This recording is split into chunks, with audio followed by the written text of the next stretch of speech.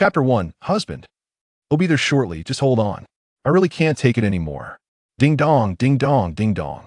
The doorbell rang at the most inopportune moment. Damn it, what bad luck. A muscular man, bare-chested, pounded on the keyboard furiously, yet nothing could alter the fate of his in-game character being slain. He stood up in a fit of rage, his height nearly level with the doorframe, and stormed to the entrance in his slippers. This is all your fault, you bastard. The man flung the door open to find a slender, handsome young man smiling at him. Hello, this is your order of Huang Min chicken rice. The muscular man rubbed his eyes vigorously, his anger dissipating as a sheepish expression replaced it, as if he had been caught misbehaving by a parent. Captain Lin, what brings you here? Lin Ze appraised the muscular man. Li, you've put on quite a bit of weight. Li Fei, who is this? A girl peeked out from behind him. Wow, what a handsome delivery guy. Nonsense, he's not just a delivery guy. He's Li Fei stammered, beads of sweat forming on his forehead. As you can see, I am indeed a delivery guy. Lin Ze handed the takeout to Li Fei, gesturing as he turned away. I'm quite busy. Let's skip the pleasantries. I have another delivery to make. With that, Lin Ze hurried off, his figure gradually fading from view. Li Fei, why are you so startled? The girl tenderly wiped the sweat from Li Fei's brow. At that moment, Li Fei appeared lost in thought. Lin Ze's silhouette had long disappeared, yet he continued to gaze intently at the corner of the staircase. Without Lin Ze, Li Fei would have undoubtedly become a street thug in middle school, never having the chance to be summoned into the Jilin youth team as a promising forward. Li Fei touched his right cheek, as if recalling the scene from 8 years ago when Lin Ze single-handedly quelled all the street ruffians, forcing those aimless delinquents to wail in agony beneath the basketball hoop. Back then, Lin Ze's ambition was to become a luminary in the NBA, akin to Yao Ming. The spirited Lin Ze, with his sights set on the NBA, intertwined with the hurried delivery man Lin Ze, only to shatter once more into a mirage. Lin Ze? Captain? For the girl, the name was not unfamiliar. She gasped, covering her mouth. Are you referring to the Lin Ze who, at 15, led the China U16 team to victory at the World Championship with staggering averages of 3,685? Are you talking about the Lin Ze who, at 17, was exceptionally selected into a CBA team, leading the previously weak Jilin team to the CBA finals in his rookie year, only to narrowly lose to Guangdong? Is it the Lin Ze who was praised by Iverson and scouted by multiple NBA clubs during training camps in the U.S., earning the title of Little Iverson of China? Indeed, it is him. Li Fei sighed. After the finals in 2010, NBA experts predicted that if 19-year-old Lin Ze entered the 2010 NBA draft, he would likely secure a first-round pick. But Lin Ze declared he wanted to win a CBA championship for his hometown before pursuing the NBA. However, no one could have foreseen that during his first match with the national team, he suffered an Achilles tendon rupture in a clash, necessitating surgery and sidelining him for an entire season. The following year, Lin Ze made a triumphant return, dominating once again, earning the CBA Player of the Month, only to have his Achilles tear once more the next month, ending his season prematurely again. Later, it was rumored that while in the U.S., Lin Ze developed a peculiar ailment known as thoracic outlet syndrome, which rendered him unable to shoot despite his remarkable mid-range accuracy and free throw percentage never dropping below 88. Two-point shots aside, even his once reliable free throw percentage plummeted below 50 during practice. And then what happened? Upon hearing of the misfortunes faced by such a talent as Lin Ze, tears welled in the girl's eyes. Meanwhile, her boyfriend, the towering 1.98-meter Li Fei, was already in tears. I don't know, after that, we never heard from him again. I can't fathom how our captain, a genius, ended up delivering takeout. After completing his last 2 deliveries, Lin Ze returned to a modest yet spotless chicken pot restaurant.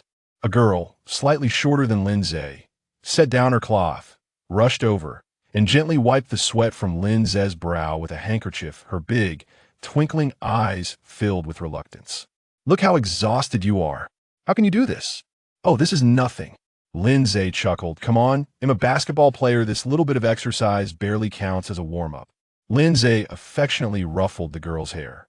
Oof, What basketball player? I see just a little rogue. From behind the curtain in the kitchen, a gruff voice bellowed. Lu Yao, come help. Stop chatting with the little rogue. Dad, how can you say that about Lin Ze? The 300,000 for your lung surgery was all thanks to him. Humph, my family doesn't sell daughters. I can repay the 300,000 slowly, but I will never let you marry some good-for-nothing thug.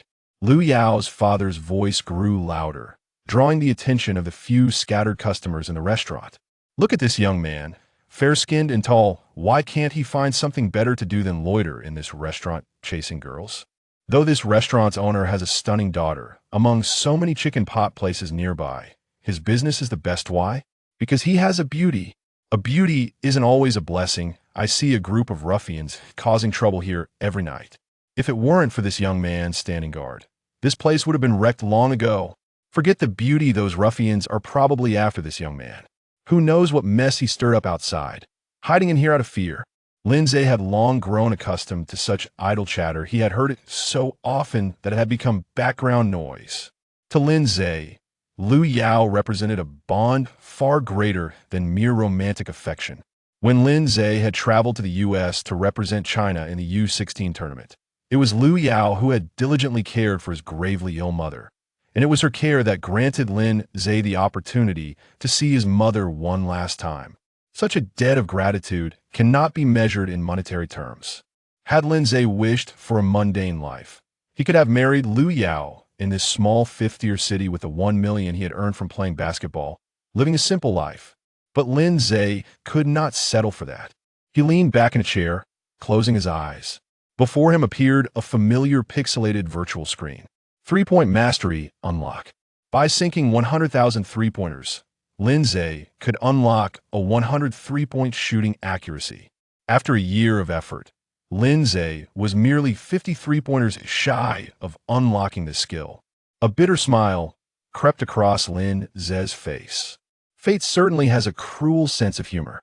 I've already retired, and now the system decides to show up. Lin Ze, with his unparalleled breakthrough skills and mid-range jump shots near the basket, astonishingly averaged 31 points, 5 assists, 5 rebounds, and 2 steals per game, thus claiming the title of the domestic scoring champion and the most valuable player of the CBA regular season. Even when pitted against foreign guards from the CBA, the only player who could match Lin Ze's caliber is the legendary Stephen Marbury, a member of the 1996 Gold Generation who joined the CBA. Of course, the level of the CBA is indeed not high, and being invincible in the CBA does not guarantee success in the NBA.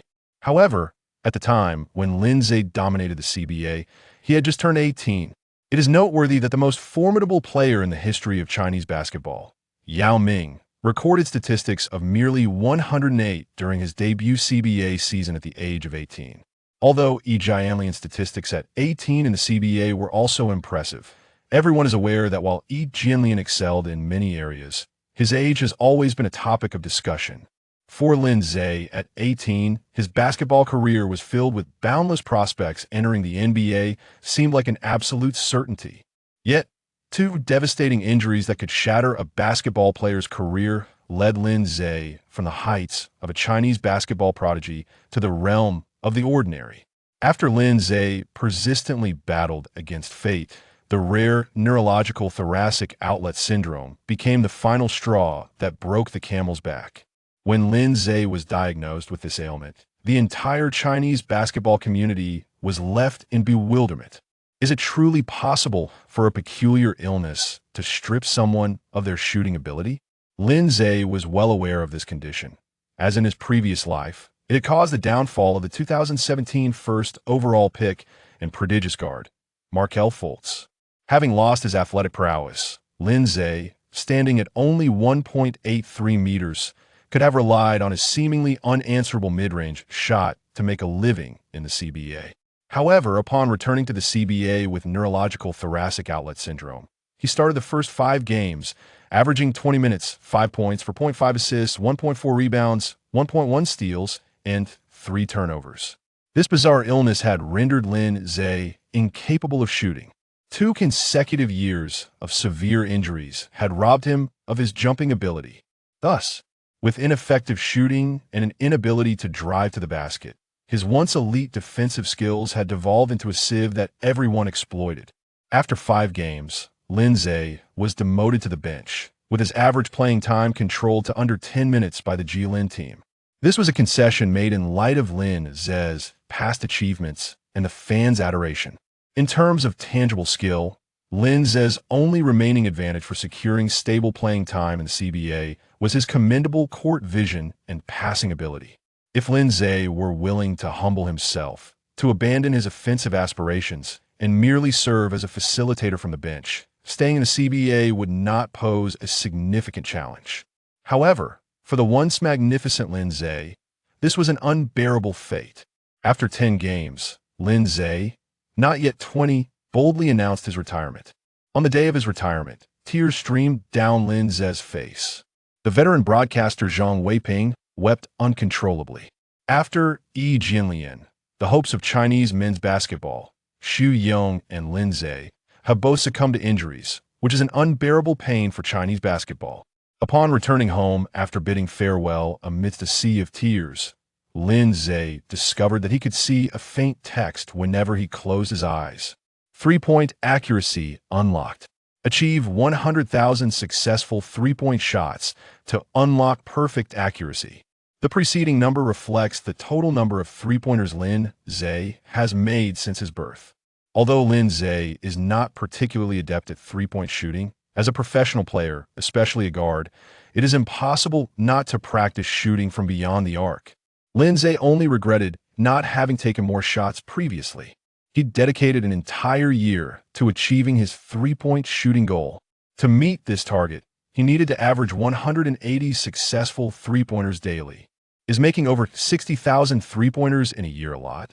That depends on the individual. For a basketball enthusiast, 60,000 3-pointers in a year would certainly suffice. However, for a professional basketball player, especially one specializing in 3-point shooting, this is far from adequate. An NBA sharpshooter typically requires making 180 3-pointers in training, with 200 attempts being sufficient. In the CBA, a professional 3-point shooter can manage with 180 successful shots from under 300 attempts in training. But for Lin Ze, this was a monumental challenge. Before his injury woes, Lin Ze's shooting percentage from beyond the arc in unguarded practice hovered around 50. However, after contracting the rare neurological thoracic outlet syndrome, he could now manage to make only 2 out of 10 attempts, if he was fortunate. With a shooting percentage of 20, to meet a daily target of 180 successful shots, Lin Ze would need to attempt at least 900 3-pointers each day. Lin Ze gazed at his calloused fingertips, realizing that his perseverance through such grueling training relied solely on sheer determination.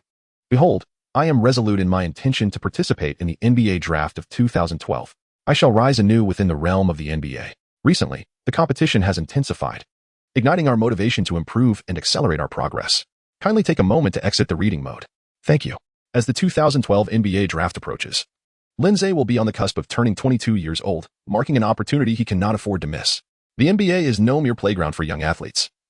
It is akin to a crucible. Each year, a mere 60 young talents are welcomed into the NBA, comprising both the first and second rounds. However, among these 60, only around 60 manage to complete an entire season. The percentage diminishes further, with fewer than 50 finishing 2 seasons. Only 20 to 30 fulfill the entirety of their rookie contracts.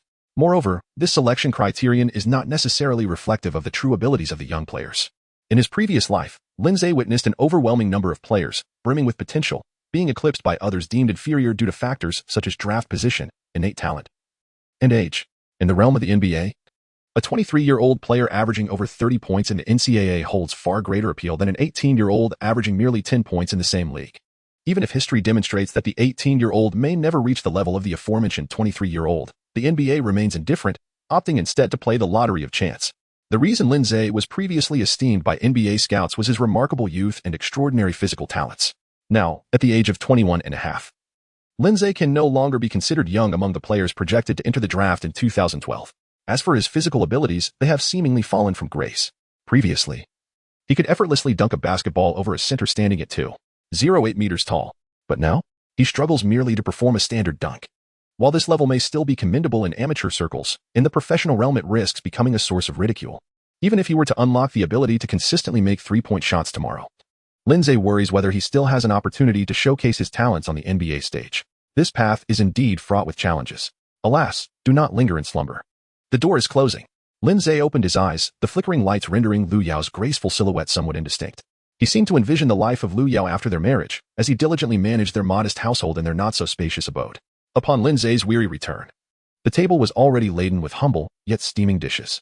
Lu Yao, while playfully chiding him for his late arrival, meticulously folded Lin Ze's suit. Perhaps a little child, clumsy and endearing, would also come running towards Lin Ze.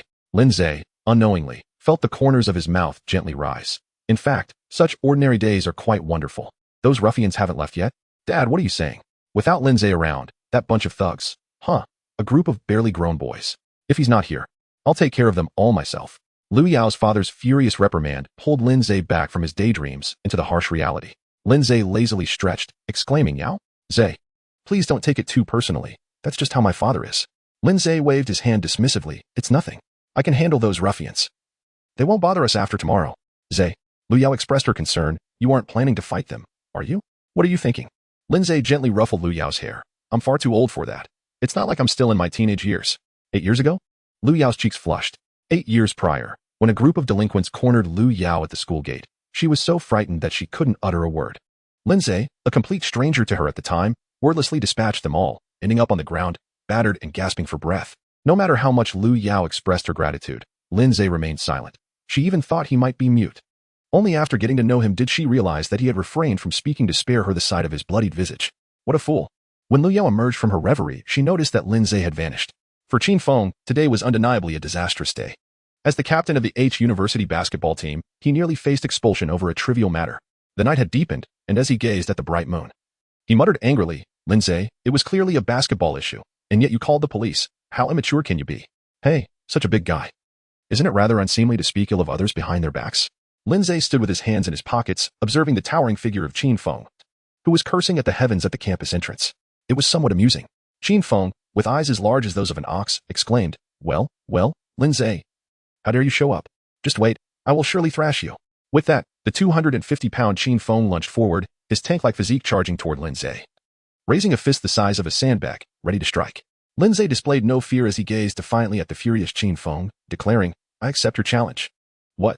Qin Feng abruptly halted, nearly striking Lin Ze in a fit of rage. You agreed? I must be hearing things. Indeed, Lin Ze affirmed with a nod. Tomorrow night, gather all the skilled fighters you know at your H University basketball arena. I have no time to waste with you immature brats any longer. Anyone who dares to contest can challenge me. Humph. Qin Feng retorted, you realize you can't escape this, right? The title of the strongest in H City should have changed hands long ago. The strongest in H City? Lin Ze scoffed. I've stated it 100 times. If you desire it so much, simply take it. Only by defeating you can one be recognized as the true strongest. Qin Feng, your perspective is limited.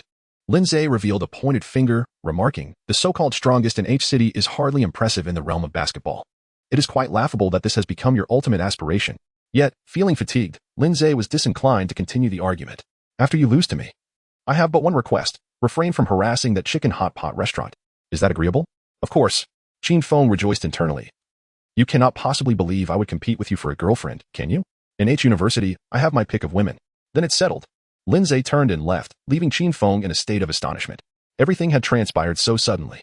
Ever since he discovered Lin Ze's return to H City a year prior, he had persistently challenged him, only to be met with indifference. What had changed today? Happiness had arrived unexpectedly. For Qin Feng, today marked the lifting of all his misfortunes. Tomorrow, I shall prove to everyone who truly reigns as the strongest in H City. Lin Ze?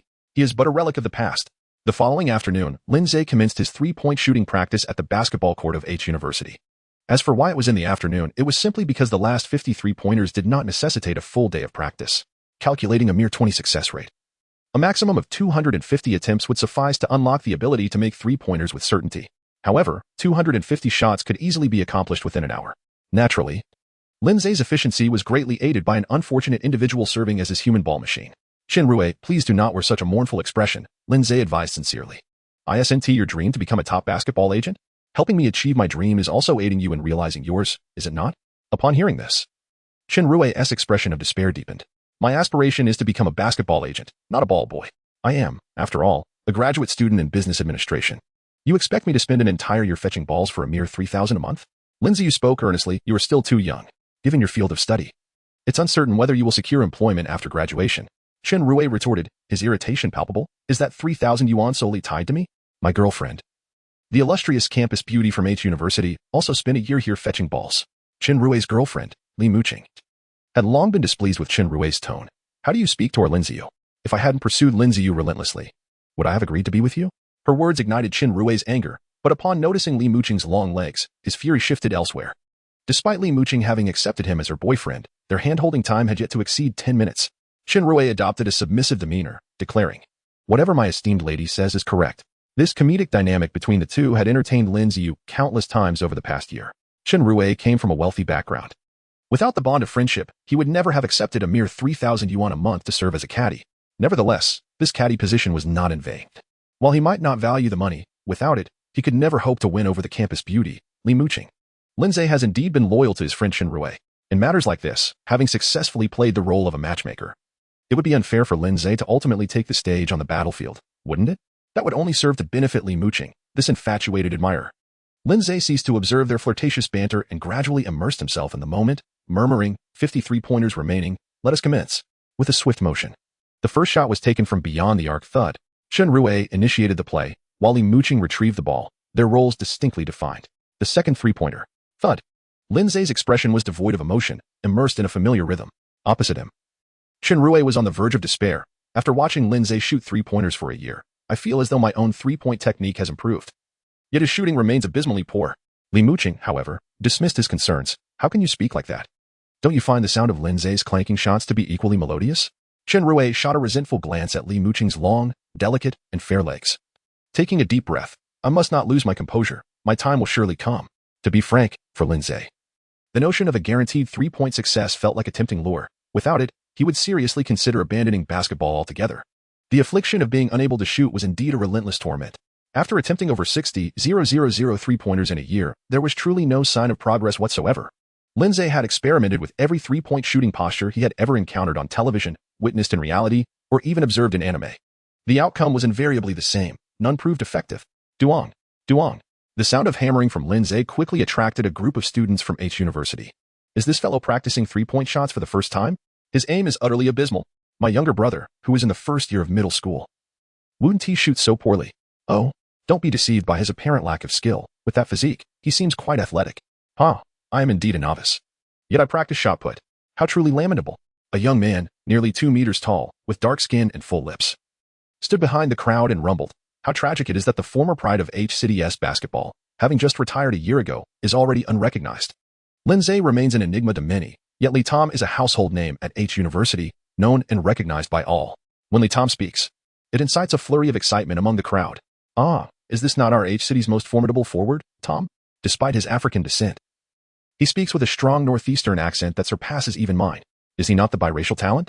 It is said that several youth teams from CBA have extended invitations to him, all of which he has declined. How can such a prodigy possibly know the individual on the court? Is this a slight against our H-City? Is this truly the pride of our basketball community? You rough men know nothing. A few girls ardently support Lin Ze, exclaiming, setting aside whether the basketball goes in or not, just look at his looks. I genuinely believe he is indeed the pride of our H-City. I bet he is preparing to star as an actor in a basketball television series.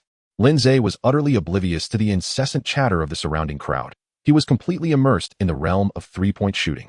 Although he failed to score, his dedication was unwavering. Swish, swish, swish.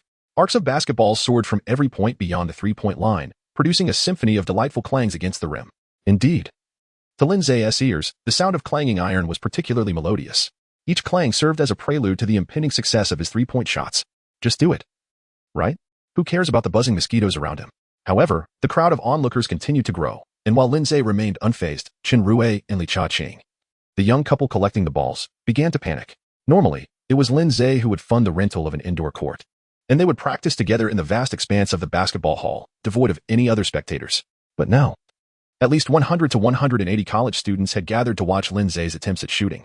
Lin Ze, the central figure in this scenario, possesses an audacious demeanor, utterly disregarding those around him.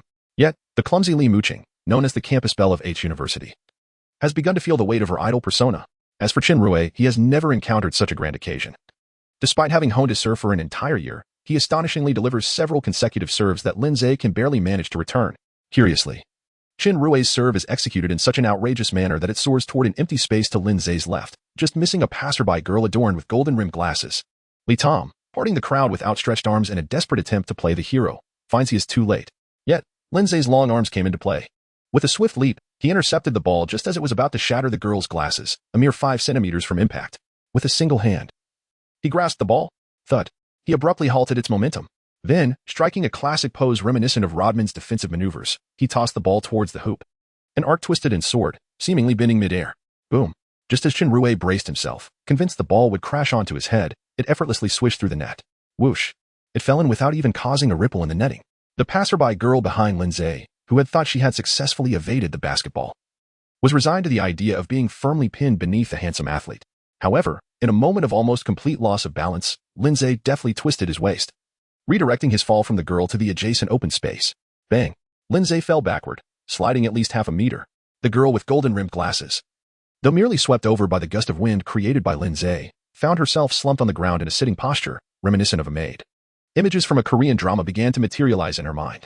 A tall, imposing, and exceedingly handsome stranger, a basketball player, rose to his feet to assist her, and they. However, in Lin Ze's eyes, there exists only basketball. Recently, the transition has been quite intense, fueling our motivation to update more swiftly. Kindly take a moment to exit reading mode. Thank you. Lin Ze closed his eyes as the pixelated screen illuminated with the message, 3-point shot guaranteed.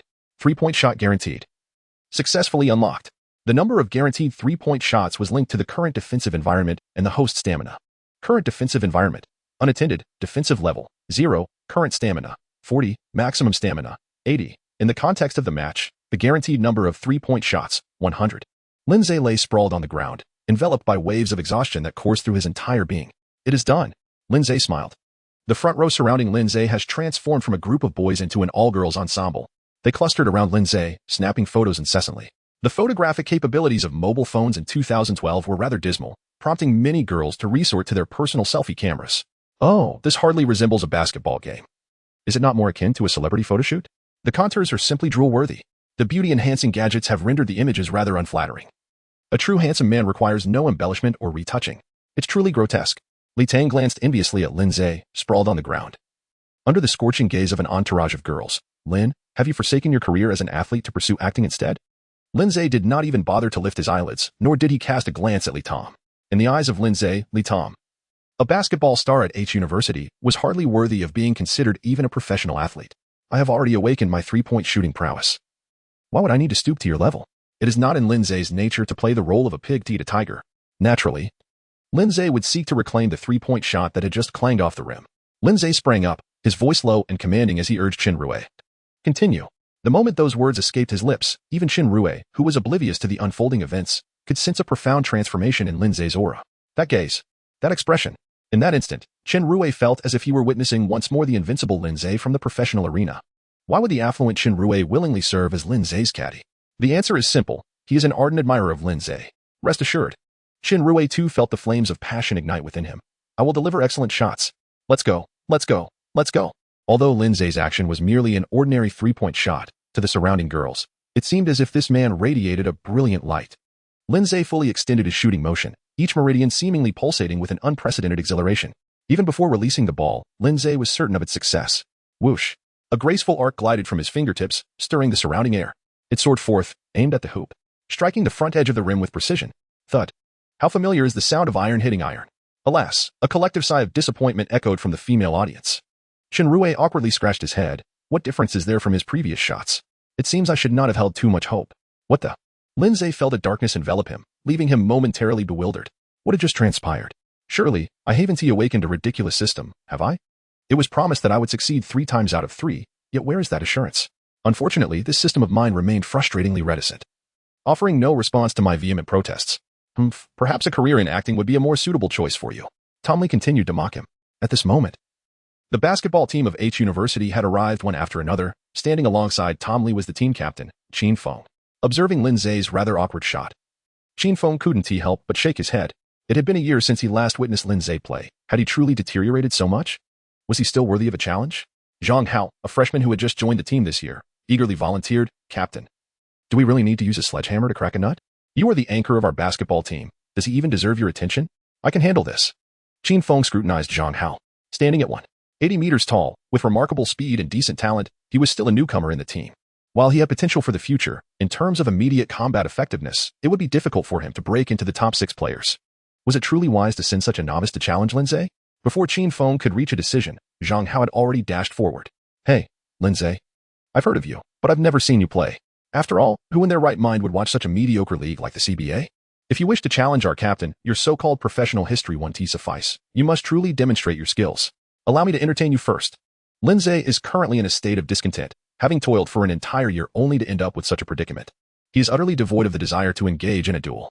Yet, the words he uttered yesterday cannot be retracted. They have already been set in motion. Lin Ze did not even spare a glance at Zhang Hao, instead focusing on the somewhat awkward expression of Qin Feng. Hey, kid, is this the expert you invited? Qin Feng found himself in a rather uncomfortable position. Was Zhang Hao formidable? Certainly not. However, as his teammate, it was imperative for the captain to uphold his dignity. Yet, to proclaim Zhang Hao's prowess could lead to an embarrassing backlash. Thus, Qin Feng opted for silence. This silence, in itself, conveyed a certain stance. Yet it mattered little to Lin Ze. Come here, kid. Lin Ze made a subtle gesture with his hand towards Zhang Hao. I am Zhang. No need to report your name, Lin Ze replied, waving his hand dismissively. I am pressed for time. Are you choosing to attack first? No need, Lin Ze declared, willingly conceding the initial move to Zhang Hao. This was clearly a display of disdain towards Zhang Hao. In this one-on-one contest, the first to score 11 points would emerge victorious. Zhang Hao is on the verge of exploding with frustration. With your dismal 3-point shooting, what makes you so arrogant? Allow me to demonstrate the proper technique for 3-point shooting. Zhang Hao feigned a move beyond the 3-point line, maneuvered the ball, and, with a fluid motion, elevated his leg to take the shot. The execution was seamless, indicative of rigorous practice off the court. Not bad at all. This young man on our team is quite spirited. Li Tom nodded in approval, yet in the next moment, his expression darkened considerably. As Zhang Hao's ball soared from his fingertips, it was effortlessly swatted away by the leaping Lin Ze. Bang! The volleyball-like block soared over the onlookers, landing on an adjacent basketball court. Lin Ze stands at a height of 183 meters, while Zhang Hao measures 180 meters. Although their heights are quite comparable, the disparity in their wingspans is striking. Zhang Hao, with a height of 180 meters, possesses a wingspan of 181 meters, which is rather conventional. In contrast, Lin Ze, at a height of 183 meters, boasts an impressive wingspan of 195 meters, exemplifying the sheer dominance of natural athleticism. I had momentarily overlooked this fact. Zhang Hao, in an attempt to rationalize the situation, completely denies any fault on his part, claiming, "You ambushed me." Lin Ze was unwilling to engage in idle chatter. The possession of the ball was exchanged. Zhang Hao lowered his body, preparing himself in a defensive stance. Lin Ze deftly dribbled beneath his legs, channeling power through his legs with a powerful push off the ground. He effortlessly maneuvered past Zhang Hao's defense, and before Zhang Hao could comprehend the unfolding events, Lin Ze had already surged to the basket. He executed a bank shot flawlessly. The second score. There was no need to exchange possession. The scorer continued his offensive onslaught. The sequence was remarkably similar. Lin Ze swiftly left Zhang Hao behind once more, scoring effortlessly. These two shots were as if Zhang Hao were merely a wooden post to be bypassed. Although Zhang Hao remained motionless, he was already drenched in sweat. What is happening? How can this be? Lin Ze is astonishingly strong? The enthusiastic cheers from the girls nearby had completely bewildered Zhang Hao. This is entirely different from what I envisioned. Shouldn't I easily defeat Lin Ze and gain fame at H University? Hasn't Lin Ze been retired for a year? Those embroiled in the situation often lose sight of the truth, while bystanders maintain clarity. Qin Feng had virtually analyzed every match featuring Lin Ze, which fueled his relentless ambition to claim the title of the strongest from Lin Ze. In Qin Feng's eyes, compared to the Lin Ze who once dominated the professional arena, the current Lin Ze appeared to have lost 2 tiers of prowess. Qin Feng shouted, "Do not panic. Lin Ze cannot shoot. Step back 2 paces, and you will surely keep pace. Zhang Hao, believe in yourself. Your speed is not inferior to Lin Ze's. Recently, the conversion rate has been severe, motivating us to update more swiftly. Please kindly exit reading mode. Thank you. All right." At just 18 years old, Zhang Hao, in this indomitable age, would not easily concede. Indeed, I was just thrown off my game. There was no need to be so close in defending against Lin Ze. Zhang Hao passed the ball back to Lin Ze and stepped back 2 paces, his gaze growing more resolute and confident. Let us do this again. Your legs have already been worn out. You are hardly a threat. Lin Ze refrained from idle chatter and continued his advancement. This time, Zhang Hao, who had already established a distance of over 3 meters from Lin Ze, found himself with ample reaction time to confront Lin Ze's breakthrough. As Lin Ze made his breakthrough, Zhang Hao followed closely behind, never losing a step. At this moment, Zhang Hao realized that Lin Ze's speed was not as formidable as he had anticipated. He had yet to exert his utmost velocity and was already capable of maintaining a tight defense. Lin Ze had once again approached the basket, still firmly under Zhang Hao's watchful guard. It was impossible for him to accelerate for a second attempt. A triumphant grin spread across Zhang Hao's face as he envisioned himself toppling Lin Ze to the ground, inciting wild admiration from the surrounding girls. As Lin Ze surged towards the basket, he seemed oblivious to Zhang Hao, as if the latter's defense were non-existent.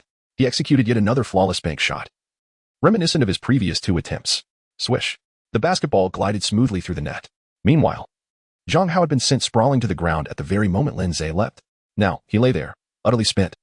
With darkness clouding his vision and a tumultuous wave of breathlessness surging within him, even the effort to rise seemed insurmountable. Foul. Foul. Zhang Hao bellowed with every ounce of strength he could muster, yet his voice barely rose above a whisper, akin to that of a mosquito. The other players from H University paid no heed to Zhang Hao's cries for a foul, for Lin Ze's shot had been executed with unparalleled precision. Lin Ze executed a standard basketball layup. Although there was contact with Zhang Hao, it hardly constituted a foul. Moreover, if a referee were present, it would have warranted an additional 2-1. The situation stemmed solely from the disparity in physical strength between Zhang Hao and Lin Ze. What was merely a normal collision felt like a near-death experience for Zhang Hao. Qin Feng nodded in agreement. Indeed, Lin Ze possesses considerable skill. Qin Feng removed his white hoodie, revealing the imposing uniform of the H University basketball team. With unwavering focus on Lin Ze, he solemnly declared, "Lin Ze, do not trouble the young ones. Your true opponent is me." Lin Ze casually passed the ball to Qin Feng, saying, "In my eyes, you're merely a child. You go first. I lack the mood to play with you for too long today. Let us settle this swiftly." Qin Feng, with a single hand gripping the ball, felt the veins on his forehead throb. "In your eyes, do I not even have a chance for a fair contest with you?" Standing at 10 meters and weighing 250 pounds, Qin Feng's expression was grim, resembling a monstrous beast on the verge of madness. In stark contrast, Lin Ze, at 83 meters and 160 pounds, appeared remarkably diminutive. What is this scenario? A brave warrior confronting a dragon? How can one compete with such a vast disparity in physique? Li Tom chuckled softly. This is what we call the overwhelming force of absolute power. With Qin Feng's height and weight, he has no rivals in H City, especially in one-on-one matches. An overpowering dunk is inevitable. How can he defend against that? Indeed, the unfolding situation on the court echoed Li Tom's words. Compared to Zhang Hao, Lin Ze's physique was immensely strong, yet when faced with the 90-pound weight of Qin Feng, Lin Ze's stature paled in comparison. With a single confrontation, Qin Feng completely disrupted Lin Ze's balance, followed by a resounding dunk. Boom. 2-0. Though Qin Feng merely secured 2 points, he made everyone present acutely aware of why basketball is deemed a sport for giants. Qin Feng's speed of movement was not only slow but could be described as leisurely. Despite Lin Ze initially occupying a favorable defensive position, he was still unable to withstand the onslaught. Was this not an unfair advantage? This was not a contest of equals.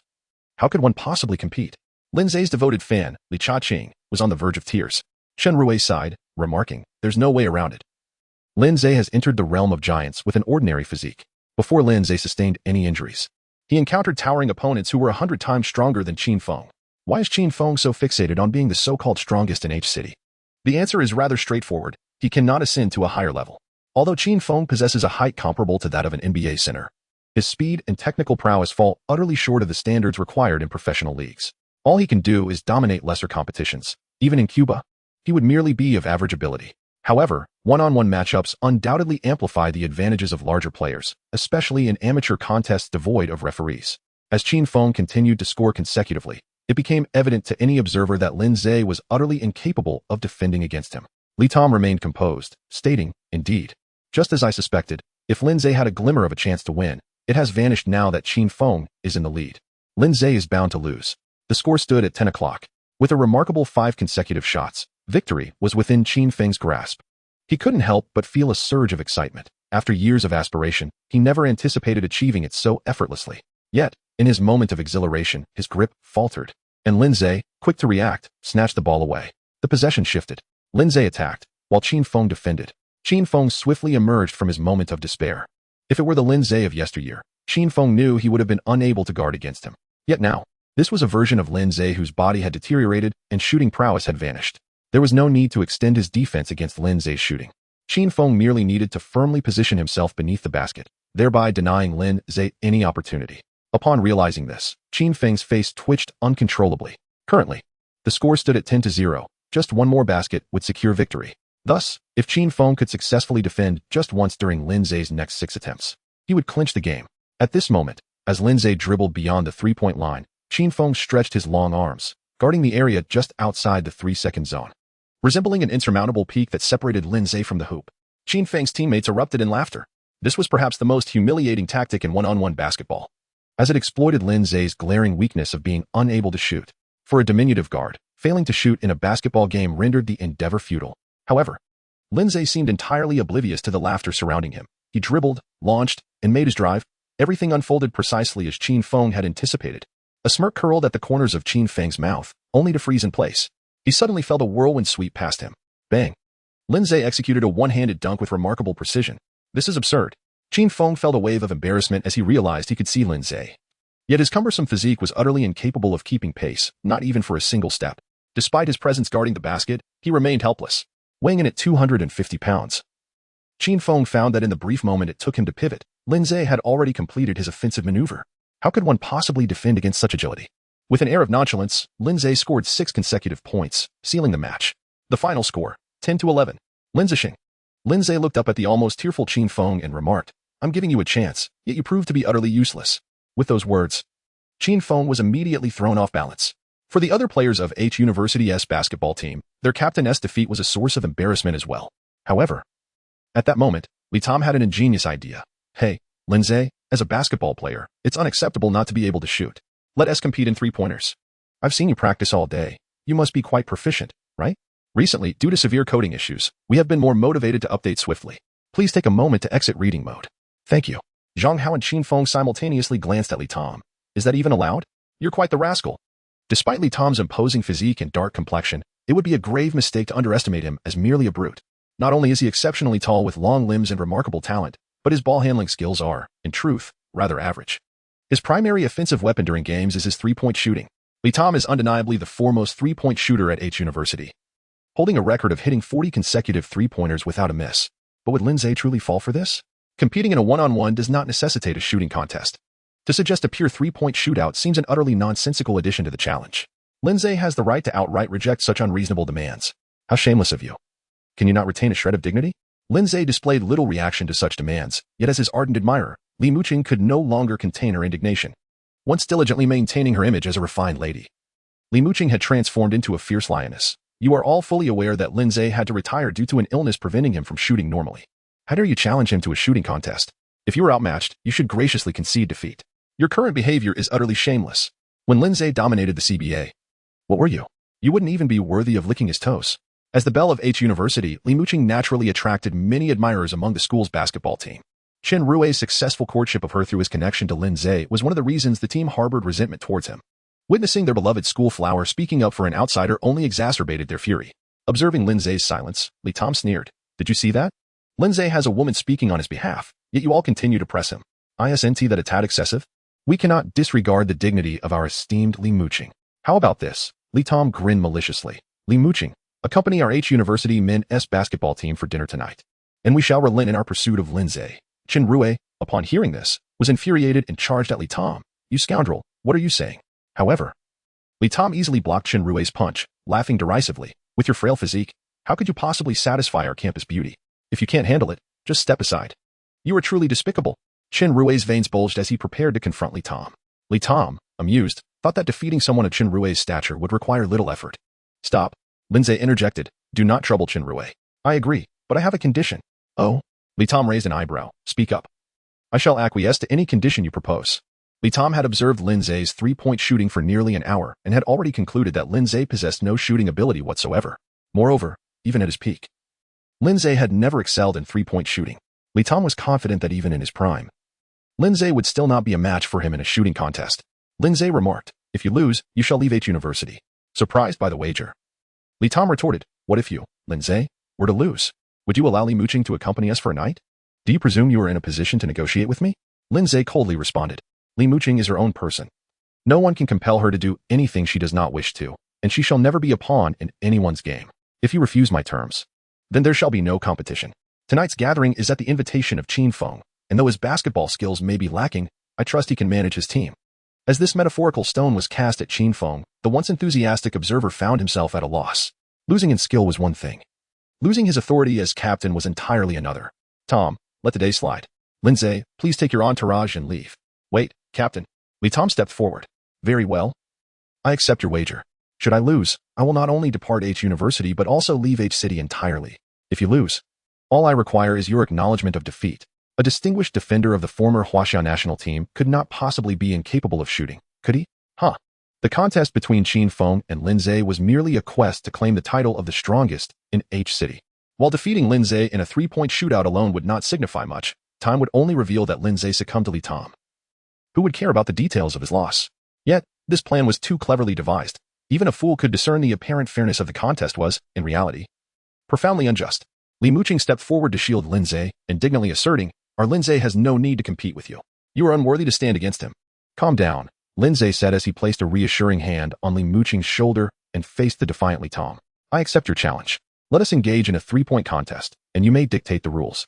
Seeing Lin Ze take the bait, Li Tom could hardly contain his delight. "It is simple. We shall employ the most straightforward and equitable method. Whoever makes the most consecutive three-pointers wins. Each of us shall have 3 attempts, and should you feel your form falters, you may reset the count." "No need," Lin Ze shook his head. "1 attempt is sufficient for me. I shall grant you 3 chances. Have you lost your mind?" "Lin Ze?" Chen Rui exclaimed in astonishment. "Is it truly necessary for you to compete with him? We ought to leave, and I shall see who dares to obstruct us." At this moment, the members of H University's basketball team became aware that the opposite half of the court had been entirely filled with a formidable crowd. Clearly not resembling college students in age, these individuals exuded an intimidating aura, evidently not arriving with good intentions. Chen Rui pointed at Li Tom, who was now sweating profusely. "You little rascal, were you not just boasting moments ago? Did you not rely on your numbers and size?"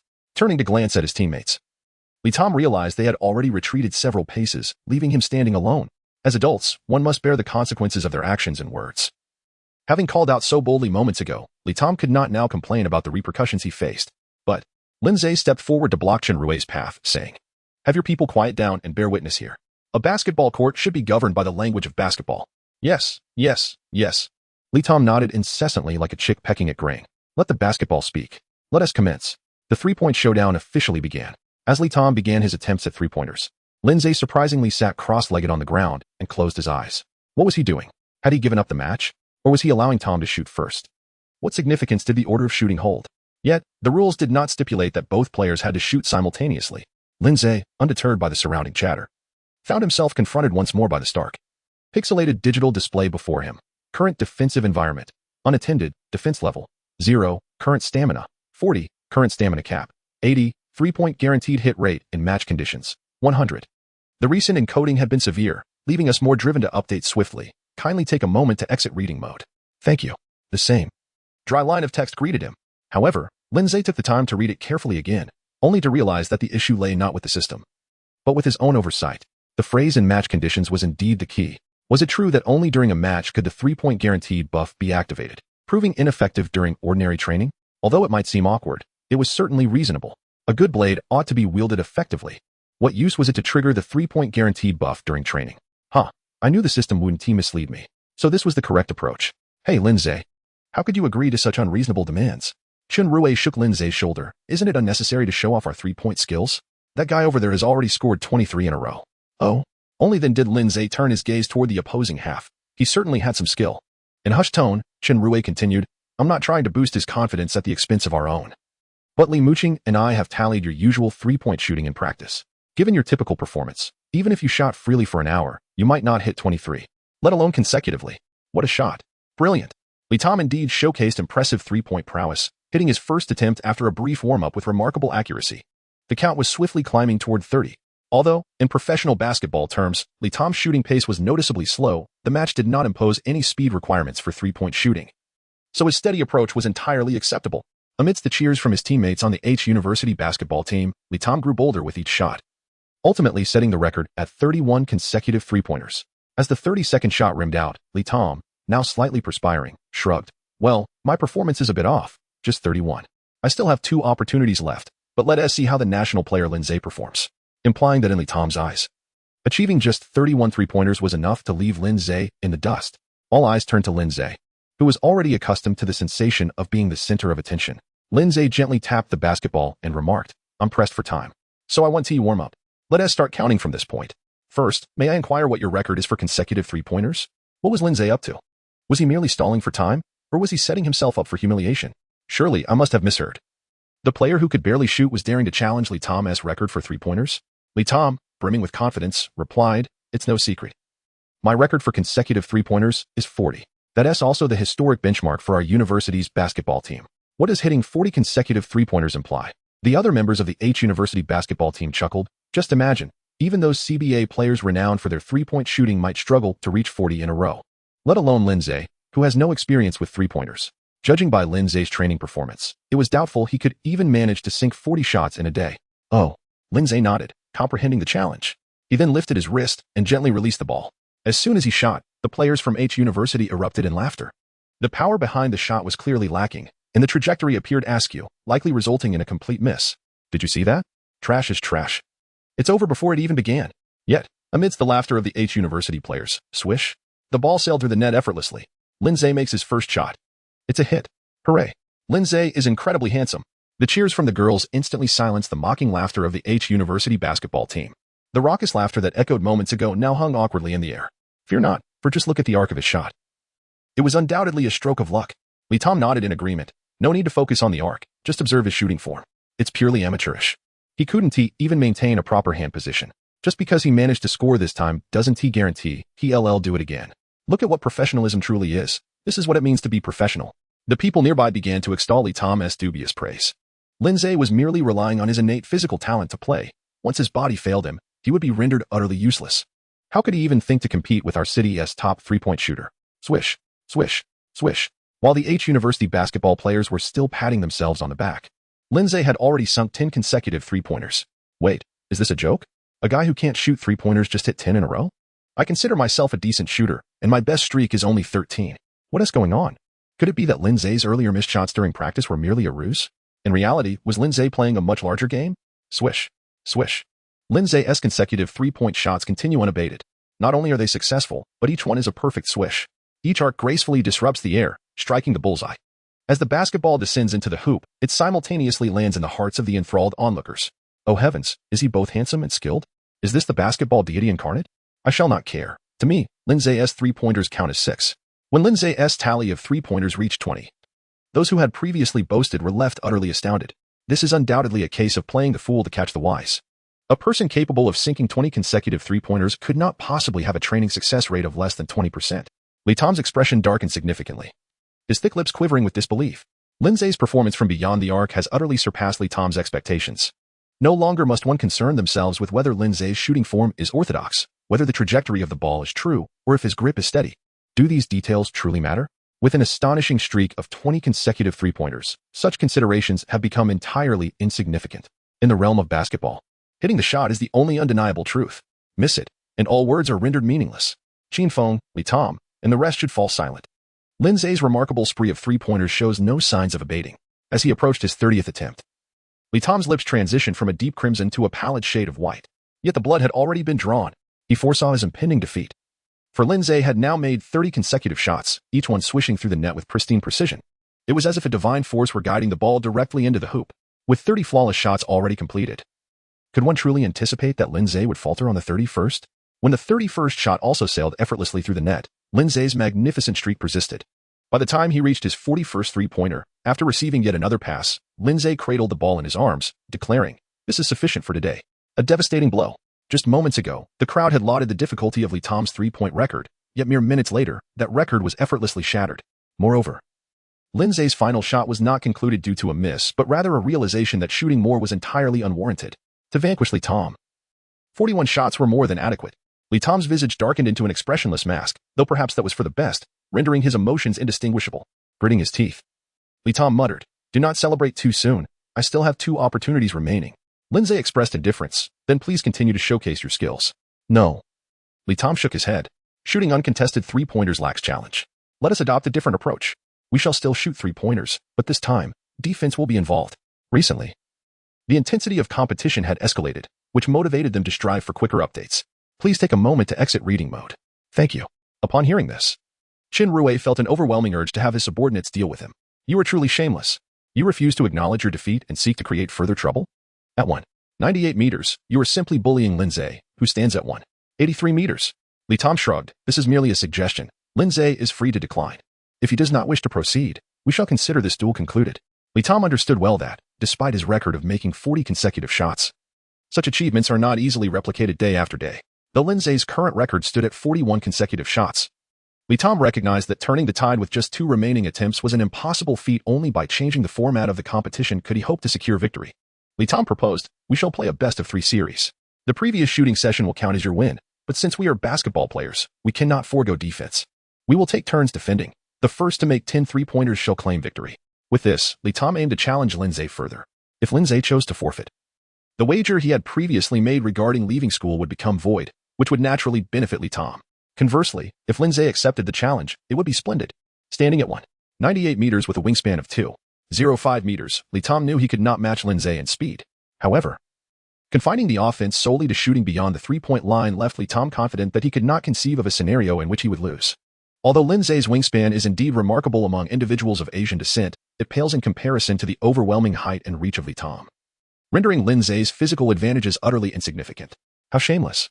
I am truly ashamed to be a student of H University, for you have devised such a despicable method. You established the rules yourselves, yet now, facing potential defeat, you seek to alter them mid-game? Lin Ze, my handsome friend, you must not fall for their deceit. This is a cunning ploy. We are already assured of victory. There is no need to continue competing with them. However, Lin Ze appeared unfazed. Very well. But to save time, may I take the first offensive move in the second round? Of course. Tom exclaimed, delighted that Lin Ze had taken the bait. You won the first round, so you are entitled to the first attack. With that, Tom's defense advanced towards Lin Ze. He passed the ball to Lin Ze. Eyes fixed on his every move, arms outstretched, casting an imposing shadow. He seemed almost 2 sizes larger than Lin Ze. In formal matches, Tom seldom defends against opposing guards, primarily due to the speed factor. Yet, if he could confine the opponent's offense beyond the 3-point line, his physical advantages would be overwhelmingly beneficial. With arms wide open, Lin Ze could barely see the hoop. Yet, in the face of Tom's intense scrutiny, Lin Ze simply chuckled and then, with a swift motion, launched a 3-pointer. Swish. It sailed through the air, perfectly arcing into the net. Tom could only watch in astonishment as the ball soared over his fingertips, leaving him utterly powerless. Observing Tom's bewildered expression, Lin Ze couldn't help but tease. Come on, you rushed over here to defend me, only to deliver a kindergarten-level defense? Kindergarten? Do not get too cocky. Tom retorted angrily. You've only scored 1 basket. Isn't it a bit premature to celebrate? Lin Ze couldn't help but shake his head in response to the oblivious Tom. He inwardly muttered, why unleash your temper on me? This kindergarten-level defense is not my assessment. It is the system's evaluation. At that moment, the data displayed on the pixel panel had transformed to current defensive environment, kindergarten-level defense, defense level, 1, current stamina, 23, current stamina limit, 80. Current guaranteed 3-point shots and match status, 54. From the changes in the panel data, although his system remained silent, he had grasped the situation. His guaranteed 3-point shots were influenced by stamina and the defensive environment. In the absence of any defense, he had already made 41 guaranteed 3-pointers, which should have left him with 59 guaranteed shots. However, under the kindergarten-level defense, Lin Ze's guaranteed 3-point shots were reduced by 5 compared to when there was no defense at all. This indicated that while Tom's defense appeared formidable, it was, in truth, nearly non-existent and utterly insignificant. Lin Ze did not waste any further time, effortlessly sinking 9 consecutive shots despite Li Tang's defense. 10 o'clock. He did not even grant Li Tang the opportunity to attempt a 3-pointer. The match was already concluded. Given the best-of-3 format, Lin Ze had already secured 2 victories, rendering the third match unnecessary. Li Tang's eyes were vacant, and as Lin Ze casually made his 10th 3-pointer right before him, Li Tang collapsed to the ground, unwilling to rise for an extended period. Meanwhile, Lin Ze smiled and said, remember our agreement, Chen Rui, Li Muqing, let us depart. By the way, Chen Rui, perhaps it's time for your people to withdraw? What era is this, still playing these games? Understood, boss. Chen Rui felt as though he was meeting Lin Ze for the first time, sensing an undeniable radiance emanating from him. However, beneath this brilliance, Li Muqing. Could you please get off, Lin Ze? I beg you, you are my girlfriend. Lu Yao extended the closing time of her shop by an hour that night but still did not catch a glimpse of Lin Ze. As she locked the door, she noticed an additional letter in the mailbox. Lu Yao, by the time you read this letter, I should be on a flight to America. You were right. I must gather my spirits and challenge myself once more. I know you do not particularly care for basketball, but I encourage you to watch the NBA. For you will soon see me on the court next season. I am on my way to realize my dreams, and I know you have your own aspirations. You should not remain confined to this little shop. Please boldly pursue your dreams as well. I hope that when we meet again, we will both have fulfilled our ambitions. At the bottom of the letter was a bank card, with the password, your birthday. Lu Yao gazed at the stars in the sky, knowing that Lin Ze was soaring among them. Tears streamed down her face, ultimately falling onto the letter, dampening the paper. America, Lin Ze. A beauty weeps. And Lin Ze truly is the epitome of a scoundrel, abandoning such an exquisite girl to chase after his dreams in America. Hidden around the corner, Chen Rui, tasked with delivering Lin Ze's letters, seethed with anger. Behind him, Li Muqing surprisingly refrained from defending Lin Ze. No wonder I have never captured Lin Ze's heart. A girl like this, even I, as a fellow woman, cannot help but sympathize. I truly cannot fathom the extent of Lin Ze's heartlessness. Achoo. Lin Ze had just succumbed to a deep slumber on the airplane when a resounding sneeze jolted him awake. What was happening? Was someone speaking ill of him? Recently. The pressure to adapt had intensified, propelling us to update more swiftly. Please, kindly exit the reading mode. Thank you. On the chilly morning of April 11, 2012, in Seattle, Lin Ze instinctively wrapped his arms around himself as he stepped out of the warm cabin. Across from him, a tall, slender black man was waving enthusiastically. Hey bro, long time no see. How could he be so bold? It was Jamal Crawford. Lin Ze hurriedly took a few steps and enveloped Jamal Crawford in a warm embrace. You actually came in person. I am truly honored. You Chinese are always so fond of pleasantries. Jamal Crawford replied with a dismissive shake of his head. I'm not here for nothing. There's a game waiting for you in an hour. What? Lin Ze glanced at the time. You basketball fanatic. It's only 5 in the morning. Aren't you starting at 6? No. Jamal Crawford firmly countered. We already finished one game before you arrived. You crazy basketball enthusiast. Lin Ze was at a loss for words. Brother, you're already 32, not 22. Besides, weren't you injured with your ankle? How can you still play? Injured? My foot. Jamal Crawford shook his head. Ever since Aldridge got hurt, we Trailblazers have given up on the playoffs. I didn't even realize my ankle was injured until I was forced out for the season. You have no idea. I haven't played for a week. And it's driving me mad. But at least let me have a bite to eat first. You know airplane food. I know. Crawford feigned a concerned expression. I've prepared a gigantic vegetable and chicken breast sandwich for you in the car. It should be enough. Lin Ze was utterly speechless. In his previous life, he was well aware of Crawford's reputation as a basketball maniac. The media reported that Crawford played with his teammates until dawn on the eve of his wedding. However, in their previous encounters, he hadn't seemed quite so wild. Was he having another episode today? In this lifetime, Lin Ze couldn't claim to be particularly close to Jamal Crawford. Their interactions had been limited to playing 2 games together and sharing a contact number. In America, Lin Ze had many acquaintances. Yet he understood that if he sought a swift introduction to American basketball, Crawford was undoubtedly the wisest choice. Among the multitude of active and retired NBA players in America, finding someone like Crawford, who would come personally to pick him up with just a phone call expressing his desire to play, was a rarity. Since 2004, Jamal Crawford had taken over the semi-professional league known as Pro A from Doug Christie and Gary Payton. Every summer since, Crawford had participated in numerous games within this league, tirelessly inviting various NBA stars to join. With no NBA team in Seattle at that time, this semi-professional league became a significant basketball symbol for the city. Numerous Seattle stars, local basketball prodigies, and pure basketball enthusiasts would gather each summer to showcase their talent and passion. Unlike the highly structured Drew League, which boasted clear regulations and prominent sponsors, Pro A operated under a more relaxed framework, with sponsorships practically non-existent. As long as one was willing to spend $5,000, they could hang a banner in the gym. Thus, it wouldn't be surprising to see advertisements for feminine hygiene products alongside the court. Lin Ze, speechless, remarked, Jamal, you truly accept any advertisement. Are we to survive in this league? Jamal Crawford grinned and replied, not at all. Look, this is your teammate for today. Lin Ze focused his gaze and was taken aback. Standing at an impressive height of 1.9 meters and weighing clearly over 220 pounds, the imposing Caucasian man was striking. The shortest among them was a slender 1.6-meter tall African-American. The remaining 2 individuals were young men, ranging from 1.7 to 1.8 meters. Their skin dark as coal. This lineup hardly resembled a basketball team. Indeed, American basketball is remarkably diverse. In his homeland, Lin Ze had long been the shortest on the court, but now in America, was he expected to assume the role of a power forward? However, before Lin Ze could voice his thoughts, the 1.6-meter tall young man expressed his discontent. Jamal, this is unfair to us. In the A1 competition, each team can only have 1 professional player. What on earth have you gathered for us? An Asian? Are there any professional players of Asian descent besides Yao Ming? Another chimed in, exactly. This 1.9-meter, 220-plus pound Caucasian has a voice like a duck. Upon hearing him speak, Lin Ze felt a chill run down his spine. I could genuinely cry. You've assigned us an opponent who possesses an NBA-level player. Yet you've given us a mere Asian. Is there even a point in this match? NBA-level player? Upon hearing this, Lin Ze promptly disregarded the remarks from the 2 young men and turned to Jamal Crawford. Interesting. Which esteemed individual are we referring to? For Lin Ze, arriving in America meant one thing, to pursue a career in the NBA. Only NBA players could truly excite him. Jamal Crawford seemed to sense this. Stating candidly, don't even think about current NBA players for now. The regular season isn't over yet. However, the big guy coming today is noteworthy. Like you. He is already registered for this year's NBA draft. A big guy? Lin Ze recalled the towering figures from the 2012 NBA draft. The most famous being the first overall pick, Anthony Davis.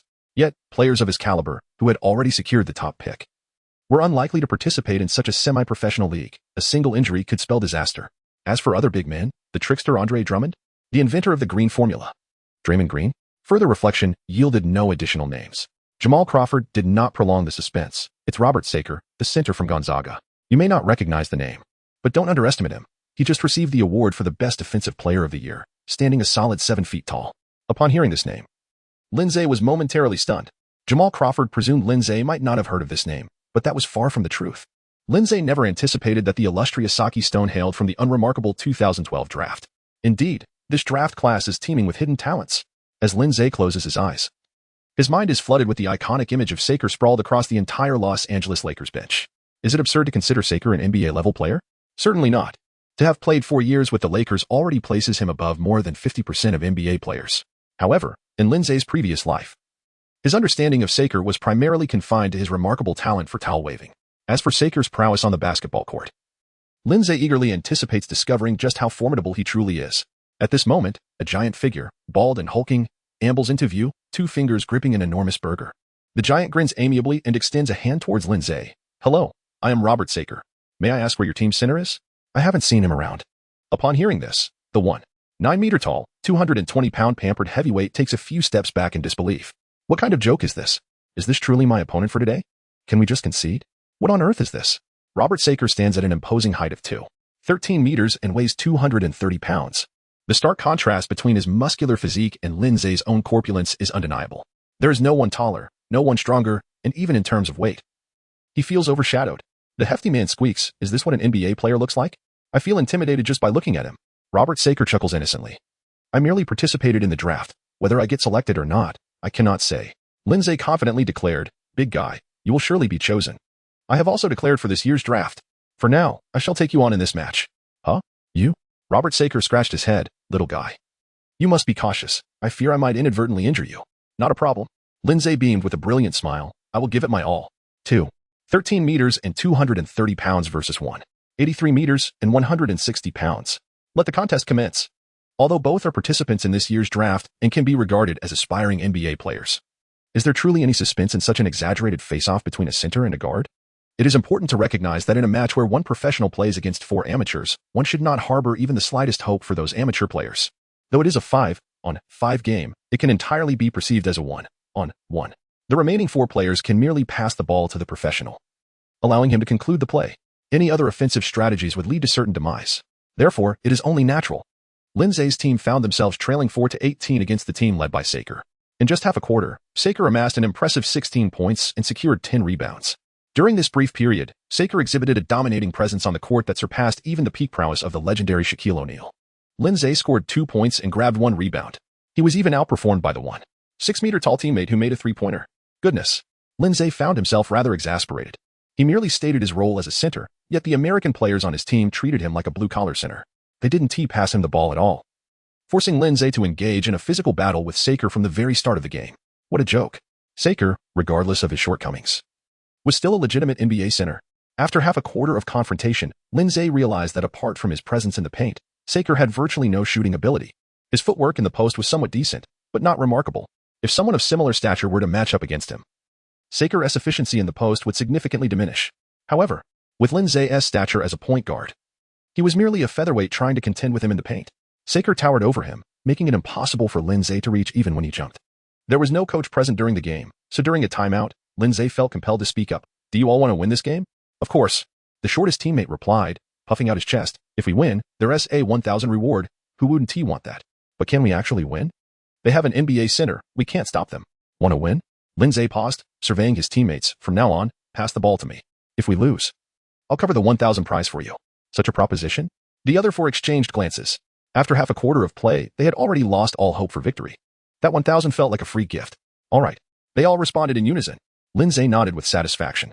Indeed, the pursuits of individuals vary greatly. Although these individuals also harbor dreams of professional gaming, for them, it remains merely a dream. Only Lin Ze is truly traversing the path toward the realization of his aspirations. $1,000 in exchange for a single opportunity to fully showcase one's abilities? Such a deal is undeniably lucrative. Thus, as the competition commenced once more, Lin Ze received the sideline ball and dribbled past the halfway line. While his opponents remained perplexed, Lin Ze executed a dazzling solo drive into the paint, scoring off the backboard right beneath the watchful eyes of Saker. When Lin Ze possesses the ball, the sluggish Saker stands no chance of defense. As for the guaranteed three-point shooting prowess, Lin Ze felt that deploying such a formidable weapon in this modest setting was an extravagant display of talent. Lin Ze made an impressive 6 out of 6 three-point attempts in this match, merely to test the defensive intensity of such a level of competition. The results are as follows. Current defensive environment, Grandma level defense, defensive rating, 2. Current stamina, 80, stamina cap, 80. Number of guaranteed three-pointers during the match, 180. The game has concluded. The Lin Ze team triumphed over the Sacre team with a score of 98-86. Lin Ze himself scored an impressive 63 points, along with 5 rebounds, 6 assists, and 8 steals. Sacre, on the other hand, achieved a formidable double-double with 50 points and 37 rebounds. Despite the astonishing statistics produced by both players, there was little to boast about for either of them. The intensity of such a match fails to truly reflect their genuine capabilities. They require stronger teammates and opponents to truly ignite their potential. For Lin Ze, this game was merely a simple warm-up, with its greatest benefit being the chance to break a sweat. Over the subsequent month, Lin Ze diligently honed his skills in the semi-professional Pro A League, facing increasingly formidable teammates and rivals. At last, Lin Ze has successfully advanced to the main event of Pro A. This is the evening match at 8 o'clock. In his first game in Seattle, Lin Ze was assigned to play in the early morning due to his team's overall weakness. However, the evening match is different. There are no longer restrictions of professional, semi-professional, or amateur status. As long as one possesses strength, they can stand on this court. Although there are no restrictions, Lin Ze looks around and sees that there are no amateurs left on this stage. There are prodigious newcomers preparing for the 2012 draft. Seasoned street players who have roamed the courts for years, collegiate stars fresh from the NCAA quarterfinals, and temporary NBA players who have toiled in the NBA Development League, having flirted with the NBA on a few occasions. Additionally, there are some yet-to-be adult future stars already shining in community basketball. Of course, tonight's game does not feature any active NBA players.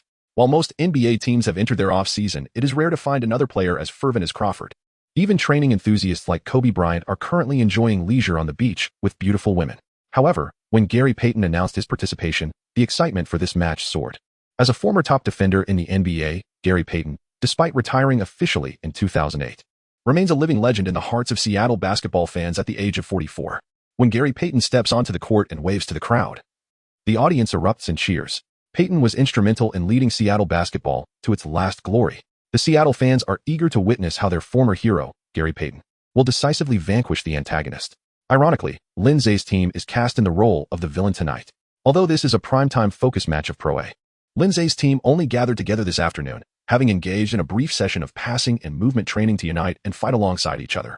This is an utterly impossible task for the individualistic Americans. With so many spectators, how could they possibly share the spotlight with others? While these players are undoubtedly professionals compared to amateurs, the gap between them and the NBA remains vast. Particularly for the older street players who have no chance of entering the NBA through conventional means, every opportunity to showcase their skills must be seized. After all, if the game video is uploaded online, it could attract attention from some influencer company, paving a path to fortune. Conversely, for someone like Lin Ze, who is already determined to enter the NBA draft this year, such exposure is less critical. After enduring over a month of grueling matches, almost every 2 days, Lin Ze has become accustomed to the competitive intensity of Pro A. This match no longer satisfies his aspirations. The real stage for Lin Ze will be the 2012 combined tryout next week, and tonight marks his final battle in Pro A for the year. Interestingly, this match also sees him reuniting with Robert Saker. This time, however, they are not adversaries but teammates. Hey, isn't this the Super Shark from Canada? Lin Ze exclaims as he high-fives Saker. Saker responds with a bear hug that almost takes Lin Ze's breath away. Isn't this my good brother, the Yellow Iverson from Huaxia? After a round of mutual admiration, they greet their other teammates. Although those eligible for the NBA draft are among the strongest in this league tonight, both Lin Ze and Saker are merely supporting characters on this team. The true star is someone else entirely, Johnny Flynn. Having played 11 games with the Rockets last season and 18 games with the Trail Blazers, he averaged an impressive 4.7 points in the NBA. Though he currently lacks a contract, he is undoubtedly the player closest to the NBA in this matchup. At first glance, the name Johnny Flynn may not ring a bell, but he is certainly not an unknown entity. In the 2009 NBA draft, regarded as a year filled with prodigious talent following the 2003 draft, Johnny Flynn was selected 6th overall, surpassing fellow point guard Stephen Curry. Additionally, behind Flynn were all-stars such as DeMar DeRozan and Drew Holiday. This illustrates just how highly scouts regarded Flynn before he entered the NBA. Despite being shuffled between teams in the NBA, often relegated to the end of the bench, in Pro A, Johnny Flynn can naturally emerge as the ace of a team. While he may not even average 5 points in the NBA, he was once a top offensive point guard before entering the league and possesses his own legendary narrative. Johnny Flynn comes from a family of towering individuals, with the shortest male in his generation standing at 1.9 meters tall. By the age of 15, Johnny had already reached 1.8 meters. Just as everyone believed he was on the brink of becoming a top basketball star, a sudden and severe injury left him forever at that height. For someone who had always aspired to emulate Kobe and Jordan, preparing to play shooting guard, this was a devastating blow. How could the NBA allow someone 1.8 meters tall to play shooting guard, unless they were Allen Iverson? When the world doubted this emerging basketball genius, Johnny Flynn boldly declared, "I believe that a person's success is determined not by their height, but by their heart and courage. I will prove in the NBA what a formidable athlete I can be." In March 2009, during a grueling match where Johnny Flynn's Syracuse University faced the then top-ranked Connecticut University, he made a surprise appearance after being expected to sit out due to injury. After 6 overtimes, Syracuse stunned Connecticut with a narrow victory. Flynn, risking further injury, played 63 minutes, recording an astounding 34 points, 11 assists, and 5 steals, leading his team to victory. Consequently, scouts recognized that despite standing only 1.83 meters tall, Johnny Flynn exhibited remarkable physicality and possessed a big heart, being regarded as a natural leader. As Johnny Flynn firmly secured his spot as the starting point guard, Lin Ze, playing the same position, found himself relegated to the bench. After all, the true spectacle of this match lies in the confrontation between Gary Payton and Johnny Flynn. However, Lin Ze remains indifferent, rather than seeking the limelight in such a trivial setting. He prefers to conserve his energy and closely observe the player who overshadowed Curry in the draft order yet is on the brink of unemployment in the NBA, Johnny Flynn. As both stand at a height of 1.83 meters, the challenges Flynn faces are ones that Lin Ze may encounter in the future. Potentially even more daunting than Flynn's current predicament, considering he was a respectable 6th overall pick. In the latest draft projections, Lin Ze, having decided to return to the game after a significant injury, consistently ranks between 80 and 90, indicating a firm position of being undrafted. The reason Lin Ze was once regarded as a lottery pick by scouts was due to his physical prowess comparable to Allen Iverson, exceptional court vision, and comprehensive point guard skills, not the injured player he has become, who has also developed a peculiar inability to shoot. The match officially commences. This is not an NBA arena, so Johnny Flynn need not deliberate on whether to orchestrate plays or pursue scoring. After maneuvering past a screen, he delivers a long two-pointer, putting his team on the scoreboard first. In contrast to the vibrant Johnny Flynn, Gary Payton represents the seasoned veteran, also attempting a mid-range shot, but failing to convert. Robert Saker secures the rebound and passes the ball to Flynn, who deftly navigates past 3 defenders to score with a bank shot. At the outset, Johnny Flynn appears to have returned to his NCAA days, embodying an unstoppable force. Yet, Lin Ze soon realizes why Flynn struggles to find his footing in the NBA. In such a lower-tier competition, Flynn excels with his 3-pointers, 2-pointers, and sharp drives, demonstrating his prowess. Despite standing at only 1.83 meters, he outmatches taller opponents who are not NBA players. After all, even the least skilled NBA players rank among the top 500 in the global basketball arena. The disparity between NBA and non-NBA athletes is unmistakable. However, the real issue lies in the fact that Flynn's strengths and weaknesses must be assessed within the context of the NBA. His ability to dominate in this match is predicated on maintaining an overwhelming physical advantage, leveraging his athleticism to execute personal techniques. This is crucial, especially for a shorter guard like Flynn. When faced with stronger competition and more robust defenses, his physical advantages may quickly transform into disadvantages, leading to a stark decline in performance from being all-capable in lower-tier games to being utterly ineffective in the NBA. Compounding this issue is the fact that Flynn, having transitioned from a shooting guard to a point guard due to height constraints, lacks the court vision characteristic of elite playmakers. If Flynn cannot utilize his individual scoring to establish an offensive rhythm, relying on him to organize plays is nothing short of wishful thinking.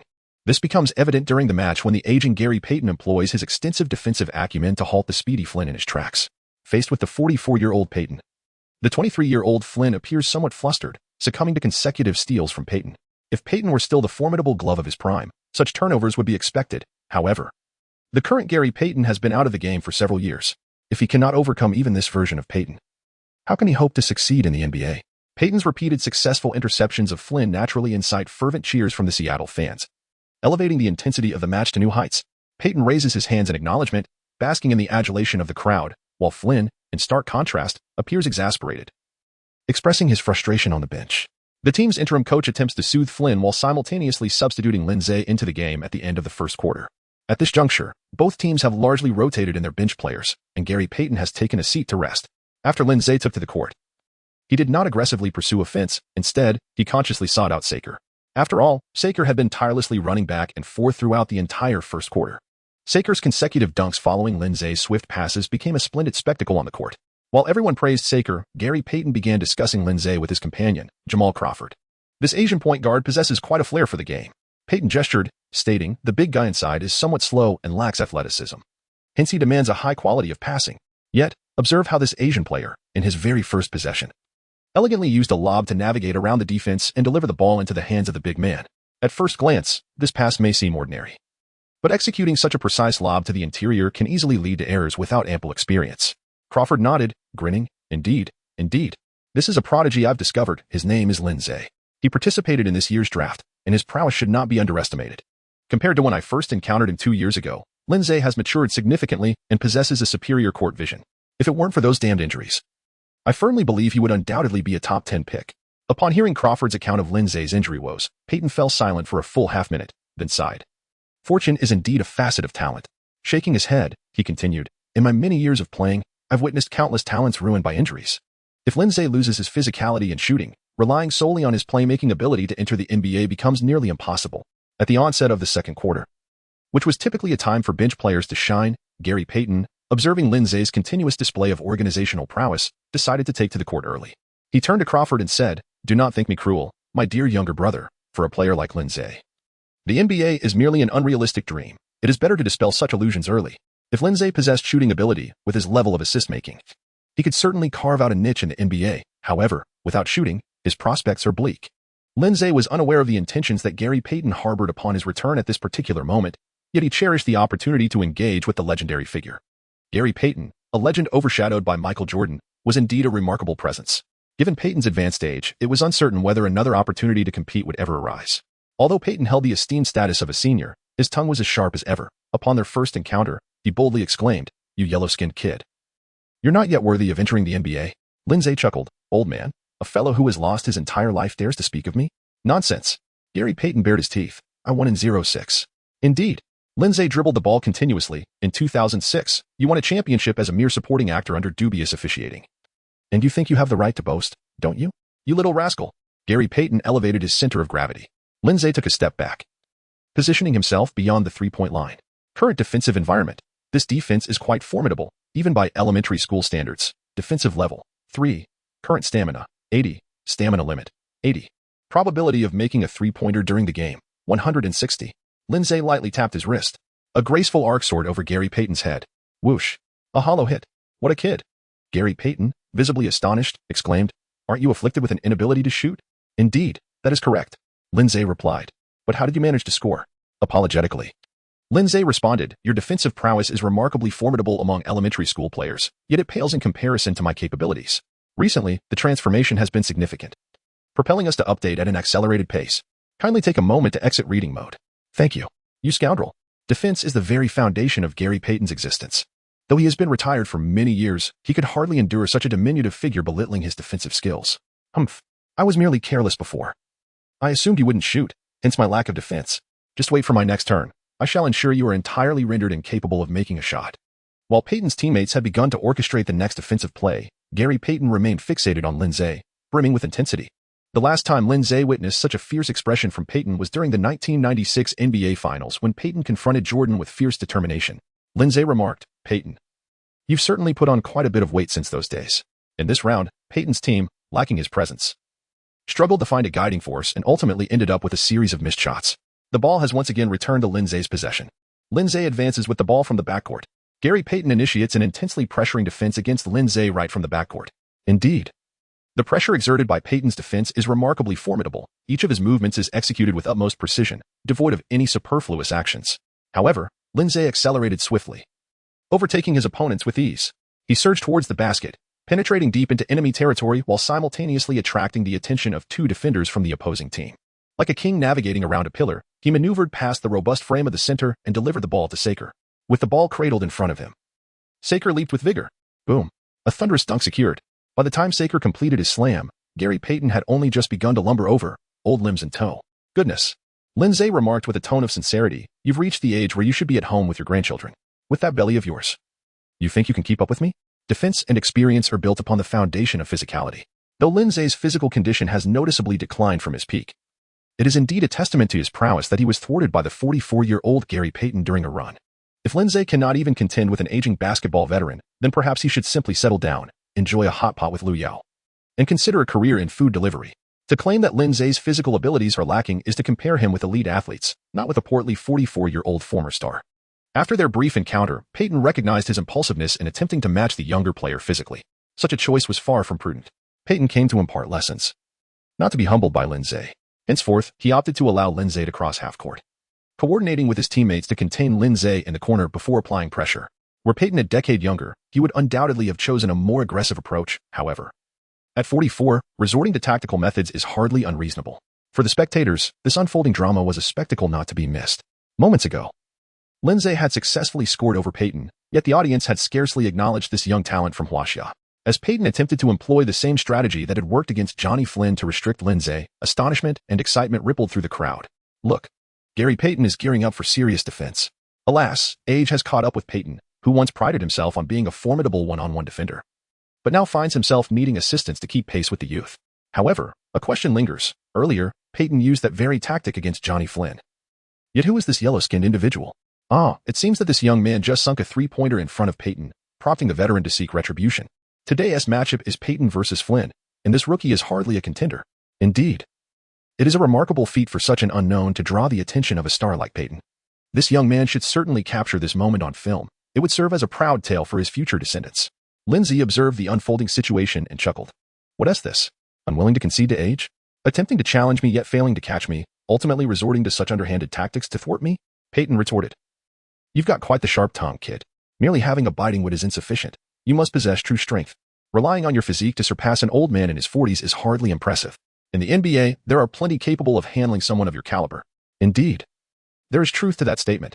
Lin Ze does not believe that his injured legs can surpass the extraordinary talents present in the NBA. Lin Ze's eyes sparkled with intensity. Old man, I hold back out of respect for your once illustrious reputation as a top NBA perimeter defender, not wanting you to lose face in front of so many juniors. However, since you so fervently insist on challenging me to a one-on-one, do not blame me for being ruthless. Let me make it clear, if I overwhelm you, do not take it to heart.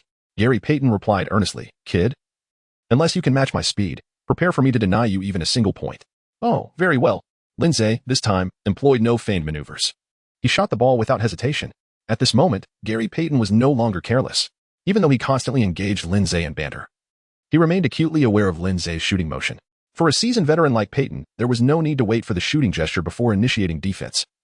That would undoubtedly be too late.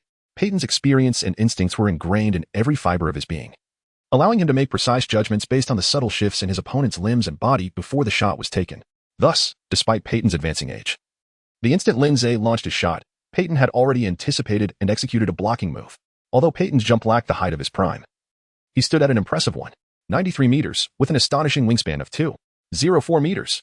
This combination of height and reach enveloped Lin Ze, who stood at 183 meters under his shadow. Peyton believed that, in this state, merely seeing the rim had become a distant aspiration for Lin Ze.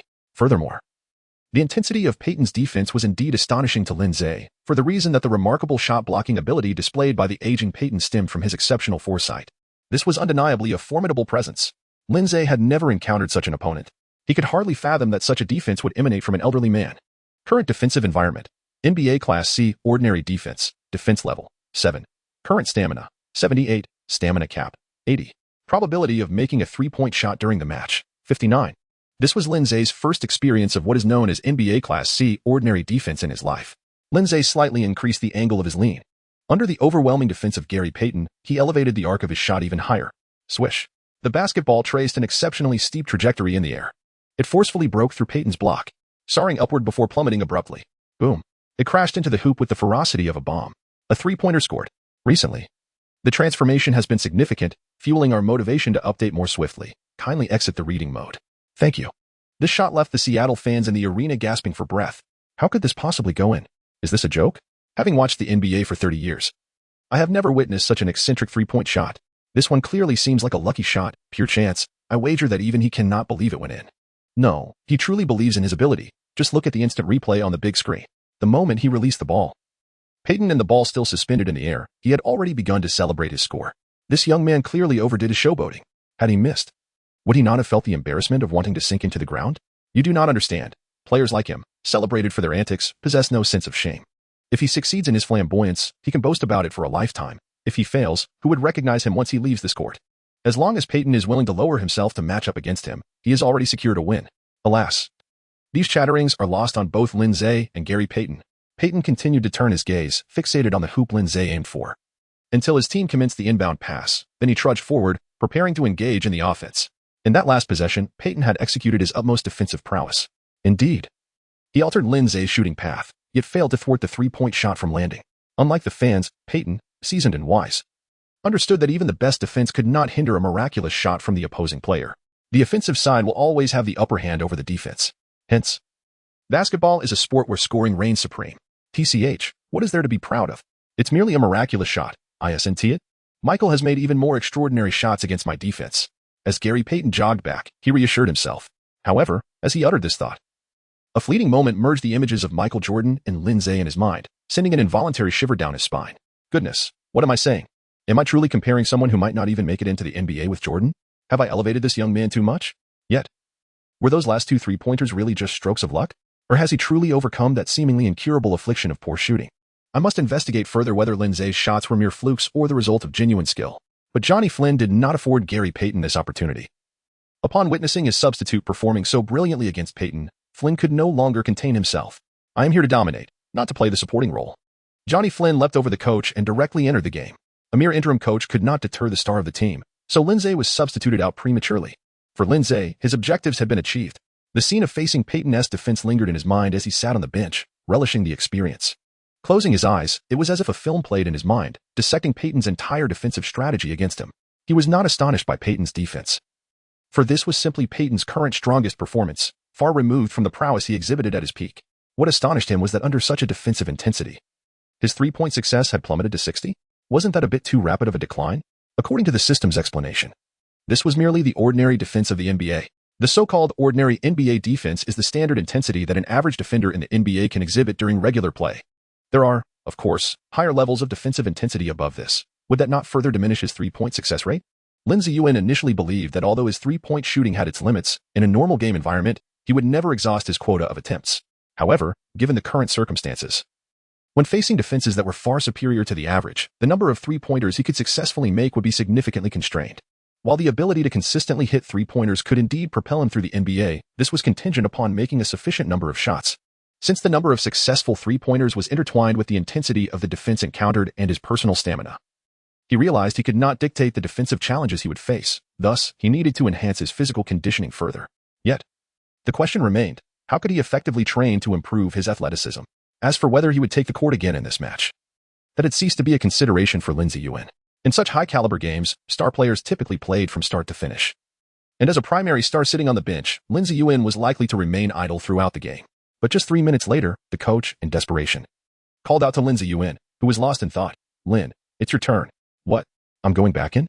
Finally snapping out of his reverie, Lin Ze noticed that the starting white shooting guard had just exited the game. Without allowing Lin Ze a moment of hesitation, he swiftly removed his warm-up jacket and stepped onto the court. To his surprise, he discovered that as soon as he had left the game, the fans had begun chanting, "We want number 9. Get number 9 back here. Today, we must expose number 9. He can't just take advantage of our Payton and leave." Lin Ze was indeed the number 9 these fervent Seattle fans were referring to. Hey, Lin Ze thought as he listened to the cacophony of boos. Well, black and red is still a form of red. I suppose having such notoriety isn't too shabby, is it? You all force me onto the court if I go hard. You can't blame me, right? Although he bore the taint of controversy, his presence only intensified Johnny Flynn's deep-seated resentment. Damn yellow skin. I am the star of the day. The one invited by Jamal Crawford. All eyes should be on me, not on some insignificant yellow skin punk. Johnny Flynn was the starting point guard for this team, an undeniable star in his own right. Naturally, he dominated all ball possession, which meant that Lin Ze's treatment upon entering the game was akin to that of the white shooting guard before him, stationed beyond the three-point line. Clearly presented with excellent shooting opportunities, yet the ball never came his way. Although Payton was keen to challenge Lin Ze, his primary focus remained on Johnny Flynn. After all, Flynn was proving to be quite ineffective in the NBA, and at 44 years old, Payton found it increasingly difficult to contain such a young adversary. Had he remained on the bench, Lin Ze could have quietly awaited the conclusion of the game. However, being on the court and merely playing the role of an observer? No, Johnny Flynn was simply not worthy of that privilege. As Johnny Flynn was once again cornered by Payton and his teammates, Lin Ze sprinted forward and positioned himself right in front of Flynn. Flynn was reluctant to pass. Yet, Lin Ze was outstretched, signaling for the ball. Who do you think you are? You're nobody. Why should I pass to you? Despite Lin Ze's clear demand, Flynn remained obstinate, unwilling to pass the ball. What kind of professional player are you? Where's your head? It's no wonder you can't make it in the NBA. Lin Ze delivered a piercing statement that struck at Flynn's very core. In that fleeting moment, Flynn momentarily forgot he was engaged in a competition. It was precisely this lapse that allowed Peyton, drawing upon his extensive experience, to seize the opportune moment to intercept the ball. Peyton's timing for the interception was impeccable, and his execution was remarkably clean. However, as the ball slipped beyond his control, Peyton found himself in a predicament. His intentions were noble, yet his physical capabilities fell short. The ball was too low, nearly catching him off guard. For Peyton, this was an insurmountable challenge. For Lin Ze, however, it posed no issue whatsoever. Lin Ze effortlessly seized control of the ball with a single touch. Before Peyton could even straighten his waist, Lin Ze had already assumed a shooting stance midair. The lights of the arena shimmered upon him, casting dazzling reflections all around. Under this kaleidoscopic glow, Peyton bore witness as Lin Ze released the ball. Swish. Another three-pointer descended. Peyton was left utterly stunned. Is Jamal mistaken? How can one label such a talent as afflicted with an inability to shoot? The last time I witnessed such three-point prowess was during Ray Allen's days with the Supersonics. Wait, what is happening? In such a brief span. I have already compared him to both Michael Jordan and Ray Allen. What merits does this lad possess? The spectators at the sidelines were evidently even more bewildered than Peyton. They were unaware that Lin Ze was eligible for the NBA draft, merely perceiving him as an extraordinarily unremarkable bystander. Yet this seemingly ordinary individual had just sunk 3 consecutive three-pointers, 2 of which were made in direct confrontation with Gary Payton, while the last was a swift conversion of an offensive opportunity snatched right from Peyton's grasp. This is outrageous.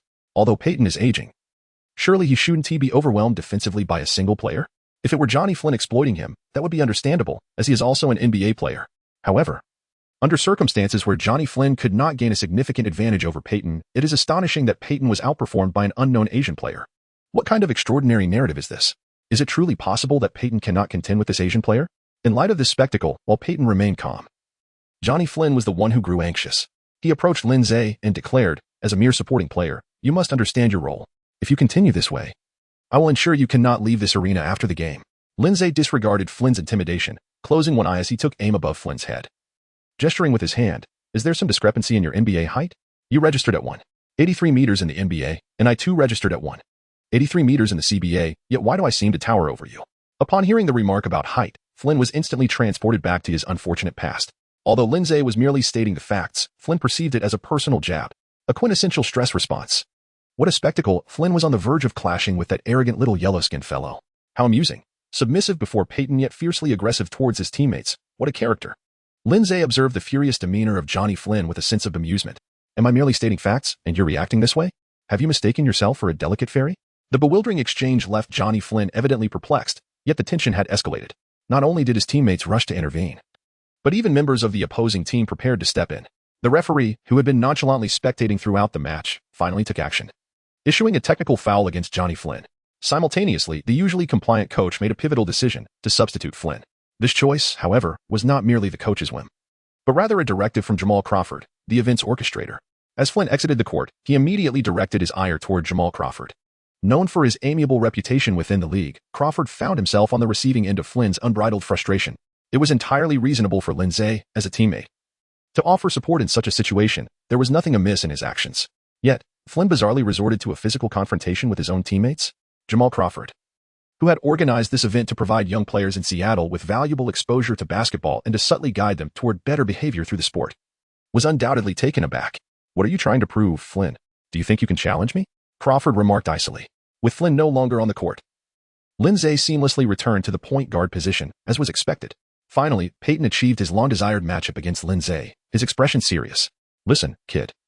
As long as you refrain from relying on speed, let us see if I can hold my ground against you." Lin Ze was somewhat intrigued.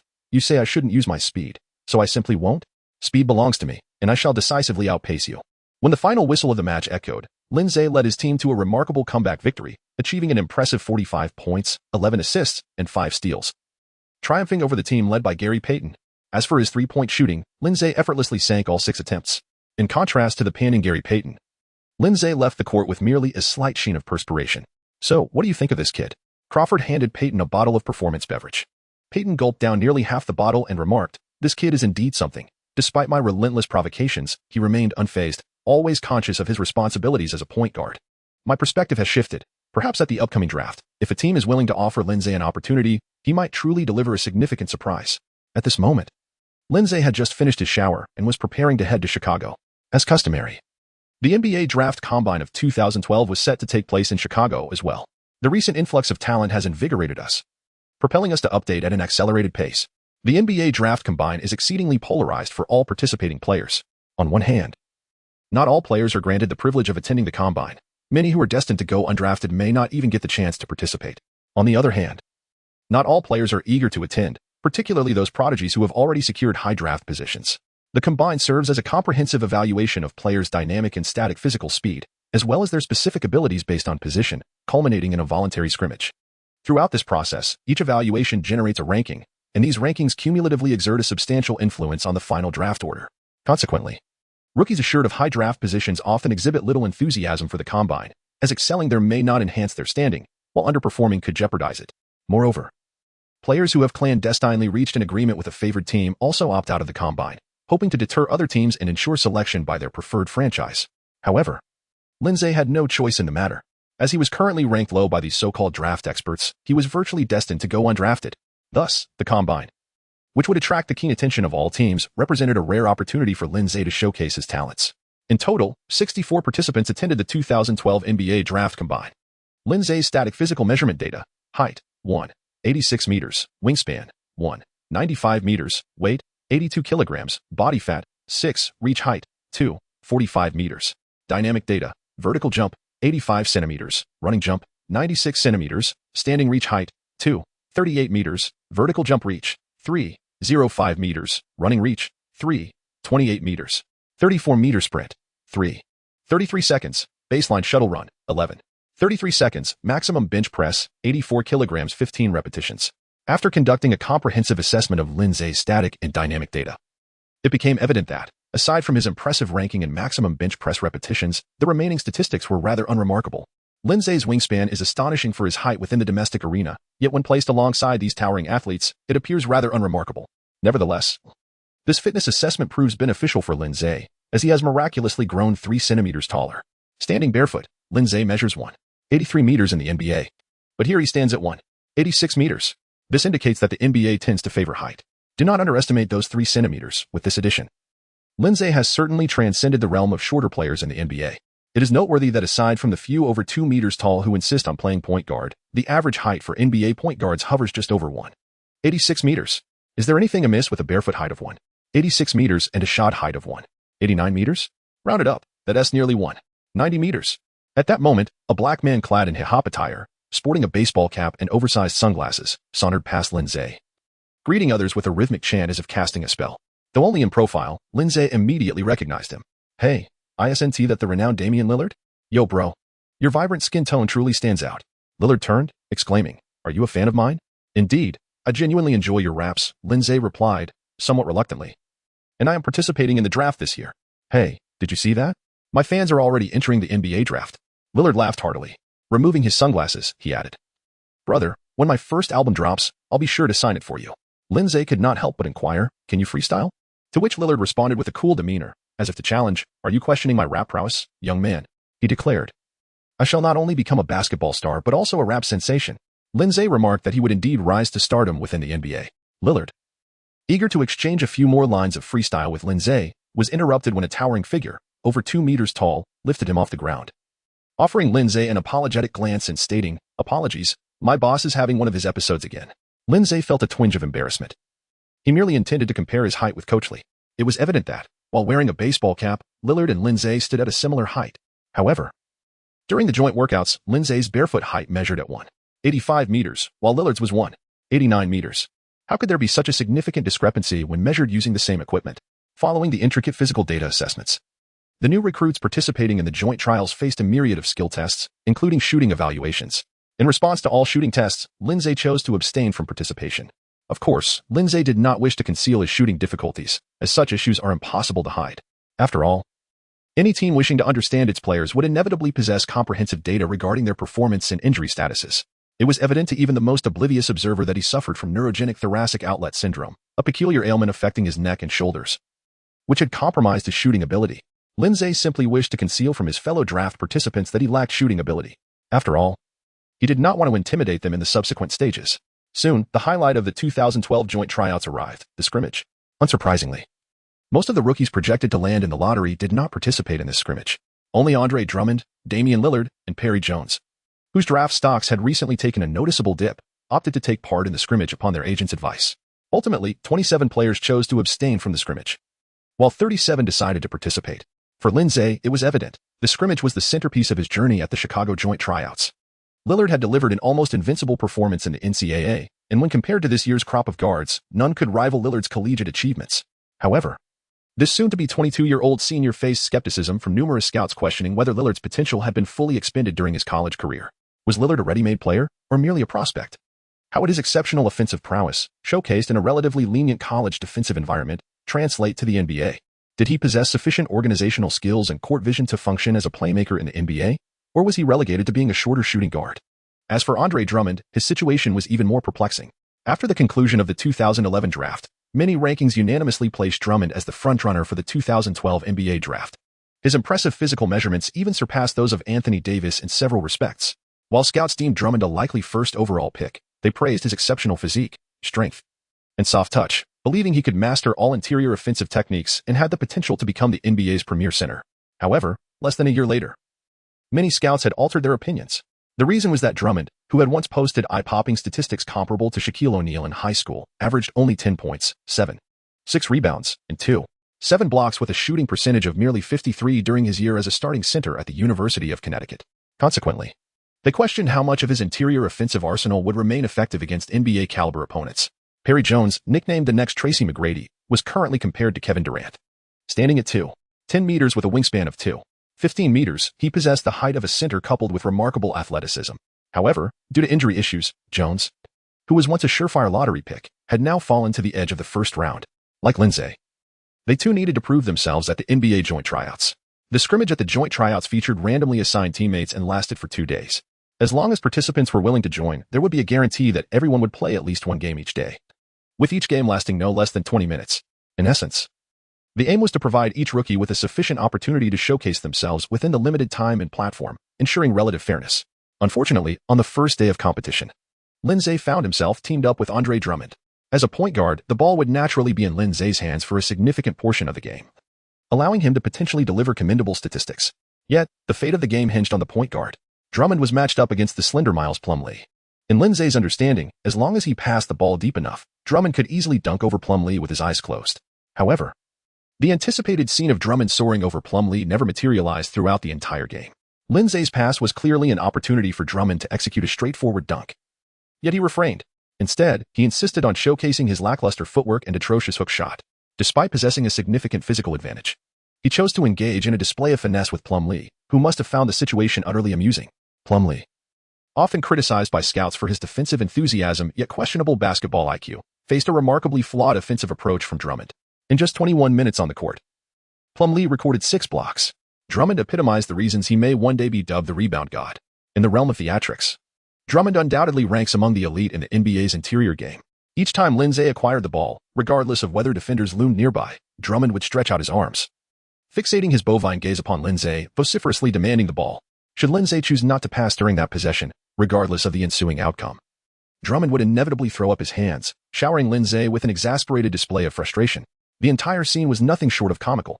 Typically, such dismal performance would warrant a substitution after 20 minutes, yet to Lin Ze's astonishment, it was the commendable Plumlee who exited the game first. Lin Ze harbored grave suspicions that Drummond's agent had bestowed gift baskets upon the personnel conducting the joint trials. Despite Drummond's dismal performance, he astonishingly managed to secure 30 minutes of playing time. When Plumlee exited the game, a mere 1 meter tall, frail forward stepped in to face Drummond.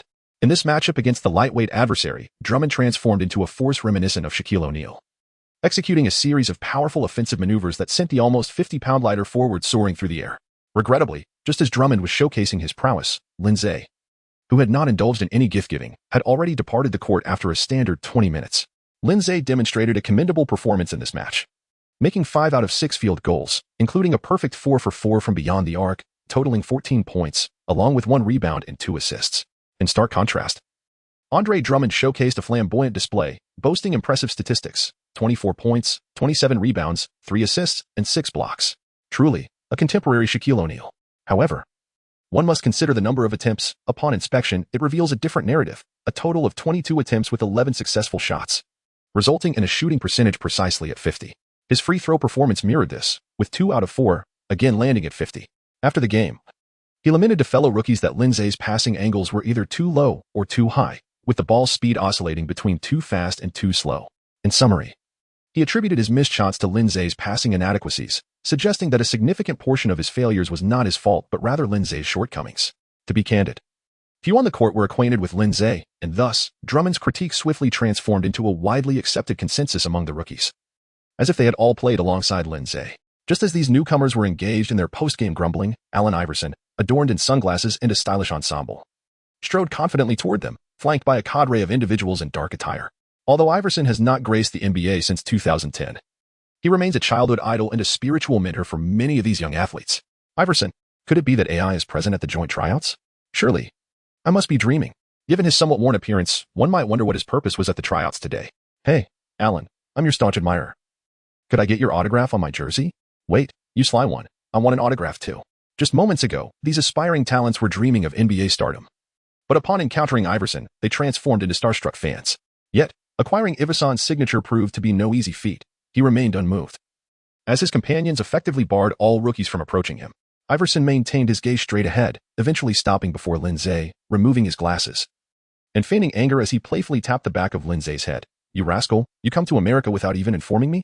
Lin Ze jested. I wouldn't dare seek you out. With so many people bustling about every day, I fear I might lead you to bankruptcy. Fool. Allen Iverson flashed a signature grin. I have plenty of money. I could support 1,000 little brothers like you. Well, I have no desire to be your little brother, Lin Ze proclaimed confidently. I've mentioned more than once that I aspire to be a far superior basketball player than you. Haha, so you chose the number 9 jersey? Iverson shook his head. What a childish choice. The other rookies looked on, bewildered by the sight of the unfamiliar, short young man with the illustrious Iverson, their minds clouded with confusion. Who on earth is this yellow-skinned individual? They wondered. Could he be a distant relative of Iverson from Asia? But wait. I've never seen a yellow-skinned member in Iverson's family. I suspect this person didn't even know Iverson before. He likely paid a hefty sum to hire Iverson to lend him some prestige. You know, while Iverson earns a lot, he spends even more. It's rumored that he has been on the brink of bankruptcy for nearly 2 years without stepping onto the court. As everyone was consumed with jealousy, Drummond could no longer contain himself. He shoved aside the black-clad figure blocking his path and boldly declared, Hey, Allen. I attended your basketball training camp 2 years ago and even received the MVP trophy for that session. Allen Iverson looked up at the towering, dark-skinned Drummond and remarked, It seems you Haven team made much progress in these 2 years. Drummond retorted, That's only because I've been stuck playing with this garbage point guard, Lin, whose organization skills are truly abysmal. Iverson raised an eyebrow, responding coolly, If you can't catch Lin's passes, then your prospects in the NBA look rather grim. With that, Iverson lost interest in the conversation and turned to Lin Ze enthusiastically. The last time we met, you were just a child, now you've grown. And it's time to show you the world. I've opened a new nightclub in Philadelphia, let us take a flight over there. Lin Ze, caught between laughter and tears, exclaimed, Allen, I have a joint workout tomorrow. If I deliver another dismal performance, I fear I may falter at the threshold of entering the NBA. Oh, indeed. Iverson scratched his head, acknowledging the predicament. Here, take this. He handed over a business card. I heard you're without an agent, so I hurried over. It's rather uncommon for someone like you to rely solely on their own efforts during these workouts. Many of the challenges you find daunting could be rendered astonishingly simple with the assistance of an agent, Lin Ze awkwardly remarked. But I have already promised to let my friend be my agent. Iverson nonchalantly waved his hand. Then just consider him your temporary agent. I will cover his fees. He will assist you with all the procedures prior to signing with the NBA. Just as Iverson and Lin Ze were making their way outside, an unexpected guest arrived. Make way, make way. I am Yang Yi, the renowned sports journalist from Huaxia. Upon hearing the word journalist, the actions of the black-clad figures outside became markedly restrained. In this era, journalists are not to be trifled with. A single misstep could lead to exaggerated reports across various websites, leaving employers to scramble to refute the rumors. Those who cause trouble for their employers ultimately bear the brunt of the consequences. Yang Yi, you say? Lin Ze harbored a rather unfavorable impression of this individual. This person capitalized on his prominence and influence within the realm of Chinese basketball, concocting embellished tales from exclusive information that other fans could not access. In a previous existence, the most infamous incident was undoubtedly the McGrady affair. In his previous life, Lin Ze, a fan of the 90s generation who had always trusted newspapers, believed everything written by Yang Yi. For instance, he accepted the notion that Tracy McGrady feigned injuries, relished in losses, and deliberately underwent surgeries to evade competition. Initially, when Lin Ze first encountered basketball through the Yao-McGrady duo, he held a certain admiration for McGrady, considering himself a casual fan. However, through Yang Yi's incessant embellishments, his perception of McGrady plummeted from mere admiration to a tinge of disdain. Yet, as he matured and gained access to the vast realm of the internet, Lin Ze discovered that the multitude of stories pinned by Yang Yi regarding McGrady were fabrications. As a media figure, it is fair to say that this individual possesses no fundamental ethical boundaries. Thus, in this lifetime, Lin Ze remains ever wary of Yang Yi, preferring to endure interviews with the robust bald commentator Wang Ming rather than draw near to Yang Yi. Lin Ze did not wish for a mere 5-minute conversation to compel Yang Yi to compose an extensive article that could encapsulate the essence of Lin Ze's past and present existence. Moreover, given the current occasion where I was enjoying a delightful conversation with Iverson, it would be rather absurd for any journalist with a modicum of sense to interrupt at this moment. Lin Ze presented Yang Yi with a professional smile. Yet regardless of his incessant chatter, he directly embraced Iverson's shoulder and departed. A swarm of individuals clad in black followed suit, leaving Yang Yi standing alone amidst the plethora of rookies.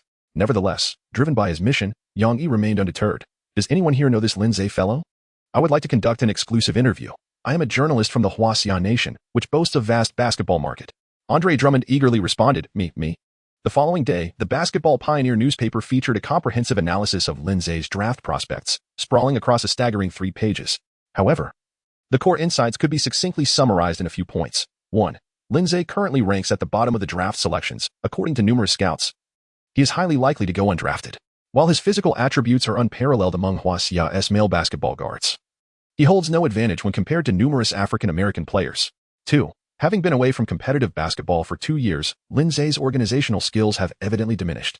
The highly touted Andre Drummond remarked that he had never encountered such a poor passer, which is particularly detrimental for Lin Ze, who is a point guard. 3. Lin Ze's defensive capabilities appear severely lacking against the robust competition in America, rendering him almost incapable of containing an equally sized African-American guard's assaults. 4. Lin Ze has undergone a significant personality transformation. In his quest to fully immerse himself in the American basketball milieu, he has refused to engage with Huaxia journalists. Should he decide to acquire American citizenship in the future, it would come as no surprise. 5. Lin Ze's affliction with thoracic outlet syndrome, a condition that hampers his shooting ability, was the primary reason the Jilin basketball team permitted his retirement. However, during his NBA tryouts, he showcased remarkable proficiency in three-point shooting, suggesting that his retirement may have been a means to evade responsibilities to Huaxia basketball. We undoubtedly hope that Lin Ze will have the opportunity to enter the NBA. Yet we also wish for him to remember the youth training system of Huaxia that nurtured his talent. Lin Ze, of course, cannot perceive this newspaper, as this publication is being carried home by an increasing number of basketball enthusiasts from campuses across the ocean. Lin Ze has already embarked on the final battle of the combined trial competition. Recently, the intensity of competition has escalated significantly, motivating us to update more swiftly. Please kindly exit reading mode. Thank you. Under the astute management of Alan Iverson's agent, Lin Ze's confrontation is evidently filled with anticipation. Today's adversary for Lin Ze is the formidable Damian Lillard, who dominated the court yesterday, alongside Andre Drummond, who had just criticized Lin Ze. The specific lineup is as follows. Lillard's team: PG, Damian Lillard, SG, Chris Middleton, SF, Jay Crowder, PF, Festus Ezeli, C, Andre Drummond. Lin Ze's team: PG, Lin Ze, SG, John Jenkins, SF, Quincy AC, PF, Draymond Green, C, Robert Saker. The arrangement of today's lineup, from the perspective of an agent, is evidently profound. On paper, it is clear that Lillard's team boasts a stronger roster. Lillard, Draymond, and Jay Crowder are all anticipated first-round picks. In contrast, aside from Jenkins, the rest of Lin Ze's team members are primarily projected as second-round selections, with Lin Ze and Saker facing significant risks of being undrafted. If we were to re-examine this lineup with an omniscient perspective, Lillard's team would appear even more formidable. In a previous life, the number of all-star selections this lineup garnered is not worth mentioning. Rather, one can simply note how many players from these two rosters remained in the NBA post-2020. The answer for Lillard's team is 4. As a rookie from 2012, apart from Ezeli, the other 4 players remained active in the NBA stage by 2020. And all were key contributors. In contrast, the Lin Ze team finds itself in a rather unfortunate predicament.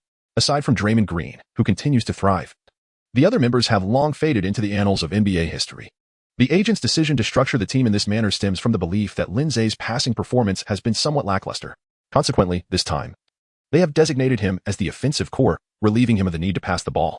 In the lineup where Lin Ze finds himself, apart from John Jenkins, who possesses commendable catching and shooting abilities, the other 3 players exhibit no offensive prowess beyond the three-point arc. When it comes to determining the outcome of the game, the disparity in skill levels between these two lineups is evident. Any discerning observer would recognize that Lin Ze's team stands no chance against Lillard's ensemble. Yet, precisely because of this, Lin Ze can confidently amass statistics. After all, this is a competitive match during a joint tryout, where victory is of little consequence. What truly matters is the individual performance of the players on the court. The game commences. Andre Drummond and Robert Saker engage in the tip-off. Saker, being a legitimate size for a center, does not have the height advantage over Drummond. But the disparity in athleticism and physicality ensures that Drummond is a hot prospect in the draft, while Saker lingers between being undrafted and a late second-round pick. Drummond effortlessly wins the tip. Lillard orchestrates the first offensive play, having showcased his offensive prowess yesterday. Lillard does not rush to assert himself offensively at the start of today's game. For scouts, Lillard's offensive capabilities are already a proven asset. At least within the realm of rookie versus rookie competition, no issues with his offensive game can be discerned. They are more concerned with Lillard's ability as a point guard to command the team effectively. For these young talents awaiting selection by the NBA, their status prior to entering the league remains quite humble. Thus, before the game begins, agents repeatedly urge Lillard to demonstrate the skills that scouts and team management may doubt he possesses or can execute effectively. Consequently, when Lillard observes Drummond's imposing physique securing position effortlessly in the paint, he decisively delivers the pass. Andre Drummond's eyes light up as he leaps to seize the ball. Bam! The ball is fumbled. Lillard, taken aback, thinks, my pass wasn't even that fast, and it still got away. Meanwhile, Drummond is equally astonished by the mishap. How is it possible that your pass is inferior to that of yesterday's Asian player? Lin Ze kindly reminds, haha, classmate to me. This is merely the usual practice of your center. Although Andre Drummond, who is destined to enter the NBA in the future, has demonstrated unparalleled talent in rebounding, he is also a formidable master in the realm of butterfingers. Lin Ze, while dribbling the ball forward, amiably remarked to Lillard, we have only just begun. You must endure for at least another 20 minutes. Lin Ze dribbled just outside the three-point line, attempting to maneuver past Lillard. It is well known that Lillard's defense is rather lackluster. However, the situation became quite awkward. Lin Ze made a move but failed to pass, inadvertently allowing Lillard to secure a favorable position. The reason is quite simple. His explosive power was insufficient, and he possessed no significant physical advantage over Lillard. Although Lillard exaggerated his height, he still weighed a solid 85 kilograms, making him quite robust. A cunning glint appeared in Lillard's eyes as he thought, bro, are you trying to distract me with conversation before launching your drive? That tactic is far too predictable. I won't fall for it. Lin Ze remained silent, his only response being to retreat a step back, positioning himself beyond the three-point line. Current defensive environment, a lackluster defense, defensive level, 2. Current stamina, 80. Maximum stamina, 80. The probability of making a three-pointer in game conditions, 180. Swish. The three-point shot was taken and confidently made. 3 o'clock. Hey, bro, you're a bit cocky, Lillard remarked, glancing back at Lin Ze as the ball swished through the net, raising his hand. The next shot won't come so easily.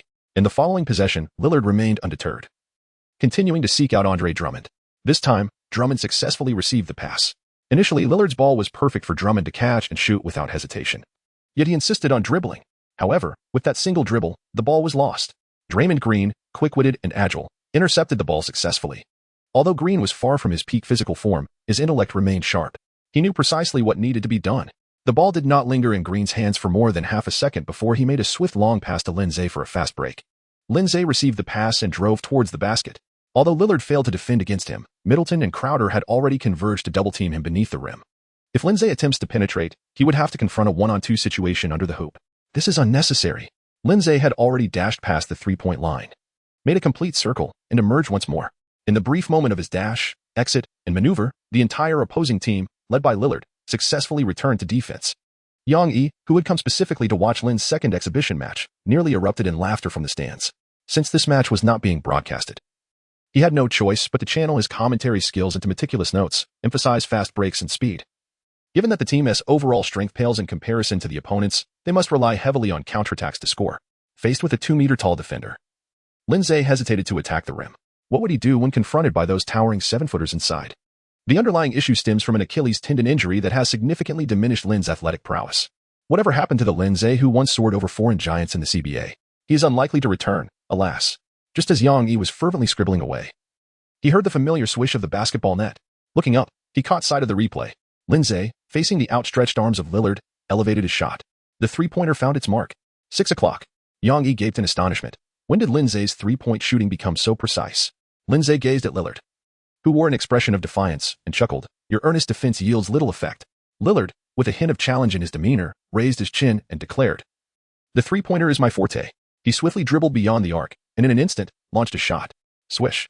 The three-pointer found its mark, retaliating against Lin Ze and elevating the score to 6-3. Lillard then made a throat-cutting gesture towards Lin Ze, coldly stating, bro, you are merely courting your own demise. Lin Ze completely disregarded Lillard and approached the sideline referee, inquiring, hey, referee, May I ask if this action will result in a technical foul?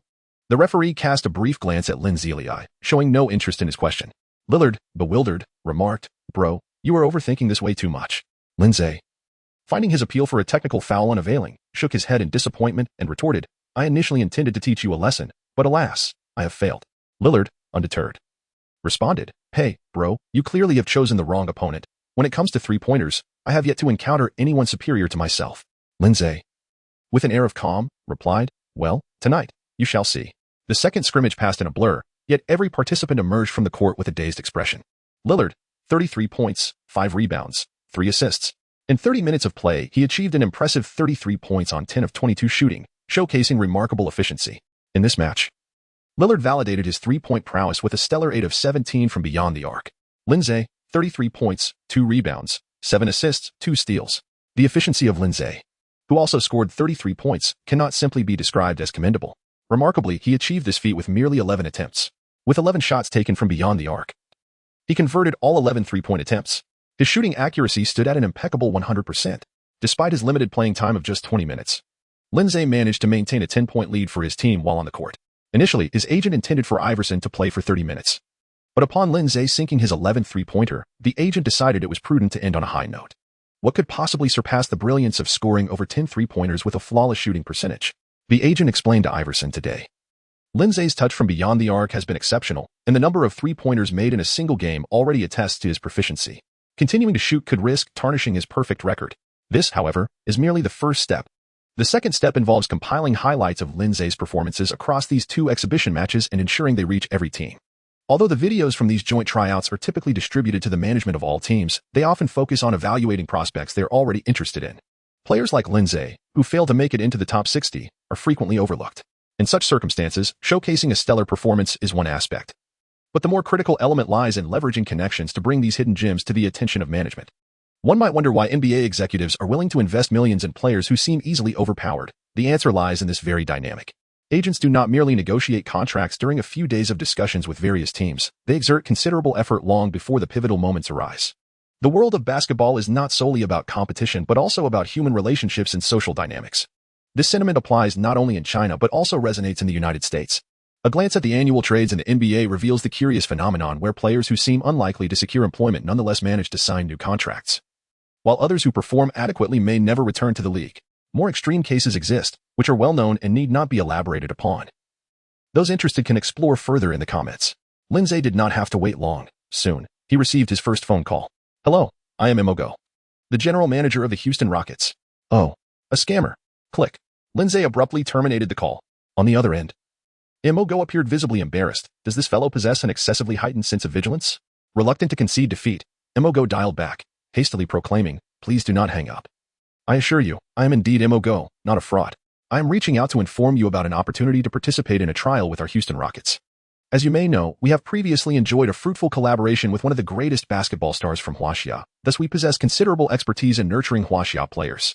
All you need to do is come to Houston for a bone age test, followed by some standard trials. Should you perform admirably, we would be willing to select you with our second-round pick this year." Fraud, Lin Ze reiterated, before once more severing the connection. Although Lin Ze ardently desires to join the NBA, the mere thought of collaborating with Imo-Dog sends shivers down his spine.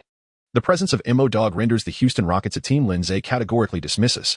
At this juncture, one might scoff. You, who have yet to be sought after even in the second round, now suddenly have standards. Indeed, one must have standards. As a member of the Huaxia community, certain principles must be upheld. Furthermore, even setting aside principles, Lin Ze's designation of Imo-Dog as a fraud has received official acknowledgement in the annals of future NBA history. Lin Ze not only terminated the call with Imogo but also blocked his number. To be candid, there exists a significant reason for Lin Ze's aversion to the name Imogo. Dogs are inherently adorable. Why tarnish such a delightful creature by associating it with such an odious individual? Therefore, please refrain from bothering me any further. Thank you. Subsequently, a day passed without a single call from another team. One might wonder if Lin Ze felt a sense of unease. Indeed, he was somewhat anxious. On the third day, yet another call arrived. Lin Ze's first reaction was to wonder which team it was. However, upon answering the phone, he was met with the thunderous and ear-splitting roar of Alan Ivason's agent. "You bastard, you haven't truly changed your age, have you? Imogo sent you to Houston to participate, yet you refuse to go. Are you afraid of being exposed? This is disastrous." Furious, Imogo has informed everyone about your questionable bone age. Now, which team would still be willing to offer you a chance for a trial? Lin Ze was speechless. In this regard, he was indeed mistaken. He had underestimated Imogo's level of shamelessness. Recently, the rampant transmutation has invigorated us, propelling us to update at a faster pace. Kindly take a moment to exit reading mode. Thank you.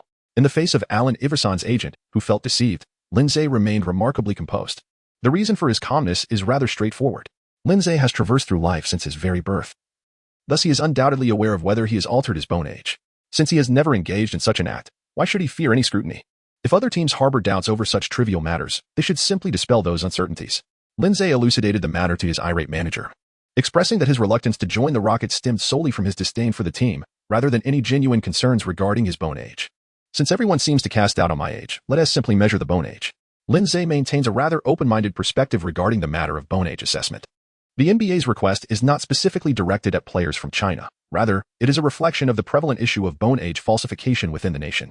As the saying goes, those who plant trees benefit future generations. However, the pitfalls created by predecessors must be rectified by those who follow. Upon hearing this, Alan Iverson's agent felt a sense of relief. At the age of 22, Lin Ze has become a bona fide older rookie in the NBA. If he were to falsely report a lower age at this stage, no team would be inclined to offer him a trial opportunity.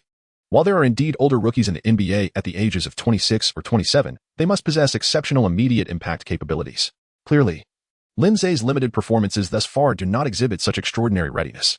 A sporadic standout game does not suffice. True credibility is established through data accumulation over the span of years. Evidently, Lin Ze, who has recently emerged from retirement, lacks such a record. The results of the bone age test were swiftly delivered, revealing Lin Ze's bone age to be 21, a full year younger than his actual age. Once this information was disseminated to the other 29 teams, excluding the Houston Rockets, Lin Ze soon received a flurry of trial invitations. Teams such as the Hawks, Trailblazers, Nets, Warriors, and Celtics extended olive branches to him. However, without exception, these invitations merely entailed requests for trials, without any guarantees regarding draft positioning. Lin Ze viewed this with an open mind. An additional place merely signifies an additional opportunity. However, it is a pity that, every time Lin Ze emerged from these training sessions, his expression was invariably one of displeasure. The team trials were certainly not as accommodating as the joint trials. In joint trials, one could easily opt out of certain drills, but in team trials, adherence to the established protocols was mandatory.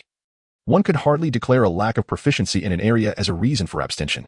It was evident that these teams were initially drawn to Lin Ze's formidable three-point shooting prowess. Although the era of the three-pointer had not yet officially arrived in the NBA in 2012, teams had already begun to prioritize the acquisition of sharpshooters. Yet, Lin Ze's performance in three-point drills was alarmingly subpar. Despite his insistence that he excelled in contested three-point shots in his proposal to practice in a game-like setting, he was met with unequivocal rejection.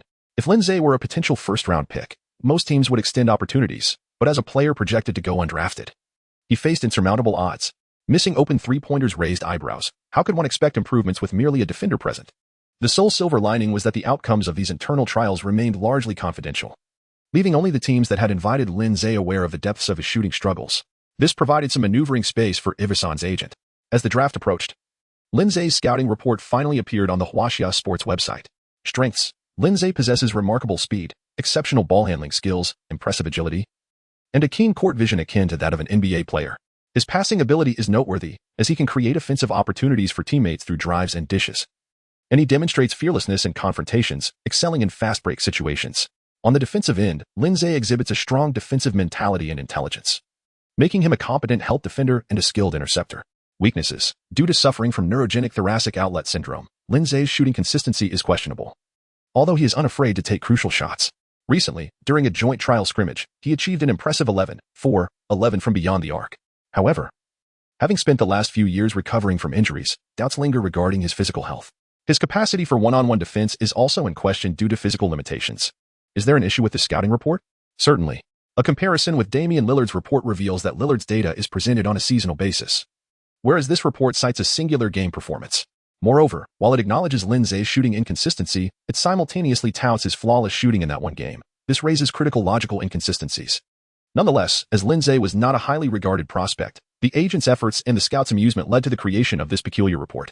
In the United States, all draft-eligible prospects received numerous scouting reports from various agencies, who would pay heed. Huaxia, however, would take notice. As the only player from Huaxia in the 2012 draft, Huaxia Sports Network meticulously selected this report, which lavished praise on Lin Ze, to present to the public. Whether he would be drafted remained to be seen, but it was not unreasonable to allow the public to indulge in a hopeful fantasy. Meanwhile, H-City was abuzz with excitement. Lin Ze, our pride from H-City, A group of basketball team members from H University are gathered in a modest chicken pot restaurant, each with 2 servings of chicken pot, eagerly watching the television. Li Tom, speaking in a northeastern dialect, exclaimed, "Hey, Lin Ze, my brother, we've faced each other on the court. His 3-point shots are truly remarkable. My record of hitting 40 out of 40 from beyond the arc pales in comparison." Chin Feng, feeling a mix of anger, melancholy, and excitement, murmured to the delectable chicken pot, "Lin Ze, are you truly going to realize your dream?" In the kitchen, Lu Yao's father was busy stirring the pot, occasionally shouting, "Lu Yao, when does that conference Lin Ze is attending actually start? I'll take the day off to see if this kid can really become a dragon." However, Lu Yu was oblivious to the surrounding chatter, her focus solely on the television screen, which displayed a multitude of black athletes waving and moving, with no sight of anyone with yellow skin. Yet, Lu Yao refused to give up. Finally, in a corner, she spotted a young man with yellow skin seemingly engaged in conversation, but the broadcast barely lingered on him. "Lin Ze," Lu Yao exclaimed with anticipation. "Is that you?" The 2012 NBA draft has officially commenced. Recently, the encoding has been severe, motivating us to update faster. Please take a moment to exit reading mode. Thank you, Lin Ze. The individual predicted to be eliminated clearly lacks the qualifications to enter the draft's green room. Being excluded from this space inherently complicates any chances of gracing the television screen. The only reason the cameras briefly panned over him was due to his association with the legendary Allen Iverson. For the vast majority of the audience, the primary intrigue of the draft lies in discovering who the top picks will be and, more personally, who their own team selects. As the event progresses into the latter half and the second-round picks commence, many attendees begin to disperse and viewers switch off their televisions. After all, for the average fan, even those rookies who escape the lottery are hardly worth their attention, let alone second-round selections. While the surrounding rookies eagerly await their fates, Lin Ze remains remarkably composed. Truth be told, aside from uncertainty about his own selection, he is well aware of everyone else's prospects. Meanwhile, across the globe, in a restaurant in H City, patrons eagerly anticipate Lin Ze's appearance, starting from the very first pick. First pick, Anthony Davis from the University of Kentucky is selected by the New Orleans Hornets. Second pick, Michael Kidd-Gilchrist from the University of Kentucky is chosen by the Charlotte Hornets. Third pick, Bradley Beal from the University of Florida is selected by the Washington Wizards.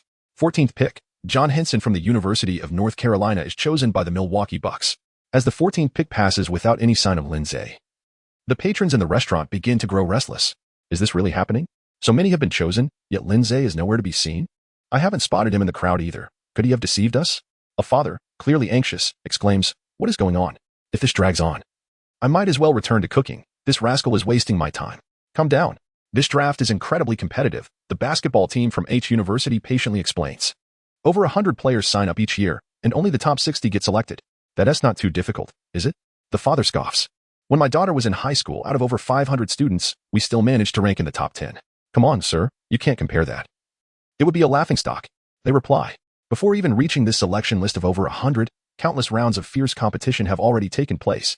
Sure, getting into Tsinghua or Peking University is tough, but it pales in comparison to the NBA draft. To put it this way, anyone who participates in this draft, regardless of whether they are selected, is akin to a provincial champion. No, in our context, it's even more difficult than that. There are dozens of provincial champions each year. But Lin Ze is the only one from our country participating in the NBA draft. Go, Lin Ze. Go, Lin Ze. And then, the first round concludes. Yet Lin Ze remains unselected. After the first round, the NBA begins to simplify player introductions and ceremonial proceedings. Even Lu Yao, who knows little about basketball, cannot help but ask, "Excuse me, is the draft over?" Not at all. Zhang Hao, who had a brief encounter with Lin Ze, explains. This is merely the end of the first round. There is still a second round to come. However, the conditions for second-round selections are considerably inferior. Nevertheless, being a second-round pick is still quite impressive, and the signing salary is substantial. How substantial? Lu Yao's father inquires, clearly intrigued. Can it be 50,000 a year? In this middle-aged man's mind, 50,000 a year seems an unimaginable sum.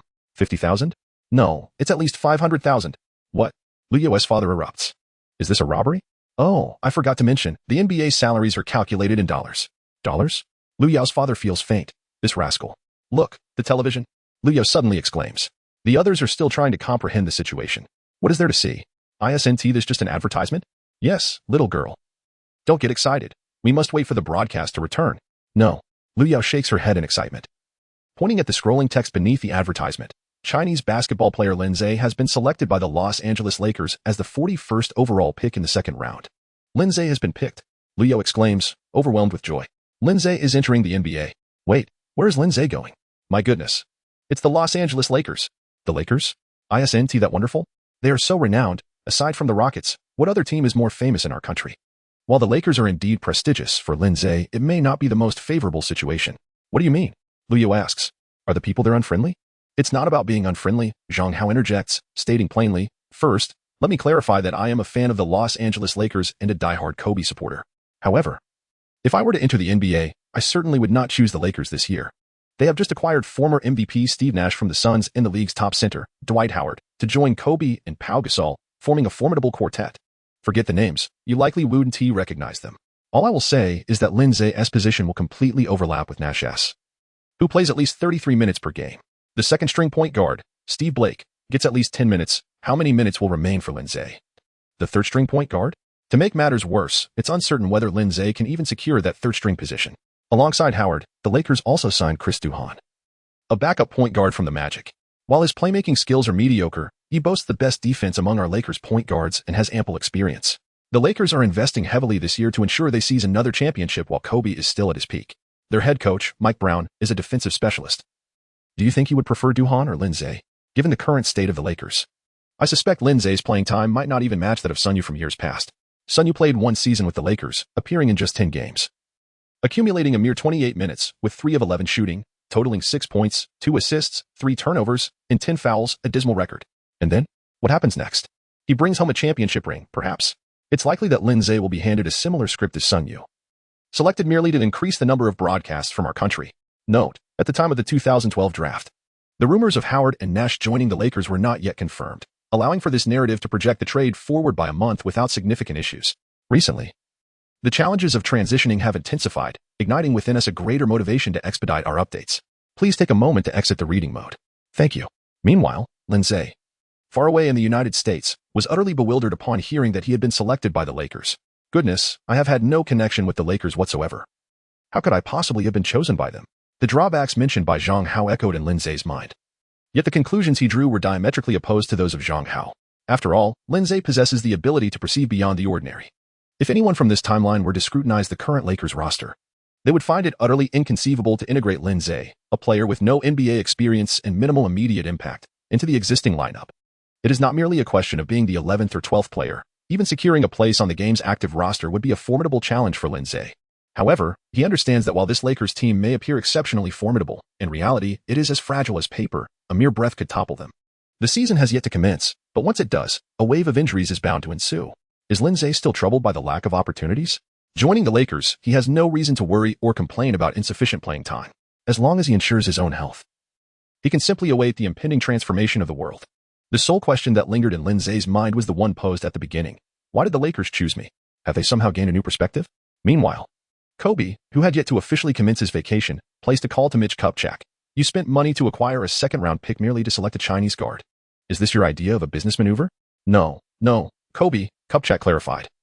You mentioned at the end of last season that we needed to stockpile more three-point shooters for the Lakers. So, you found me a player from China, is that it? Kobe retorted angrily. I couldn't care less about your so-called basketball business interests. My only desire is to secure a championship next season. Do you understand? I have no time for trivial games. Our singular goal is the championship, and I refuse to accept any mediocrity. Lin Ze was unaware that even before officially reporting to the Lakers, he had already managed to provoke the ire of the team's star, Kobe. However, even if he had known, it would not have mattered much. Kobe, after all, was a senior, the leader of the Lakers, no doubt about it. Yet, he was merely a colleague with a notoriously foul temper and a penchant for bullying his juniors. If he was someone to be avoided, then that was precisely what Lin Ze would do. After all, he was not his superior. Boss.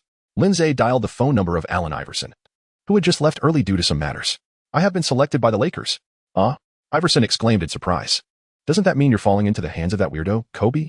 This won't do. I must call him and let him know you are under my protection. He cannot bully you. Hey, don't. Lin Ze exclaimed anxiously. Boss, you can't throw me under the bus like that. I have a feeling that if you say anything, it will only backfire. All right, enough said. Just wait and see. Without waiting for Lin Ze to finish, Iverson abruptly ended the call, leaving Lin Ze with an unsettling premonition. Sure enough, half an hour later, an unfamiliar call came through. This is Kobe. You better show up at the Staples Center tomorrow morning at 6 a.m. If you're late, I assure you the Lakers will not sign you. Let me remind you once more. I don't care who your boss is, Los Angeles is under my command. Wait, that's not. Lin Ze originally intended to articulate an explanation, after all.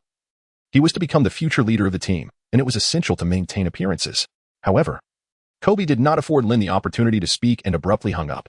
You truly are something. Lin sighed. Indeed, Kobe. But have you ever considered that I am not yet a player for the Lakers? What if the security won't let me in? At that moment, Lakers general manager Mitch Kupchak approached Lin, accompanied by a towering figure standing at 7 feet tall.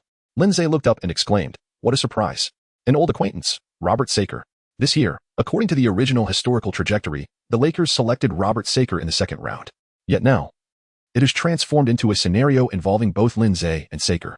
Thus, this draft position was purchased by that old fellow. Remarkable, Lin Ze muttered quietly. Although your trades for Howard and Nash were rather poor, by simultaneously signing me, you might just redeem yourself for the Lakers. Kupchak approached without any particular urgency. He merely followed the customary procedures and shared some standard welcoming remarks. However, Lin Ze knew it was time for him to speak up. "Hello, General Manager. I would like to inquire if you could allow security to grant me access to Staples Center tomorrow morning to meet Kobe?" "Huh?" Mitch Kupchak was taken aback. You know Kobe?" "No, I don't know him." "Then why do you wish to see him?" Lin Ze remarked, "It is not that I seek him out, rather. He just called me." At that moment, Mitch Kupchak's gaze revealed a flicker of compassion. "Young man, what can I say? Welcome to the NBA." The following day, armed with Kupchak's pass, Lin Ze arrived punctually at the Staples Center at 4 in the morning to commence his practice. Despite grappling with the challenges posed by thoracic outlet syndrome, which had severely disrupted his shooting muscle memory, an affliction that, under current medical understanding, remained nearly insurmountable. Requiring the patient to rely on self-rehabilitation, Lin Ze discerned that the closer he was to the hoop, the less impact this peculiar ailment had on his shots. His immediate goal was to master the free throw. Through relentless perseverance, Lin Ze had elevated his free throw accuracy from a dismal sub 50% at retirement to a commendable 60%. Although this modest improvement was far from sufficient, it nevertheless served as evidence that progress was attainable. And where there is the possibility of improvement, there exists the promise of continued effort. In the stillness of the Staples Center at 4 in the morning, devoid of any presence save for Lin Ze, he diligently practiced his free throws. An hour elapsed. Lin Ze gazed at the dimly lit sky. Surely, this notion of 4 o'clock in the morning isn't a mere deception, is it? Recently, the transition has been quite pronounced, fueling our determination to expedite updates. Kindly take a moment to exit reading mode. Thank you. Half an hour later, a figure clad entirely in black, Kobe, swayed in, leading a group of similarly attired individuals. Goodness, what an astonishing appearance this is. Lin Ze was momentarily taken aback. Is Kobe's style an imitation of our AI? However, the truth was far more mundane. The entourage accompanying Kobe was not composed of gang members or bodyguards, but merely his staff. Did anyone genuinely believe that Kobe played basketball in the same manner as Lin Ze? It was never just one person from the start to finish. Kobe required a substantial support team to assist him in his game. If Kobe truly intended to witness the dawn of Los Angeles at 4 in the morning, it would necessitate a legion of dedicated workers by his side, all sporting dark circles under their eyes. Approaching Lin Ze with an air of authority, Kobe declared, "Join me for some warm-up exercises, and then let me assess your abilities. This year, my team's ambition is to clinch the championship, not to cater to the whims of certain individuals." Lin Ze, puzzled, questioned, "Do you, a person of your stature, truly require a warm-up to contend with someone as insignificant as myself? Are you apprehensive that without a warm-up, you might lose to me?" "Fool." Kobe, shaking his finger, replied, "The probability of injury without warming up is significantly heightened. This is the first lesson I impart to you about the NBA. Then, it seems unnecessary for me to practice with you," Lin Ze said, wiping the sweat from his forehead. "I have already warmed up for over an hour before your arrival." "Huh?" Kobe scoffed disdainfully. "You dare to call that a warm-up? Follow my lead. I shall enlighten you on what constitutes an NBA warm-up." Another hour elapsed, and Kobe remained as composed as ever. Lin Ze was subjected to a cleansing flood. Lin Ze glanced at his stamina. Goodness, 4,080, even before the serious one-on-one duel began. His stamina had already plummeted by half. If it weren't for Kobe having completed the exact same drills as him, Lin Ze would have started to suspect that Kobe was intentionally sabotaging him out of a fear of losing. Kobe looked down at Lin Ze, remarking, "Your stamina is impressive. Over the years, few have managed to complete these drills with me on the first day. Let us call it a day." With that, Kobe turned towards another training area. How could Lin Ze tolerate this? "Hey," he called out to Kobe. "Aren't we going to have our one-on-one? Are you just toying with me?"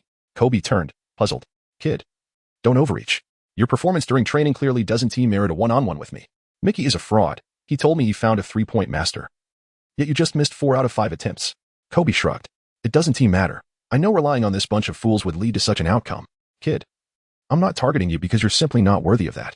You just don't fit into this Lakers team." With that, Kobe prepared to engage in his own specialized daily training. For him, the 2012 to 2013 season represented his best opportunity to chase the championship. He could feel his body showing signs of fatigue from years of relentless competitions, but his grueling training was sufficient to combat the ravages of time. Even now, Kobe was still firmly grasping the tail end of his peak performance, ensuring that he wouldn't squander a single day of training. Suddenly, a voice with a distinct foreign accent pierced the air, causing Kobe to wonder if his hearing was failing him. The voice boomed, "Hey, Kobe. Are you afraid to face me one-on-one? Are you preparing to be a coward?" The sound reverberated throughout the Staples Center, sending shivers down the spines of all present. They all thought, is this yellow-skinned kid seeking his own demise? Kobe was clearly incredulous. Ever since Shaq departed, no player, let alone any member of the management, dared to raise their voice against him within these walls. Who do you think you are? Indeed, Lin Ze shot back. Old Kobe, is there a problem? I'm merely asking if you're up for a challenge. This is your territory. As long as you admit defeat, we can forego the match. I can only assume you recall when you dominated Jerry Stackhouse in a one-on-one before the draft with the Philadelphia 76ers. After all these years, are you afraid of becoming the next Stackhouse here? Kobe burst into laughter. Kid, who gave you the audacity? Do you even know who you're speaking to? I haven't seen any humility from you that is characteristic of your people. Kobe cracked his neck lightly. All right, I'll give you a chance to compete with me. He tossed the ball casually to Lin Ze. You attack first. Wait. Lin Ze caught the ball and held it tightly. Let me clarify the rules. No matter who scores, we must switch possession. Suit yourself. Kobe waved dismissively. Kid, no matter how many times we switch, you'll never score a point on me. No, Kobe, you've misunderstood. Lin Ze returned the ball to Kobe.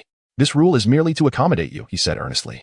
With so many onlookers, and considering this is your domain, I'm concerned that without a possession switch, I might just score 21-0 against you. I fear you won't even get a chance to shoot. Kobe was taken aback, initially.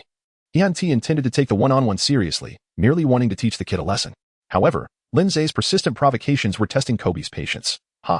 Even Jordan never exhibited such arrogance before me. Today, I'll make you regret being born. Let us get started already. Lin Ze was prepared, stating, I hope your defense is as formidable as your trash talk. Kobe was furious, veins bulging, despite having encountered countless challenges over the years. With players even more brash than Lin Ze in the NBA, he realized this was different.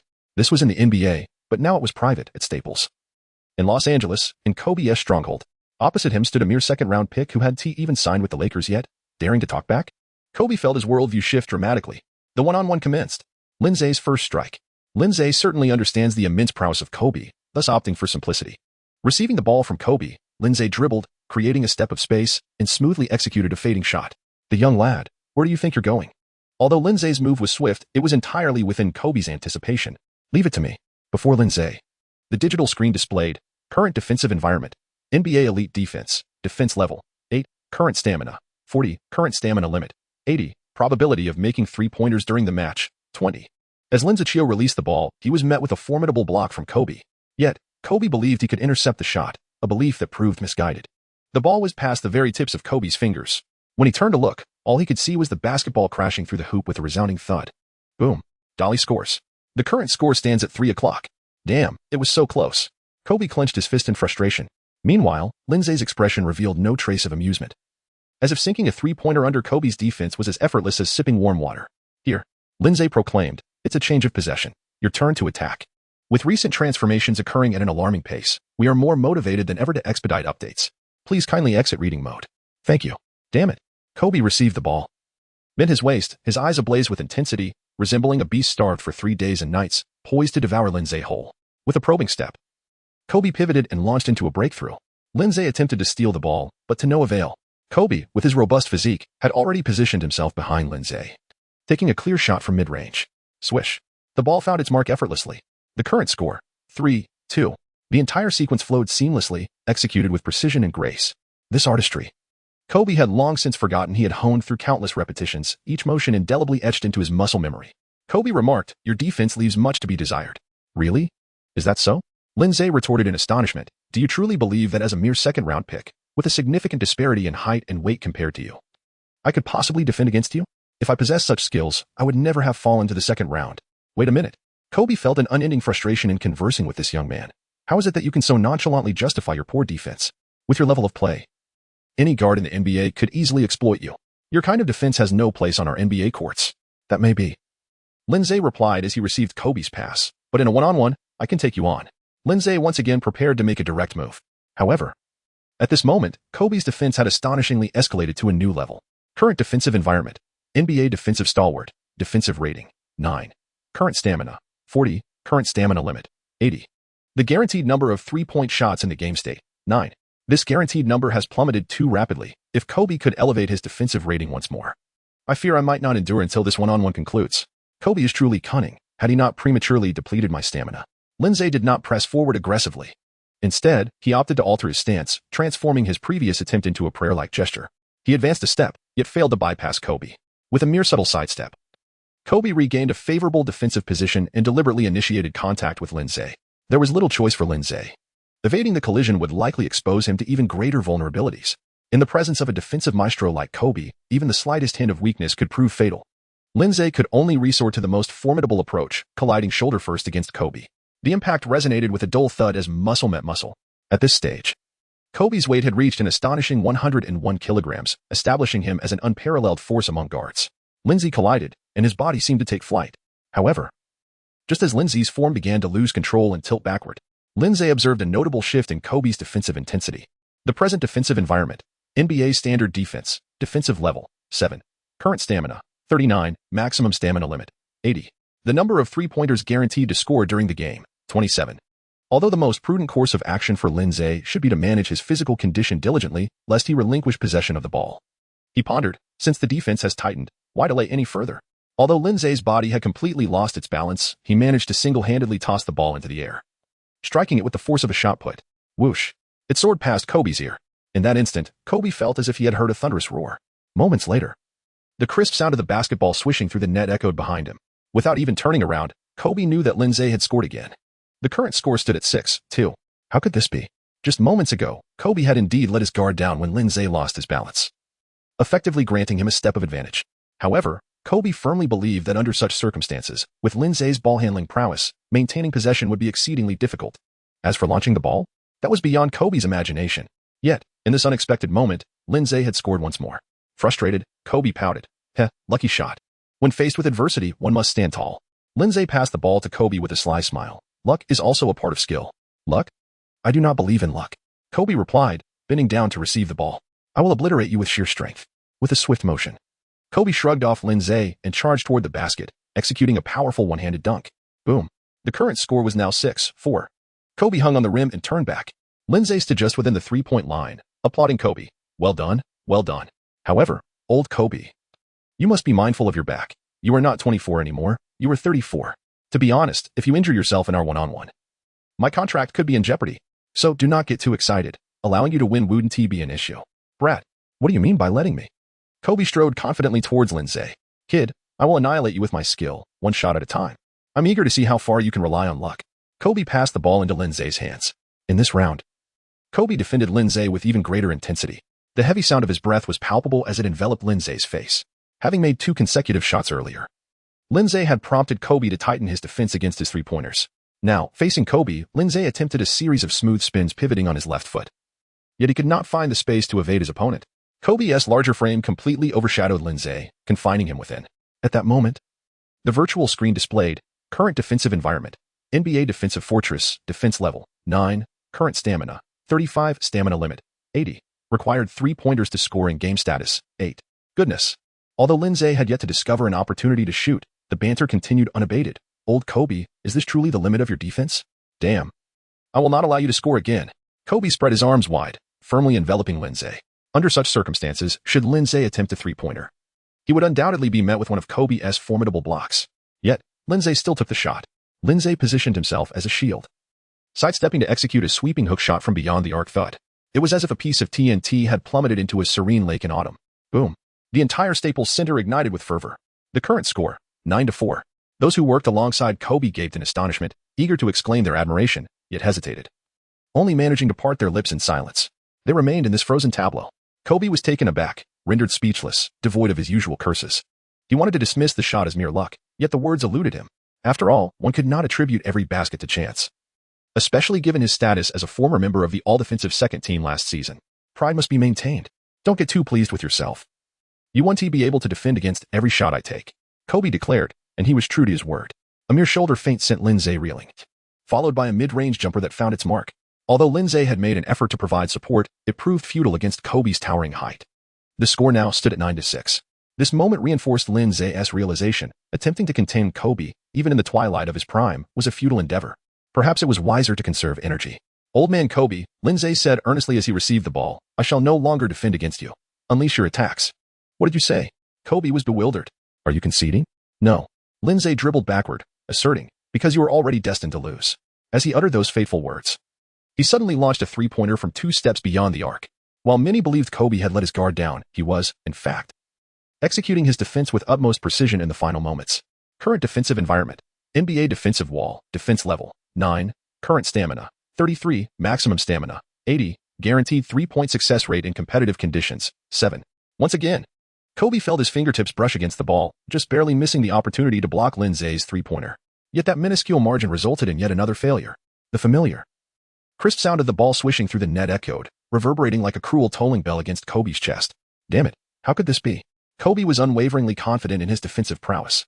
Throughout his illustrious career, he had earned 9 first-team all-defensive selections and 3 second-team honors. Apart from the legendary Michael Jordan, he felt no one could truly challenge him. Thus, Kobe understood that the intensity and experience he poured into his defense during the recent exchanges had reached an almost maximal state. While there was an undeniable difference compared to his prime, it was a gap that a mere second-round draft pick could hardly exploit. The current score, 12-6. Old man, do you think you were so close to defending against me?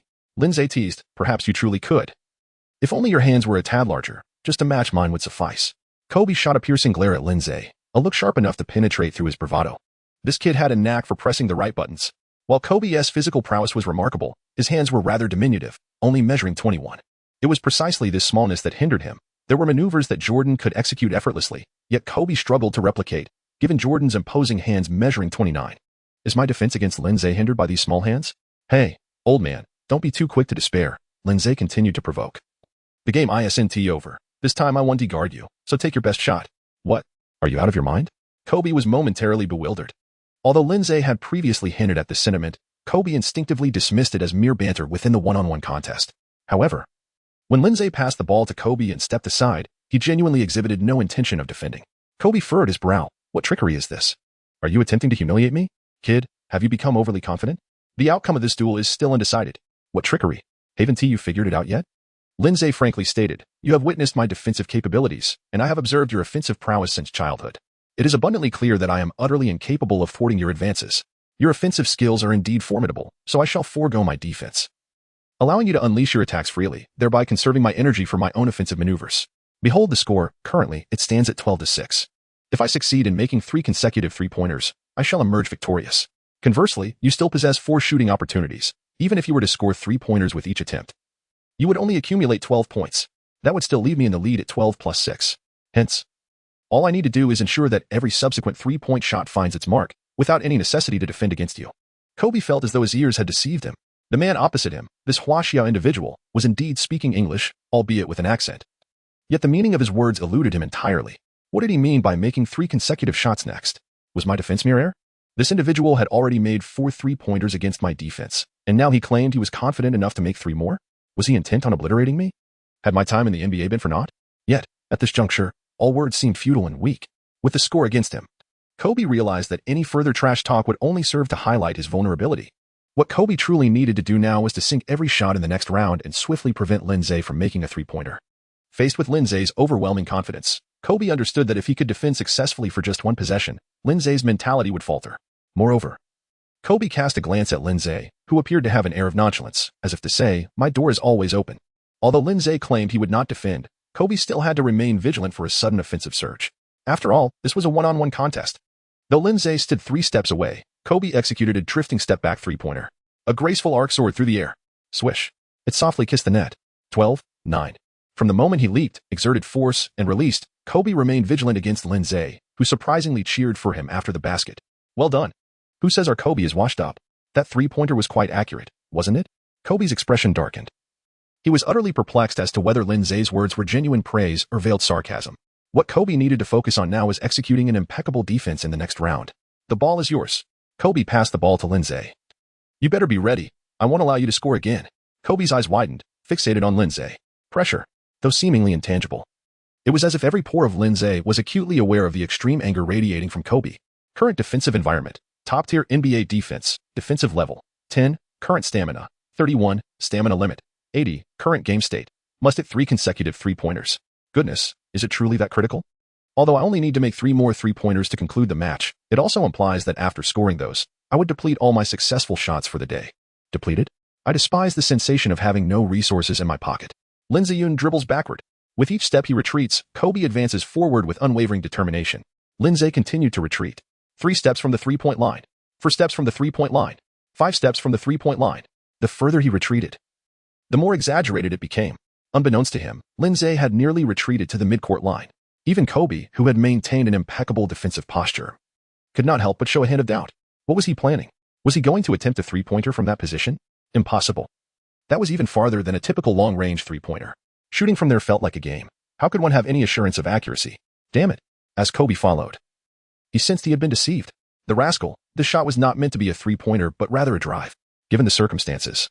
With Kobe's defensive focus entirely fixated on Lin Ze's potential 3-point attempt, he had been rather permissive regarding Lin Ze's drive. Although Lin Ze's explosive power is rather ordinary, his youthfulness provides him with an advantage.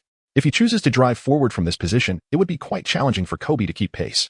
With this thought in mind, Kobe instinctively took a half step back, his body leaning slightly towards Lin Ze's potential path of advancement. Lin Ze smiled. With such a simple gesture from Kobe, Lin Ze could not discern the exact thought swirling in Kobe's mind, yet he was acutely aware that Kobe's composure had faltered. Thus, the current defensive scenario: NBA level elite defense, defensive rating, level 8. Current stamina, 29, stamina limit, 80. Under the conditions of the game, the guaranteed 3-point shots, 15. Lin Ze smiled gently and remarked, "Old K, your defense has faltered." Huh? Kobe felt a slight blur in his vision. Lin Ze not only chose not to advance, but instead took a step back, with one foot already planted on the midline. What is he intending to do? Kobe felt a tingling sensation creeping over his scalp.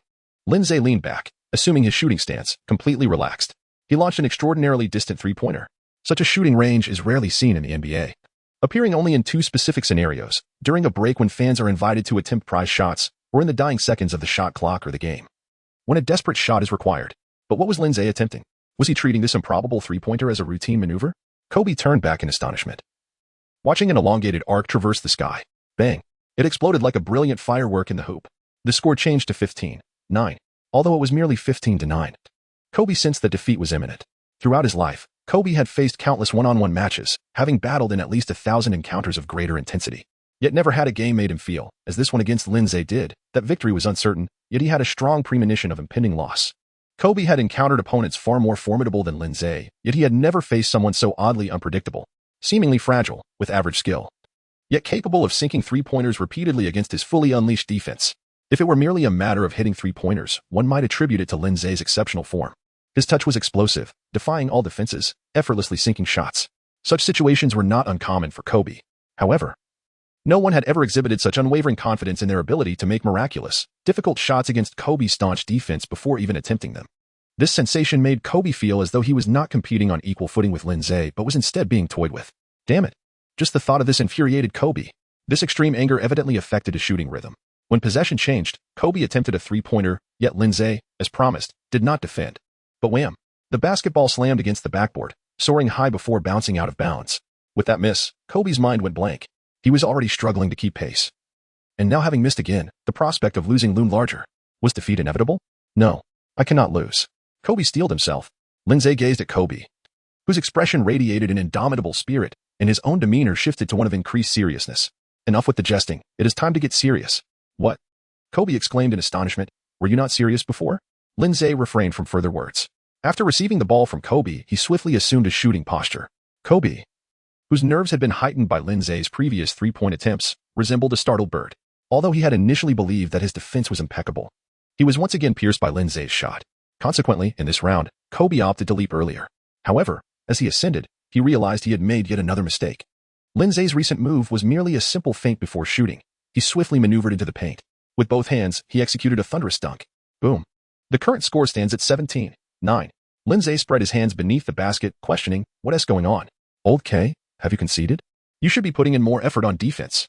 Kobe, with determination etched upon his face, retorted fiercely, "Bring it on." Unhindered, he sank a 3-pointer, bringing the score to 17-12. Kobe persevered.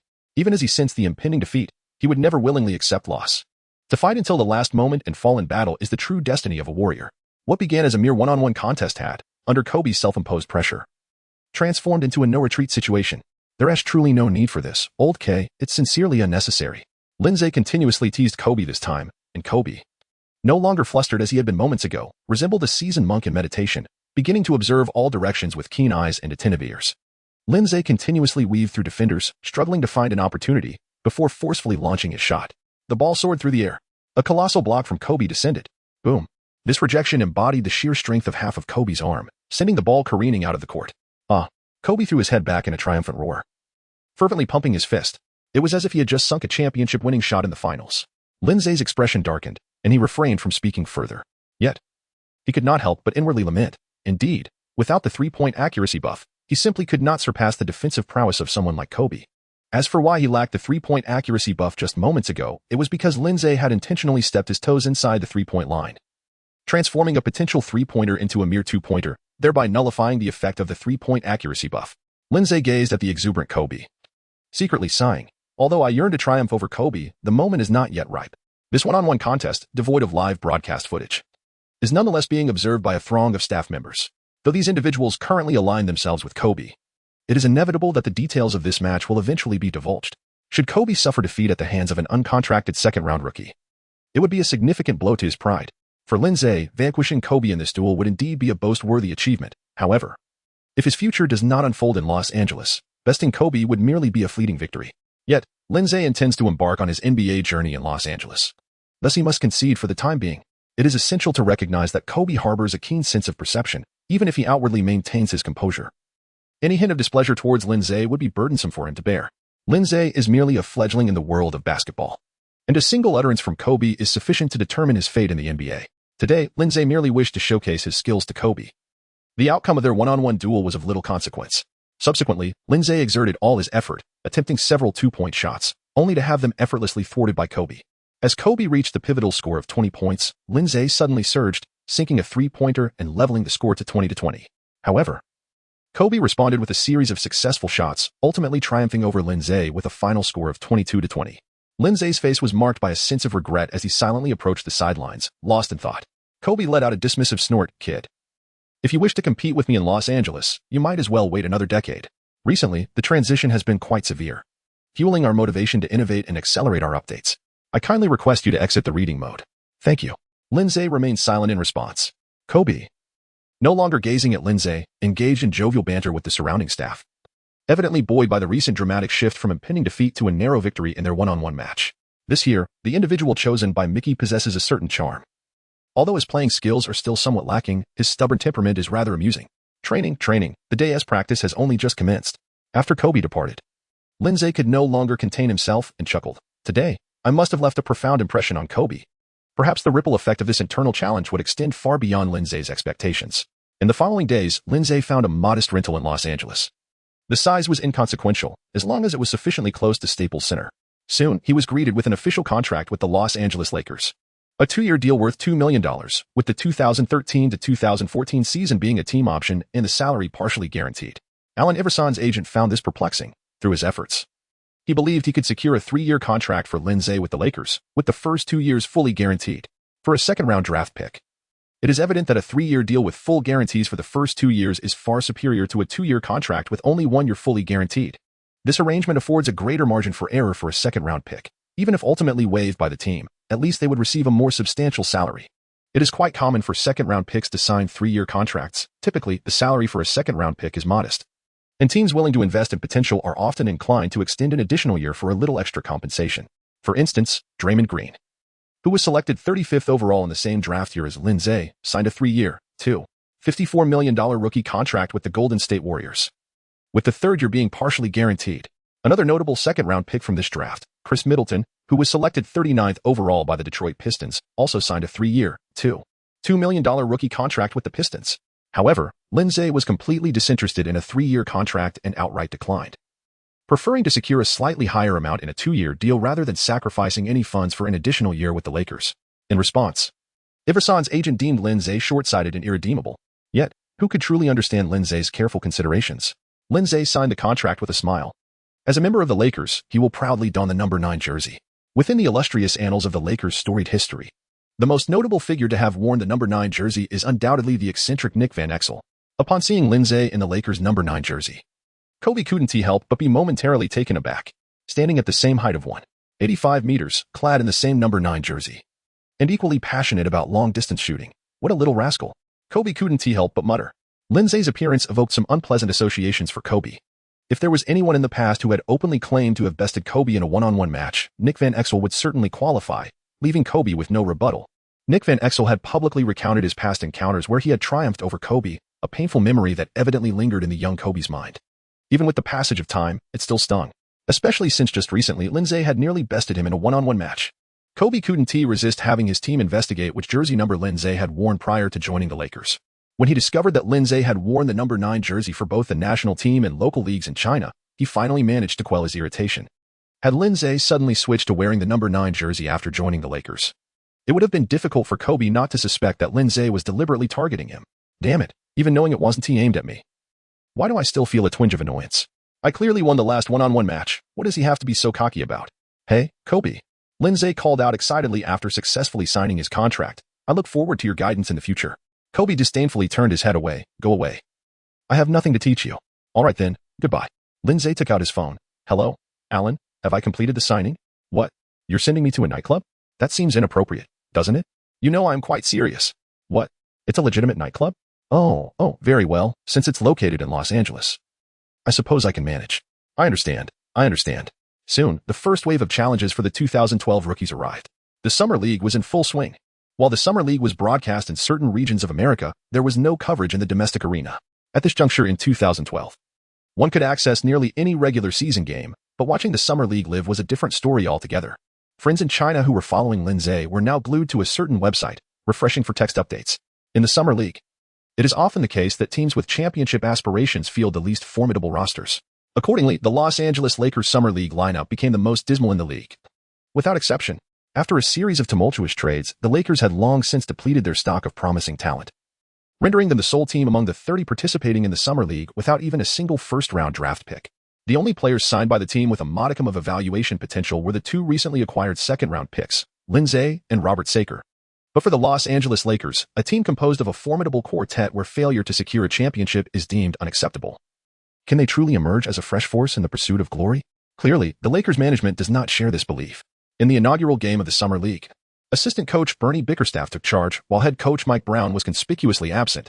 For Mike Brown, the quartet is of paramount importance, rendering the Summer League utterly inconsequential. Upon witnessing that Bernie Bickerstaff was at the helm for the Summer League, Lin Ze felt a spark of excitement. Despite the coach's unremarkable appearance, he had served as interim head coach for a period when Mike Brown was dismissed due to a poor start to the season.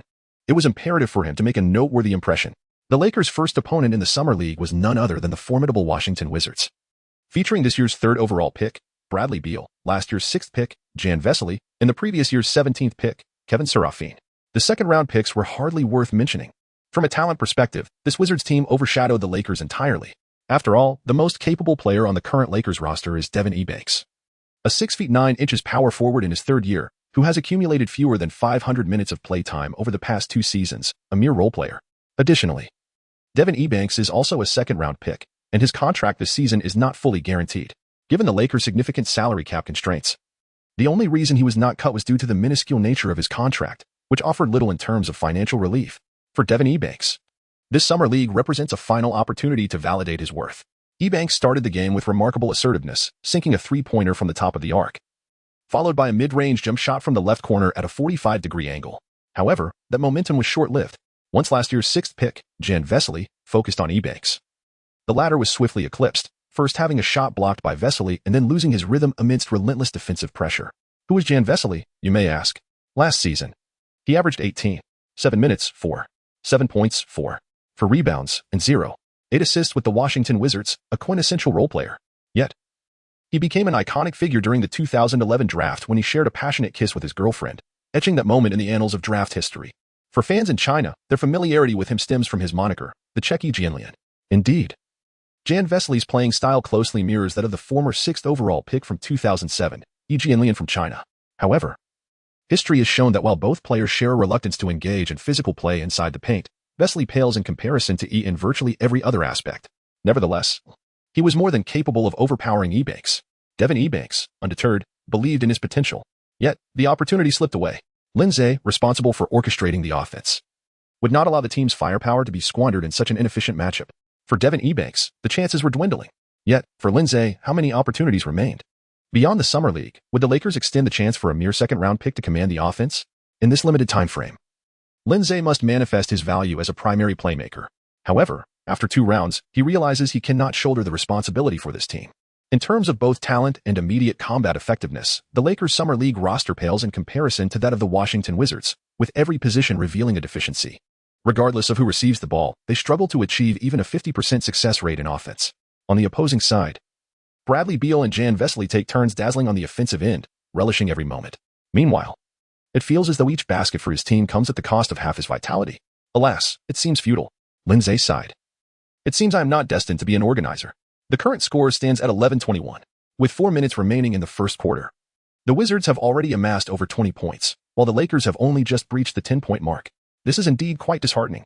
Meanwhile, the head coach of the Summer League, Bernie Bickerstaff, clenches his fists, gazing intently with eyes that appear to be clouded by age, fixated on the court.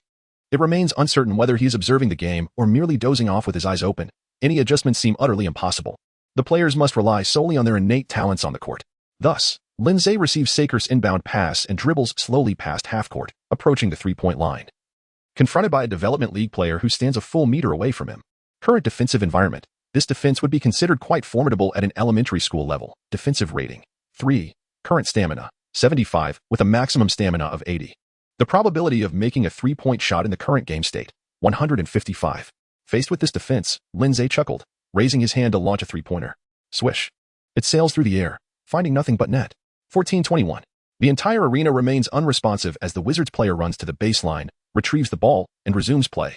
What is there to be astonished about when a second-round draft pick sinks a nearly unguarded 3-pointer? Following the transition, Beal seeks to retaliate with a 3-pointer of his own. Clang. Lin Ze charged forward on horseback, plunging beyond the 3-point line, and with a graceful lift of his hand, he unleashed another shot. The opposing white player merely stood by, helplessly witnessing as Lin Ze effortlessly sank yet another 3-pointer. 17-21. This time, Beal felt a twinge of dissatisfaction. Despite being a rookie, he admonished the white player with fervent gestures, urging him to sharpen his focus and enhance his defense. Turning back, Beal retreated a step and, from merely a foot and a half inside the 3-point arc, executed a flawless long 2-pointer. 17-23. After Beal unleashed a torrent of reprimands upon the white player from the development league, all of his pent-up frustration was directed at Lin Ze, the smaller white player. Not as tall as Lin Ze, snarled menacingly, "Hua person, your good fortune ends tonight." Yet, undeterred, Lin Ze faced his defense and launched another 3-pointer. 20-23. After Lin Ze scored, he completely ignored the situation and turned back to defend. It's quite amusing. Who do you think you were to put on such airs in front of me? Lin Ze's flurry of 3-pointers left the Wizards players bewildered. As if caught in a whirlwind of scoring. Just a minute and a half prior, the Los Angeles Lakers trailed by a full 10 points. But once Lin Ze seized control of the offense, their attack surged forth like a torrent, unstoppable. Out of the Lakers' total of 20 points, Lin Ze single-handedly accounted for nearly half. The Wizards' Summer League head coach called a timeout with 2 minutes remaining in the first quarter, aiming to disrupt Lin Ze's rhythm and strategize a defensive scheme against him. Despite Lin Ze's impressive feat of sinking 3 consecutive 3-pointers, the Wizards believed it was merely a reflection of their defender's inadequate performance. They substituted the initial defender with a player from the development league, whose sole purpose was to shadow Lin Ze closely. Meanwhile, the Lakers' Summer League coach, Bernie Bickerstaff, remained unimpressed by Lin Ze's perfect 3-for-3 shooting. Was that all there was to it? Certainly not. This was merely the beginning. As Lin Ze faced a new defender from the development league, he continued his relentless assault from beyond the arc. When the new defender attempted to confront him, Lin Ze responded without hesitation, delivering a face-to-face 3-pointer with finesse. Initially, Bradley Beal, heralded as the finest 3-point shooter of the 2012 draft class, appeared unwilling to concede to Lin Ze's prowess. He began to exchange long-range shots with Lin Ze, but as the contest unfolded, it became evident that Beal was not yet ready to accept defeat. In fact, the Wizards' Summer League coach grew increasingly anxious, urging his players to focus on the score, which now stood at 39-29. Before long, the Wizards had transformed their 10-point lead into a 10-point deficit, while Lin Ze had effortlessly maintained a perfect shooting streak of 6 3-pointers, totaling 18 points. Despite the Wizards cycling through 3 different defenders to contain him, their efforts proved utterly futile. Lin Ze expressed his disdain for their lackluster defense. Alas, the sensation of facing Kobe one-on-one seems irretrievable. The defenders now are utterly subpar, failing to even meet the standards of an ordinary NBA defense. Bernie Bickerstaff, his eyes now clouded with age, finally sparked with a glimmer of interest as he remarked to his assistant, "This player possesses some intrigue. Ensure I receive his details post-game." Damn it, where did this Lin Ze from Huaxia emerge? I certainly did not pay heed to such a player during the draft. Bradley Beal, in a fit of indignation, noted that the Summer League does not hold significant importance for a player of his stature as a lottery pick, regardless of his performance, whether splendid or lackluster. It will not hinder the ample opportunities he will have to hone his skills in the forthcoming regular seasons. Interestingly, the current leader of the Washington Wizards, John Wall, participated in the Summer League last year and the year prior, effortlessly claiming back-to-back Summer League MVP awards, a feat unprecedented since the inception of the award. Although the value of these accolades is minimal, hardly contested, and certainly inferior to even a weekly best award, for Beal, it holds a unique significance. As a fellow future of the Wizards, the question of who stands as the true leader between him and Wall will ultimately shape the franchise's destiny. Despite Wall's remarkable statistics befitting a #1 pick, Bradley Beal, equally a prodigy, is unwilling to bow down from the outset. If Wall concedes the Summer League MVP, why should I be unable to achieve the same? Such were Beal's thoughts prior to the game. As for the obstacles he might face in pursuit of this accolade, he recalled his previous encounters with the 6th overall pick, Damian Lillard. Although Lillard's physical gifts do not compare to his own, his offensive prowess surpasses Beal's.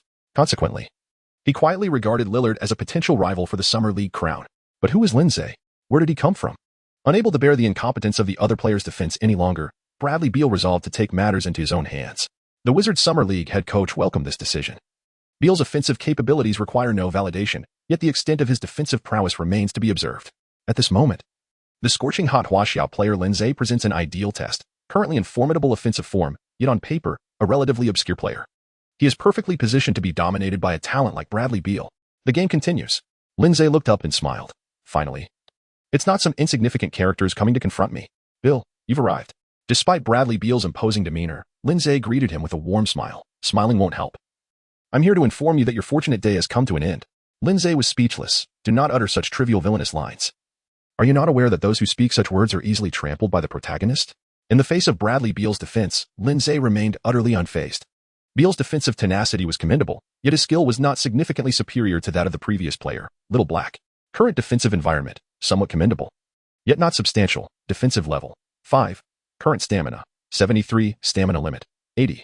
3-point shooting accuracy in game state, 97. Lin Ze was even unwilling to sway back and forth, aligning his aim with Beal's long arm, using Beal's palm as a makeshift sight, and then unleashed his strike. The blade was drawn, a sword soaring like a rainbow. Whoosh! It pierced through the net. Beal, enraged and humiliated, disregarded the coach's earlier instructions. He reached out to demand the ball from their point guard, who dared not refuse, swiftly passing it just past the half-court line. Without hesitation, Beal seized the ball, stepped back a pace beyond the 3-point arc, and launched his shot. Whoosh! It found its mark. After scoring, Beal glared fiercely at Lin Ze. You dare challenge the 12-time leading 3-point shooter in a shooting contest? How audacious. Before Beal could finish his sentence, Lin Ze had already dashed to the front court, and although his Lakers teammates had yet to return on defense, Lin Ze was already 3 steps beyond the 3-point line, rising to take his shot. Boom. The rim exploded with sound. After Lin Ze scored, he turned to Beal, who was rushing over, and said, Hey, what were you barking like a dog just now? I couldn't quite catch it. Beal retorted angrily. I'm a proud 3rd overall pick. Who do you think you were to challenge me? My monthly salary is enough for you to earn in an entire year. This statement was indeed not an exaggeration. As a 3rd overall pick, Bradley Beal signed a 4-year rookie contract worth $18.65 million with the Wizards. In his rookie season, Beal's salary is approximately $4.5 million, not including any incentive clauses. In stark contrast, Lin Ze's salary this year is less than $900,000, which indeed amounts to just a fraction of Beal's monthly earnings. Lin Ze scoffed, no matter how much you earn, if you don't share a single cent with me. What pretense are you putting on before me? If you have the ability, prove it on the court. Silence is the only option for a worthless individual like you. Bradley Beal retorted, You, what about you? Lin Ze deftly snatched the ball. Bradley Beal was taken by surprise, feeling a sudden chill between his legs. As the ball vanished just like that, Lin Ze deftly maneuvered the ball at the front court and unleashed yet another 3-point shot. Boom. Bang. The ball not only reverberated off the rim but also struck Beal squarely in the chest. Beal's heart was bleeding. How is one to compete under such circumstances? Ultimately, Lin Ze triumphed over the Washington Wizards with a dazzling performance, scoring a remarkable 36 points, alongside 2 rebounds, 6 assists, and 2 steals. Following the match, Bradley Beal, who managed to score 25 points, was left with a singular thought. Who am I? Where am I? Wasn't I touted as the premier 3-point shooter of this year's draft? Who is this guy who went 10 for 10 from beyond the arc today, and where did he spring from? What? This freak of nature is a 2nd-round pick? The recent surge in competition has only fueled our motivation to update faster. Kindly exit reading mode. Thank you. This was merely the beginning of Lin Ze's spectacular Summer League showcase. Following the clash against the Wizards, there was no need for the coach to issue specific directives. Everyone understood that Lin Ze was indeed the backbone of the team. Of course, Lin Ze's explosive performance thwarted many aspiring players seeking to make their mark in the Lakers Summer League. Yet what could be done? If Lin Ze played as a center, One might simply refrain from passing him the ball. However, as a point guard, the ball was perpetually in his hands, allowing him to dictate the game without opposition. However, Lin Ze was not averse to providing opportunities for others. Once his three-point shooting drew the opponent's focused defense, he transformed into a master playmaker. When the adversaries concentrated on Lin Ze's perimeter shooting, it became a golden opportunity for his teammates to capitalize. In the final 2 matches of the Summer League, Lin Ze recorded over 10 assists while committing fewer than 2 turnovers, achieving an impeccable assist-to-turnover ratio. After 5 Summer League games, Lin Ze emerged as the team's undeniable core, leading the Los Angeles Lakers to an unblemished record, with an impressive average of 5 points, 3 rebounds, 8 assists, and 2 steals. Lin Ze rightfully secured the title of Summer League MVP and earned a place on the All-Summer League first team. Although this MVP accolade may seem insignificant, it holds little weight for either Lin Ze or the Lakers. Historically, many players who have dazzled in the Summer League MVP race have not garnered substantial recognition from their respective teams. For instance, Jerry Bayless, the 11th overall pick in 2008, averaged 5 points during the Summer League, yet managed only 5 points, 5 rebounds, and 1 assist in his rookie season with the Trail Blazers. Last year's Summer League MVP, Josh Selby, faced an even graver fate. Selected 49th overall by the Memphis Grizzlies in 2011, he averaged 31 points during the Summer League, showcasing a remarkable ability to penetrate the defense. However, upon entering the regular season, he played 28 games, averaging a mere 8 points, 5 rebounds, and 1 assist before being cast aside, leaving him still wandering as a free agent. After the Summer League concluded, the veteran players were still basking in vacation mode. Even the notoriously zealous Kobe was likely on some sandy shore with Vanessa, anticipating the arrival of their child. Although Lin Ze wished to impart some advice to Kobe regarding his rather questionable parenting posture, their relationship had yet to reach that level of intimacy, and prudence was necessary in discerning what should or should not be said. Meanwhile, other established players like Nash were nursing their long-standing injuries at home. Dwight Howard, who has always excelled in fatherhood, was busy celebrating his escape from the unremarkable Magic team by creating a new life. One must admit that, in this regard, Kobe should seek Howard's counsel. Yet, Lin Ze clearly could not afford to rest. There were countless areas in need of improvement. Is a 60 free throw shooting percentage acceptable for a point guard? Certainly not. While mid-range shooting may be a lost cause, the finesse of a little floater or a soft hook shot must still be honed. As for his physicality, Lin Ze, though not towering in stature during his time in the CBA, was adept at bulldozing through defenses like a compact bulldozer. However, after a Summer League, he realized that his weight was a liability. Not only could he not hold his ground against nimble guards, but even against seemingly bulkier white guards, he was at a disadvantage. Gaining strength and weight was equally crucial. Consider Damian Lillard, who, at 86 kilograms, is often treated like a featherweight in the NBA. With every power guard eager to challenge him physically, how could at 82 kilograms Lin Ze hope to survive, despite his lighter frame affording him greater speed? It was not a suitable fit for Lin Ze. Since Lin Ze's legs have failed him, he has bid farewell to the realm of speed. As the path of an assassin is no longer viable, let us instead embrace the robust build. Among the prominent power point guards in the current NBA are Derrick Rose, standing at 190 meters and weighing 91 kilograms, Russell Westbrook, at 191 meters and 92 kilograms, Raymond Felton, at 183 meters and 93 kilograms, and Kyle Lowry, at 185 meters and 93 kilograms. The first two, at their peak, epitomize the perfect balance of power and speed. Such extraordinary talents are not to be compared. As for the latter two, Lin Ze am determined to become the Los Angeles Dynamo. Let the pancake rolls commence. What? There are no authentic pancake rolls in Los Angeles, only a Mexican burrito called ta? That simply won't do. In my previous life, I once ran a pancake stall in college. As long as there are eggs and flour, this is hardly a problem. 2 months later, the training camp of the Los Angeles Lakers officially commenced. All the players began their preseason photo shoots. When Bernie Bickerstaff, the head coach of the Summer League, brushed past Lin Ze after his photo shoot, the elderly gentleman's eyes widened in astonishment, resembling 2 copper bells. During the Summer League, when Lin Ze astounded him with a flawless 3-point shooting performance of 10 for 10, he had not been this taken aback. Lin, how many pounds have you gained? Lin Ze gently caressed his rounded double chin and said, Coach, hear me out, not in defense, but allow me to elucidate. In all honesty, the gianbingwizzy is truly an exceptional ingredient for muscle gain, especially when one adds a pound of sauced beef, a pound of bacon, and 5 eggs. The protein content becomes utterly splendid. However, Bernie Bickerstaff appeared unfazed by Lin Ze's ramblings. Let me make this clear, my young friend. If you cannot reduce your body fat to below 10 before the commencement of the new season, I assure you, you will not set foot on the field for even a minute this season. From Bernie's perspective, this was evidently a stark warning to Lin Ze. Lin Ze firmly believed that with Bernie Bickerstaff as his first assistant coach, his words held true and would undoubtedly be fulfilled. However, rather than feeling anger, Lin Ze found amusement in the situation. Are Are you implying that you intended to grant me playing time? Throughout the summer, Lin Ze had been diligently training with the aim of competing in the NBA. One must understand that gaining weight can also be a phase of muscle development. Yet he never dared to hope for an opportunity to step onto the court during a real game. After all, the competition for the point guard position on the Lakers was nothing short of ruthless.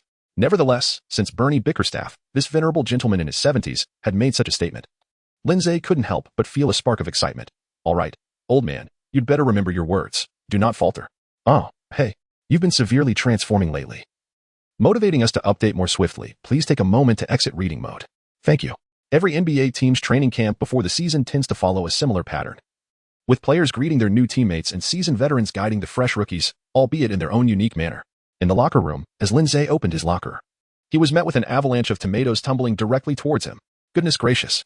Lin Ze removed the tomato perched atop his head, although he exerted no force whatsoever. The tomato still burst with a resounding pop. The locker room erupted in laughter. Dwight Howard flashed his dazzling white smile and said, "Rookie, welcome to the NBA. I've heard that you Chinese particularly enjoy tomatoes, so we specially prepared a basket for you." Lin Ze calmly remarked, "Such a trite joke. Have you Americans not grown weary of it yet?" After speaking, he paid no mind to the laughter of those around him and proceeded to take a shower. Pranking the newcomers was a customary practice in the NBA. It was not limited to second-round picks, as even the esteemed first overall selections were subject to such antics. Lin Ze was more than willing to accept this aspect of NBA rookie culture, provided that the pranks did not go overboard, as it was part of the integration process into the league. Moreover, he was not the sole target of these pranks. Upon Lin Ze's return from his shower, he beheld the sight of Robert Saker, bare-chested, standing in the center of the locker room, caught between laughter and exasperation. From head to toe, amount of donuts had engulfed this 7-foot-tall behemoth, forming a veritable hill of confectionery.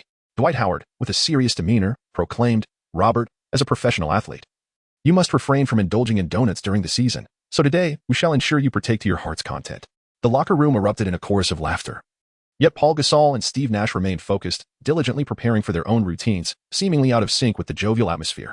As for Kobe, he had long commenced his personal training before anyone else had arrived.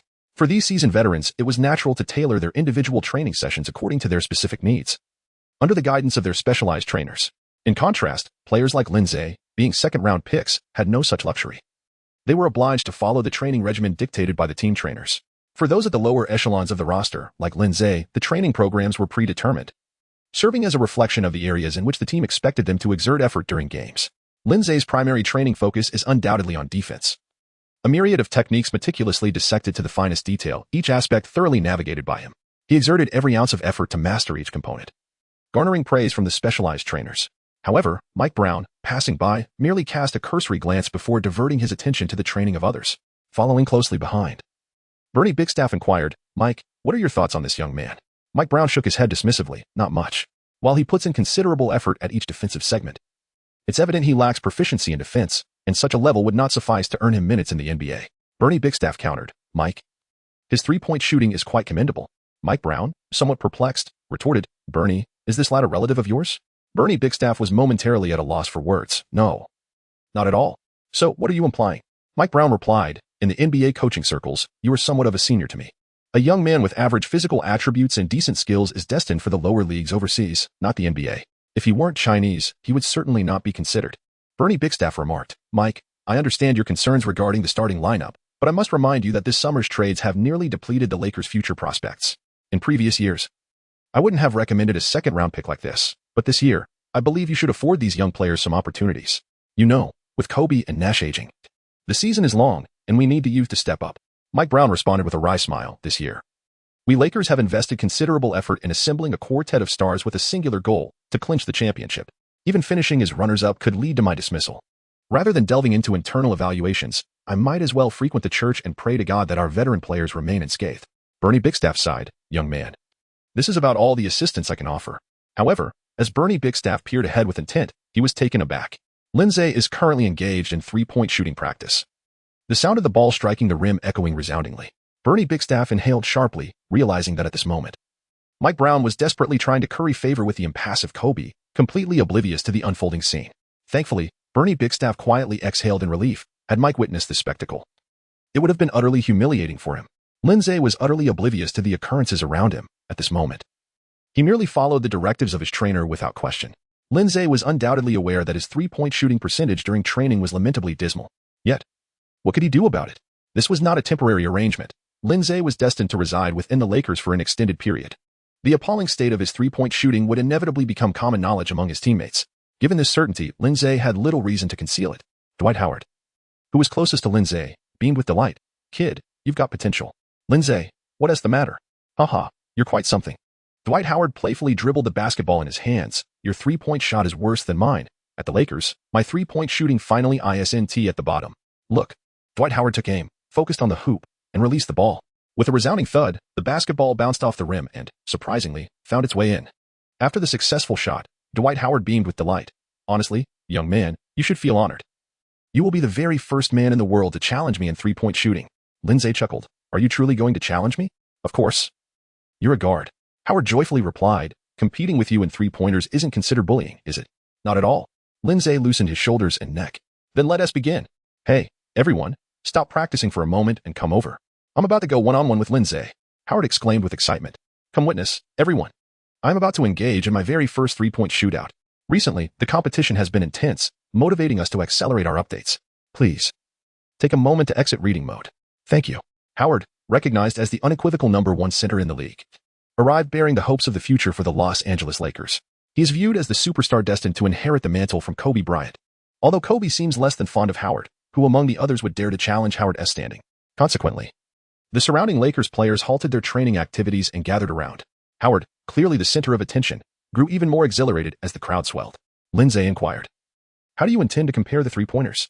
Are we measuring the consecutive makes, or the total number of three-pointers made within a minute? Or perhaps, akin to the three-point contest, we could utilize multiple shooting spots along with the additional bonus balls? Upon hearing this, Howard felt overwhelmed. Is there really such a multitude of ways to compare? Lin Ze, with an air of nonchalance, remarked, since you wish to contest the three-point shot, I leave the method of competition to your discretion. Observing Lin Ze's composed demeanor, Howard could not help but feel a surge of irritation. How dare you act so arrogantly when your three-point shooting percentage in training is barely a third? He retorted. So, how do you propose we proceed? Let us make it a challenge to see who can score the most three-pointers in 1 minute. Consider this a concession on my part. For if we were to compete in a continuous three-point shoot, I doubt your tally would exceed 1. Lin Ze remarked. Well, you go ahead. Huh? Why must I go first? Howard inquired, puzzled. Lin Ze calmly remarked. I fear that if I cast my vote first, you may lose the courage to compete with me. This brash young man, though not particularly skilled, possessed a knack for irksome banter. Howard, with fervor, exclaimed, I'll go first. For reasons unknown, Howard struggled to maintain his composure, and his initial three-point attempt resulted in a complete miss.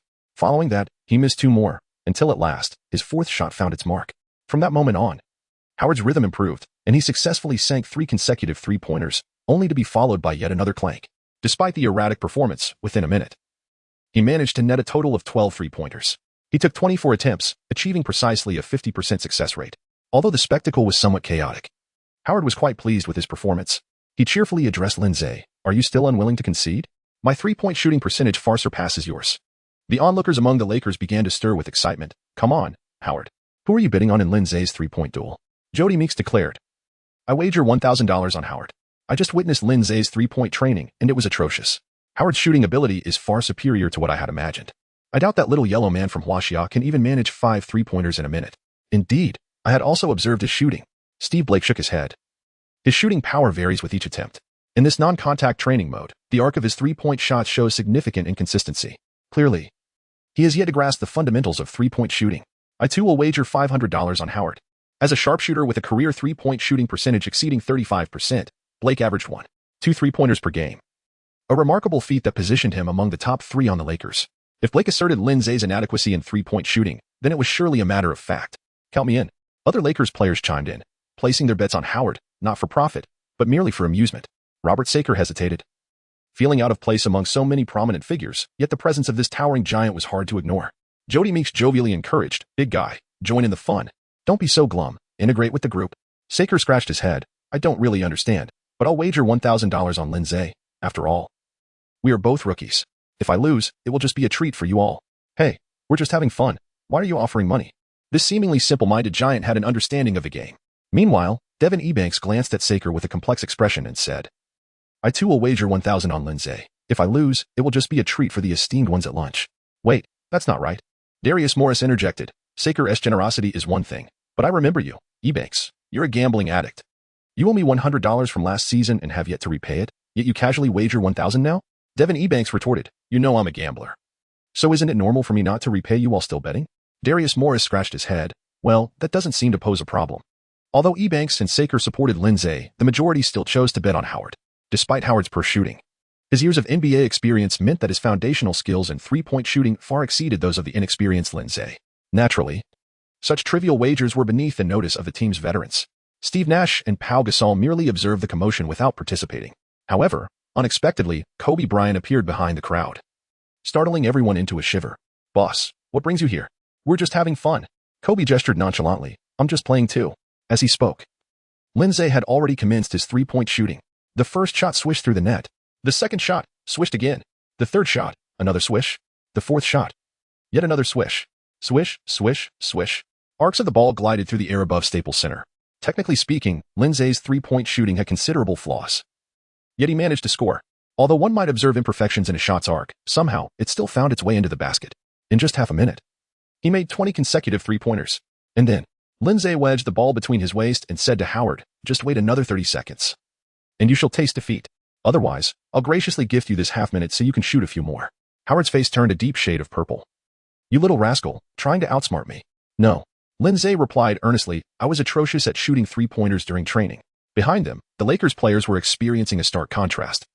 Howard was met with a chorus of lamentations while Lin Ze beamed with joy. As for Kobe, upon witnessing Lin Ze sinking 5 consecutive three-pointers, he had already taken his leave. This wager was hardly worth his time. Kobe was only intrigued by Lin Ze as a person. This kid has potential. At that moment, Ron Artest gave Saker a hefty shove. "Big guy, stop pretending. You know the inside scoop about Lin Ze, don't you?" Saker innocently replied, "I don't have any insider information. I just played in the summer league with Lin Ze. As far as I remember, he didn't miss a single three-pointer during that time." Jody Meeks watched in dismay as his $1,000 slipped into someone else's pocket. Feeling more frustrated with Lin Ze than himself, this kid thinks he's something special just because he can hit a few three-pointers in the summer league, apart from regular training. Internal matches are an essential aspect of team cohesion. The starters versus the bench. For the Lakers' 4 stars, this was the most rudimentary yet crucial form of synergy. Steve Nash showcased his mastery as a top-tier playmaker during the internal match. The series of offensive maneuvers that Kobe would typically execute were rendered unnecessary with Nash's assistance. By the time the ball reached Kobe's hands, he was already in the perfect position to attack the basket, requiring no further adjustments. Howard, too, was exuberantly vocal. As the passer transitioned from Nelson to Nash, Howard was feasting on alley-oops. The starters, without even exerting themselves fully, had already decimated the bench by over 30 points by halftime. Aside from the 36-year-old Anton Jamison achieving double digits in scoring, no one else managed to do so for the bench. The player with the most attempts was Jody Meeks, who for the past 2 years had been Kobe's primary backup, playing the role of his substitute. Consequently, his skills had become entirely Kobe-like, though he had mastered the art of missing shots as well. In a 24-minute half, Jody Meeks had frantically shot the ball 15 times, yet only managed to score 3 points. Of course, none of this pertained to Lin Ze, who had played a mere 1 minute and 27 seconds in the half, failing to score even once in the paint. As for three-pointers, Lin Ze was indeed stationed at the arc, yet Jody Meeks didn't even spare him a glance. As the half concluded, Mike Brown's enthusiasm was palpable. He gazed at Kobe, who was gulping down Gatorade, with stars in his eyes. "It's a done deal. This year's championship is ours." As for the bench's staggering 30-point deficit, what did it matter? Their substantial loss only served to validate the strength of the starters. Despite Jody Meeks' 3 for 15 shooting, he bore no shame. "Come on. Who is guarding me? It's none other than the league's top defender, Kobe. Isn't it normal that I can't make my shots?" Exactly. Why does Meeks hold his position as Kobe's backup? It's because he can execute all the techniques that Kobe employs. When Kobe is absent, Meeks can effectively carry out Kobe's offensive responsibilities. No one else on the Lakers can do that. Darius Morris chimed in, adopting a sycophantic tone. Lin Ze was initially sipping Gatorade, but he couldn't help but burst into laughter. "Ah, I apologize. I am a professional and typically would never laugh, unless I truly cannot contain myself. What is so amusing?" Jody Meeks cast a cold glance at Lin Ze. "It's nothing at all. Please, continue." Lin Ze waved his hand dismissively. "Hey, our boss is asking you a question." Darius Morris suddenly stood up from his seat, glaring at Lin Ze with wide eyes. Attempting to project an air of authority, Lin Ze scratched his head and remarked, "What is this? You, a sycophant, are thinking of throwing punches? Sycophant? What does that mean?" Darius Morris replied, his face a mask of confusion. Han Mo recognized that the cultural barrier had emerged once more. Noticing their lack of comprehension, Lin Ze laid it out plainly. "You are a sycophant for Mix, and Mix, in turn, is a sycophant for Kobe. To think you would aspire to be a sycophant while also playing the role of a subordinate is truly astounding." Darius Morris began to stretch his limbs. "Though I don't quite grasp what you're saying, I can't shake the urge to punch you." "Oh really?" Lin Ze stood up, sizing up Darius Morris, standing at a height of 191 meters and weighing 86 kilograms. You're as thin as a wolf yet wish to challenge me? What is a wolf? Darius Morris was left bewildered once again. Is it a type of werewolf? Observing the tension in the air, the true elder statesman of the bench, Antoine Jameson, spoke up. Let us all keep it civil and refrain from causing a ruckus. At 36 years of age and a veteran scorer with over 20,000 points, Antoine Jameson had declined a mid-level contract, joining the Lakers solely with the ambition of capturing a championship. Although his prowess had waned since his peak, his reputation commanded respect. Who among the bench players would dare provoke such a formidable presence? Once Jameson spoke, everyone fell silent. Darius Morris and Jody Meeks exchanged no further words and returned to their seats. Lin Ze scoffed disdainfully, treating the previous events as if they had never occurred. As the second half of the match commenced, it was still devoid of Lin Ze's involvement. Just before Darius Morris took to the court, he couldn't resist turning back to taunt. Can you not endure? Come on, show me what you've got on the court. Lin Ze curled his lips disdainfully, remarking, with a playing style that guarantees a loss from the outset, it would be best for me to refrain from participating. This group of incompetent teammates makes it impossible for me to carry the team. Hey, young man. Jameson, who was stretching with his back turned to Lin Ze, responded. Do not cast your criticisms too broadly. I am also on the court. You must exercise patience and await your rightful moment. Lin Ze lowered his head in slight embarrassment. As the third quarter commenced, the bench team continued to struggle, while the Lakers' formidable quartet quickly propelled the score towards a staggering 50-point lead after merely half a period. Mike Brown, sensing that his starters had nearly exhausted their tactical approach for the day, decided to substitute them out. Correspondingly, the starters of the bench team also exited the court, and at last, it was Lin Ze's moment to shine. However, just as he was about to make his entrance, the seemingly drowsy Bernie Bigstaff, squinting as if in slumber, leisurely advised him, Lin, be mindful of your play while on the court. Remember to defend vigorously, distribute the ball generously, and maintain dynamic positioning. Do not become overly fixated on ball-dominant offense. Keep in mind that your scoring opportunities lie in the three-point positions at the left and right corners. Lin Ze nodded and strode onto the court. The familiar sound of basketballs echoing in a new environment gradually immersed him in the authentic sensation of the NBA. Gazing at the glaring 46-point deficit on the scoreboard, he completely forgot the words that Bernie Bigstaff had spoken to him. Lin Ze dribbled past the halfway line, encountering no defenders in his path. Lin Ze paused 2 steps beyond the three-point line, aiming for the basket. Mike Brown stared in disbelief, his expression one of incredulity. What is he attempting? Is this boy truly so reckless? Bernie Bigstaff simply closed his eyes, as if I never said anything. Recently, the transformation has been significant, fueling our motivation to update more swiftly. Please, kindly exit reading mode. Thank you. Lin Ze adjusted his breathing and took a 3-point shot from an open position. Swish. The basketball gracefully nestled into the net. Yet, the arena was enveloped in silence. Both teammates and opponents wore expressions of bewilderment. This was not how the strategy was designed. As possession changed, Steve Blake advanced the ball. When Lin Ze moved to defend, Steve Blake quietly cautioned, Kid, you'd better adhere to the established tactics, otherwise you may find yourself on the bench sooner than you think. Lin Ze smiled. Isn't scoring the most important thing? Steve Blake chuckled. Your reasoning holds merit, but you have yet to earn the right to it. With a deliberate 3-step layup, Steve Blake failed to shake off Lin Ze's defense, and with a deft reverse pass, he sent the ball back to Jordan Hill. Boom. Jordan Hill unleashed a ferocious slam dunk. Steve Blake retreated, declaring, now this is the proper way for a point guard to operate. Lin Ze was not averse to passing the ball. However, his teammates were undeniably lackluster. Although Saker towered over Jordan Hill by a noticeable margin, he was so thoroughly dominated that he could scarcely rise. As for the outside shooters, Devin Ebanks, Andrew Goudlock, and Darius Morris, despite being given ample opportunities, they simply could not find the net. The stark disparity between NBA fringe players and bona fide role players was laid bare. While Saker and Ebanks showcased commendable skills during the Summer League, they became virtually ineffective at this level. After several fruitless passes, Lin Ze's frustration began to mount. It was exasperating to know he could score yet felt compelled to distribute the ball to teammates who were utterly incapable. As the opposing team faltered on offense, Lin Ze continued to push for a counterattack. He drew back his bow beyond the arc. Bam! Another shot landed. Mike Brown, with a scowl on his face, called for a timeout. Lin Ze was substituted and never returned to the game. As the match concluded, the starting team triumphed over the substitutes with a resounding 60-point lead, further bolstering Mike Brown's confidence in his elder version of the Princeton system. Reflecting on the words of Chief Assistant Coach Bernie Bickerstaff and primary backup point guard Steve Blake, Lin Ze couldn't help but sigh. What does it matter if I can hit three-pointers consistently? When will the opportunity arise for me to don my armor and dominate in critical moments after the system awakens? Logically, shouldn't I have had the chance for a breakout performance following Kobe's injury? Yet, given the current rotation of the Lakers, it would require the simultaneous absence of Kobe, Nash, Jameson, Artest, Jody Meeks, Steve Blake, and Chris Duhon for Lin Ze to step onto the court and truly shine. Is this a joke? As others concluded their showers and training, Kobe remained.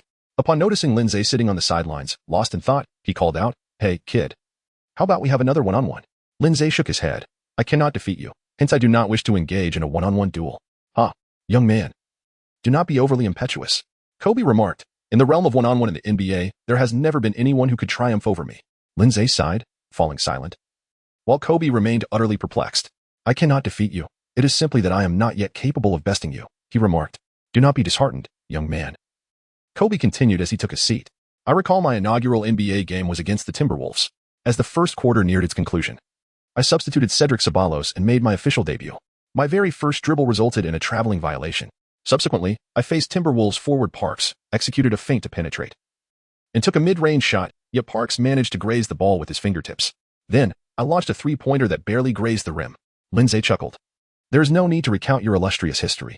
In your professional debut, you played for 6 minutes and 22 seconds, shooting 0 for 1, with a single rebound, 1 block, 1 turnover, and 1 foul. Despite your abysmal performance, the Lakers triumphed, thanks to Shaquille O'Neal's remarkable 35 points, 19 rebounds, 3 assists, and 3 blocks. Meanwhile, their star, Garnett, managed only 12 points and 6 rebounds, utterly overwhelmed." Kobe laughed in response. "Indeed, you are a true fan, remembering such details so vividly." Lin Ze shook his head, declaring, "I am not your fan. I am an admirer of Iverson. I distinctly remember that it is because I am one of your detractors." Kobe, taken aback, responded, "What a surprise. A detractor is standing right beside me." Lin Ze sighed, "Old Kobe, I cannot compare to you. You were merely 17 during your rookie season in the NBA, while I am already 22. By the time you were my age, you had already secured a championship, been named an All-Star starter, and earned spots on both the All-NBA first team and the All-Defensive first team. The disparity between a 22-year-old rookie and a 17-year-old lottery pick is evident, and you surely understand this better than I do." Upon hearing this, Kobe rubbed his nose and remarked, "Your starting point is indeed quite unfortunate. So, are you considering giving up? Spending a year with the Lakers and then returning home?" "No," Lin Ze replied earnestly. "I am determined to lead the Lakers to continued glory." "Old Kobe, are you ready to chase that second championship in your twilight years? Get lost." Kobe retorted with a playful punch, causing Lin Ze to feign injury and fall to the ground. "You little brat," Kobe scoffed. "Dream on. Old Kobe. Take it easy in practice. You need to take care of your health. If you get injured, I can't help you win a championship. Get out of here. You have no idea how difficult it is to win a championship." "Hey, old Kobe, I know it's tough to win. So could you teach me how to play basketball?" "What?" Kobe was taken aback. "Why should I teach you? My time is precious. I want to ask you to do it for free. Teach me basketball, and I'll play one-on-one with you." Who else on the Lakers would dare to challenge you seriously? The reason Kobe sought a one-on-one match with Lin Ze was that, after gaining fame, few dared to challenge him directly. Those who did often had ulterior motives, seeking to gain notoriety through a match with Kobe. Such opportunistic encounters were not appealing to him. The level of spirited competition he experienced with Lin Ze had not been matched in years. Moreover, during their one-on-one matches, Kobe found himself experiencing a genuine sense of urgency, reminiscent of his youth 15 years prior when he battled without restraint against the best in basketball. "All right," Kobe declared, cradling the ball. "Let the first basketball lesson commence." In addition to learning from Kobe's extensive basketball expertise, the daily rigorous training sessions continued under Mike Brown, who was steadily building his confidence in the team's tactical approach. Lin Ze, however, found himself with scant playing time. During the limited minutes he did have, he became more disciplined, refraining from taking the initiative and focusing on making catch-and-shoot attempts from the corner. Despite the meager playing time, Lin Ze remained optimistic. He reasoned, "This is the 2012 Lakers. Surely, I will have my opportunities. Old Kobe, get up. Let us continue training. You little rascal, bring it on." The preseason soon arrived. For the main players, it was merely a warm-up, not counted in the regular season standings, and thus, few took it seriously. However, for Lin Ze, disregarding the preseason was not an option. Regardless of how well he performed in the summer league, it was irrelevant if he failed to impress during the preseason, as it was the true test of the team's roster decisions. Although the preseason lacked significance in terms of regular season records, it nonetheless provided insight into the team's strategic approach for the year. Despite Lin Ze's stellar performance in the summer league, doubts persisted among fans regarding his ability to secure a spot on the Lakers roster. Analysts suggested that Lin Ze would face challenges even more daunting than those encountered by rookie Sun Yu-Sukun pointed out that while the 2008 to 2009 Lakers were the ultimate champions that season, Sun Yu had opportunities at the guard position. Although the Lakers were strong, Kobe remained the primary defensive anchor. Other guards, such as Derek Fisher, Jordan Farmar, and Shannon Brown, while individually skilled offensively, lacked defensive prowess. Sun Yu's height and agility presented an opportunity for development on the defensive end, but his failure to grasp the Lakers' tactical system ultimately led to him being sidelined by Phil Jackson. For Lin Ze this season, under Mike Brown's system, it seemed he might not even get a trial opportunity. Mike Brown was a coach grounded in defensive principles, and despite Lin Ze's near-perfect offensive performance in the Summer League, his defensive shortcomings were evident. Although he had made several impressive steals, he frequently lost his position and allowed opponents to score. To earn Mike Brown's favor, Lin Ze needed to focus on enhancing his defensive skills. Yang Yi's perspective was notably more radical. Let us not be deceived by Lin Ze's impressive Summer League performances. He already demonstrated his unparalleled abilities in a relatively lower-level competition 2 years ago in the CBA. However, we must recognize the vast chasm between the Summer League and the real NBA. Just because you can score in the Summer League does not guarantee success in the NBA. I have broadcasted the NBA for over a decade and have seen many who dominated in the Summer League struggle to even dribble in regular season games. Though Lin Ze is a rising star and a talented player from our nation, we must acknowledge the significant gap between us and the NBA, particularly in the guard position. It is not an exaggeration to say that our best guards would not even rank among the top 2,000 in the United States basketball landscape. Moreover, when considering Lin Ze's physical attributes, he cannot be compared to Sun Yu from 2008. Sun Yu possessed exceptional physical gifts that surpassed typical limits. And even the healthiest version of Lin Ze does not match that level. Ultimately, even the remarkable Sun Yu found himself relegated to the bench with the Lakers. Therefore, we should not harbor unrealistic expectations for Lin Ze's performance in the upcoming season. For players of our ethnicity to succeed in the NBA, they must possess extraordinary physical attributes akin to Yao Ming or Yi Jianlian. Competing in speed and agility without such physical advantages against their African-American counterparts is utterly impractical. Steve Nash, a former vice president of the Los Angeles Lakers, undoubtedly serves as the core of the team's composition. However, we are all aware of Nash's most significant shortcoming. His defensive abilities are notably lacking. Even at his peak, his defense was merely mediocre. Now, at the age of 38, his athletic prowess has diminished considerably, rendering him a liability on the defensive end. Consequently, it is imperative for the Lakers to seek out a second and third option at the point guard position who excels defensively. As we know, the Lakers' offensive firepower is overwhelming, with players like Kobe, Gasol, Nash, and Howard all capable of effortlessly scoring 20 points, with only one basketball to share among them. It is implausible that there would be sufficient opportunities left for Lin to shoot three-pointers. Should Lin find himself on a struggling team that does not prioritize winning, he might secure a few minutes of playing time. However, in the Lakers roster, Lin might not even have the opportunity to be included in the top 12. This is not to undermine Lin's abilities. One merely needs to consider the players ahead of him. Nash is the first-choice point guard for the Lakers, a position beyond Lin's reach. Steve Blake, perhaps lesser known to non-Lakers fans, is a player of average physicality but immense tenacity, especially proficient in corner three-point shooting, with a keen tactical understanding. For the past 3 seasons, he has been the Lakers' definitive backup point guard, averaging around 20 minutes of playtime. Can Lin truly replace him? Chris Duhon is even more formidable. Despite his abysmal offensive skills, he excels defensively. His longevity in the NBA is testament to his defensive prowess. Undoubtedly, under the tutelage of the defense-oriented Mike Brown, Duhon will present a formidable challenge for Blake's backup role. One must ask, can Lin compete with that? Lin's most genuine competition actually lies with Andrew Goudelock, the versatile guard selected by the Lakers in the second round last year, who served as the third point guard last season. Goudelock participated in 40 games, averaging 10 minutes with 4 points and 0 assists. If Lin cannot decisively outperform a player who has already adapted to the Lakers' tactical system for a year, his chances of making the roster are bleak. Assuming, as fellow compatriots, that Lin can surpass Goudelock, can he then claim the same 10 minutes of playing time that Goudelock received? The answer is certainly negative. Goudelock's playing time was due to his role as the third point guard, and with the arrival of Chris Duhon, he has been relegated to the 4th spot. Thus, we, as Chinese basketball fans, must face the reality. Even if Lin manages to outplay Goudelock, he would merely solidify his position as the Lakers' 4th point guard. As you know, only 12 players can be selected for a game roster, comprising 5 starters and 7 substitutes. Beyond the primary backup for each position, the stability of other substitutes is precarious. In any basketball league, the 4th player in any position is unlikely to make it to the 12-player game roster. Although Lin's current performance does not warrant a place in the NBA, he has demonstrated that he has overcome the affliction of poor shooting. Upon returning to the CBA, his impact will be significantly felt, making the notion of whoever has Lin has the championship a reality. It is my hope that Lin does not squander his youth on the NBA bench as Sun Yu did, but rather recognizes the reality of his situation and returns to the CBA while he is still in good physical condition, which would ultimately be more beneficial for his future endeavors representing China on the court. Before the commencement of the new season's preseason games, China Sports Network conducted a poll. Will Lin enter the Los Angeles Lakers preseason roster of 12? 84% believe Lin will not make the roster, while 16% think he will. Although the expert commentators from China Sports Network may not be significantly more knowledgeable than the fans, in the context of the relatively unrefined information flow of 2012, they certainly have the power to sway opinions. In an era devoid of credible self-media, 99% of voices are monopolized by commercial media that prioritize profit over integrity, leading to a blind trust in newspaper evaluations among the populace. Consequently, the assessments of various players are often regarded as gospel by devoted readers. If these prominent figures declare that Lin will not make the Lakers rotation, it is widely accepted that he will not. Lin Ze was utterly perplexed when he received a call from Liu Yao. Lin Ze, you must believe in yourself. No matter how many people claim you won't make it into the NBA rotation, I firmly believe you are the finest basketball player in the world. Lin Ze, who exactly said that I wouldn't make it onto the NBA rotation? I haven't received any notification myself.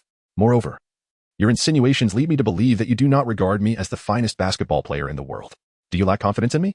Yang Yi, Sukun, and many others whose names are just a jumble of data, all seem to suggest that I will not be able to remain in the NBA and will soon be sent back. Goodness, do you honestly believe such nonsense? There is no need for it. Just have faith in me. I will carve out my own path in the NBA. These are merely unscrupulous journalists chasing clout. Their words are a sheer waste of life. Unscrupulous journalists? Liu Yao, who had just been wearing a sorrowful expression, suddenly exhibited a flicker of determination in her eyes. Lin, I have decided on my future dream. I want to become a basketball journalist to help you defeat these unscrupulous reporters. A journalist? Upon hearing this, Lin Ze scratched his head. This path is not an easy one. What?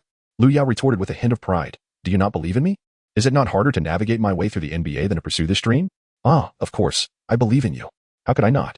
After hanging up, although Lin Ze was already aware through Liu Yao that the entire Huaxia Sports Forum was criticizing him, he could not resist the urge to take a look. To his surprise, upon clicking in, he was taken aback. Goodness! After reading through a myriad of comments, Lin Ze could only exclaim, is it truly unbearable for us to appreciate our Chinese players? While foreign critics may voice their opinions, why must you follow suit thoughtlessly? Nevertheless, Lin Ze comprehended the situation. In this era, the narrative remains firmly in the hands of those so-called official media. It is nearly impossible for netizens to form their own opinions and discern the truth. Yet, this does not imply that Lin Ze has resolved to let them off the hook. Lin Ze successfully registered on the Huaxia Sports Forum through the identity verification channel and left a post with the following theme. Hello everyone, I am Lin Ze. If you have any questions, feel free to leave a message under this post, and I will respond promptly upon seeing them. Lin Ze pondered that true warriors must bravely confront the fire of cannon. Since you wish to criticize me, then do so with fervor. I stand here, ready to see who among us possesses the greater capacity for rebuke. However, it is somewhat awkward that the first 50 comments were uniformly, Lin Ze, I am your devoted fan for 10 years. Lin Ze, I am your loyal admirer for 20 years. Lin Ze, I am your steadfast supporter for 50 years. Lin Ze, I wish to bear your child. Lin Ze, I am willing to undergo a transformation to bring forth your offspring. Lin Ze, I shall divorce my husband immediately to conceive your child. Lin Ze, you are the last hope of Chinese basketball. You must strive in the NBA. However, the highly motivated Lin Ze finds himself somewhat bewildered. What happened to the anticipated banter and jests? Where are those who incessantly scold me? Ah. Lin Ze let out a heavy yawn, feeling a sudden sense of ennui. At long last, the NBA preseason has arrived in full swing. It is indeed a cause for celebration, as the broadcast signal confirms Lin Ze's inclusion in the 12-man roster for the preseason. Yet, Lin Ze is somewhat disheartened to find himself ranked last in the lineup. Point guards, Steve Nash, Steve Blake, Chris Duhon. Lin Ze shooting guards, Kobe Bryant, Jody Meek small forwards, Ron Artest, and Ton Jamison power forwards, Pau Gasol, Earl Clark centers, Dwight Howard, Jordan Hill. With this arrangement of positions, aside from the point guard, each role comprises merely a starter and a substitute. Therefore, do you truly believe Lin Ze when he claims he is not the 12th man of the team? To be frank, given this ranking, even Lin Ze is astonished to be considered for the 12th position. Honestly, I even question whether I am merely a token player. Lin Ze's inclusion in the 12-man roster is not merely a matter of displacing Andrew Goudlock. It also means that several others have been relegated.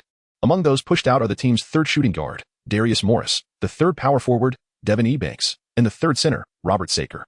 In the eyes of so-called experts, these three were expected to precede Lin Ze on the list, yet the reality is that they must all make room for him. Darius Morris, last year's 41st pick, may not have performed exceptionally last season, but he possesses experience and has a height advantage over Lin Ze. Devin Ebanks, the 40th pick from 2 years ago, similarly struggled in both the last and the season before, yet he boasts 2 years of experience and is considerably taller than Lin Ze. Robert Saker, this year's 60th pick, may lack experience, but his height is undeniably impressive. It is said that a longer inch translates to greater strength. Thus, when players have similar backgrounds, physical attributes such as height come into play. Height is something that cannot be taught on the basketball court. Ebanks and Saker have played alongside Lin Ze during the summer league and hold a measure of respect for his abilities. However, Darius Morris, also a guard, does not share such amicable sentiments toward Lin Ze. Damn it, why are you in the 12-man roster? Lin Ze inquired, are you dissatisfied? Darius Morris replied in a muffled tone, indeed, I am dissatisfied. Lin Ze shrugged his shoulders and remarked, "If you disagree, go ask the coach. Do you really think I relish sitting at the end of the bench? Recently, the transition to coding has been quite severe, igniting our motivation and hastening updates. Kindly take a moment to exit reading mode. Thank you." The torment of sitting at the end of the bench was a sensation Lin Ze genuinely experienced for the first time, and this feeling persisted throughout an entire match. In the opening game, the Los Angeles Lakers' formidable quartet made their debut at home, clashing with the youthful Splash Brothers duo. The game commenced splendidly, with Nash orchestrating plays that allowed Kobe and Howard to thrive, as the Lakers seized absolute control early on, leading by nearly 20 points at one stage in the second quarter. However, that was where the excitement ended. In the second half, the Splash Brothers ignited a three-point barrage, supported by a cadre of agile athletes who soared through the air, decisively overwhelming the aging Lakers. As Kobe and Nash observed from the sidelines mid-third quarter, the Warriors unleashed a devastating 35-0 run, effectively extinguishing any suspense regarding the game. The Lakers quartet faced a crushing defeat in their inaugural appearance. In the subsequent match against the Portland Trail Blazers, Lillard made his first appearance at home. Aldridge, the reliable elder statesman, graciously allowed Lillard to bask in the spotlight during the preseason, and Lillard played as if it were merely a continuation of the Summer League, attacking the basket relentlessly. Meanwhile, Lin Ze, who had also excelled in the Summer League, found himself less fortunate, relegated to the end of the bench, watching Lillard score effortlessly. In the previous game against the Warriors, the Lakers appeared formidable in the first half. Yet in this match, with Kobe absent due to injury, the presence of Gasol, Howard, and Nash did little to maintain order, resulting in a chaotic performance. Astonishingly, the duo of Aldridge and J.J. Hickson effectively neutralized the Lakers' Twin Towers, reducing them to a state where the 38-year-old Nash had to struggle for every three-point shot on the perimeter. Jody Meeks, the player whose style most closely mirrored Kobe's, often found himself utilized as a budget version of Kobe whenever the latter was injured. Meeks could replicate Kobe's moves, albeit at a diminished level. If Kobe's exceptional performances could be rated as 73 out of 100, Meeks would be at 37. In this particular preseason, it appeared to be Meeks' turn to falter, as he began the game with a staggering 1 out of 11 shooting. Consequently, Lakers head coach Mike Brown opted to substitute in Steve Blake alongside Steve Nash. Unfortunately, this proved futile. Brown also assigned Antoine Jamison to the 2 spot, improving their offensive dynamics as Jamison's towering stature allowed him to score. Regrettably, Lillard easily outpaced him in one-on-one situations. Brown then replaced Jamison with Chris Duhon, and Lillard's offensive prowess quickly diminished against the experienced defender. However, this substitution inadvertently elevated the Lakers' perimeter defense, yet their offensive output plummeted to unprecedented lows. By the start of the fourth quarter, the Lakers found themselves trailing by over 20 points. Brown's expression darkened, his already somber demeanor turning almost ashen. It is worth noting that experts had assigned the Lakers the lowest odds of winning the championship this year, suggesting that the assembled F4 roster was expected to dominate the league. Yet, having suffered a reversal in the first preseason game and starting the fourth quarter of the second with a foregone conclusion of defeat, it raised concerns. Even though preseason records do not count, such dismal performances were disheartening, especially against a Blazers team that, despite acquiring the 6th overall pick in Lillard, was perceived as a weak contender. Brown felt immense pressure, particularly with the Lakers management factional disputes escalating alongside the elder Buss's declining health. The dismissal of Phil Jackson was merely a symptom of deeper issues. The power struggle involving Jackson's girlfriend, Jeannie Buss, had taken a toll. To appease the ailing Buss, the management cobbled together this quartet of stars, jeopardizing the franchise's future. Brown was acutely aware that despite his multi-year contract, it offered him no protection. A poor record would see him as the first casualty. As he pondered his predicament, his gaze fell upon Lin Ze, who seemed lost in thought. A surge of frustration welled up within Brown. How could a benchwarmer be so disengaged from the game? Lin, Brown barked, jolting him from his reverie. It's your turn. Go in for Steve Blake. With Lin's entry, the opposing coach, recognizing the Lakers' substitutions, also opted to send in his bench players for the final 5 minutes of garbage time.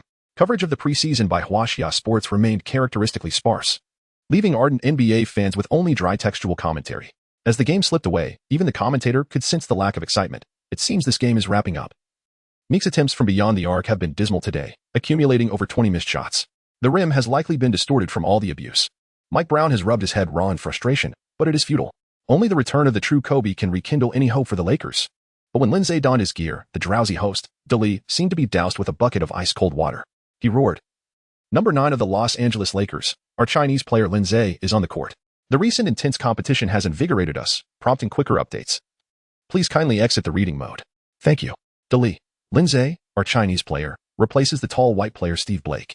Lee, after the Portland Trail Blazers' second-round draft pick, Will Barton, took the court. He aggressively attacked the basket but was met with a volleyball-style block from the Lakers' Earl Clark.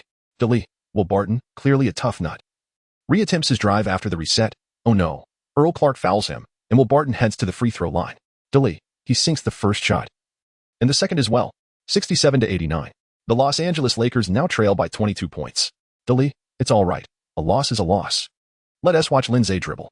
He crosses half court and passes to Maccoby, then runs to the corner, unguarded, a splendid opportunity. Delete. Yet Maccoby completely ignores the penetrating play, resulting in only one of 2 free throws. 68-89. Delete. This one T-do. Lin Ze must not pass to Maccoby. He may be nicknamed Kobe, but he is a false Kobe, not the real deal. Lin Ze, you must take the initiative. Delete. Will Barton continues to dribble past half court, gesturing to his fellow Trailblazers for a solo attempt. Delete. Wait. Lin Ze steals the ball from Barton's side and launches a counterattack. Oh no, Eric Maynor fouls him. Not going for the ball, but targeting Lin Ze to prevent the fast break. Delete. Lin Ze. A three-pointer. My three-pointer is the flame of hell. 71-89. Delete. Lin Ze, with 1. 9-meter Eric Maynor trailing him, launches a three-pointer. It's good. Delete. Goodness. A mid-court three-pointer, Lin Ze scores. This shot would surely be a candidate for the best three-pointer of the season if it were a regular game. Delete. Animated GIF. Delete. So stylish, so impressive. Lin Ze approaches the free throw line for an additional shot, a chance for a 4-point play. The Lakers are trailing significantly. They need to capitalize on every opportunity. Delete. Lin Ze shoots the free throw. Oh no, he misses completely. After that long-range three-pointer. It's clear Lin Ze has quite adjusted his shooting strength. No worries, keep pushing. Delete. 71-89. Fan 1. Haha, that shot was clearly lucky. What is there to boast about? I've made shots like that too. Fan 2. Where did you make those shots? On the kindergarten basketball court? Lin Ze scored in the NBA. Fan 3. Who cares about the NBA? Do preseason points count towards a player's career stats? Dream on. Delete. Will Barton of the Trailblazers attempts to respond with a three-pointer, but he misses. The Lakers swiftly counterattack. With Maccoby driving to the basket, but, oh no, he gets blocked again. Delete. Earl Clark grabs the rebound but loses it, passing out. A purple and gold figure appears at the left 45-degree angle. Three-pointer attempt. My three-pointer is the flame of hell. 74-89. Delete. Lin Ze scores another three-pointer. Scoring is the best reply a man can give to doubt. Just moments ago, the Lakers trailed by 21 points. But now Lin Ze has narrowed the gap to 15 with 6 points in just 1.5 minutes. Delete. If we disregard Maccoby's foolish antics. Lin Ze scored 6 points plus a steal in 30 seconds. Fan 4. If the Lakers want to win, they should hand over the ball to Lin Ze and let him take charge. Everyone else should step aside. Fan 5. What happened to the one barking earlier? Was that long-range 3 a fluke? What about that jump shot 3? Your ancestors combined couldn't have hit such three-pointers consistently. Delete. The game resumes. The Trailblazers continue to attack but miss. It seems Will Barton is as much of a liability as Maccoby. Delete. Maccoby remains adamant about not passing to Lin Ze, scoring a long two-pointer. 76-89. The gap narrows. Delete. Will Barton. Three-pointer. It's good. Oh no. 76-92. Delete. Lin Ze drives through, and that foolish Maccoby wants the ball again. Lin Ze pretends not to see him. The Blazers' backup center, Jeffries, approaches. Standing at a towering 11 meters. Delete. Lin Ze slowly backs up, retreating beyond the three-point line, then suddenly unleashes a cold-blooded shot. A three-pointer is launched. Delete. The most beautiful is not a rainy day, but my three-point dagger. 79-92. The Lakers still trail by 13 points, with just 2.5 minutes left. Although Lin Ze is on fire, it's too late. Across the ocean at the Trailblazers' home, the Rose Garden, when Lin Ze netted yet another three-pointer. He was met not with cheers from teammates and fans, but with Jody Maccoby's venomous glare. Kid, I just told you to pass the ball. You couldn't have missed that, could you? Lin Ze chuckled and said, I apologize, Jordy. I am from Huaxia, and my listening skills in English are rather poor. When I get nervous, I simply cannot comprehend. Next time you have an urgent matter, do let me know. I suggest you learn a few phrases in Chinese. With your eloquence, how can you claim that your English is lacking? Hey, what did you say? Lin Ze feigned ignorance. You see, doesn't your sentence contain some slang? I didn't quite catch that. All right. Jordy Mix's frustration with Lin Ze's persistent act of ignorance boiled over. In the next round, you must pass the ball to me, or you shall face my wrath. However, Lin Ze was already too preoccupied to heed Jordy Mix's complaints and dashed back to find his defender. Meanwhile, the Portland Trail Blazers' Will Barton attempted to penetrate the paint once more but failed. The rebound soared amidst a flurry of 8 arms before ultimately landing in Lin Ze's grasp. Lin Ze executed a swift counterattack. The trailing Trail Blazers players pursued him relentlessly. Ahead lay an expanse of open court, just 2 steps beyond the three-point line. Lin Ze suddenly came to a halt. With a decisive feint, the ever-persistent Will Barton, who had been hot on Lin Ze's heels, stumbled and fell flat at Lin Ze's feet. Yet, he did not make contact with Lin Ze's body, for Lin Ze had already leaped. The three-pointer was launched. Current defensive situation, Grandma-level defense, defensive rating, 2. Current stamina, 70. Maximum stamina, 80. In the throes of the game, the number of guaranteed three-pointers, 161. Swish. It found nothing but net. The score now stood at 82-92. The deficit had been reduced to a mere 10 points. As Lin Ze released his three-point shot, his focus entirely shifted to the fallen Will Barton beneath him. Careful not to step on this fellow, Lin Ze leaned back further, evading the impending threat with grace. He landed smoothly. Meanwhile, Will Barton remained on the ground, still unable to rise. Lin Ze could not help but cough lightly, exclaiming, in this time of the year, "Without any festivities, such a grand gift is beyond my means. Please, get up. There is no way I can offer you a red envelope. Furthermore, I must say, if you wish to thrive in the NBA, you must bolster your defense. At present, your defensive skills are inferior even to those of a grandmother." Will Barton looked up at Lin Ze, who appeared almost divine under the glow of the overhead lights, and retorted, "You scoundrel, you are merely a second-round pick yourself. Who knows which of us will be eliminated from the NBA first? Recently, the transformation has been intense, fueling our motivation to update more swiftly. Please take a moment to exit reading mode." "Thank you." Lin Ze smiled cunningly. "Hey, I shall take that as your blessing." Will Barton remains active on the NBA stage as of 2023, which is indeed an impressive achievement for a second-round draft pick. Although Lin Ze's words seemed to be complimentary, they carried an undertone of sarcasm when heard by Will Barton. "You little rascal. Just wait until I dominate you." Lin Ze was absolutely thrilled, trust me. "As long as the ball is in your possession for the next few rounds, our celebratory feast in Los Angeles tonight cannot commence without you." "Oh, how infuriating." Will Barton scoffed. "Though I too am a second-round pick, I am certainly not someone you can aspire to reach." Indeed, you are the most formidable." Lin Ze was flattered. This praise is by no means empty words. In the previous life, Will Barton's offensive prowess had been thoroughly validated by the NBA, making him a formidable contender for the Sixth Man of the Year award. Yet, he was also a remarkable individual capable of single-handedly defending his own star. The versatile Nikola Jokic. With Will Barton on the roster, the Nuggets were never serious contenders for the championship. However, upon his departure, despite losing a bench-scoring leader averaging 17 points per game and acquiring only scraps in return, the Nuggets triumphed the very next year. Nikola Jokic, like a seal broken, transformed into a force of nature, dominating the playoffs and claiming the title of the league's finest. For both the Nuggets and Jokic, Will Barton's presence may seem insignificant, yet his absence proved to be crucial for the team. Will Barton, with the ball in hand, called for screens, initiated switches. Another switch. Ultimately, Will Barton succeeded in forcing his defender to become Lin Ze. The young man, with a darkened gaze, Will Barton declared, "Do not flee. I shall relish in dismantling you myself." Lin Ze calmly remarked, "My defense may not be exceptional, but against you, it suffices. In fact, I need not even defend. You simply cannot make the shot." "Nonsense. You don't believe me?" Lin Ze said, clasping his hands behind his back. "Go ahead and take a three-pointer right in front of me. If I move even a fraction, consider it my defeat." Will Barton stared in disbelief as Lin Ze placed his hands behind him and even took a step back, granting himself the perfect space for a three-point shot. If he did not attempt the shot, could he still be considered a professional player? Yet, if he missed, would Lin Ze not trample his pride into the ground? Unbeknownst to him, Will Barton found himself in a precarious situation, akin to being roasted over an open flame. Of course, those capable of contemplating such nuances are typically of sound mind. Will Barton, however, was evidently not among them, even though he found the scenario somewhat peculiar. After years of playing professional basketball, he had always been the focal point of defensive attention. Today, he was being afforded such latitude by a shorter opponent. A novel experience indeed. With determination, Will Barton rose to take the shot, to preempt any sudden defensive maneuver from Lin Ze. This three-pointer was executed with a touch of flair. Swish. A graceful arc. A confident trajectory. Alas, it was a complete air ball. Will Barton's shot soared well over the hoop, landing squarely in the audience section. Fortunately, this was a preseason game with a sparse crowd. Otherwise, anyone struck by the wayward ball would have been less than pleased. Look. What did I tell you?" Lin Ze spread his hands in exasperation. "Mr. Will Barton, I've given you the chance, yet you prove utterly useless. Are you attempting to humiliate me?" Anger flared in Will Barton as he pressed his forehead against Lin Ze's, his fury palpable. While he stood slightly taller than Lin Ze, his slender frame was deceiving. Standing at 196 centimeters and weighing a mere 82 kilograms, he was indeed one of the leanest players in the NBA. Yet, as Lin Ze lightly engaged him in a challenge, it seemed as though this tall figure might snap under the pressure. "Hey, let the basketball speak for itself," Lin Ze declared. "Otherwise, your fate will be far worse." Had this been a regular season match, the Trail Blazers would undoubtedly have called a timeout to reprimand Will Barton thoroughly. However, in this preseason game, the head coach merely circled Barton's name in red ink, indicating caution for the regular season. Turning away, Lin Ze once again disregarded Jody Meek's request for the ball. Meeks widened his eyes in disbelief. This kid is utterly uncontrollable.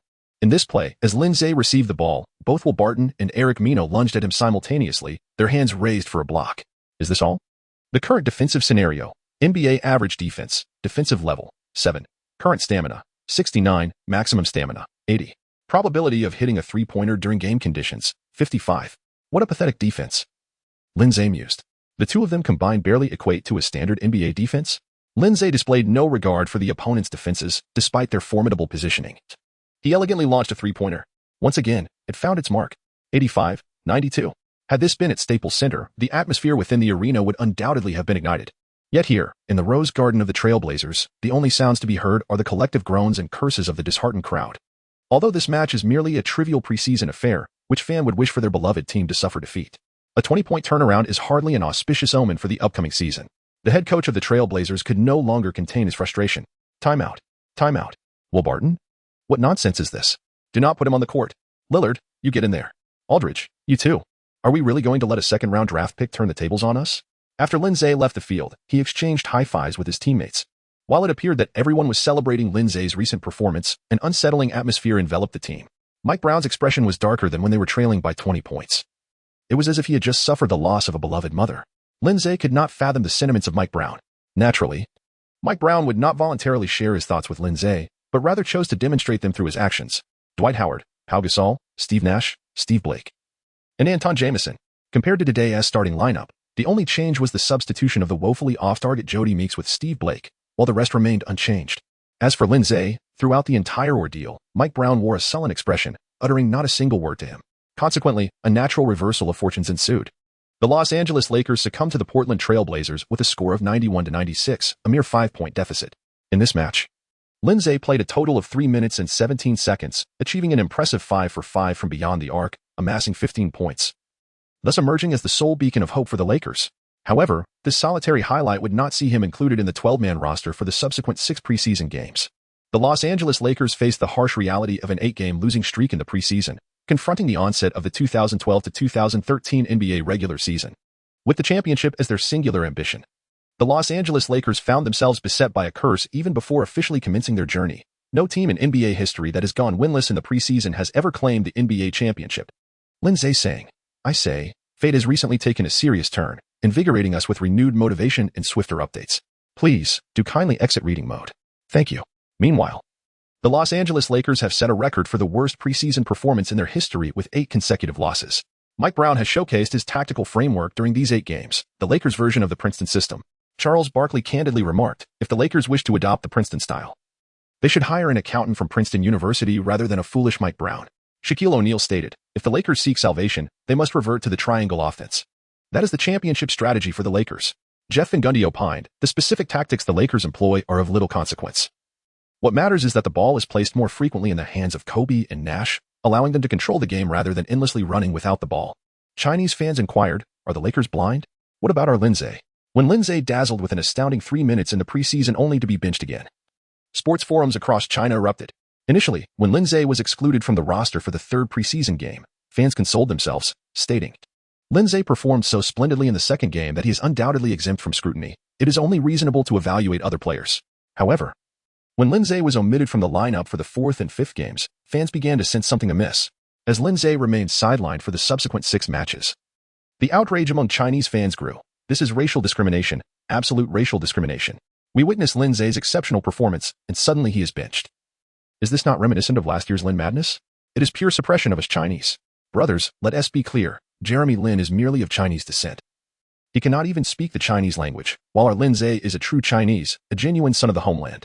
Indeed. While Lin Madness lasted a considerable time during the regular season, what of our Lin Ze? He played merely 3 minutes of brilliance. And those NBA rascals refused to let him continue. What can that foolish Mike Brown possibly achieve? He should swiftly resign. We need someone with a functioning intellect. If Lin Ze were in the game, we would have surely won at least 4 out of 8 matches. Lin Ze was indeed somewhat perplexed, despite having delivered a performance that could be deemed flawless during those brief minutes in the preseason. How was it that he suddenly found himself unable to secure even the 12th spot? Prior to the commencement of the new season, Lin Ze fulfilled his agreement with assistant coach Bernie Bigstaff to undergo a body fat test. Lin Ze successfully passed with a score of 8. While this achievement may not be deemed exceptional, considering that the elite of the NBA have managed to maintain their body fat around 5'8", 8 truly represents Lin Ze's utmost limit, especially after a period of intense muscle gain. Lin Ze, height, 186 centimeters, 6, 1 feet, weight, 92. 2 kilograms, 203 pounds. His height remains unchanged, yet his weight has surged by a full 10 kilograms. At 82 kilograms, Lin Ze was merely a minor presence on the NBA court, but at 92 kilograms, he is transformed into a formidable force. While it cannot be claimed that his muscle definition is strikingly pronounced, the thickness of his physique is undeniably transformed when compared to the Lin Ze who had just arrived in America a few months prior. Previously, walking down the streets of America, he resembled a slender, handsome individual from China, more akin to an idol than an athlete. Now, however, Lin Ze boasts a physique brimming with muscle. Who could doubt that he has undergone professional training? Among guards under 1.9 meters, is there anyone heavier than Lin Ze? Indeed, Lowry and Felton are both slightly lighter than Lin Ze, yet neither matches his height. Below 1.9 meters, there is no one taller than Lin Ze who is also more robust, and no one more robust who is taller. Such is the reality. Bernie Bickerstaff merely nodded symbolically at Lin Ze's successful benchmarks before preparing to depart. But could Lin Ze allow him to leave? He seized the opportunity to express all his doubts and inquiries in one go. Bernie Bickerstaff squinted, revealing an expression that conveyed, "You are still too young. Do you really believe that your performance during those few minutes in the preseason was exceptional?" "Ah," Lin Ze retorted. "Was it not?" Bernie Bickerstaff shook his head. "No. What you perceive as exceptional is viewed as utterly disappointing in the eyes of Mike Brown. You may feel that you utterly outperformed that second-round draft pick. Yet in Mike Brown's perspective, your performance was equally as poor as that of the second-round guard." Lin Ze became increasingly agitated. "Coach, when I was on the court, I was consistently closing the gap in points. Will Barton was merely flailing about, continuously missing shots. How could we be compared?" "Indeed, you have a point. That second-round draft pick from the Trailblazers is undoubtedly erratic, but what about you? Is your play not chaotic? Just because a shot goes in, does it absolve you of recklessness?" Bernie Bickerstaff, nearing 70, had served as a head coach for an extended period during the 1990s. However, with the passage of time, he had transformed into a chief assistant coach, moving between numerous teams. This venerable gentleman has had the privilege of working alongside a multitude of head coaches, engaging with all manner of coaching styles. If Lin Ze's performance during the preseason were to catch the discerning eye of Phil Jackson, it would undoubtedly be a revelation. However, for a coach like Mike Brown, it would likely be a disheartening sight. "Youngster, do not take offense. Bernie Bickerstaff, though advanced in years, often finds it difficult to restrain his tongue when he speaks. As a point guard, the epitome of an ideal playmaker is akin to Steve Nash, who skillfully creates direct scoring opportunities for his teammates. A slightly lesser playmaker resembles Andre Miller, who adeptly identifies scoring chances generated by others, delivering the ball at the most advantageous angle. An even more modest playmaker is akin to Derek Fisher, who swiftly facilitates the ball to the team's primary scorer. Now, I pose this question to you, Bernie Bickerstaff. Which tier of playmaker do you believe you embody?" Lin Ze shook his head, proclaiming, "I do not belong to any of these three tiers." Bernie Bixby, with a tone of earnestness, replied, "You may believe that those few three-point shots you made are impressive. Yet in reality, they utterly contravene the fundamental responsibilities of a point guard. It is one thing to lack the innate organizational prowess of Nash or Andre Miller. That is a matter of talent, which cannot be forced. However, when Mick continuously requests the ball from you, and you refuse to oblige, it has driven Mike Brown to the brink of exasperation. That is not correct." Lin Ze gestured dismissively, as the elder transitioned to a new topic. Lin Ze remained fixated on the previous discussion, asserting, "My claim of not belonging to any of these three levels does not imply that I consider myself inferior to them. On the contrary, I do not believe that as a point guard, I am inferior at all. The reason you perceive me as lacking compared to them is due to the flawed criteria you employ to evaluate point guards." "What?" Bernie Bixby was taken aback, having assumed Lin Ze had conceded. To his astonishment, Lin Ze directly dismantled the very foundation of Bixby's theory, questioning how such standards could possibly be deemed valid. "Generations of point guards have been assessed according to these criteria. How could you assert that these standards are erroneous?" The 22-year-old Lin Ze has profoundly astonished the 68-year-old Bernie Bickerstaff with a glimpse of the millennial perspective. "While I may not belong to any of these three categories, have you ever contemplated the flaws inherent in your evaluative criteria, old man? Are you suggesting that the standards I have upheld for the past 40 years are erroneous? Now, dear elder, ponder this. Shouldn't your 40-year-old standards evolve? Close your eyes and let us envision a scenario together." Instantly, Bernie Bickerstaff adopts a bewildered expression reminiscent of a senior version of the confused black man meme. "If you don't elucidate your point today, do you believe I want to retaliate?" He retorts, "Now, don't be hasty, old man. Imagine this scene. The point guard crosses half court, and the opposing players immediately converge to trap him. Meanwhile, a forward finds himself in a wide-open opportunity, and the point guard dishes the ball to him, who effortlessly scores. In another instance, the point guard crosses half court, and the opposing player opts for single coverage. The point guard then chooses to engage in a one-on-one, easily making the shot. Yet again, as the point guard advances past half court, the defender gives him a step, allowing the point guard to sink a long-range three-pointer. When the team finds itself in a predicament, with all five players cycling through without creating any opportunities, the point guard ultimately takes the last shot and scores." Lin Ze spoke fervently, while Bernie Bickerstaff's mind raced with vivid images. No, no. Bernie shook his head. Let me gather my thoughts. Are you suggesting that this is a point guard? Isn't this a player of the caliber of Michael Jordan or Kobe Bryant, a supreme scorer? What does this have to do with point guards? No, Lin Ze replied, shaking his head. A point guard like us would never be as inefficient as Kobe. Our true shooting percentage must exceed 60. When teammates have opportunities to pass, and when they don't, I will seize the offensive chances. This is the essence of the new era's point guard. Bernie Bigstaff remained perplexed. Your words remind me of Allen Iverson. But Iverson had long transcended the role of a point guard. At his peak, he played as a shooting guard, and even he could not reach such heights. This is certainly not his fault. After all, before Stephen Curry ascended to the throne, such point guards simply did not exist. Although in 2012, Curry had begun to reveal qualities distinct from historical point guards, his abilities had yet to reach the level of transforming the NBA. As for the future, Lin Ze mused to himself, since I have arrived in this era, let Curry compete for second place with the other three-point maestros. Bernie Bigstaff inquired, are you done? No. Something seems off. The old man's expression is not quite right. Instead of the surprise Lin Ze had envisioned on Bernie Bigstaff's face, he was met with a look of bewilderment, as if he were gazing at a fool. Lin Ze cautiously inquired, Coach, do you think my idea is beautiful? Beautiful, my foot. Bernie Bigstaff retorted, delivering a sharp thump to Lin Ze's head. Who do you think you are? Are you Kobe? Are you Jordan? Are you Iverson? Do you believe you can do as you wish? Bernie Bigstaff admonished, what gives you the right to draw grand plans here? Are you aspiring to be a director of a basketball film? He pointed out the flaws in Lin Ze's conception. If you were the #1 draft pick, presenting such an idea would prompt the team to promptly convene the entire coaching staff to deliberate its feasibility. They would integrate your proposal into the daily training regimen, aiming to construct the team over 1 to 2 seasons based on your vision, testing whether you could embody the point guard you envision.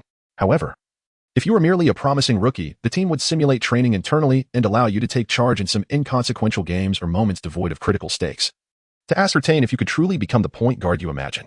Wake up. You're just a second-round pick, a player who, irrespective of how well you perform, could be relegated to the bench by the head coach on a whim, without any responsibility or justification required. Your thoughts are inconsequential, and no one is even interested in them, Bernie Bigstaff stated coolly. Under Mike Brown's guidance, what he requires from you is to function as a point guard akin to Derek Fisher, merely bringing the ball past half-court and promptly delivering it to the team as offensive focal point. After that, you need only position yourself in the corner. In fact, Mike Brown won't expect you to make open three-point shots. He will only demand relentless effort on the defensive end. He doesn't care how you wish to play. He expects you to execute according to his vision. If you fail to do so, you will remain on the bench indefinitely. Your perfect shooting performance of 5 for 5 from beyond the arc in the second preseason game will leave no impression on Mike Brown. All he sees is you, as the point guard, consistently refusing the ball when the team's offensive focal point calls for it, and opting to force shots when faced with tight defense. This severely contradicts Mike Brown's expectations of you, thus your relegation is entirely justified. I advise you to abandon these unrealistic fantasies if you wish to secure a place beside Mike Brown.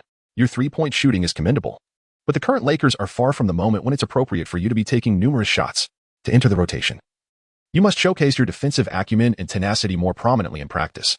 Young man, while your physical attributes may be average, your anticipatory skills on defense reveal a certain innate talent. Focus on honing this defensive skill meticulously, and one day, you shall find your way back into the rotation. As one ages, they often yearn to impart wisdom to the younger generation, and unbeknownst to him, Bernie Bigstaff had already conveyed a wealth of advice. But did this young man truly absorb his heartfelt counsel? Bernie Bigstaff gazed at the young man from Huaxia. Lin Ze flashed a grin, declaring, under Mike Brown's watchful gaze, my prospects appear dim. I must inquire, if you were to assume the role of head coach, would you consider reinstating me? The recent tumultuous transitions have only fueled our motivation for swifter updates. I kindly urge you to exit reading mode. Thank you. Good heavens. Bernie Bickerstaff was seething with fury. Are you here waiting for me? What on earth are you rambling about? Do you believe you possess the authority to dictate the Lakers' coaching choices? Mike Brown signed a 4-year contract worth over $18 million with the Lakers just last year. Do you genuinely expect him to be dismissed this season? What grounds would there be for such a dismissal? Simply because Mike Brown does not utilize your talents? With a chuckle, Lin Ze responded, old man, is this merely idle chatter? What if, after only a few games, Mike Brown were to be let go?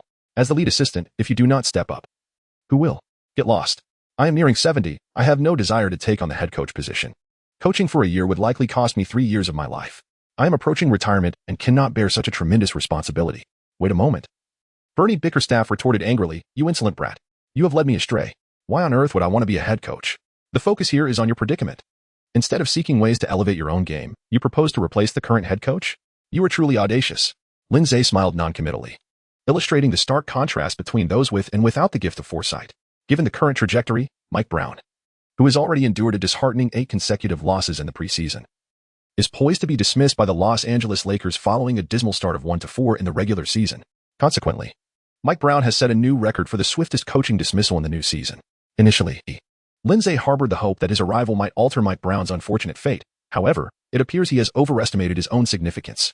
It seems he must await the ascension of Bernie Bickerstaff for his own springtime to arrive. Coach, let us entertain a hypothetical scenario. If you were the head coach, would you allow me to enter the rotation? Hypothetical?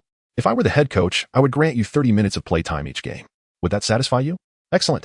Lin Ze grasped Bernie Bickerstaff's hand, his eyes gleaming with enthusiasm. Coach, there is an ancient saying in Huaxia, a gentleman's word is his bond. You have made this promise, and you must stand by it. Get lost, you rascal. Bernie Bickerstaff retorted, shaking off Lin Ze's hand, visibly irked as he turned to leave. What's the point of all this chatter? I said I want to be the head coach, and I have designated you as the sixth man. Does that matter? Not a bit. I cannot become the head coach, and you will not make the rotation. Just live in your fantasy. Hey, Lin Ze chuckled softly. Old man, you are still suffering from the inability to traverse time. Amidst the clamoring anticipation, the 2012-2013 season opener for the Los Angeles Lakers officially commenced at Staples Center. The Lakers' formidable quartet made their grand entrance. As for the broadcast, it was, of course, nationwide in the United States, and all channels capable of airing the NBA in Huaxia. Both official and unofficial were riveted on this match. Despite the Lakers' dismal performance in the preseason, what did that matter? Fans across the globe shared a common belief. What do you know? We are still in the adjustment phase. Only in the regular season will we witness the true prowess of our Lakers quartet. The Lakers' inaugural opponent was the Dallas Mavericks. Although the Mavericks had seen Dirk Nowitzki's explosive performance 2 years prior, single-handedly dismantling the Heat's trio, that was now a distant memory. After being eliminated in the first round last year, experts predicted that the Mavericks would struggle to even reach the playoffs this year. Indeed, if one were to select a team older than this year's Lakers, it could only be the Mavericks. Most analysts forecasted that the Mavericks would finish 10th in the Western Conference. To make matters worse, the Mavericks announced before the game that Dirk Nowitzki would be sidelined due to injury. Without Nowitzki, what threat did the Mavericks pose? For Lakers fans, securing this victory seemed as effortless as indulging in a sweet donut. Meanwhile, for Huaxia fans, beyond the excitement of witnessing the quartet, another pressing question lingered. Would Lin Ze get to play? Would today mark the return of a Huaxia player to the NBA court? I believe Lin Ze has a substantial chance to play today. Look, the Mavericks don't even have Dirk, and they might be overwhelmed by the third quarter, which could open up opportunities for Lin Ze. However, soon after, Yang Yi, a host from Huaxia Sports, poured cold water on the pregame excitement. As I expected, Lin Ze is not included in the Lakers' 12-man roster today, so he definitely won't be playing. There is no need for disappointment. Currently, the Lakers' backcourt is brimming with talent. And Lin Ze, when compared to these players, indeed has much to improve upon. Hence, it is only natural that he does not make the cut. The NBA is a realm governed by strength, and we can only hope Lin Ze trains diligently, proving his worth to ascend to the NBA stage sooner rather than later. It is unrealistic to expect instant success. You often criticize Sun Yu for not putting in enough effort, yet one must understand that being a second-round pick is challenging. If Lin Ze plays for a year in the NBA and has less playing time than Sun Yu did at his peak, you should not be too surprised. Of course, we can still hold some hope. Despite the Lakers' strength, they are predominantly seasoned veterans. If they can quickly dominate the Mavericks, it is possible that Lin Ze, as a young player, might snag a couple of minutes on the court. One must acknowledge that Huaxia's commercial potential in basketball is among the highest globally. If we could feature a Huaxia player during garbage time, it would significantly enhance viewership and advertising impact. I understand the Lakers are a prestigious franchise, but who would refuse an opportunity for profit? The Lakers selecting Sun Yu years ago and now opting for Lin Ze signifies their intent to foster greater commercial ties with Huaxia.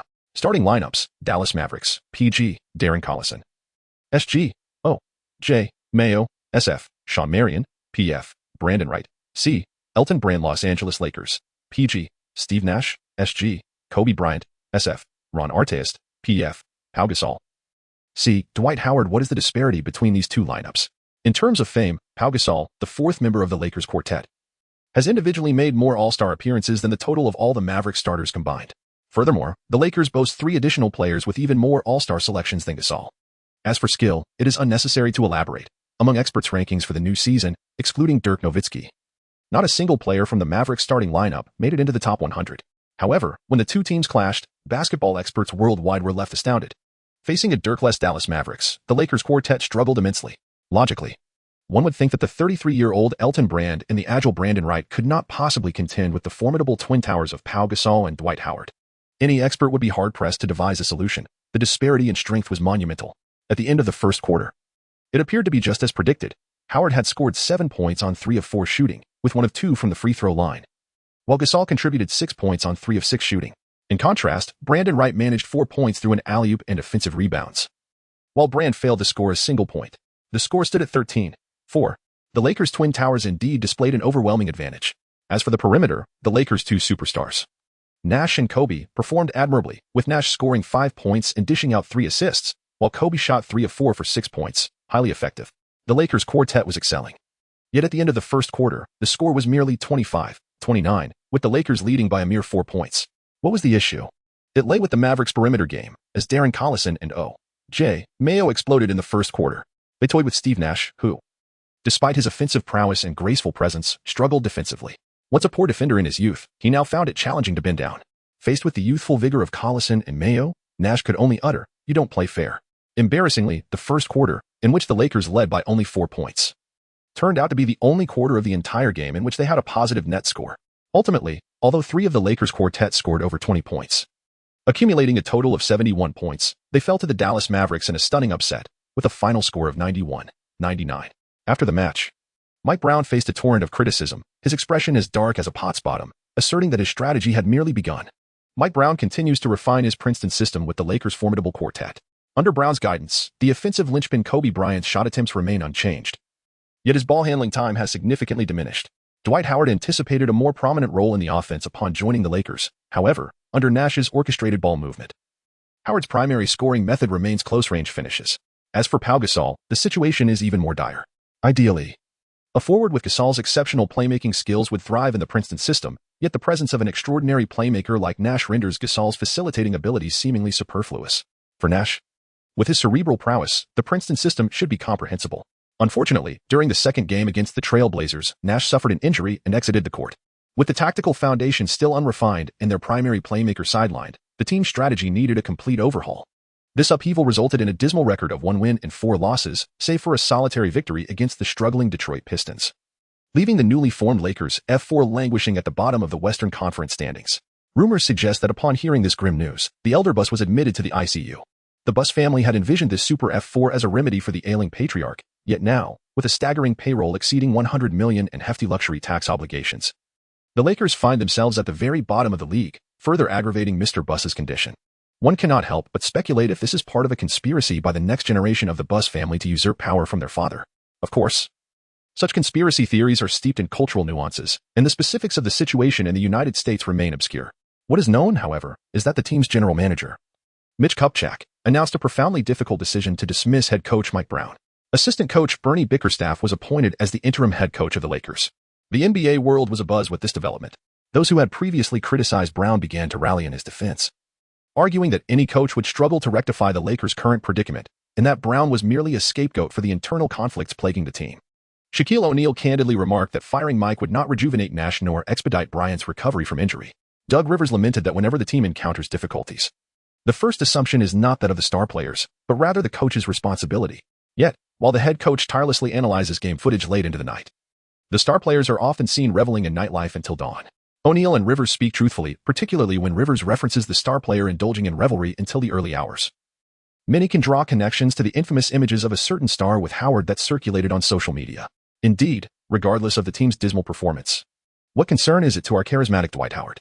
The aging Lakers yearn for a championship, but what does it matter to a 27-year-old Howard? In the prime of his career? Truth be told, Howard's display in the first 5 games has rightfully earned him the title of the league's premier center. Yet, in the eyes of the training-obsessed Bryant, Howard appears to be squandering his prodigious talent. Howard possesses the potential to elevate his game, yet he seems more preoccupied with indulgences than honing his skills. In light of this, Bryant finds himself compelled to intensify his training regimen. Indeed, as experts have analyzed, Brown's lackluster record is a reality, yet his dismissal will not resolve the Lakers' current turmoil. The internal power struggles within the Bus family will not cease with Brown's departure. Rather, they may intensify. Jeannie Buss began fervently endorsing her longtime partner, Phil Jackson, to the ailing elder Buss. Conversely, Jimmy Buss, who had recently begun to assume control of Lakers affairs, expressed that while any coach could be considered, Jackson was unequivocally not an option. The rationale is straightforward. While outsiders might perceive Jackson's tactical acumen and familiarity with the Lakers core as ideal for the head coach position, the influence of Jeannie Buss, a woman perceived as power-hungry, raises concerns for Jimmy Buss regarding her potential resurgence to the center of power within the Lakers, amidst the indecision of the Lakers' upper echelons. Interim head coach Bernie Bickerstaff temporarily assumes control of the team. While this transition appears seamless, Bickerstaff feels an unsettling sense of foreboding.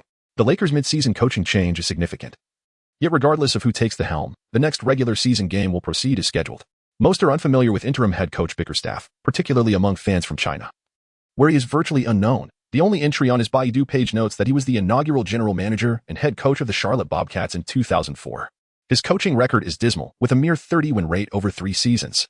Delving deeper into his past reveals that Bickerstaff has served as an assistant coach for various NBA teams since the 1970s and has coached franchises such as the Seattle Supersonics, Denver Nuggets, and Washington Wizards during the 80s and 90s.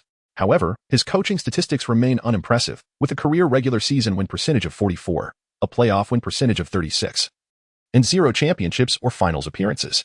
His only notable achievement was identifying the talent of the now legendary African player, who was already a seasoned veteran by the time Bickerstaff took charge as both general manager and head coach of the Nuggets. Despite his limited coaching tenure of 15 years, nearly half of that time was spent juggling both roles. One might speculate that his dual role was either a cost-saving measure for the owner or an attempt to fulfill his coaching aspirations. To the casual observer, it is evident that such an interim coach is merely a stopgap. How could a team that has invested so heavily allow someone with such a dismal coaching history to lead them? Within the Lakers, there are little expectations of Bickerstaff. The hope merely rests on his ability to stabilize the team during this transitional period, preventing an immediate collapse as the new season commences. One may cast doubt upon the coaching prowess of Bernie Bickerstaff. However, his adeptness in managing the game, cultivated over 4 decades within the upper echelons of the NBA, is indisputable. Within the Los Angeles Lakers, there exists no animosity toward Bickerstaff, for he consistently presents a genial demeanor, as if no matter the circumstance, it is of little consequence in his realm. While the players may be uncertain of his tactical acumen, they are undoubtedly aware of his extraordinary ability to foster cohesion. Such a figure, serving as an interim head coach during a transitional phase, is unlikely to cause turmoil, as he will likely encourage each individual to express their true selves, allowing them the liberty to play as they see fit. As anticipated, in the 6th game of the season, the Los Angeles Lakers faced the Golden State Warriors at home. In stark contrast to the Lakers' dismal record of 1 win and 4 losses, the Warriors boasted a commendable 3 wins and 2 losses, positioning them 4th in the Western Conference. This season's Warriors resemble the franchise that thrived under Mark Jackson, while they may not yet contend for the championship. They possess all the essential elements to lay the foundation for a future dynasty. With Draymond Green selected in the 2nd round by the Warriors, the triumvirate of Stephen Curry, Klay Thompson, and Draymond Green is well underway. Yet, apart from Lin Ze, few comprehend the formidable nature the Warriors will eventually embody. Despite the Lakers' position at the bottom of the standings, the entire team exudes an air of arrogance, as if proclaiming themselves the unrivaled champions of the universe.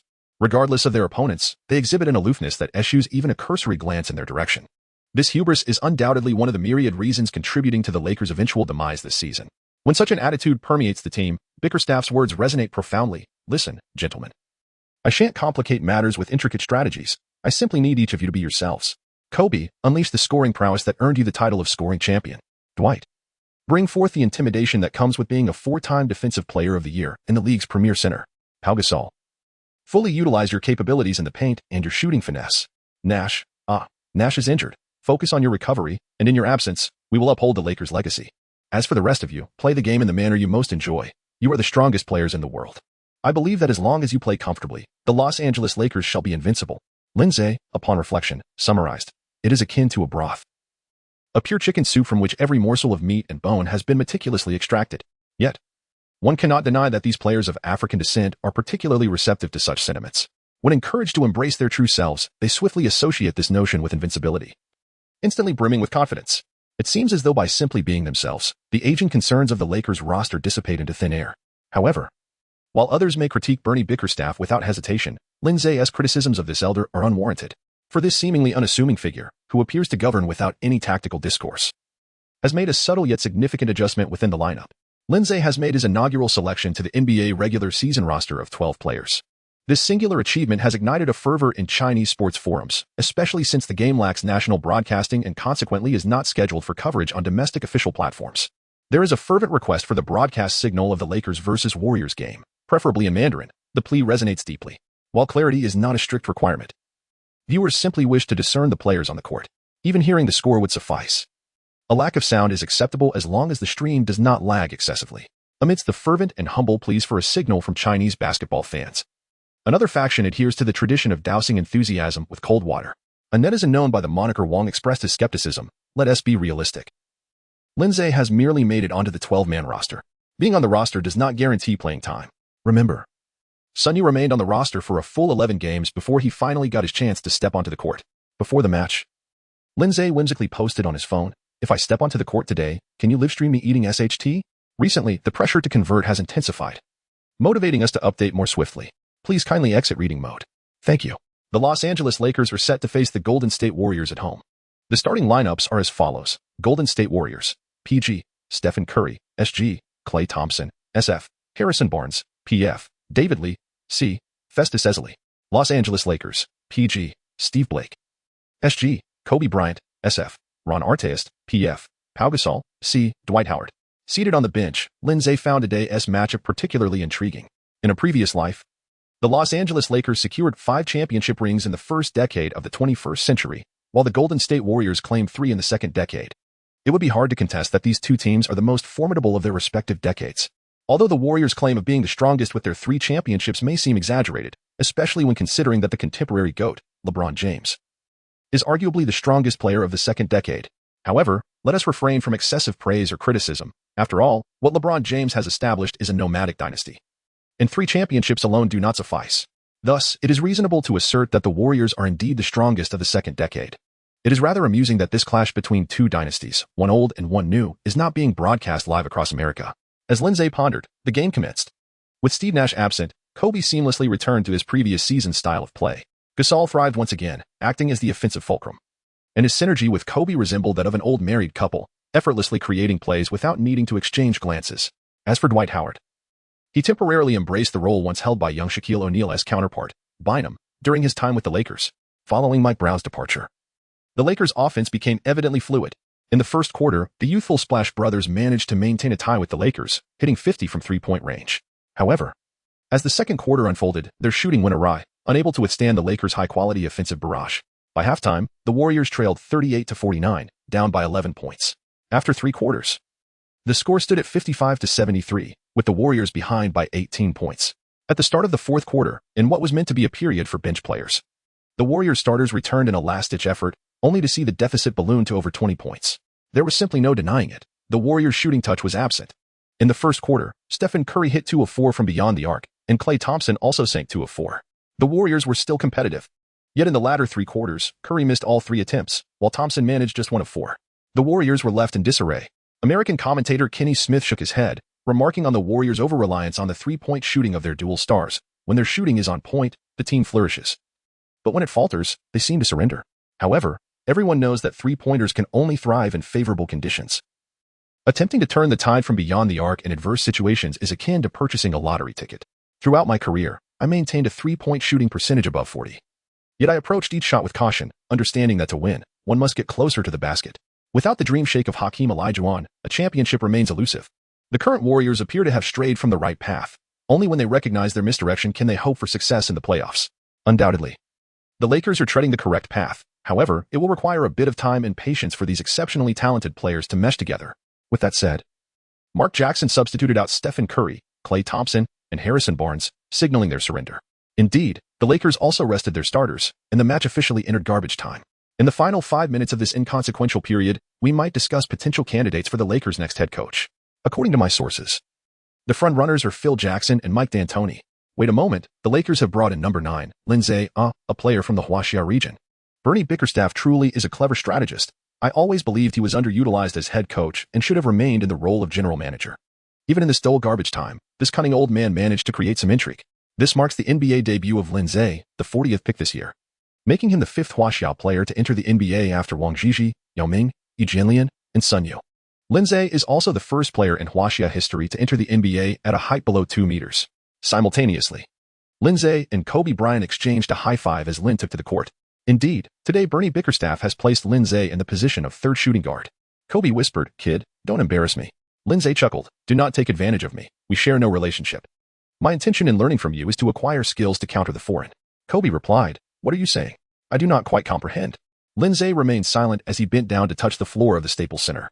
He understood that for him, this marked a new beginning. NBA, here I come. Although filled with excitement, after a fortnight of rigorous training, Lin Ze had finally grasped the rules of the game. The current lineup for the Lakers featured PG, Chris Duhon, SG, Lin Ze, SF, Anton Jamison, PF, Devin Ebanks, C, Jordan Hill. Undoubtedly, Anton Jamison was the undisputed leader, a true veteran with over 20,000 points to his name, dominating even in garbage time. Naturally, the ball was primed for him to take the first shot. Duhan passed to Lin Ze, who drove towards the basket but faced resistance. So he returned the ball to Antawn Jamison beyond the three-point line. Jamison unleashed a powerful shot. Boom. The three-pointer shattered the net. The Lakers' lead surged to 24 points. Now standing at 58-82. Following a missed shot from the Warriors, the Lakers launched another offensive. After receiving the pass, Lin Ze continued to play unassumingly. Assisting Jordan Hill in the paint, Jordan Hill executed a powerful slam dunk, only for the ball to ricochet off the rim. Jamison seized the rebound and passed it to Lin Ze. Upon receiving the ball, Lin Ze faced the attacking Warriors player, Jarrett Jack, and without hesitation, he passed it to the open shooter, Du Hong. Du Hong launched a three-pointer from a clear position. Alas, it was a miss. Turning back, the Warriors scored 2 points in the paint. The score stood at 60-82. Despite the 22-point deficit, the Lakers' interim head coach, Bernie Bickerstaff, called a timeout. As he walked toward the bench, Jamison gave Lin Ze a light tap on the head, saying, "Kid, you should have taken that shot." Lin Ze sighed, "Brother, I have already grasped the intricacies of the NBA. I had no choice but to pass that ball. If you don't believe me, just listen to the coach." In the next moment, Bernie Bickerstaff erupted in anger. "Lin, what kind of foolish pass was that? Before the game, I instructed you all to be yourselves. Did you think my words were mere whispers in the wind? Lin Ze, are you truly allowing me to be myself?" Bernie Bickerstaff, "Of course. I'm the head coach now. Remember, I substituted you for Kobe, not Nash." "Kobe? Hey, old man, what do you mean by that?" Bernie Bickerstaff, "Oh, it's nothing." "Really?" Lin Ze displayed a row of pearly whites. "Old man, your words have dispelled my weariness. Recently, the transition to a new format has intensified, fueling our motivation and accelerating our updates. Kindly take a moment to exit reading mode. Thank you." The pause has concluded, and the competition resumes. The Lakers continued their strategy of substitutions, replacing Antawn Jamison with Earl Clark. Now, it seems the sole external offensive point is Lin Ze. All the Lakers' prominent figures sat in anticipation, quietly observing the remarkable young man and pondering what performance he would deliver in his NBA debut. Ron Artest furrowed his brow. "I doubt this kid could possibly score 0 points. Kobe shot him a cold glare." "Ron, what do you mean by that?" "Ah, I meant it literally." Ron Artest scratched the back of his head. "Is there a problem, boss?" Kobe pursed his lips. "Are you mocking me?" Ron Artest was momentarily taken aback. "Boss, you scored 0 points in your debut? Surely, that can't be true. In my debut, I scored 14 points. Pau Gasol awkwardly rubbed his nose. "Ron, could you please speak a little louder? The players from the opposing Warriors can hear you." Lin Ze reappeared, casting a subtle smile towards the opposing player, the ever-defensive Jarrett Jack. "Oh, Jack, if you wish to avoid becoming a mere backdrop, perhaps you should summon Curry." Jarrett Jack, bewildered, retorted, "Who do you think you are, speaking so boldly?" Lin Ze's response is merely to take action. Present defensive environment, somewhat substantial, yet not overwhelming. Defensive level, 5. Current stamina, 80. Stamina cap, 80. In the course of the match, the probability of hitting a three-point shot, 100. The three-pointer resonates with a powerful bang. It finds the net with certainty, 60. 85. Who am I? Just an ordinary elementary student in the realm of three-point shooting. Humph. Making a three-pointer is nothing to boast about. Jarrett Jack waved his hand dismissively. "Kid, this is already garbage time. No one is taking your defense seriously." Lin Ze, perplexed, inquired, "Do you comprehend who is currently in the lead and who is trailing?" The side in the lead refers to this as garbage time, while you, the trailing side, also deem it garbage time? What does this imply? Do you consider yourselves to be the garbage? Lin Ze's impression of Jarrett Jack was solely derived from the moniker of starting point guard killer attributed to him in his previous life. This revered player joined whichever team as a backup point guard.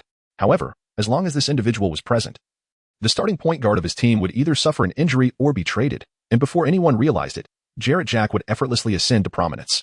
Among the point guards who had previously fallen victim to Jarrett Jack's remarkable resurgence were Darren Williams, Chris Paul, and Kyrie Irving. When it comes to innate talent, Jarrett Jack is rather unremarkable. Otherwise, he would not be relegated to the role of a backup point guard. Yet, in terms of capability, Jarrett Jack certainly does not fall short. "Ah, that rascal." Jarrett Jack, incensed by Lin Ze's challenge, deliberately switched to single coverage against him. In terms of speed, Jack and Lin Ze are evenly matched, neither particularly swift, thus neither should underestimate the other. After gaining weight, Lin Ze has become a formidable force in terms of physicality at the point guard position, yet he still found himself at a disadvantage against Jack. Jarrett Jack, driving towards the basket with determination, unable to find an opening, lowered his shoulder and barreled into Lin Ze's defense, attacking the rim with ferocity. Bang! The clash of muscle. Jarrett Jack extended his long arms, executing a graceful layup. 62-85. That boy. As Jack landed, he struck a pose towards Lin Ze, showcasing his prowess. But where was Lin Ze? Just as Jarrett Jack was about to boast about his achievement, Lin Ze had already crossed the half-court line, positioned beyond the three-point arc. He released the ball. Thus, Jarrett Jack, still lingering beneath the basket without having retreated on defense, could only watch in astonishment as Lin Ze executed a horseback archery three-pointer. Boom. The net swished. 3 points added. 62-88. Jarrett Jack, feeling frustrated, sprinted towards the baseline, ready to receive a pass from a teammate and orchestrate the next offensive play. Lin Ze approached with concern and inquired, "What were you about to say?" "I couldn't quite catch it." Jarrett Jack, seething with frustration, retorted, "Is it only you who can shoot three-pointers?" As Jarrett Jack dribbled past half-court, he positioned himself just beyond the three-point line, defiantly launching a shot against Lin Ze's defense. With a resounding clang, the ball ricocheted off the rim. Lin Ze swiftly dribbled past the halfway line once again. This time, Jack stayed tightly on his heels, declaring, "Kid, your good days are over." Lin Ze stood 3 steps beyond the three-point line, executing a step back.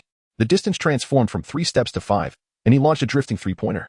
Current defensive environment, somewhat formidable, yet not overwhelming, defensive level. 5. Current stamina, 79, stamina cap, 80. Probability of making a three-pointer in game conditions, 98. The basketball soared through the air, tracing an arc as graceful as Lin Ze's own form. Swish. No rim, only net. A flawless, clean entry. 62-91. "Are you certain you don't want to bring your leader, Curry, back?" Lin Ze inquired earnestly. "If Curry doesn't return, I might just score 58 points on you." Jarrett Jack, "What on earth is 58 points?" Lin Ze casually remarked, "It's nothing. I simply have an affinity for this number." Jarrett Jack retorted, "Kid, I want to allow you to succeed." This time, Jarrett Jack refrained from a direct confrontation and instead passed the ball to the interior player, Andris Biedrins. Unfortunately, although the pass was accurate, Andris Biedrins lost his grip, causing the ball to go out of bounds. The Los Angeles Lakers continued to push forward with their counterattack. "Kid, I won't let you score so easily again." Just past the halfway mark, Jarrett Jack ensnared Lin Ze. Lin Ze inquired, "Is this your best defensive form?" Jarrett Jack responded with a question mark. "What do you mean?" Lin Ze cast a glance at the virtual panel presented by the system. Current defensive environment, somewhat promising, yet limited, defensive level, 5. Current stamina, 78, stamina cap, 80. In the context of the match, the probability of sinking a three-pointer is 97. Lin Ze executed a swift leg extension, halting abruptly to launch a three-point shot. Once more, it found nothing but net. The score now stands at 62-94, widening the gap to a staggering 32 points. After Lin Ze made the shot, he expressed his dissatisfaction. "Buddy, are you sure you were defending seriously? I find this significantly easier than during practice." Jarrett Jack, feeling frustrated, muttered to himself, "Damn it, I've given it my all." At that moment, Draymond Green stepped forward, patting Jack on the shoulder, and whispered, "This guy is a bit uncanny. I played alongside him during the joint trials, and his three-point shooting was astonishingly accurate. Almost as if he were possessed. But there is no need to panic." With a cold smile, Draymond Green continued, "In the next round, let us guard him together. Who dares to provoke our warriors? I'll make sure he regrets it." Lin Ze observed Draymond Green and Jarrett Jack engaged in hushed whispers, their demeanor reminiscent of furtive conspirators. Lin Ze smiled and inquired, "Green, what are you studying? Are you plotting against me?" Draymond Green, taken aback, exclaimed, "What? I haven't even made a move yet." Recently, the team has been experiencing a significant transformation, fueling our motivation to update more swiftly. Please take a moment to exit reading mode. Thank you. Draymond Green was utterly flabbergasted. It is worth noting that Green, a second-round draft pick this year, has only participated in a handful of regular season games.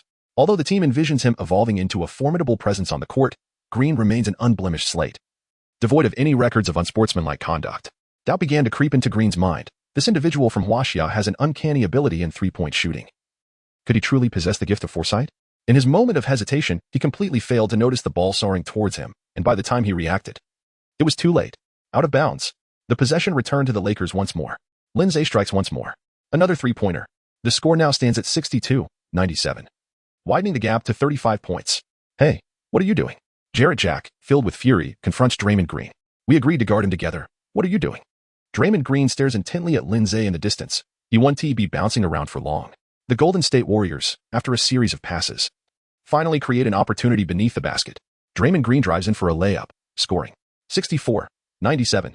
This basket rejuvenates Draymond Green's spirit, and with a brooding gaze, he tells Jack, "I'm going to make this kid understand that being a nameless rookie in the NBA comes with consequences, even if it means ruining him." The NBA won't react. "Hey, kid." Upon hearing this, Jarrett Jack panics. "Don't be impulsive. We're all professionals here. What you're suggesting crosses a line. If you intentionally harm someone, the NBA will surely penalize you." "Humph, he provoked me first." Draymond Green cracks his knuckles. "What punishment could the NBA impose on me? A flagrant foul and a small fine? Perhaps a few games suspension? What does that even matter? I want him to never play in the NBA again. I intend to make the entire NBA aware that anyone daring to challenge the Warriors will pay a bloody price." Jarrett Jack instinctively takes a step back, feeling a chill from Green, a seemingly inconspicuous rookie who radiates an aura that even seasoned veterans like Jack find unsettling. Lin Ze had just dribbled past the half-court when he found himself ensnared by a double team from Jack and Green. Quite an early arrival, indeed. Lin Ze remained calm and composed, creating space, advancing, then retreating. Jack and Green seemed to be hand in hand, encircling Lin Ze as if preparing for a duet. Logically, the ball should have been passed to the wide-open Devin Ebanks in the corner, while Jordan Hill was also in a favorable position amidst the physical tussle in the paint. Yet Lin Ze understood. Today, he would embrace his true self. Lin Ze stepped back beyond the three-point line, seeking an opportunity. When his gaze landed on the virtual screen of the system, he was momentarily taken aback. Current defensive environment. Destroy career. Defensive level. Axe. Current stamina. 71. Current stamina limit. 80. 3-point certainty in game state. 1. Green. Are you truly attempting to play dirty? As Draymond Green contemplated whether to step with his left foot or his right, Lin Ze anticipated his malicious intent before it could be executed. Draymond Green had just begun to establish a tough guy persona within the Warriors, and before he even took his first shot, he was already predicted by his opponent. A thunderous explosion resonated in Green's mind. He was left dumbfounded. Goodness, could he be a son of God? Apologies, but we in Huaxia do not believe in deities. We believe in science. Lin Ze took a step back. The display screen changed its information. Current defensive environment. NB level ordinary defense. Defensive rank. 7. Current stamina. 71. Current stamina limit. 80. Number of guaranteed three-pointers and match status. 54. It appears that the current Draymond Green is indeed still in his formative years, as even a mere word can destabilize his resolve. Lin Ze took half a step back, denying Green any further time to hesitate. Lin understood that Green's indecision stemmed not from good intentions, but rather from sheer confusion. If given just a few more seconds to collect himself, Green would undoubtedly retaliate. A three-point shot. Thud. The sixth three-pointer found its mark. The score soared to 64-100, widening the gap to 36 points. Warriors head coach Mark Jackson, unable to contain his frustration, called for a timeout. Mark Jackson bellowed, "Are you all inept? Allowing a player whose name you don't even know to score consecutively? We may have lost this game, but you cannot let a rookie completely outplay seasoned veterans like you. Especially you, Jarrett Jack. I have never burdened you with heavy defensive responsibilities. I know your defense is mediocre, but what I see now is a black hole. You let a second-round rookie chase you down and dominate. And you, Draymond Green, Haven T, you always claimed you would make every team that passed on you regret it? Well, I already regret not selecting that Chinese player with the 40th pick and instead choosing you, who merely stands idly on the court." Draymond Green, feeling the pressure, wiped the sweat from his brow and assured, "Coach, don't worry, I'll take care of Lin Ze. He will pay for his arrogance." Jarrett Jack raised his hand. "I have something to say, should I?" "Speak." Jack cautiously remarked, "Lin Ze just declared that if Curry doesn't return, he intends to score 58 points against us."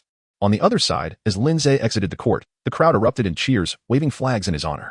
In just 2.5 minutes on the court, Lin Ze had shot 6 for 6 from beyond the arc, leading the Golden State Warriors to an impressive 18 for scoring surge. One must ask, is he not formidable? Even the usually critical Jody Meeks could only bow his head in admiration, while Jody Meeks was known for his scoring prowess. He had never witnessed such a solo offensive explosion as Lin Ze's, something only seen in dreams. His teammates eagerly approached him for congratulatory embraces. "Well done, little guy. Nice work." The pungent aroma of sweat enveloped Lin Ze time and again. To be honest, Lin Ze resisted, thinking there is truly no need for such fervor. The Los Angeles Lakers had already established a 35-point lead, so what further strategies were necessary? Bernie Bigstaff commended Lin Ze's recent outstanding performance, encouraging him to maintain his style of play. Subsequently, Darius Morris replaced Lin Ze. "That's enough for today, Lin." Lin Ze was somewhat bewildered. "Coach, I have yet to fulfill my promise of scoring 58 points for Jarrett Jack."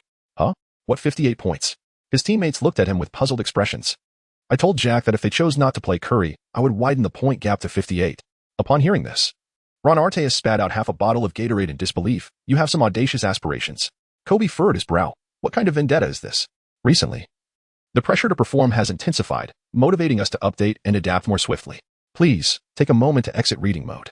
"Thank you." "No, you cannot continue playing today." Bernie Bickerstaff declared firmly, "Look at the opposing team. It seems you've already made enemies." Lin Ze looked up to see Stephen Curry and Klay Thompson shedding their practice gear, striding onto the court with an air of determination. Trailing behind them was a formidable figure, Draymond Green, whose intent gaze betrayed his aggressive intentions. Ron Artest could not contain his derisive laughter, exclaiming, "This kid is intriguing. I recognize that look. He is not here just to play. He is here to take you out." Unable to restrain himself, Artest rose from the bench, declaring, "Coach, this rookie dares to harm others right after entering the league. I must teach him a lesson." "Stop." Bernie Bickerstaff interjected, shaking his head. "Ron, you are far more valuable than that young man. Engaging him would be detrimental." We cannot afford to lose you from the Lakers. Is that so? Ron Artest scratched his head, acknowledging his significance. Meanwhile, Lin Ze silently critiqued, in truth, Artest. A one-on-one with Green wouldn't be a loss. Without Green, the Warriors' championship would not come so easily. As the Splash Brothers and the formidable Green stormed back onto the court, intent on teaching Lin Ze, the Lakers had assembled their own lineup of 5 formidable players. Where's Lin Ze? He is currently busy on the sidelines, switching to Gatorade. Naturally, the angriest one is Draymond Green. Green stormed over to the Lakers bench and menacingly remarked, "Kid, are you scared?" Lin Ze calmly remarked, "I apologize, but you have truly lost too much. I intended to score against you. Yet my coach advised against kicking a man when he is down." He then challenged, "Who do you call a dog?" Green persisted in his aggression. "Hey." Ron Artest stepped in front of Lin Ze, casting a menacing glare at Green. "Do you not realize you are in Los Angeles? Who do you think you are speaking to? If you are not interested in playing basketball, I can certainly entertain you in other ways." Faced with the notorious enforcer of the past decade, Draymond Green found himself at a loss, though he did not retreat an inch. Internally, he pleaded, "Help me, help me, help me." Observing the escalating tension, Stephen Curry intervened, only for Green to assert, "Back off, brother." The referees could no longer tolerate the farce, issuing technical fouls to both Draymond Green and Ron Artest to defuse the situation. The game concluded with the Los Angeles Lakers triumphing over the Golden State Warriors with a resounding score of 105-75, marking a significant 30-point victory. Since the formation of the new F4, the Lakers finally celebrated a long-awaited triumph. However, the most indelible impression left by this victory was not from Kobe, Howard, or Gasol, but rather from Lin Ze, who, during garbage time, astonishingly sank all 6 of his 3-point attempts, amassing 18 points. Yet, for the reporters at the post-game interview, their primary focus remained on the Lakers star, Kobe Bryant. Dressed in a flamboyant butterfly suit, Craig Sager was conducting an interview with Kobe. Meanwhile, Lin Ze prepared to head for a shower. As he passed by the two, Craig Sager extended his hand to halt Lin Ze. "Ah." The young man praised by the great Kobe Bryant, "Please hold on." With his signature smile, Craig Sager continued, "Young man, I believe scoring 6 3-pointers and totaling 18 points is commendable, but receiving praise from Kobe is truly a rare feat." Lin Ze, slightly astonished, turned to Kobe and asked, "Did you compliment me?" At this, Kobe seemed a tad bashful, scratching his bald head before abruptly turning and walking away. Lin Ze also wished to follow along, but Craig Sager once again grasped him firmly. "Hold on, young man. Today marks your NBA debut, and it will also be your inaugural interview in the league. I hope you can gradually acclimate to this moment. It is indeed a privilege reserved for exceptional players." Lin Ze responded, "Oh, Craig, I truly admire your suit." The renowned Craig Sager, famous throughout the NBA world for his floral attire, displayed an exaggerated expression as he leaned his large face closer to the camera. Hey, take a look. This young man's sense of aesthetics is quite on point. The only regret is that I am not one of your Chinese compatriots. Had your first NBA interview been conducted by someone from China, I believe it would have been even more splendid." Lin Ze tilted his head slightly and said, "No, I am quite content." Meanwhile, 5 kilometers away from the Staples Center, Yang Yi found himself ensnared in a relentless traffic jam. "Damn Lin Ze." Yang Yi furiously pounded the steering wheel. As a correspondent stationed in the United States, his primary duty was to cover Lin Ze, who played in Los Angeles. Hence he was temporarily residing there. Although Yang Yi had noticed Lin Ze's name on today's roster, he firmly believed that Lin Ze would, just like in the previous 5 games, not see a single minute of playtime. In fact, he had even penned a lengthy article explaining why Lin Ze remained sidelined. Everything unfolded as he had anticipated, and he still did not believe there was an ounce of error in his analysis. If one were to point out a mistake, it would be the unexpected display of unity and tenacity from the Los Angeles Lakers starters, which Yang Yi had not foreseen. The Golden State Warriors were utterly crushed, leading to a garbage time in the 4th quarter, and it was precisely this garbage time that allowed Lin Ze to step onto the court. If it were merely about stepping onto the court, that would suffice, but to Yang Yi's astonishment, Lin Ze, who played for a mere 2.5 minutes, managed to achieve an astonishing record of 6 3-pointers out of 6 attempts, accumulating a staggering 18 points. This directly turned Yang Yi, who was absent from the game, into the target of criticism. How could there be no Chinese reporters present when a Chinese player performed so exceptionally? What on earth are they doing? As Yang Yi stared with reddened eyes at the unmoving Rolls-Royce Phantom ahead, his phone rang. A call from his superior. Yang Yi's hand trembled slightly as he answered the phone. The call was succinct. "You're getting old and are no longer suited for frontline reporting. It's time to come back. Zhang Weiping is already on a flight to Los Angeles." Yang Yi felt a tingle at the back of his head. "So, at 35, I'm too old, and you send a 62-year-old instead?" In a moment of impulsiveness, his foot slipped. Bang! He collided with the Rolls-Royce Phantom in front of him. The next moment, a balding middle-aged man emerged from the Rolls-Royce, peering in with a furrowed brow, his bloodshot eyes seemingly ready to devour him. Yang Yi's head spun, recalling the coach's words, "In a traffic jam, you can't just slam the brakes."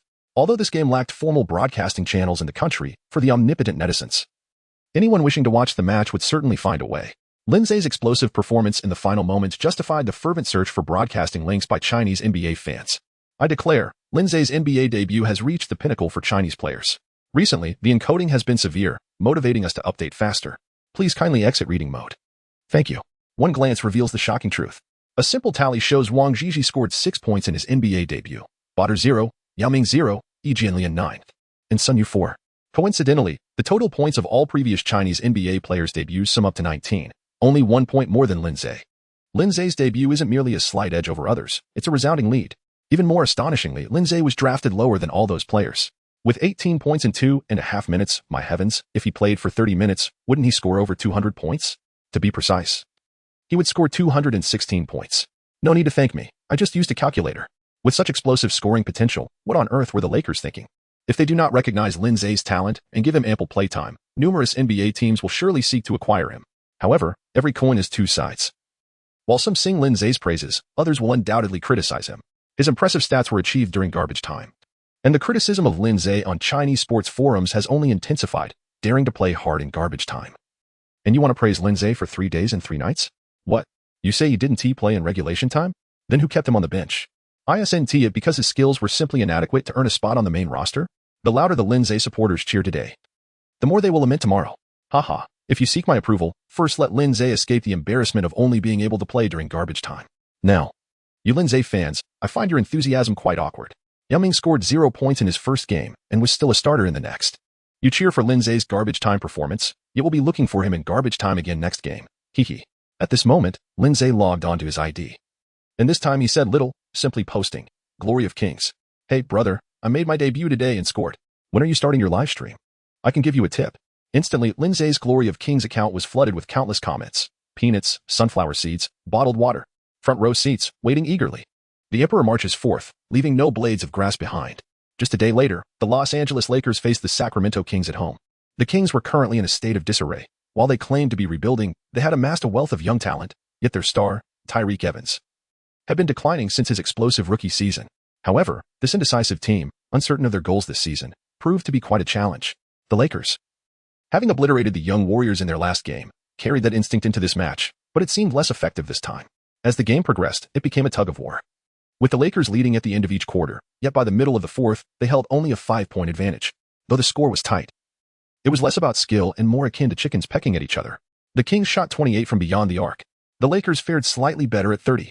Ultimately, the Los Angeles Lakers secured a 99-92 victory by a narrow margin in this rather unremarkable contest. Of course, the primary reason for the lackluster performance was Lin Ze's absence. After his explosive display in the last game, the Lakers had rotated 10 players but still did not grant Lin Ze a single minute on the court. The Chinese sports forums were ablaze with outrage. Given Lin Ze's stellar performance in the last game, how could he not see even a minute in this one? Was this madness? Jody Meek shot 1 for 7 from 3-point range, yet they couldn't spare Lin Ze half a minute? If the Lakers were shooting accurately, it would be one thing, but with a mere 30 from 3, how could they not bring Lin Ze in? Even if Lin Ze maintained half of his last game as shooting percentage, it would be enough to make them call him dad. If the Lakers continue this way, there is no point in staying here. If they don't want Lin Ze, there are plenty of teams eager to have him. Yet, the King's Glory of Kings account, which had previously been swearing by Lin Ze, began spewing criticism. Haha, do you still not understand why Lin Ze played last game? It was because of garbage time. Why has he played a minute today? Because it was a close game. And which coach would dare to put a defensive liability on the court in such a tense match? Although Lin Ze performs admirably in his offensive endeavors, his 3-point shots are merely the result of fortuitous circumstances. Should he fail to make those shots, he is incapable of compensating for the detriment he inflicts upon the team defensively. Remember, this is the NBA, not the CBA. While Lin Ze may be permitted to take liberties in the CBA, such indulgences are utterly untenable in the NBA. A fan of Lin Ze inquired, "Did you just consume that morsel? Why are you spewing excrement all around?" Before others, Lin Ze refrained from responding. However, when he cornered Bernie Bigstaff, he coldly remarked, "Old man, you haven't forgotten your promise, have you?" The usually jovial Bernie Bigstaff delivered a sharp retort to Lin Ze, "You insolent brat. Are you attempting to play the prophet here? What have I promised you? Was it you who arranged my position as head coach? You must grant me some time to make my arrangements at my own pace. Do you believe being the head coach means I dictate every player's playing time? Unless unforeseen circumstances arise, each player's time on the field cannot be overly abundant or scarce. This matter requires opportunity. Do you understand?" Lin Ze murmured slowly. "The problem is that you, the temporary head coach, have little time left. Soon, D'Antoni will take over as head coach." "What did you say?" Bernie Bickerstaff inquired. Nothing significant. Knowing too much won't benefit you, Lin Ze replied. You should focus on making arrangements promptly. In truth, Lin Ze was acutely aware that predicting Mike Brown's dismissal would indeed highlight his own astuteness. However, the matter of Bernie Bickerstaff's imminent replacement was something that did not require him to mention to the old man. As a seasoned veteran with many years in the game, Bernie Bickerstaff certainly understood that his time as the interim head coach was drawing to a close. Watching Lin Ze's retreating figure, he pondered silently. Is placing my trust in this young man the right decision? Recently, the transformation had been profound, spurring us to greater motivation and quicker updates. Please kindly exit reading mode with a gentle gesture. Thank you. Yet, Lin Ze recognized that this was merely a game among the higher-ups, one in which he was entirely incapable of participating at his current level. Lin Ze can only continue to address his shortcomings: defense, stamina, shooting, and positioning. Lin Ze still has an abundance of knowledge to acquire. It is prudent to prepare for both scenarios if opportunities do not arise under the old man's regime. Then my prospects under D'Antoni's leadership appear even more bleak. At that point, I may truly need to contemplate switching to another team in hopes of better fortune. However, in reality, fate is often not as dire as Lin Ze envisions. Nearly a day has passed, and an opportunity has presented itself. The Los Angeles Lakers continue to defend their home court, facing their most formidable opponent since the season's commencement, the San Antonio Spurs. Although GDP is aged, he still possesses a modicum of vigor, enough to fuel the ambitions of all the league's strongest teams. Lin Ze distinctly remembered that in his previous life, it was this aging Spurs team that swept the illustrious yet troubled Lakers out of the playoffs with a decisive 4-0 in the first round this year. As long as Duncan was present, the Spurs were always a formidable opponent. In the midst of this fierce battle, Kobe's primary substitute, Jody Meeks, was unable to participate due to an ankle swelling. Consequently, in Bernie Bickerstaff's strategic lineup, it was only natural for Lin Ze to be positioned as the second-choice shooting guard behind Kobe. Naturally, Kobe would occupy this position for the majority of the time. But for the Lakers, Lin Ze's appearance became an expected occurrence whenever Kobe took a breather. Ding. The system detected that the host was about to receive his first opportunity to play in non-garbage time, issuing a task: surpass the legend. A-grade reward, if the team wins. The host becomes the leading scorer for the Lakers in this game. Recovery progress for neurogenic thoracic outlet syndrome 5. Current recovery progress is 10. S-grade reward. If the team wins, the host's single-game score exceeds the total GDP. Recovery progress for neurogenic thoracic outlet syndrome 10. Hey, system, I thought you were dead. Hello? Hello? Lin Ze gazed at the barren text of the system interface, bemused by its reticence. Was this system truly so shy? Not a word in response to his inquiries. However, it was not a significant issue, since a system was present. Issuing tasks was merely standard protocol. As for the rewards, an increase of 5 or 10 in the recovery progress for neurogenic thoracic outlet syndrome was certainly commendable. Yet what truly thrilled Lin Ze was the fact that prior to receiving any reward, his recovery progress bar had already surged ahead by 10. This indicated that his relentless practice of shooting could yield tangible results. He was not laboring in vain. If that were the case, perhaps he should forego the rewards and focus on his gradual recovery through training. Lin Ze felt a headache coming on. Seriously, system, are you for real? An A-level reward, becoming the leading scorer for the Lakers in this game. Did you truly believe that achieving the title of top scorer in the Los Angeles Lakers was an easy feat? Kobe, Howard, and Gasol were all present. Lin Ze sighed. If only he had ample playing time, a perfect three-point shooting rate would naturally not be an issue. But how many minutes could he realistically play?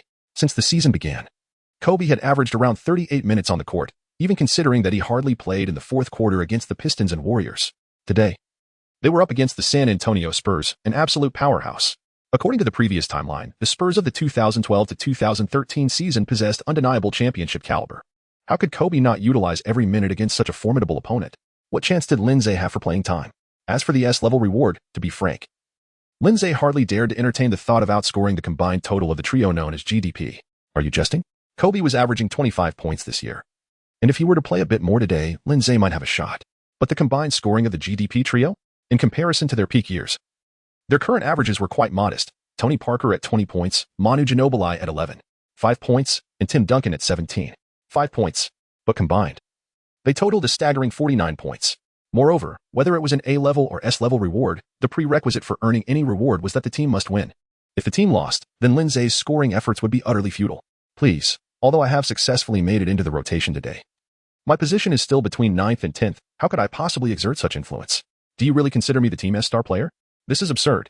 System, if you don't intend to offer rewards, just say so. Why dangle such unattainable dreams before me? The game between the Los Angeles Lakers and the Spurs was officially underway. The dazzling beauty of the Lakers' home crowd was as captivating as ever, their exuberance almost producing a three-dimensional effect. Meanwhile, Coach Popovich was frowning, seemingly in a foul mood, having berated a rookie even before the game commenced. While Ginobili lurked in the background, clearly amused. It appeared that the Spurs were intent on testing just how deep the waters of the Lakers truly ran. Starting lineups: San Antonio Spurs, PG, Tony Parker, SG, Danny Green, SF, Kawhi Leonard, PF, Tim Duncan, C, Tiago Splitter. Los Angeles Lakers, PG, Steve Blake, SG, Kobe Bryant. SF, Ron Artest, PF, Pau Gasol, C, Dwight Howard. In the previous match, the domestic official platform had missed Lin Ze's NBA debut, so today, the clash between these two titans of the past decade, the Lakers and the Spurs, was not to be missed, with Zhang Weiping, the esteemed commentator. Present at the Staples Center in Los Angeles, the stakes were higher than ever, featuring both back-end commentary and on-site connections. The back-end hosts were Yu Jia and Yang Yi, while Zhang Weiping provided the on-site insights. As the final public service announcement concluded, the broadcast finally transitioned to the game. For domestic viewers, this was not merely another classic showdown between the Los Angeles Lakers and the San Antonio Spurs. It was an opportunity for Chinese spectators to witness a compatriot re-enter the NBA stage. As the game approached, the camera panned across the Lakers' prominent figures before settling on Lin Ze, who was diligently practicing layups beneath the basket. A group of young women, reluctantly accompanying their boyfriends to watch basketball, had initially shown little interest. However, when a visage comparable to a celebrity emerged, a Chinese face, suddenly, their snacks lost their appeal. To be candid, Lin Ze, having gained 10 kilograms, may not have appeared as appealing as before in the eyes of these women, but compared to his African-American counterparts, he was now a veritable paragon of attractiveness. "Hey," one girl exclaimed, exasperated, as she tugged at her boyfriend's ear. "What was your intention? There's such a handsome guy playing basketball, and you didn't let me know sooner?" As the game was about to commence, Yu Jia connected with Zhang Weiping.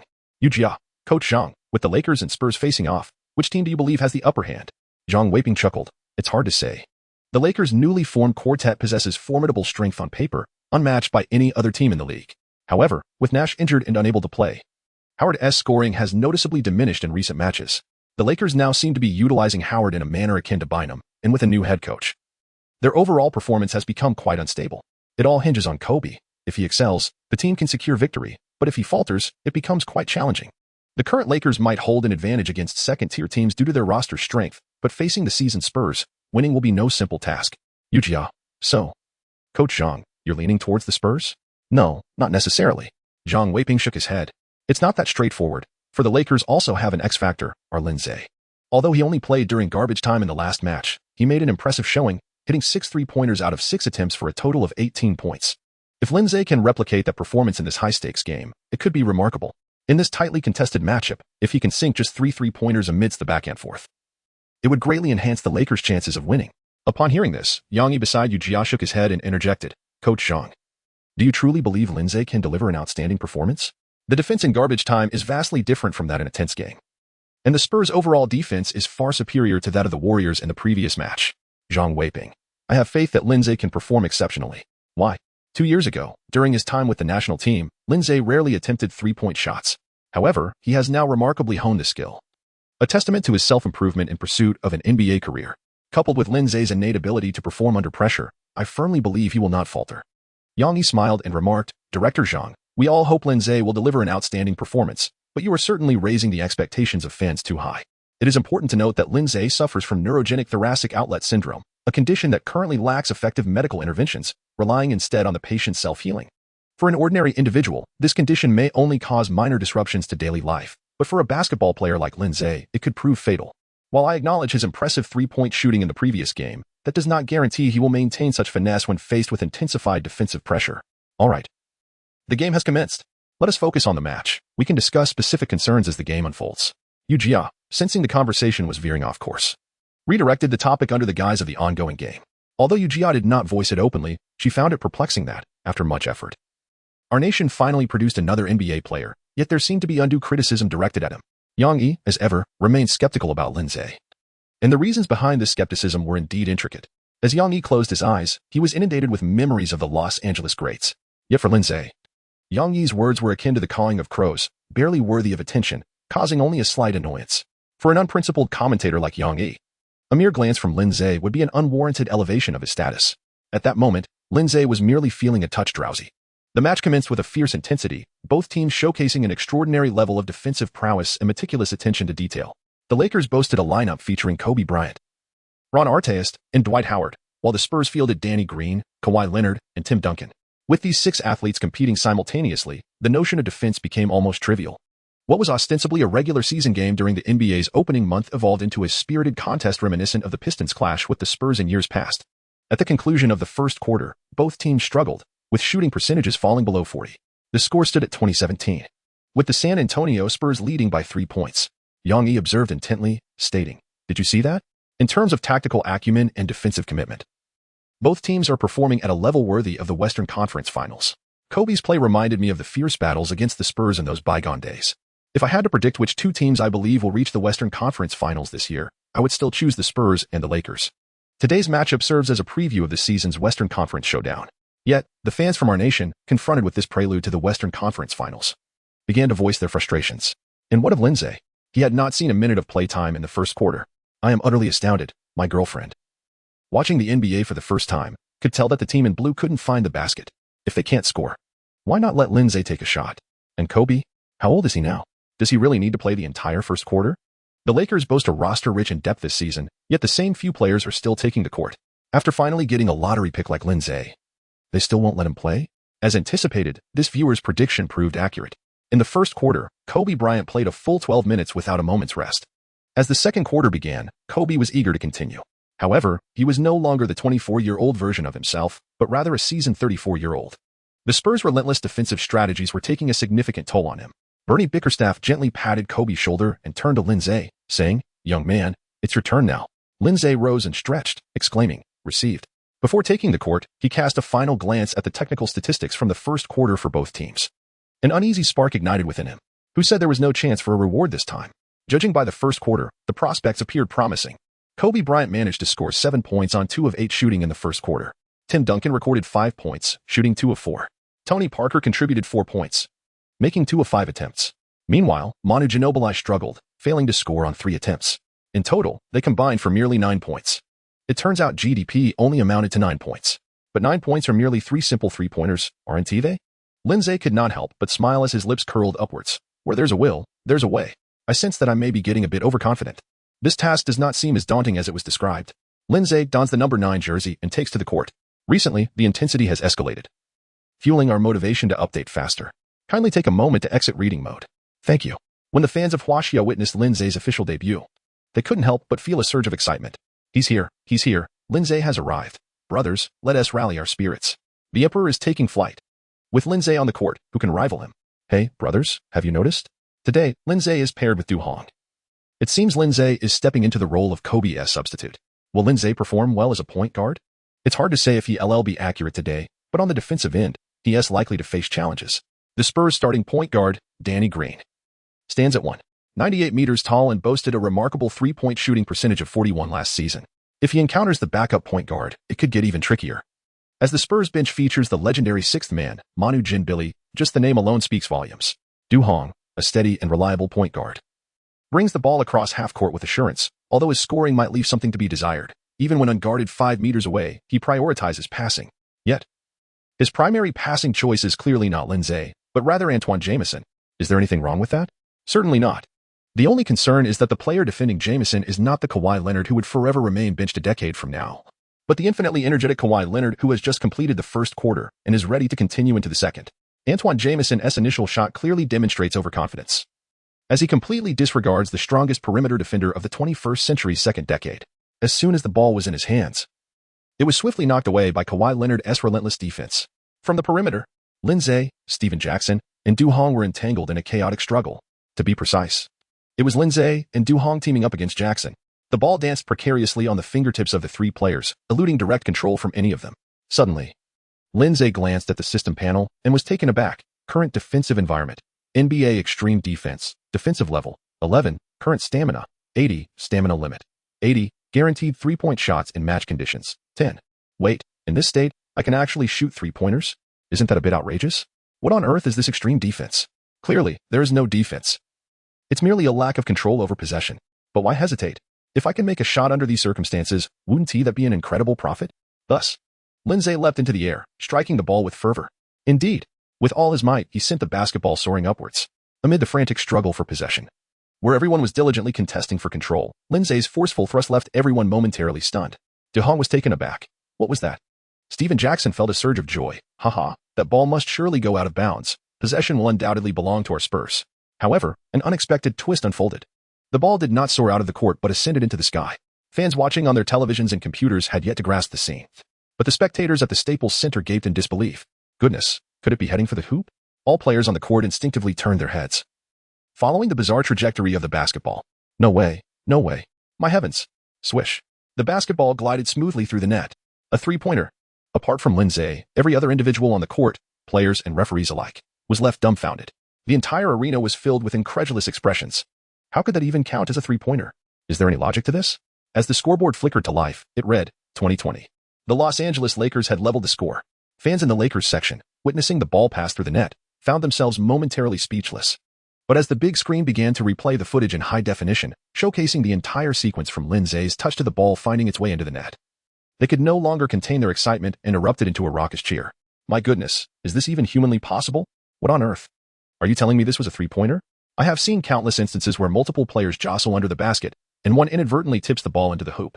But how did you manage to tip the ball in from beyond the three-point line? How could that be accomplished? This is, in fact, a redundant question. For the replay had already made it abundantly clear. Lin Ze leapt high and struck the ball. The other two players in contention assumed Lin Ze would either send the ball out of bounds or pass it to Jordan Hill beneath the basket. Little did they anticipate that although the ball seemed to have a low arc, it continued its ascent straight into the hoop. The Spurs were left frozen in disbelief. Glancing at the referee, can that count? Surely not. What? That counts? The referee, having regained his composure, replied with a hint of amusement. How could it not count? At that moment, a figure sprang into action. Manu Ginobili. What a bunch of fools. The ball went in, and you still want to deliberate? Isn't this the perfect opportunity for a fast break? Meanwhile, Lin Ze had already noticed Ginobili's cunning intent. Trying for a sneak attack? Lin Ze sprinted after him, determined that anyone could score, except for him today. If it were the peak Ginobili, Lin Ze's speed would indeed be futile, but this was the 35-year-old Ginobili. And Lin Ze's 22-year-old physique was more than sufficient. Ginobili, not one to be selfish, recognized Lin Ze's fervent pursuit and opted to pass the ball. Kawhi Leonard, arriving just in time, attempted a close-range floater. Alas, this version of Leonard's shooting touch was rather lackluster. Clank. Now it was Lin Ze's turn to initiate the counterattack. Lin Ze received the baseline pass and executed a powerful attack. However, alas, the recently unsuccessful shooter Kawhi Leonard reappeared like a haunting shadow. Currently, Leonard's offensive prowess appears somewhat lacking, yet on the defensive end, he unmistakably exudes the aura of a master. Leonard's robust physique and agile footwork significantly hinder Lin Ze's advance. Following this, a series of deft attempts to strip the ball ensued. Each time Lin Ze attempts to change direction to evade his opponent, he inadvertently heightens the risk of losing possession. While passing would undoubtedly be the optimal choice, Leonard has anticipated this and effectively blocked the most advantageous passing route. As for driving towards the basket, he finds it unfeasible. And passing could easily lead to a turnover. As Lin Ze protected the ball, his speed diminished, and Leonard's imposing frame positioned itself firmly before him. To advance, he would need to change direction, but such a maneuver would exponentially increase the risk of losing possession. In that moment of hesitation, a faint smile crept across Leonard's lips. Lin Ze appeared as a lamb destined for slaughter, firmly ensnared within Leonard's grasp. To Leonard, Lin Ze's impending mistake seemed inevitable. Fool, look at the clock. It's nearly 8 seconds. Don't hold the ball, pass it quickly if necessary. The Lakers bench urged loudly. At this juncture, he was merely 2 steps from the midcourt line, and he needed to cross within 2 seconds. Yet, instead of continuing his advance, Lin Ze unexpectedly took a step back, pulling the ball away. Time was running out. What was he doing? Passing? To whom? No, this wasn't a pass. He was attempting a shot. Had he lost his mind?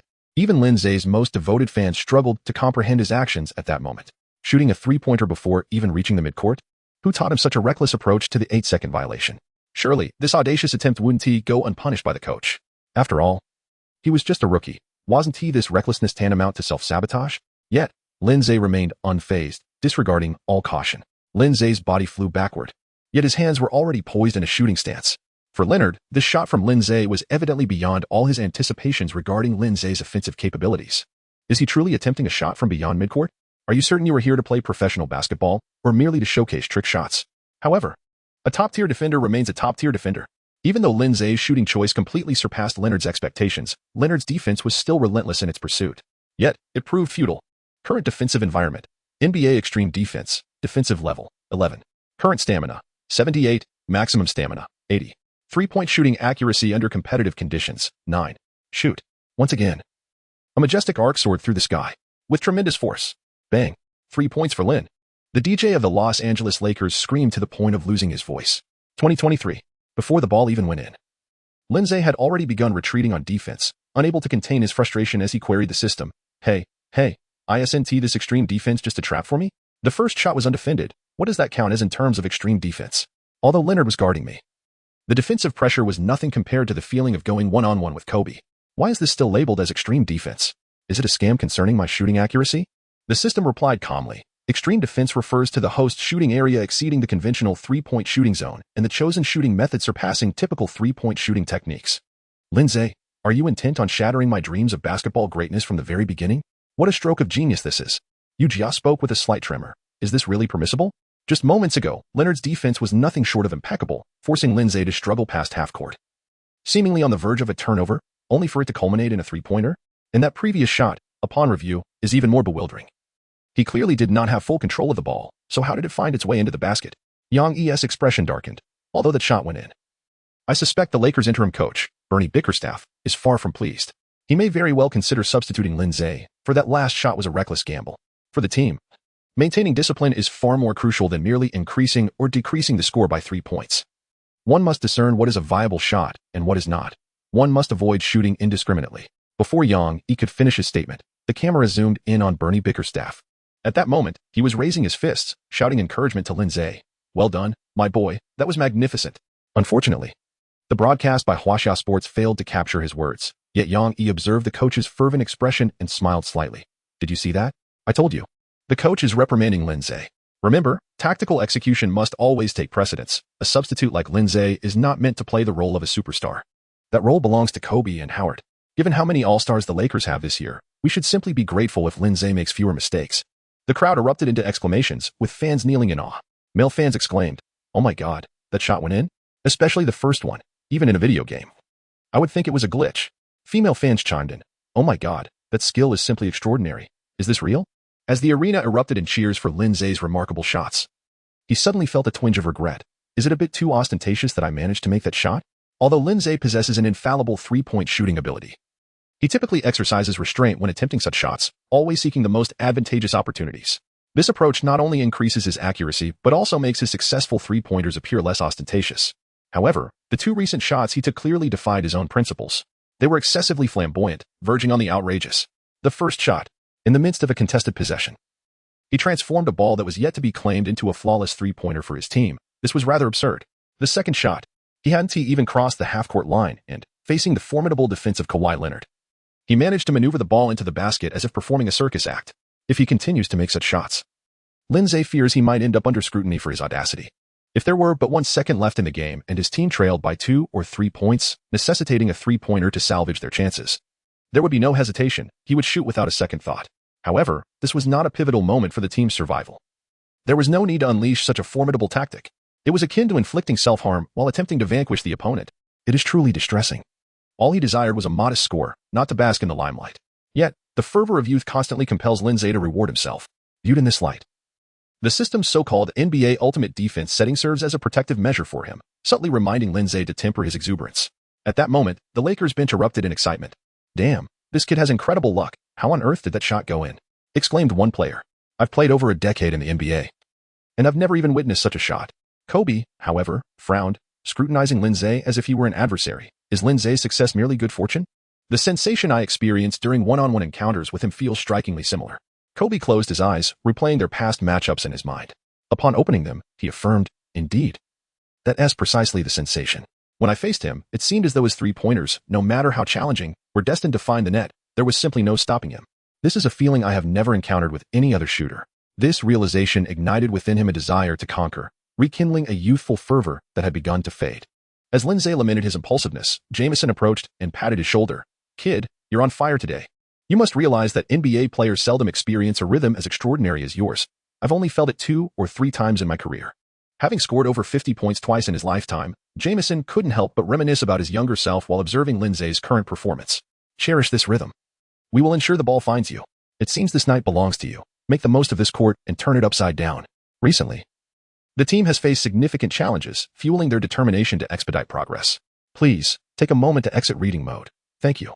As a gritty point guard, Chris Duhon had only once scored over 30 points in his career, and he remarked with envy, "What more can be said? If you can make shots like that, who would want to pass you the ball?" Jordan Hill added, "Just shoot without hesitation. I'll be there to grab the rebounds, don't worry." That hefty guy from the Spurs can't possibly outjump me.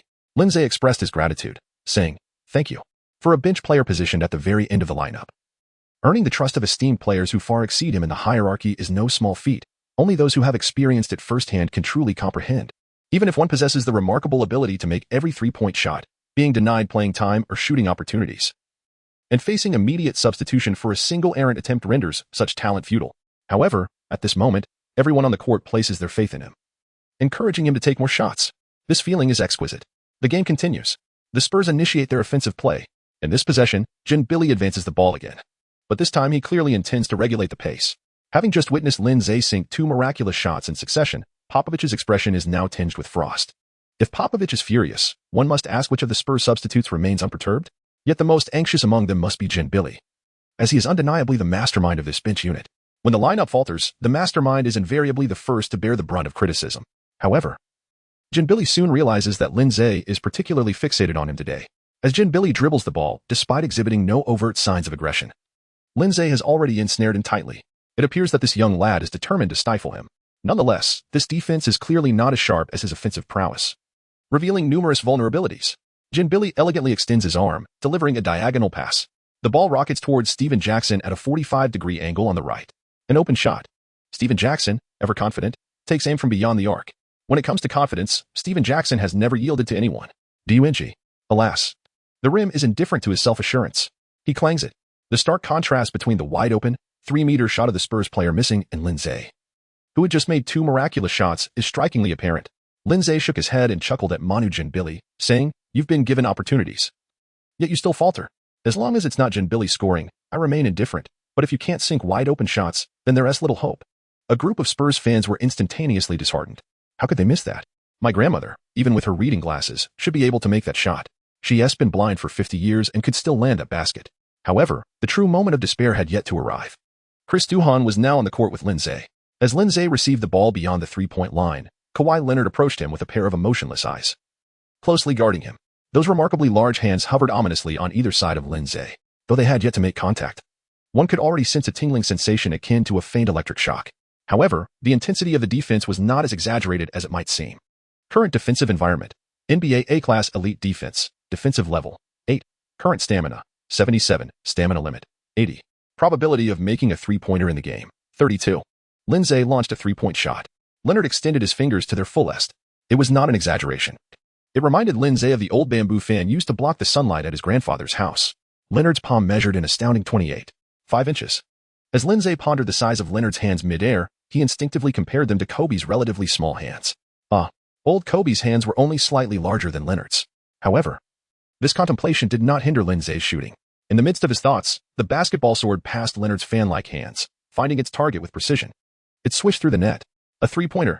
A consecutive trio. 2026. Within just a minute and a half of the game, Lin Ze had scored 3 three-pointers, amassing 9 points. Coach Popovich could no longer remain seated. His expression was as cold as ice as he stood on the sidelines, opting to call for a timeout. A 6-point deficit was not insurmountable for the Spurs, yet the issue lay in the fact that these 6 points had been accrued in the blink of an eye. Moreover, they had been achieved amidst such a fierce and intense confrontation. Prior to Lin Ze's entrance, the Lakers and the Spurs had been engaged in a brutal clash, wielding their swords and shields against one another, each strike landing with palpable force. But the moment Lin Ze stepped onto the court, it was as if a missile had detonated on this ancient battlefield, causing a thunderous explosion that left the Spurs disoriented and defenseless. Popovich, witnessing his dispirited players retreating from the court, instinctively felt the urge to reprimand the impassive Kawhi Leonard. Raising his hand, he nearly touched Leonard's nose. Yet faced with Leonard's inscrutable expression, he ultimately relented. What was there to berate? What could he possibly blame Leonard for? Did Leonard falter in his defense during the second quarter? In the very first defensive play of the second quarter, Leonard single-handedly thwarted Jamison's attempt. Was there anything wrong with that? Absolutely not. However, the very ball that was disrupted somehow transformed into a three-pointer amidst chaotic scrambles? Could Leonard be held accountable for that? Certainly not. In his second defensive play, Leonard contained Lin Ze so well that he barely crossed half-court, watching as the 8-second violation loomed. Yet, when Lin Ze took a shot from an extraordinarily long distance, it found its mark. Was there anything amiss with Leonard's defense? No, there was not. In the subsequent defensive play, Leonard guarded Lin Ze just beyond the three-point line, demonstrating impeccable spatial awareness and pressure, yet Lin Ze still scored. Was there any fault in Leonard's defense? No, indeed. Each play was flawless, yet the Spurs found themselves overwhelmed by a sudden surge of 9 points. Consequently, Ginobili could not help but bow his head further. Oh no, The misfortune is mine. Indeed. Popovich unleashed a torrent of criticism at Ginobili. Look at that dreadful shot you took. Just seeing you infuriates me. Manu Ginobili, on the Lakers side. Lin Ze was being embraced and petted by his teammates, almost as if they were about to take a bite out of him. Come, let me appreciate those hands. They are simply too precious. My heavens, could I borrow just a bit of your shooting touch? This year is my contract year, and with your skills, I could secure my future for the rest of my life. Lin Ze protested, brothers, anything is fine, but please maintain a sense of distance with this flavor. Thank you. No, I beg you. As the game resumed, although Parker and Duncan had yet to return, Danny Green made an early reappearance, forming a formidable duo with Kawhi Leonard. True to Coach Popovich's expectations, Danny Green immediately sank a three-pointer, staunching the Spurs' bleeding. 23-26. On the defensive end, as Lin Ze had imagined. Green's early entry was to provide Leonard with a defensive boost. The Twin Towers of defense. Two of the NBA's elite perimeter defenders simultaneously focused on Lin Ze. The Spurs' defensive strategy elicited a touch of envy from Kobe on the sidelines. How frustrating. Today, Coach Pop didn't deploy this combination against me. Yet he would use it to guard a fledgling rookie. Recently, the transition has been intense, fueling our motivation to update more swiftly. Please take a moment to exit reading mode. Thank you. Danny Green and Kawhi Leonard's dual defense. Two towering figures, each standing 2 meters tall, contesting against a 186 centimeters player. Their overwhelming reach rendered the basket virtually invisible to Lin Ze. Lin Ze furrowed his brow. I have now achieved a score of 9, tying with the total GDP score, surpassing Kobe by a point. Given the current intensity of the defense, should I not pass the ball? With this thought, he resolved to act. Since the Spurs opted to deploy their two strongest defenders against Lin Ze, it implied that the other players on the Lakers' perimeter would have the opportunity to shine. Lin Ze cast a furtive glance and, to his astonishment, found that before Jamison stood the diminutive Patrick Mills, a barely 1.8-meter-tall figure. How could such a slight individual possibly defend against the towering 2.8-meter Jamison? Lin Ze's pass to Jamison was akin to a cannonball. Alas, it was a naive aspiration. As soon as Lin Ze released the ball, it was seized by Leonard's colossal hand. Following his interception, Leonard opted to shoot immediately. Meanwhile, Ginobili's serpentine drive had commenced. Although slightly slower than in his prime, his unusual layup technique remained nearly impossible to thwart. Although Duhong had returned to defend the basket, Ginobili swiftly twisted his body, leaving Duhong trailing behind, and executed a delicate layup. It was successful. The Spurs added 2 more points. 25-26. Lin Ze's statistical error is noted with a +1. For Lin Ze, a single mistake is trivial. What truly matters is that these 2 points were secured by Ginobili. The total score for GDP has now reached 11 points. The uncle can endure, but the aunt cannot. As Duhong dribbled past the halfway line, Lin Ze commenced a series of evasive maneuvers. Leonard began pursuing Lin Ze like an eagle chasing a chick. However, the outcome was rather dismal. Lin Ze elegantly maneuvered around the pillars, deftly circumventing the screens set by Jordan Hill and Jamison. He successfully received the ball near the free throw line, executing a feint for a floating shot that caught Leonard off guard. In a swift motion, he accelerated towards the corner for a 3-point shot. As Lin reached the corner, he had yet to position himself for the shot when Green, like a startled bird, surged from the side, arms raised to challenge him. Just before Green could collide with Lin, he released the 3-pointer. Current defensive environment: NBA elite defense, defensive level 8, current stamina 77, maximum stamina 80. Probability of making a 3-pointer in game conditions 31. Lin Ze did not witness the goal. He merely heard the swish of the basketball through the net and the thunderous cheers of Lakers fans reverberating throughout the arena. Hey, Lin Ze lay on the ground, a look of helplessness on his face as he gazed at Danny Green, who was sprawled across him as if sacrificing himself to take down a bunker. Danny, how much longer are you going to weigh down on me? Danny Green pushed himself up, astonishment etched on his face as he glanced at the scoreboard, which had just registered another 3 points. Unable to contain himself, he turned back and exclaimed, "Kid, that 3-pointer was quite something. I thought you were trying to draw a foul." Lin Ze's face flushed with embarrassment. Brother, is there a need for deceit? You are on the verge of committing a foul. At that moment, the referee finally witnessed the 3-point shot succeed and blew the whistle. Danny Green was called for a 3-point foul. However, as the shot was successful, only a free throw was required. Lin Ze stands at the free throw line. For the first time, I witnessed the fervent shouts of the passionate Lakers fans. Closest to the hoop is a row of exuberant girls clad in the iconic purple and gold Lakers jerseys, their slender waists and alluring curves captivating all attention. As Lin Ze assumes his free throw posture, it seems as though their excitement has burst forth like blossoms in full bloom.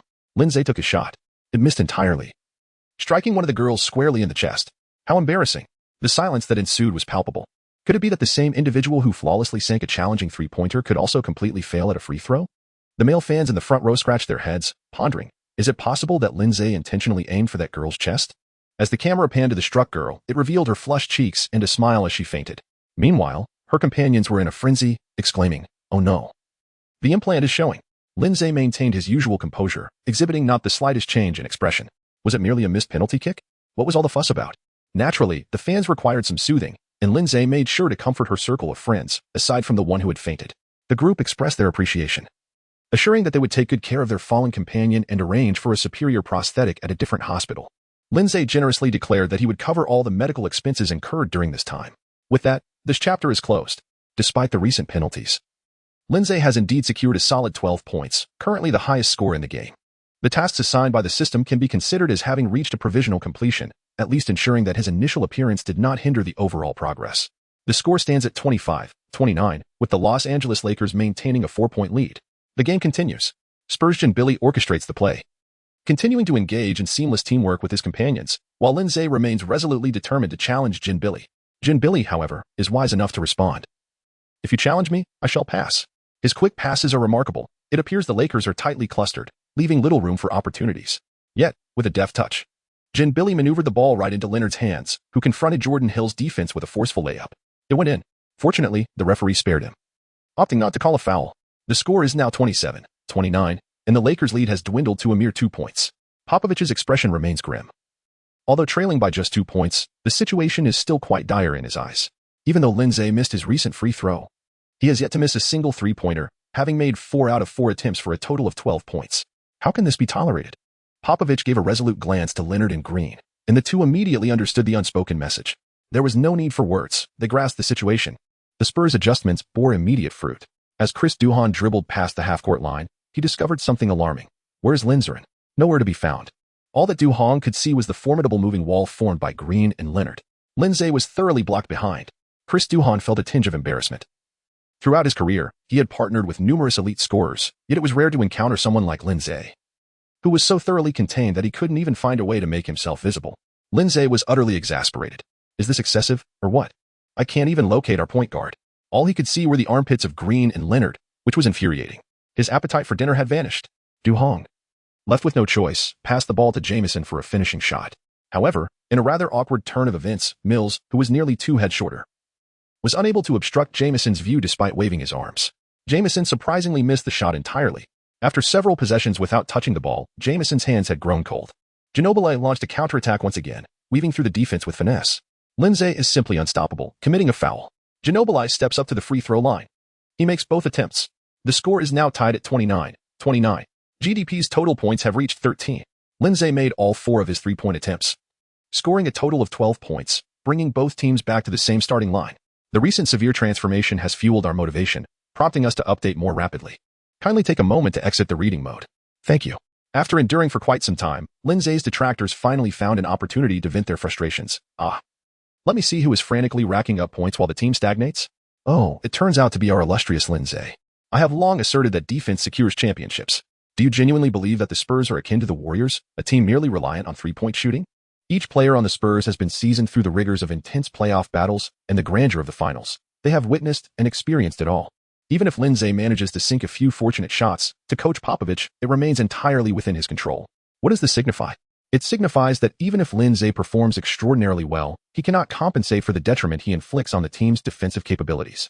In fact, those miraculous shots he makes are detrimental to the team as they lead the other players on the court alongside him astray, rendering even the most basic shots impossible. At this moment, Lin Ze indeed appears somewhat disheartened. It is difficult not to feel disheartened. During Lin Ze's time on the court, he indeed sank a series of three-pointers. However, the San Antonio Spurs' strategically relentless pressure began to bear down on him. Possessing a skill for guaranteed three-point shots, Lin Ze's optimal performance naturally occurs in conducive shooting environments. Yet, under the Spurs' formidable defense, attempting to make a standard three-pointer felt like a Herculean task. Lakers head coach Bernie Bickerstaff called for a timeout. Lin Ze anticipated that his teammates might mock him for his recent lackluster performance, but instead, upon his exit from the game, he was met with exaggerated laughter from his comrades. This laughter, however, was laced with camaraderie and playful teasing. Hey, look at that little guy's forlorn expression. As if he has already lost the game. Could it be? Seriously? Little fella, do you really see yourself as a savior? Do you think you can single-handedly shatter the Spurs? Ron Artest was nearly doubled over with laughter. Meanwhile, Kobe had shifted his focus back to the game. Take a breather. Kid, it's our time now. What you did just moments ago was commendable. Indeed. Steve Blake chimed in, the Spurs have been our long-standing rivals for years. If you were to bring them down, our dignity would be utterly compromised. Paul Gasol remained silent, offering a gentle pat on Lin Ze's head. If it had been Paul in Lin Ze's position, a mere touch would have sent him into a frenzy, yet for Lin Ze, this gesture brought an unexpected sense of tranquility. Lin Ze's heart gradually found tranquility as he quietly sat in his chair, observing the performance of his teammates. The Los Angeles Lakers fielded their full roster, while the Spurs replaced Kawhi Leonard with Steven Jackson, retaining their other starters, Bernie Bickerstaff. Believing that Lin Ze had yet to overcome his recent frustrations, turned to offer encouragement. Your efforts have not been in vain. Normally, Leonard would be Kobe's primary defender. But due to the exertion you've caused him, Leonard had to take a breather. Now, the task of guarding Kobe falls to Danny Green instead. Past encounters had repeatedly demonstrated that while Danny Green is indeed a reliable defender, relying on him alone to contain Kobe is a folly. On the court, Kobe seemed intent on validating Bickerstaff's assertions, engaging in a one-on-one showdown with Danny Green. With no extravagant maneuvers, he executed a simple fadeaway jump shot, effortlessly overpowering Green to score. This was merely a glimpse of the extraordinary display Kobe would unleash in the second quarter. As his attempts increased, so did his accuracy. By the end of the second quarter, Kobe, who had started with a shooting percentage of 25, had elevated it to 50, with 16 shots taken. He scored 21 points in the first half. Meanwhile, GDP was equally impressive, with their combined scoring reaching 29 points, resulting in a tied halftime score of 51-51. Lin Ze's complexion has grown darker. Oh heavens, is the system truly toying with me? Lin Ze gazed at his meager statistical output of 12 points, feeling disheartened. Despite his vigorous efforts, the score revealed an even greater gap from the system's set objectives. At this rate, what reward could he possibly hope for? As the third quarter approached its latter stages, Lin Ze dreaded to imagine how much the opposing team might have surged ahead. Yet, a decisive move by Bernie Bickerstaff reignited the flickering flame of hope within him. In the third quarter, Lin Ze was appointed as the starting point guard, paired alongside Kobe Bryant. The announcement momentarily stunned the entire Los Angeles Lakers team, although the replaced Steve Blake took the news with grace. Recognizing his role as the backup point guard, he patted Lin Ze on the shoulder and said, "Young man, it's your time to shine. Seize the opportunity." Lin Ze chuckled to himself, secretly reveling in the moment. Please, don't blame me. The third quarter lineups were as follows: San Antonio Spurs, PG, Tony Parker, SG, Danny Green, SF, Steven Jackson, PF, Tim Duncan, C, Tiago Splitter. Los Angeles Lakers, PG, Lin Ze, SG, Kobe Bryant, SF, Ron Artest, PF, Pau Gasol, C, Dwight Howard. As this lineup was unveiled, fans from Huaxia watching the live broadcast erupted with excitement. Goodness, what is this? Lin Ze has started in the third quarter. It's crucial to note that under normal circumstances, those stepping onto the court at this juncture are the starters. This indicated that Lin Ze's performance in the second quarter had caught the coach's attention, heralding a significant opportunity for him. However, this was not without its challenges. Sharing the court with Kobe meant that Lin Ze would face high expectations. If he failed to meet Kobe's standards, he might not even see the bench in the next game. Pass the ball, give it to Kobe, Lin Ze thought. I just need to create space and capitalize on open three-pointers. After all, my shooting from beyond the arc is certainly superior to that of the aging Derek Fisher, right? Yes, indeed. With Kobe on the floor, it was only logical for him to take the lead. Once Kobe found his rhythm, the entire Lakers squad would come alive. Lin Ze reminded himself, this isn't like when you were leading the bench. You must remain sharp, for a single ill-advised shot could see you benched. Just as Huaxia fans were beginning to establish Lin Ze's role within this lineup, he confidently stepped beyond the three-point arc and took a shot. Are you kidding? Don't shoot. No, yes. What a shot. A brilliant arc of the ball, and the Los Angeles Lakers added 3 points to their tally. 51-54. Lin Ze's score has reached 15 points. Meanwhile, Kobe stands at 21 points, and GDP has amassed 29 points. Lin Ze's efficiency is astonishing. With just 5 attempts, he has already secured 15 points. If he were to take 80 shots in a game, could he not achieve a staggering 240 points? With such scoring efficiency, what does it matter if he surpasses Kobe? Lin Ze, while retreating defensively, subtly shook his head, murmuring, not enough, not enough. His recent three-point attempt not only astonished the fans, but also took both teams' players by surprise. At that moment, Tony Parker was assigned to defend Lin Ze, rendering the defense virtually negligible. The most astonished of all was Kobe Bryant. Kobe had initially planned to take the first shot of the third quarter himself, intending to attract the defense and then pass the ball to Lin Ze, positioned at the corners or the arc, using his influence to ensure Lin Ze could make a more assured three-point attempt. However, when Kobe observed that merely 5 seconds into the third quarter, Lin Ze had executed a resolute three-pointer from just beyond the arc, he realized the true fool in this scenario was himself. He had assumed that as long as he was on the court, the ball would invariably pass through his hands. Yet, Lin Ze merely regarded him as a tool to draw defensive attention without sentiment. Had this been the era of the O-K combination, Kobe would have found such a situation intolerable. However, after years of battling in the NBA and weathering numerous storms, A sense of comfort washed over him. Throughout these years, the management had cycled through countless players surrounding Kobe, yet the guards who truly thrived under his influence were those who arrived fully formed. The count of guards who developed under his watchful eye and achieved even a semblance of stardom could be counted on one hand. Not a single one could be deemed a competent NBA starter. Experts and fans alike attributed this phenomenon to Kobe Bryant's overpowering personality and his absolute control over the ball. While this was indeed a factor, it was equally true that the guards joining the Lakers invariably idolized Kobe, either as devoted fans or sycophants. The idea of challenging him was unthinkable, and even engaging him in a straightforward one-on-one conversation left them trembling. In his 20s, Kobe firmly believed himself to be the best in the world, and it was only fitting that the Lakers players bowed to his supremacy. Yet, now in his 30s, Kobe's gaze had shifted towards the future. He did not wish for the once magnificent purple and gold dynasty to descend into obscurity following his retirement. Undoubtedly, attracting the next NBA superstar to the storied Los Angeles Lakers, with its rich heritage and immense commercial value, would not pose much difficulty. However, he recognized that while the newcomers might possess skill, they would ultimately be mercenaries. Kobe yearned to witness a glimmer of hope among the Lakers' youth before his departure from the game. He longed to see a fearless young player, reminiscent of his own self from 16 years prior, standing in the Staples Center, pointing defiantly at a group of seasoned veterans, exclaiming, "Hey, who wants to challenge me to a duel?" At this moment, the figures of youth in Lin Ze and Kobe's minds are gradually converging, yet they possess certain distinctions. On the surface, Lin Ze does not appear to possess a particularly rebellious temperament. However, deep within him lies an undeniable streak of madness. The recent three-point shots he made were not the kind of attempts that an ordinary rookie would dare to take. If we were to rewind time to Kobe's own rookie season, one must wonder if he would have summoned the audacity to shoot such a desperate three-pointer when pressed closely by defenders. Kobe thought to himself, how could I possibly be as foolish as that Lin Ze kid? Is there really a defense I could not evade? Beyond his three-point prowess, Lin Ze seems to lack in other skills. Yet, Kobe found solace in the fact that at last, a young player from the Lakers has dared to step up. While technical abilities can be honed over time, a lack of ambition is what truly signifies failure. For some reason, Kobe's mind wandered to the highly touted Kwame Brown, a physically gifted giant who often resembled a man-child.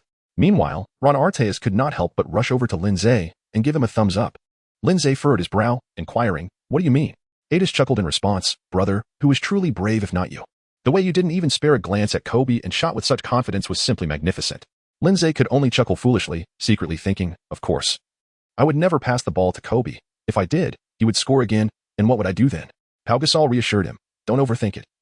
Do not perceive Kobe as such a demon." At that moment, Kobe approached as well. Lin Ze suddenly felt a pang of anxiety. If Kobe were to approach me and explicitly ask me to pass him the ball, could I truly refuse? Certainly not. Lin Ze understood that a person should know whether to have a satisfying meal or an abundance of meals. If he were to upset Kobe, his position within the Lakers would indeed become untenable. However, Kobe, with an expressionless demeanor, locked eyes with Lin Ze. In that moment, as Lin Ze felt a shiver run down his spine, Kobe spoke, "Kid, that's quite like me. But your ball handling skills are simply lacking. You'll need to practice with me for an additional 3 hours after tonight's game." Oh, Lin Ze's eyes sparkled with excitement. If Kobe had said so, it undoubtedly indicated that there was an opportunity today. If Kobe were to agree, then this evening would allow Lin Ze to unleash his full potential without restraint.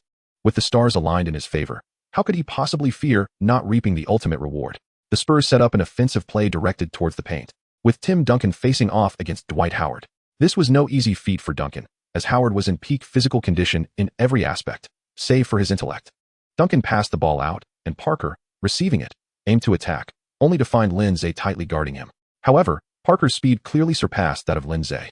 With a swift acceleration, he evaded Lin Ze and charged towards the basket.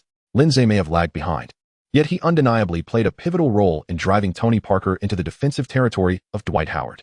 The peak Howard, like a fierce tiger, fixed his gaze intently upon the French speedster. Parker maneuvered left and right, deftly navigating the confined paint, but alas, with a resounding thud, the ball was swatted away by Howard's imposing block at the very moment it was exposed. On the sidelines, Popovich erupted in a fit of rage. "Where are you passing? Can't you see Danny Green wide open outside? Are you blind?" In response, Parker felt a twinge of frustration. "If I were just 5 years younger, I would have made that shot without a doubt. But time waits for no one." The basketball court is a realm of rapid change. As Howard thwarted Parker's shot, others merely observed the ball soaring, considering it just another regular season game. Moreover, with the San Antonio Spurs and Los Angeles Lakers featuring a roster of predominantly seasoned players, no one was keen on expending unnecessary energy. Yet, the 22-year-old Lin Ze was willing. While others rested, Lin Ze had already embarked on a relentless pursuit. chasing down the play with fervor until he finally gained control of the ball deep within Spurs territory. However, during this pivotal moment, Spurs center Thiago Splitter had already positioned himself effectively. Lin Ze retreating directly to the left side at a 45-degree angle, drawing the towering Splitter out. Face to face, he swiftly rose for the three-point shot. Recently, the transformation has been significant, fueling our motivation to update more rapidly. Please kindly exit the reading mode. Thank you. Current defensive environment, NBA standard defense, defensive level, 7. Current stamina, 71, stamina limit, 80. Probability of making a three-pointer in the game state, 45. Bang. Lin Ze's three-point shot is both lofty and formidable. Lin Ze's score has reached 18 points.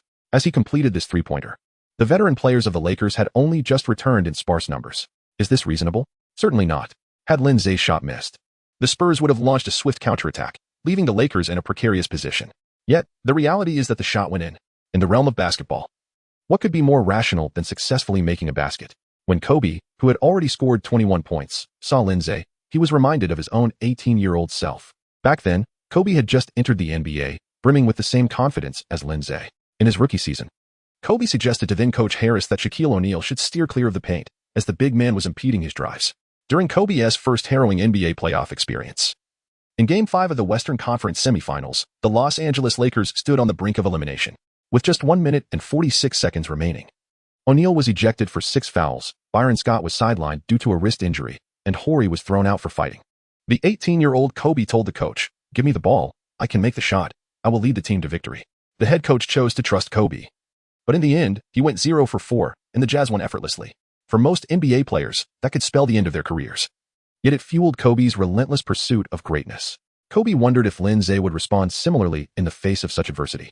Whether he would rise like Kobe or succumb to despair. If Lin Ze did indeed rise, Kobe questioned whether he would be able to guide him. As rebounding from failure is uncommon in the NBA, few possess the tenacity to push forward after a setback, unlike Kobe. However, as Kobe pondered this scenario, he suddenly felt a chill.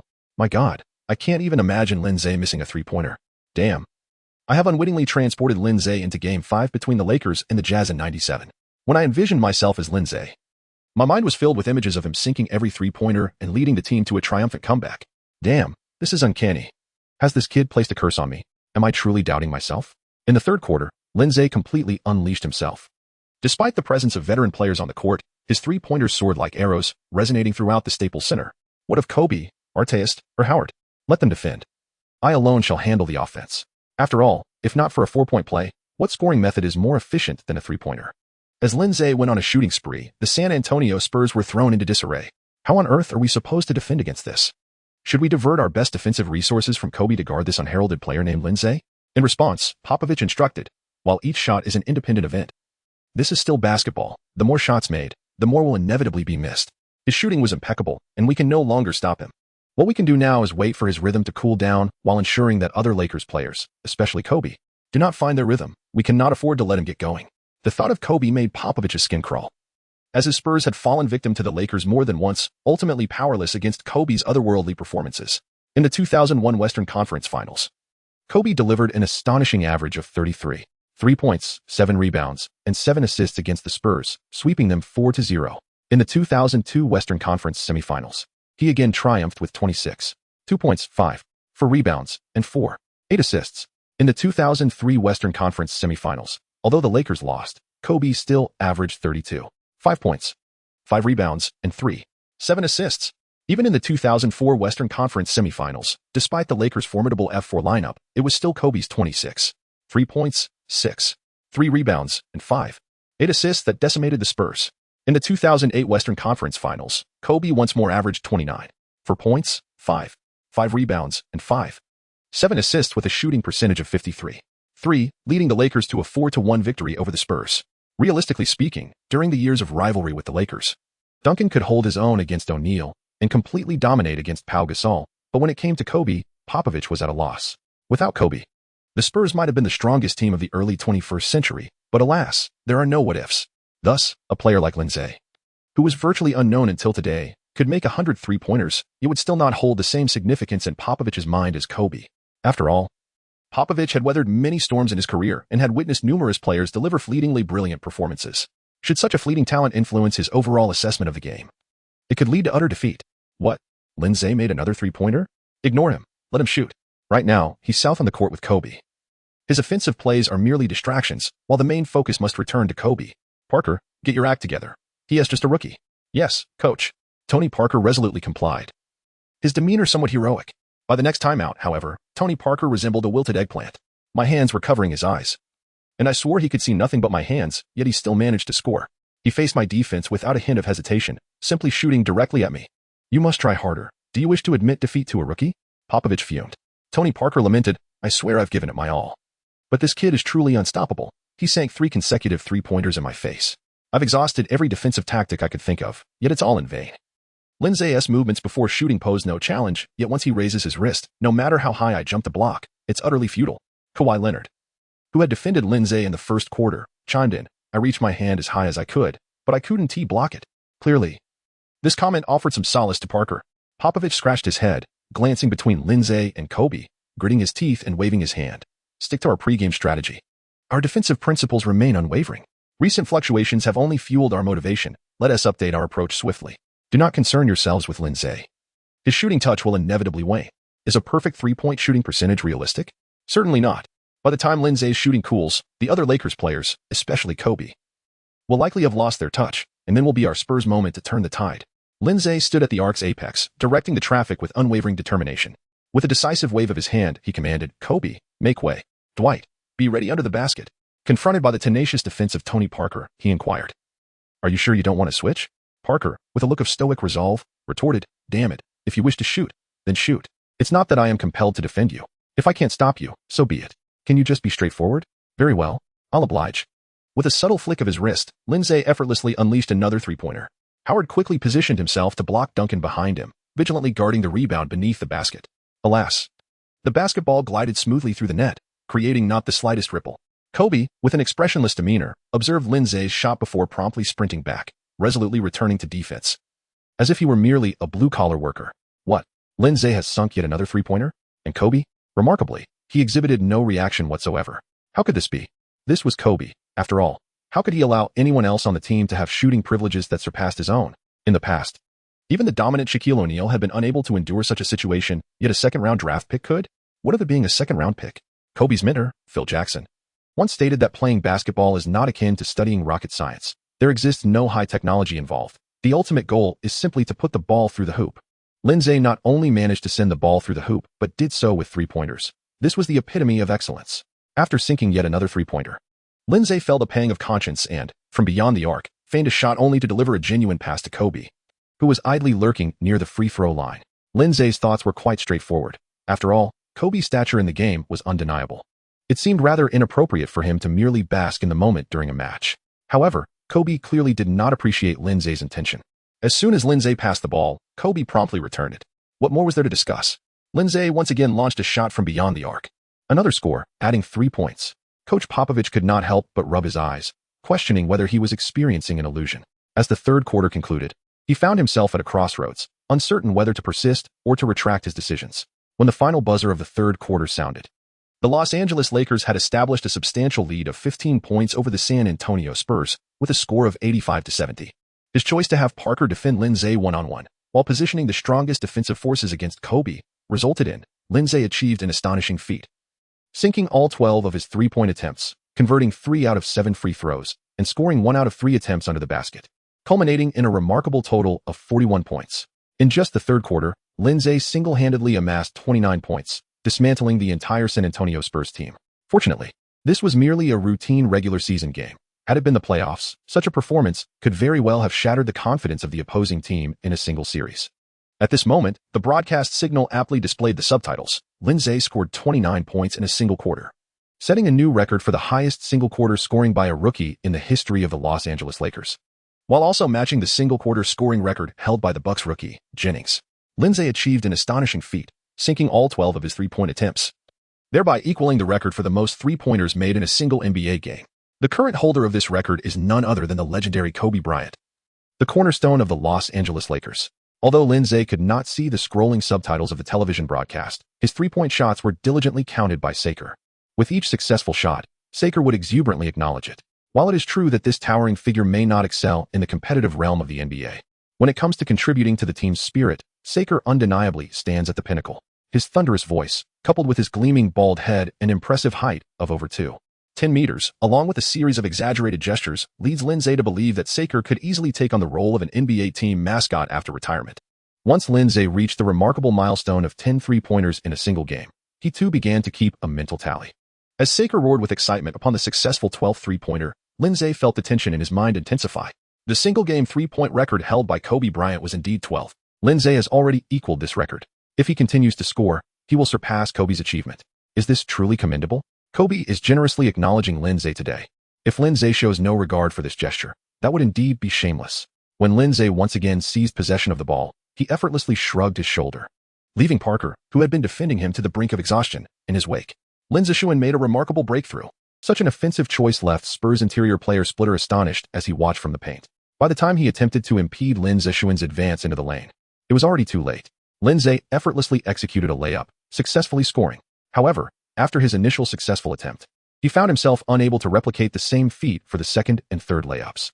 Given Lin Ze's height and the lack of extraordinary speed and elite breakthrough skills, challenging the formidable duo of Duncan and Splitter in the paint proved to be a daunting task. The third quarter concluded amid Lin Ze's relentless drives, and with just a minute and a half remaining in the period, he had already amassed an impressive 29 points, igniting a fervent excitement among the fans of Huaxia. What about Lin Ze's adversaries? What adversaries? They have already been vanquished by Lin Ze to the point of misery beyond comprehension, having long since turned off their televisions. Those who remain glued to their screens are either steadfast fans of Lin Ze or have been utterly convinced by his performance in this match, transforming into his admirers. They share a common anticipation. Will Lin Ze break the single-quarter scoring record in the NBA regular season?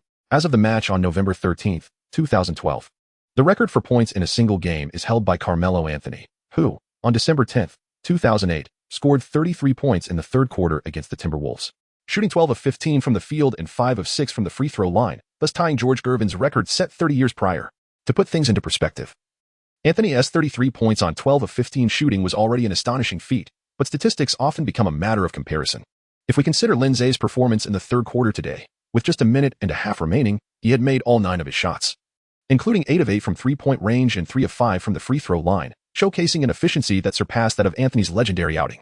Regrettably, the anticipated continuation of Lin Ze's three-point barrage did not materialize. Instead, he ventured inside to face 2 blocks. This unexpected turn left many who had wagered on Lin Ze breaking the single-quarter scoring record in dismay, lamenting that he was undoubtedly manipulated by unseen forces. The despicable Lin Ze, forever shrouded in controversy. In some obscure corner, Lin Ze unwittingly gained a new wave of detractors. Recently, the transformation has been profound. Fueling our motivation to update more rapidly, we kindly ask you to exit reading mode. Thank you. Nevertheless, Lin Ze felt content with his decision. Had he shattered Kobe's record for three-pointers in a single game, he would have been at a loss as to how to exit the court.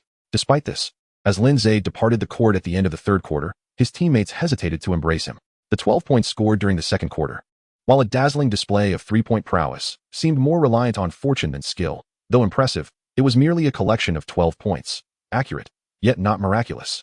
However, Lin Ze's 29 points in the third quarter transcended mere luck. This performance is undoubtedly of miraculous caliber on the NBA stage. Led by Ron Artest and accompanied by Robert Saker, the comedic duo exclaimed, "Oh my, the monster has arrived. Run for your lives."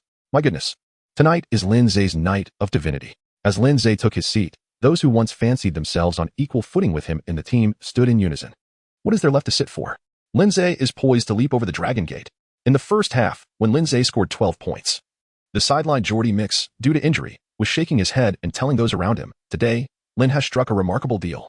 When Lin Ze erupted for an astounding 29 points in a single quarter, Mix was the first to eagerly approach, saying, "Boss, would you like some water? Would you prefer it iced or at room temperature?" At that moment, Lin Ze had no time for pleasantries. His immediate focus was on reviewing the technical statistics. Lin Ze, 41 points, 2 rebounds, 1 assist, 1 steal, 2 turnovers. Kobe Bryant, 24 points, 5 rebounds, 3 assists, 2 turnovers. On the opposing team, GDP, Tim Duncan, 15 points, 7 rebounds, 3 assists, 2 blocks, 1 turnover. Tony Parker, 13 points, 3 rebounds, 6 assists, 3 turnovers. Ginobili, 8 points, 3 rebounds, 3 assists, 1 turnover. Total for GDP, 36 points. Lin Ze found himself impervious to the tumultuous distractions of the outside world. Closing his eyes to delve into profound contemplation, given the current circumstances, securing a victory appears highly probable, as does claiming the title of the team's leading scorer. The sole uncertainty lies in surpassing the aggregate score of GDP. Should I have the opportunity to remain on the court during the fourth quarter? Maintaining my score above GDP would be a trivial endeavor. However, the challenge lies in whether I will indeed be allowed to continue playing. In the preceding 12 minutes, I had Kobe create space for me and enlisted Howard to perform the role of a blue-collar worker. Such treatment is surely unprecedented for any active player, is it not? Although Lin Ze had his eyes closed, he still felt as if 1,000 needles were pricking at his back. Unbeknownst to him, countless eyes were scrutinizing him. Today's performance had indeed veered into the realm of madness. Moreover, a pivotal moment occurred when Bernie Bigstaff, with a gentle smile, congratulated him for equaling Kobe's single-game three-point record, urging him to strive for more. One might wonder, did the old man suggest that Lin Ze should break this three-point record or preserve it? As the fourth quarter commenced, Lin Ze found himself lost in contemplation. Despite the Spurs being decimated by Lin Ze's shooting in the third quarter, they were undeniably more fatigued than the Lakers. Thus, the Spurs fielded an entirely substitute lineup in the third quarter, and the Lakers, holding a 15-point lead, were more than willing to match them with their own reserves. For the Lakers, as long as they navigated the fourth quarter without any upheaval, victory would be theirs once again. Conversely, for the Spurs, failing to mount an effective counterattack would spell inevitable defeat. Hence, the Lakers could afford to patiently await the Spurs' next move. With Lin Ze stepping up from the Lakers bench today, he undoubtedly instilled tremendous confidence in the other peripheral players. Darius Morris, who usually deferentially passed the ball to the substitute leader Jamison, now thought, if Lin Ze can shoot freely in front of Kobe, what does Jamison amount to? How many times does one get to seize the moment in life? Darius Morris's eyes sparkled with ambition. Perhaps he too could inherit Lin Ze's miraculous shooting touch and turn his peripheral role into one of prominence. Without hesitation, he dribbled past half-court, aimed at the Spurs' Manu Ginobili, stepped back beyond the three-point line, and shot with unwavering conviction. The audacity of his shot momentarily left Ginobili dazed. What was happening with these Lakers bench players? Could they actually score? The resounding clang of the iron rim shattered Darius Morris's dreams, allowing Ginobili to regain his composure. So, you were merely here to intimidate me? Ginobili received a pass from the Spurs' backup point guard Gary Neal, executed a serpentine dribble, and surged through the Lakers' defenses, effortlessly scoring 2 points. The Lakers' bench remained unfazed. After all, Ginobili's 2 points still left them trailing by 13. Yet Lin Ze was already on his feet, anxiously observing every move on the court. To the others, it seemed as though Lin Ze had shouldered the weight of victory all by himself. Bernie Bigstaff calmly remarked, "Young man, do not rush, watch the game carefully. Do not fixate solely on the outcomes of individual plays. To become a true point guard, one must consider the bigger picture." However, Lin Ze clearly could not absorb this wisdom, especially after Ginobili scored 2 points and then made 1 out of 2 at the free throw line. His urgency escalated. The total score for GDP had reached 39 points. Surely, the reward that was already within his grasp would not slip away completely, would it? "You must learn to trust your teammates," Kobe stated expressionlessly. "They are formidable and will not easily concede defeat." It felt somewhat peculiar hearing those words of encouragement about trust in teammates coming from him. Lin Ze replied with a cheerful smile. The gradual relaxation of Lin Ze's spirit was not due to the absurd notion of diligently observing the game or trusting his teammates. Rather, it stemmed from Darius Morris's missed shot, which once again returned possession to Jamison, who swiftly extended the lead by sinking 2 resolute three-pointers, pushing the margin to a staggering 20 points. In contrast, Ginobili found himself entangled in a series of missed attempts. On the sidelines, Popovich felt the tension rising. As he thought, this is intolerable. The Spurs' objective this year was also to secure the championship, yet they found themselves unexpectedly outmatched by the Lakers, a team singularly focused on the same goal, now leading by 20 points. With a decisive wave of his hand, Popovich summoned GDP along with Kawhi Leonard and Danny Green, opting to forego the cumbersome and offensively challenged center in favor of a strategy centered around Duncan as the sole big man, supported by 4 smaller players. Lakers head coach Bernie Bickerstaff, without a moment's hesitation, reintroduced Lin Ze along with the other 4 starters. However, just as Lin was about to step onto the court, Bickerstaff's gaze deepened. "Lin, you know what to do, right? Recently, the transition has been intense, fueling our motivation to innovate and accelerate. Please, take a moment to exit reading mode." "Thank you," Lin Ze confidently declared. "Coach, I am a Huashian native. There is no need for your admonition." With just a glance, Lin Ze discerned that his thoughts perfectly mirrored those of the seemingly petty old man before him. Under no circumstances should Kobe's single-game three-point record be shattered. Meanwhile, Ron Artest, who had overheard the entire conversation, appeared utterly bewildered. Hey, what are you two talking about? Is this some mysterious task assigned by the coach? How is it that I comprehend every word yet remain utterly lost in your discussion?" As Lin Ze dribbled past the halfway line, he was indeed defended by Tony Parker before crossing it. However, as Lin approached the three-point line, the previously double-teaming Kawhi Leonard suddenly rushed forward to confront him. It was evident that after 3 quarters of restraint, Coach Popovich had finally relented. Lin executed a sudden prayer gesture, deftly faking out both Parker and Leonard, then broke through, leaving them behind as he penetrated into the heart of the defense. As Tim Duncan approached, Lin passed the ball to Kobe. Upon receiving the pass, Kobe was momentarily taken aback, but the fleeting surprise did not hinder his instinct to score. Everything unfolded seamlessly. With a subtle shift, Kobe executed a beautiful fading jump shot. Despite Danny Green's defense, he successfully made the two-pointer. At that moment, Lakers head coach Bernie Bickerstaff finally revealed a satisfied smile. All right, this kid isn't half bad. Turning around, Tim Duncan faced off against Howard in a one-on-one. He pushed, but Howard wouldn't budge. He squeezed, yet couldn't shift him. Nevertheless, the seasoned Duncan twisted his torso, bending into a graceful arc. With a smooth hook shot, he effortlessly laid the ball into the basket. That touch is simply unparalleled. Lin Ze's expression darkened. The GDP total score has reached 41 points. It has now equaled Lin Ze's score in this match. What should be done? It is once again the moment for a crucial decision. Lin Ze dribbles past the half-court, while Kawhi Leonard stands ready at the three-point line, awaiting an opportunity. Pau Gasol moves up to set a screen. Lin Ze, like a king circling a pillar, deftly positioned himself to shield Leonard behind him, launching a mid-range shot from the three-point line. Aware of the improbability, Leonard attempted the impossible. For an ordinary person, such a shot would be unfeasible to block. Yet, with arms reminiscent of having consumed the fruit of elasticity, Leonard managed to contest it. Thud. The first resounding block was delivered to Lin Ze, albeit from behind him. The referee instinctively called a foul. Lin Ze approached the free throw line, and when everyone anticipated it would result in 3 free throws, the instant replay clearly revealed that one of his feet had stepped over the line. Therefore, it was merely 2 free throws. Lin Ze took a deep breath, approached the free throw line, and converted one of his 2 attempts. Lin Ze's total score soared to 42 points. On the sidelines, Popovich seemed to recall something and hurriedly checked the technical statistics. Lin Ze, free throws, 3 out of 8. The corners of Popovich's mouth lifted as a thoughtful smile graced his face. Although Lin Ze excelled in three-point shooting, his free throw performance was notably poor, which is indeed a rarity for a shooter. However, this was of little consequence. What truly mattered was how to capitalize on such a deficiency.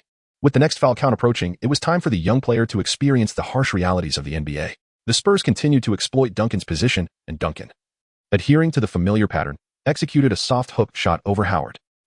This time it missed. Pau Gasol secured the rebound and passed it to Lin Ze, who swiftly sent a long pass to Kobe. With a burst of speed, Kobe reached the basket, powering through Danny Green to score. The referee's whistle sounded. Kobe turned, bewildered, his eyes wide in disbelief. Just moments ago, Kobe's shot not only failed to earn an additional free throw but was rendered entirely nullified due to the San Antonio Spurs' decision to commit an intentional foul on Lin Ze. No less. Lin Ze shook his left shoulder, which had been forcefully struck by Parker, as he approached the free throw line. He executed the first shot flawlessly, but the second one missed. Tim Duncan confidently secured the rebound.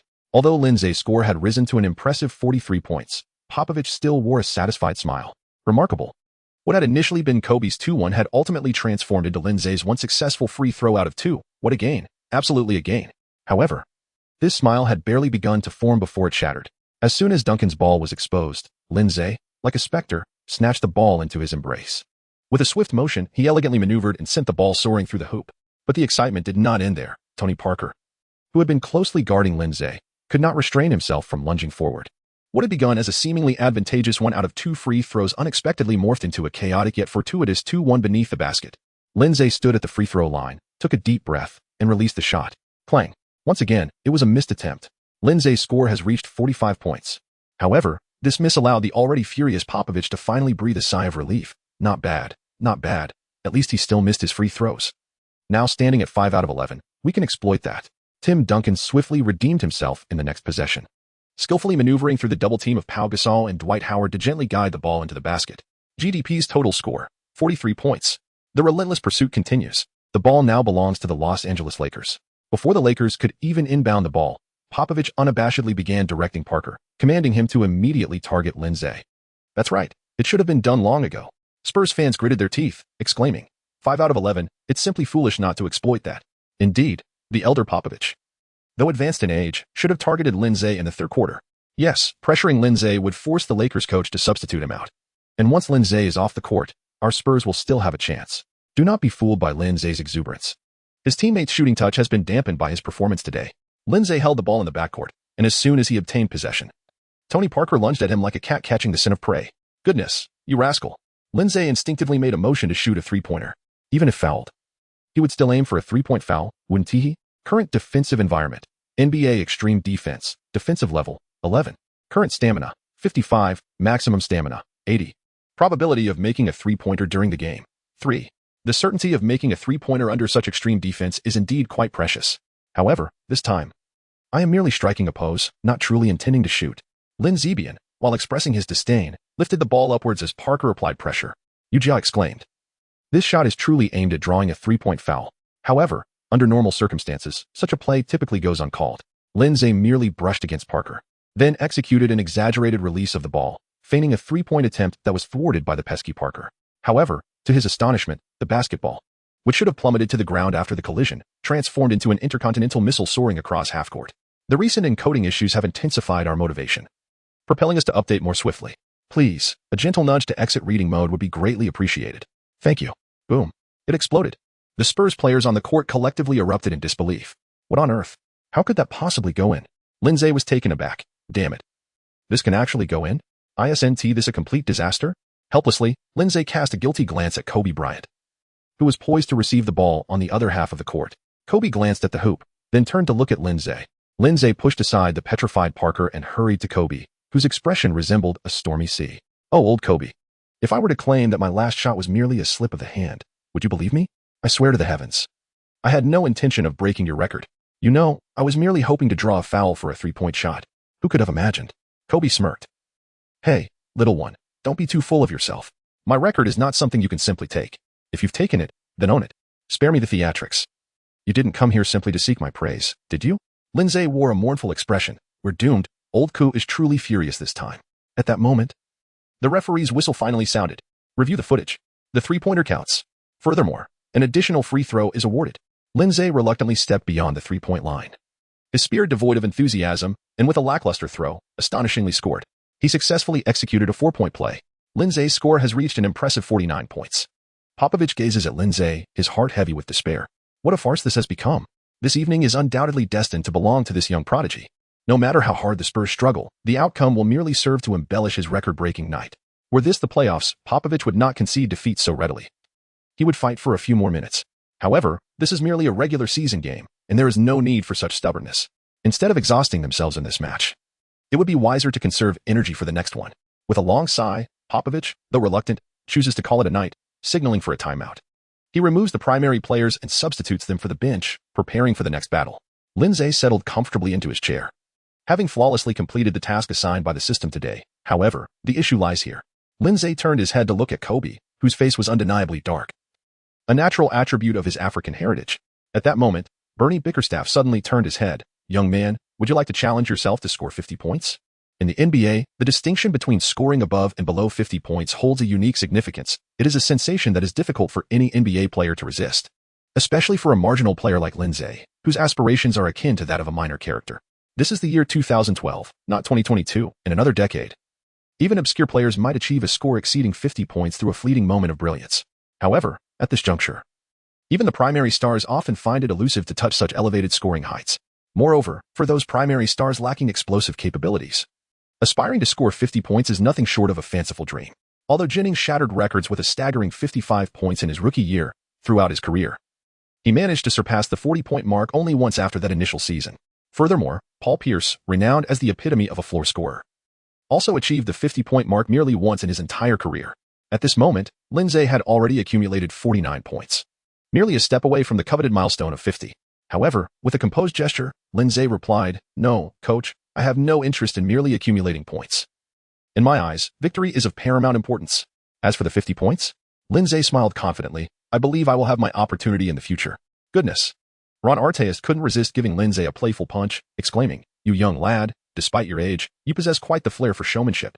Thus, the Los Angeles Lakers ultimately triumphed over the San Antonio Spurs with a score of 111-97. Lin Ze achieved an impressive feat, making 15 out of 22 field goal attempts, including a flawless 13 out of 13 from beyond the arc, alongside 6 out of 12 free throws, culminating in a remarkable total of 49 points, 3 rebounds, 5 assists, 3 steals, and 2 turnovers. Notably, his perfect three-point shooting not only set a new record for the most three-pointers made in a single NBA game but also established the highest number of successful three-pointers with a perfect shooting percentage in NBA history. Lin Ze achieved an impressive shooting percentage of 68, with a staggering true shooting rate of 90. Although his performance in mid-range, at the rim, and at the free throw line was rather lackluster, his flawless three-point shooting elevated his efficiency to the pinnacle. Tonight, Lin Ze was destined to be the center of attention. Zhang Weiping had prepared thoroughly for an interview with Lin Ze, but despite all arrangements, the opportunity slipped away once more. After Lin Ze completed an interview with the Los Angeles media, he was whisked away to the press conference by head coach Bernie Bickerstaff. Upon his arrival, he discovered that Kobe had already taken his place. How embarrassing. However, in that moment, the most awkward individual was not Lin Ze, but rather Tony Parker on another court. Popovich, clearly relishing the moment, had deliberately chosen Parker, who had been thoroughly outclassed by Lin Ze, to attend the post-game press conference. To be fair, Parker's stats of 5-4, 10 shooting with 14 points, 5 rebounds, 5 assists, 2 steals, and 1 turnover were commendable, despite being lower than his average. Yet, in comparison to Lin Ze's 49 points, it was a cause for deep despair. The first question from an eager reporter was pointedly directed at Popovich. Coach, what do you believe was the primary reason for the Spurs' defeat today? Popovich retorted with frustration. Kid, are you asking this knowingly? Fine, I'll tell you. We were completely dismantled by a second-round draft pick named Lin Ze. We couldn't contain him. He scored at will and made a series of unbelievable shots. Another reporter interjected. Actually, before the third quarter, although Lin Ze had performed admirably, the Spurs were still closely contending. However, once you opted for Parker to guard Lin Ze in the third quarter, he erupted, scoring an astonishing 29 points in that period. If given the chance to reconsider, would you maintain your current strategy? Popovich impatiently replied, of course. When our starting point guard cannot contain a second-round pick, we have no chance of winning. Remember, we are up against the Los Angeles Lakers, who boast the greatest scorer of our era, Kobe Bryant. If I were to deploy heavy defense on a second-round pick, Kobe would surely punish us. This has been proven countless times in past playoff encounters. The question of why we couldn't stop Lin Ze should not be posed to me, but to him. Pointing at Parker, who looked bewildered, Popovich added, I'm innocent. Lin is an exceptional player. The reporter pressed, did you know Lin Ze before this game? Parker, with a hint of resignation, admitted, to be honest, I didn't know him, but after tonight, I'm sure no one will remain unfamiliar with him. In stark contrast to the somber atmosphere of the San Antonio Spurs press conference, the Los Angeles Lakers post-game gathering radiated joy. Coach, is Lin Ze your secret weapon against the Spurs? A reporter inquired. As I understand, today marks Lin Ze's debut as a core rotation player this season. Coach Bernie Bickerstaff responded, the Spurs have been our longtime rivals. Every encounter is a grueling battle. Yet, many seem to forget that among the core trio of the Spurs GDP lineup, aside from the legendary Tim Duncan, both Tony Parker and Manu Ginobili were not high draft picks. They are the miracles of low draft gems for the Spurs, just as Lin Ze is for us. Coach, do you believe Lin Ze's performance today is merely a flash in the pan, or could he potentially evolve into a super sixth man like Manu Ginobili? Bickerstaff smiled knowingly. Child, this is the NBA. A fleeting moment does not yield a 15, 4, 22 shooting night and 49 points. Moreover, Lin Ze could have easily surpassed 50 points. But he willingly relinquished that opportunity, stating that he values winning over statistics. I hold Manu Ginobili in the highest regard. He is an extraordinary athlete and made great sacrifices for the Spurs as a bench player. However, I contend that Lin Ze's future will not be limited to merely being a super sixth man. In my eyes, the sky is his only limit. Subsequently, reporters turned their microphones toward Kobe. Kobe, what are your thoughts on Lin Ze breaking your record of 12 three-pointers in a single game set on January 7, 2003? Kobe pondered for a moment before responding. On the court, we prioritize victory over statistics. Records are meant to be broken. If you ask about my feelings, I'm quite pleased, as the record for most three-pointers in a single game still belongs to our Lakers. Kobe, do you mean to suggest that Lin Ze should inherit your legacy and lead the Lakers to further glory? He chuckled. What a joke. The future of the Lakers cannot be easily inherited. Merely performing well in a single game does not signify anything. Lin Ze is not yet worthy. He has a long road ahead. From the past to the present and into the future, I will remain atop the purple throne, awaiting challenges from all so-called Lakers successors. Everything must be proven through absolute skill. I only trust in the power of the game. Kobe's words were as unyielding as ever. The reporters expected him to praise the remarkable performance of the young player, but instead, he offered no pleasantries, maintaining his rigorous standards. Yet, Lin Ze discerned another layer of meaning in Kobe's words. It was not Lin Ze he was dismissing, but rather the current player who joined the Lakers this year. Widely recognized as the top center in the NBA, Dwight Howard, Lin Ze could hardly contain his excitement at the unfolding drama around him. Before he could ponder further, reporters thrust their microphones toward him. Lin, you entered the Lakers rotation for the first time and scored an impressive 49 points, surpassing Kobe's record for most three-pointers in a single game with 13, 4, 13 shooting. How do you feel? My shooting felt superb today. In the third quarter, my teammates consistently created space for me, allowing for better shooting opportunities. Without their assistance, I could not have achieved such a high score. Lin, according to statistics, you have yet to miss a three-pointer since entering the NBA, be it in the summer league, preseason, or regular season. How have you managed this feat? Lin Ze chuckled. Kiki, would you believe me if I said it was merely good fortune? While luck can ensure a perfect three-point shooting percentage in a single game, it is quite a challenge to maintain such perfection across every match, isn't it? Lin Ze touched his nose and remarked. One can only say that since my arrival in the NBA, my luck with shooting has been remarkably fortunate. Since you were inclined to examine statistical data, you must have noticed that my free throw percentage has been rather dismal of late. I suspect I have inadvertently transferred my shooting feel for free throws entirely to three-pointers. He then inquired, could you enlighten me on how you train for three-point shooting? According to the records, during your time in China as professional league, you were not particularly known for your three-point prowess. With sincerity, Lin Ze continued, as for my three-point shooting, it has indeed been the result of rigorous practice. For instance, I strive to make 100,000 three-pointers in a year. Kobe suddenly realized, it appears I have been insufficiently diligent in my three-point practice. If Lin Ze can achieve 100,000 three-pointers in a year, then I shall aim for 200,000. After concluding the post-game interview, Lin Ze checked the system. Ding. Congratulations to the host for completing the task of surpassing a legend.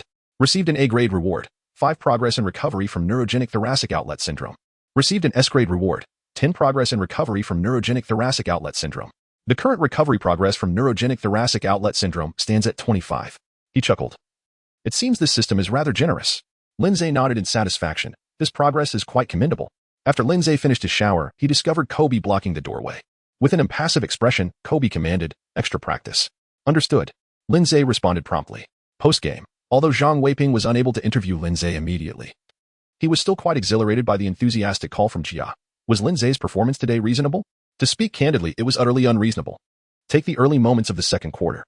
The way our domestic coaches instruct us, if the ball is about to hit the 8-second mark during a game and it hasn't been passed out, one should simply place the ball on the ground, preferring to incur a turnover rather than making reckless passes or shots, which could allow the opposing team to launch a counterattack. But look at what Lin Ze did. He shot directly. In the third quarter, Lin Ze took the court as a point guard alongside Kobe. For many years, the point guards paired with Kobe on the Lakers created space for him to execute his one-on-one plays. However, what did Lin Ze do? He had Kobe create space for him while he himself sought to score. Is this reasonable? Quite the contrary. But is there an issue? Not at all. Because Lin Ze achieved a perfect three-point shooting percentage today. Once again, Lin Ze enlightened us with some fundamental basketball knowledge. In this game, the ability to score is the ultimate form of reason.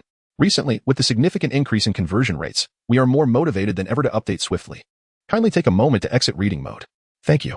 The highly anticipated matchup between the Los Angeles Lakers and the San Antonio Spurs concluded after 10 p.m. in the United States. After finishing the extra practice with Kobe, Lin Ze was left dazed and exhausted, having expended every last ounce of his energy. Training with Kobe is indeed an exhilarating experience. Lin Ze harbored profound doubts regarding whether Kobe had truly exerted himself during the recent match, suspecting that all his energy had been reserved for personal training. Indeed. It appeared that Kobe was merely going through the motions in this game, as I had undoubtedly stolen the spotlight. This sensation is rather delightful, I must say. Lin Ze could not help but burst into laughter. However, as he exited the Staples Center, his laughter quickly faded. He found himself suddenly besieged by a throng of admirers. A diverse array of young women surrounded him, a golden-haired, voluptuous girl, a bespectacled leggy beauty, a neighborly girl reminiscent of a tranquil airport, and a stunning mixed-heritage lady exuding exotic charm. Amidst the jostling, Lin Ze was utterly at a loss as to where to place his hands. With an abundance of bodies pressing in around him, the sensation was undeniably more intense than that of a basketball. Soon, Lin Ze realized that these young women were tirelessly promoting themselves, shoving various lingerie adorned with their phone numbers into his embrace. Goodness gracious, what a bewildering situation. Lin Ze wore a look of anxiety. Is this what it feels like to be a star? Lin Ze had been frequenting the Staples Center for several months, yet he had never before encountered such a tumultuous scene. The overwhelming chaos only served to further exhaust him, who was already weary from the day's exertions. Fortunately, Kobe's bodyguard came to the rescue, skillfully dispersing the throng of 40 or 50 women, ultimately escorting Lin Ze to his vehicle. Kid, Kobe chuckled, from now on, you ought to hire a bodyguard for your outings. Otherwise, I fear you may be utterly drained by women. That cannot be. Lin Ze retorted playfully. Even if I were drained, it would be far better than your predicament with women. Lin Ze wished to take legal action, yet he had already succumbed to a deep slumber. Meanwhile, Kobe regarded the slumbering Lin Ze and cast his gaze towards the star-studded night sky, murmuring, young man, your future is just beginning. Do not allow women to impede your progress. Even if you choose to wallow in self-despair, it will not suffice here. I still desire a championship, at least one more title. Yes, help me secure another. As Lin Ze drifted into slumber in Los Angeles, he remained blissfully unaware that his recent electrifying performance had sent shockwaves throughout the entire Chinese basketball community. My goodness, what more is there to say? The NBA has welcomed the most formidable second-round draft pick in history, while we in China have ushered in the most exceptional player since Yao Ming. To be candid, I have never been one to judge based on a single game, but with a flawless record of 13 three-pointers out of 13 attempts, how can I not? Could it be true that Lin Ze has indeed achieved 13 out of 13? Is there anyone still doubting his three-point prowess? His unparalleled individual performance has undoubtedly brought a wave of astonishment to the NBA, and I suspect that from this moment forth, few will dare assert that Chinese players are unfit for basketball. During the third quarter, when Kobe and Lin Ze shared the court, did you notice the subtle details? Kobe even willingly facilitated plays for Lin Ze. I could scarcely dream that Kobe would proactively assist a second-round pick. Remember, just a few years prior, Sonny was practically invisible during his time with the Lakers. Basketball must be defined by skill. Personal preferences do not dictate this. Had Sonny managed to sink 10 three-pointers in a game, I believe Kobe would have been inclined to support him as well. When many believed that the Lakers' most significant acquisition this year was Dwight Howard, Lin Ze revealed that the best addition had already been in their midst. When the Lakers selected Lin Ze with the 41st pick, both Chinese and American fans alike questioned Kupchak's decision, suspecting that he chose Lin Ze solely to tap into the Chinese market. Yet Lin Ze has proven, beyond a shadow of a doubt, that he is not merely worthy of the 41st pick. He will leave every team that overlooked him lamenting their choice. In stark contrast to the waves of praise surging through China, the basketball media in Los Angeles, while also promoting Lin Ze, began to suggest that he might be a contender for the NBA's Western Conference Rookie of the Month. Who says a second-round pick cannot vie for Rookie of the Year? Lin Ze's astonishing 49-point performance speaks volumes. Let us observe which rookie this season can measure up to that feat as of November 14, 2012. Our newly crowned number 1 pick, Anthony Davis, had recorded a high of 21 points, while the second pick, Michael Kidd-Gilchrist, managed only 12, and Bradley Beal reached 16. Together, their scores barely total 49, matching Lin Ze's single-game tally. Moreover, it is worth noting that Lin Ze's 49 points are not only the highest among the 2012 rookie class but also the highest since the commencement of this NBA season. In a single night, Lin Ze has eclipsed all current scorers in the league. Simultaneously, his flawless 13 three-pointers in one game have overshadowed every three-point shooter in NBA history. As a member of the Los Angeles media, it is entirely understandable to extol their sole rookie, yet to those star players, such accolades may ring hollow. Paul Pierce remarked, "So he scored 49 points? That doesn't even hit 50. If he manages to reach 50, won't he be hailed as the best in the league? I welcome him to Boston. I will personally greet him at the NBA." The newly crowned king of New York, Carmelo Anthony, who recently scored 43 points, quipped, "Los Angeles scoring sensation? Apologies, I only recognize Kobe Bryant." Ray Allen, the reigning three-point king in NBA history, lauded Lin Ze's performance as a miracle of the three-point realm. Yet he candidly stated, Lin Ze indeed delivered an impressive three-point display, but to claim he has surpassed all historical three-point shooters is an exaggeration. To become a premier three-point shooter, one must not only excel in a single game, nor even across a single season.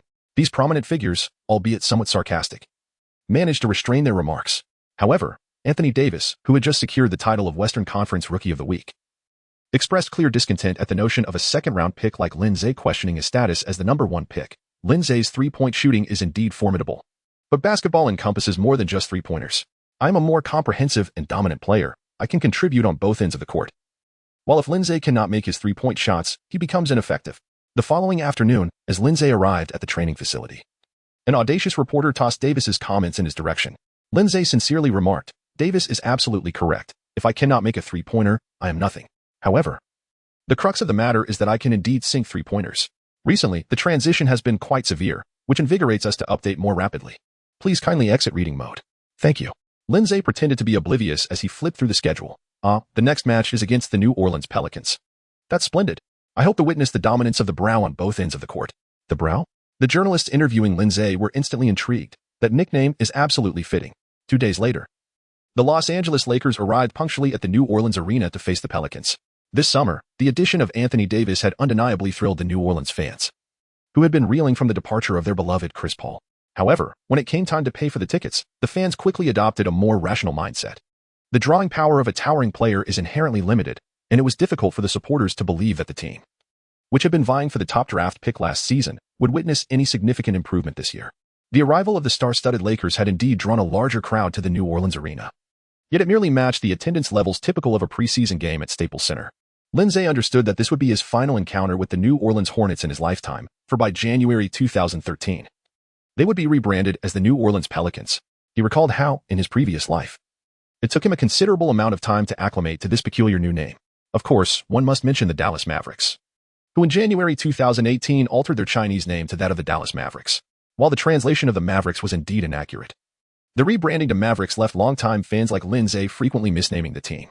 Returning to the matter at hand, the outcome of this game was scarcely in doubt. The New Orleans Hornets, with a record of 2 wins and 5 losses, languished at the bottom of the Western Conference, facing the formidable Los Angeles Lakers, who were riding high on a wave of success following a coaching change. Their chances of victory were virtually non-existent. Yet, this did not imply that the match lacked intrigue. The pregame narrative had been one of a showdown between the number 1 overall picks, Dwight Howard from 2004 versus Anthony Davis, the first pick of 2012. Despite the team's dismal performance, Davis had managed to score over 20 points in 2 of the 7 games he had played, showcasing his offensive versatility in the paint and his astonishing agility on defense. Confronted with elite centers like Tim Duncan and Joakim Noah, winning might be out of reach. But his statistics and on-court performance were commendable. Thus, a question arose. Could the league's premier center, Dwight Howard, impart a lesson to the newly minted number 1 pick? Or would the rookie, Anthony Davis, make a significant impact? Just 2 days prior, the previously unremarkable rookie Lin Ze of the Lakers had erupted with extraordinary performance.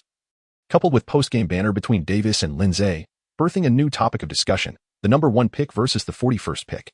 Anthony Davis felt somewhat agitated, as he seemed to be the target of scrutiny from all angles. However, if he were to compare himself to Dwight Howard, even a loss would not be disgraceful. For Howard's prowess in the NBA was indisputable. If the 19-year-old rookie Davis could manage to gain any advantage over Howard, it would be a point of pride. Yet, defeating Lin Ze, a mere 41st pick, seemed less impressive. Conversely, losing to Lin Ze would be disastrous. It would tarnish his reputation as the number 1 pick. Frustrated by the situation, Davis muttered to himself, "Good grief. Whether I win or lose, it feels like I'm being set up." Regardless, he had resolved before stepping onto the court that he would at least block a few of Lin Ze's 3-point attempts to reclaim his dignity. The starting lineups were as follows: Los Angeles Lakers, PG, Steve Blake, SG, Kobe Bryant, SF, Ron Artest, PF, Pau Gasol, C, Dwight Howard. New Orleans Hornets, PG, Austin Rivers, SG, Greaves Vasquez, SF, Alfred Camino, PF, Anthony Davis, C, Robin Lopez. As the game commenced, Anthony Davis found himself seething at Lin Ze, who was laughing and joking with teammates on the sidelines. He had built up a surge of energy, eager to unleash his fury on Lin Ze during the game, only to discover Lin Ze was not even playing. How infuriating. Behind the 19-year-old Davis stood the visibly agitated 27-year-old Dwight Howard, who exclaimed, "Hey, kid. You dare to ignore me?" Howard's mood had soured as well, after declining Kobe's request for extra practice twice. He noticed Kobe's enthusiasm for him had waned since his arrival with the Lakers. Though Howard's feelings about Kobe's enthusiasm were indifferent, he had grown increasingly uneasy about Kobe's unusual attention to Lin Ze, as Kobe had been practicing with him daily and even brought in his personal team for specialized training. Moreover, Lin Ze, who had struggled to even make the 12-man roster under Mike Brown, had begun to shine under interim coach Bernie Bickerstaff, garnering discussions in the Los Angeles basketball community that surpassed Howard's own. This was unacceptable. Howard forcefully swatted Davis to the ground, declaring, "What nonsense is this? I am the future of Los Angeles." Although Davis exhibited outstanding physical attributes and was heralded as the best small ball center for the next decade, he was no match for the peak athleticism of Howard, a traditional center. At the beginning of the game, Howard relentlessly dominated the rim, scoring 2 baskets over Davis, leaving him bewildered. What have I done to deserve this? Do we have some deep-seated grudge? Howard's expression darkened further. Of course it matters. With Davis struggling against Howard, the Hornets found themselves at a significant disadvantage. Despite having a size advantage over Pau Gasol, who was tall but slow, Davis managed to score his first basket by easily driving past Gasol. However, the Lakers were astute, with Howard on the court. There was no need for Gasol to guard Davis.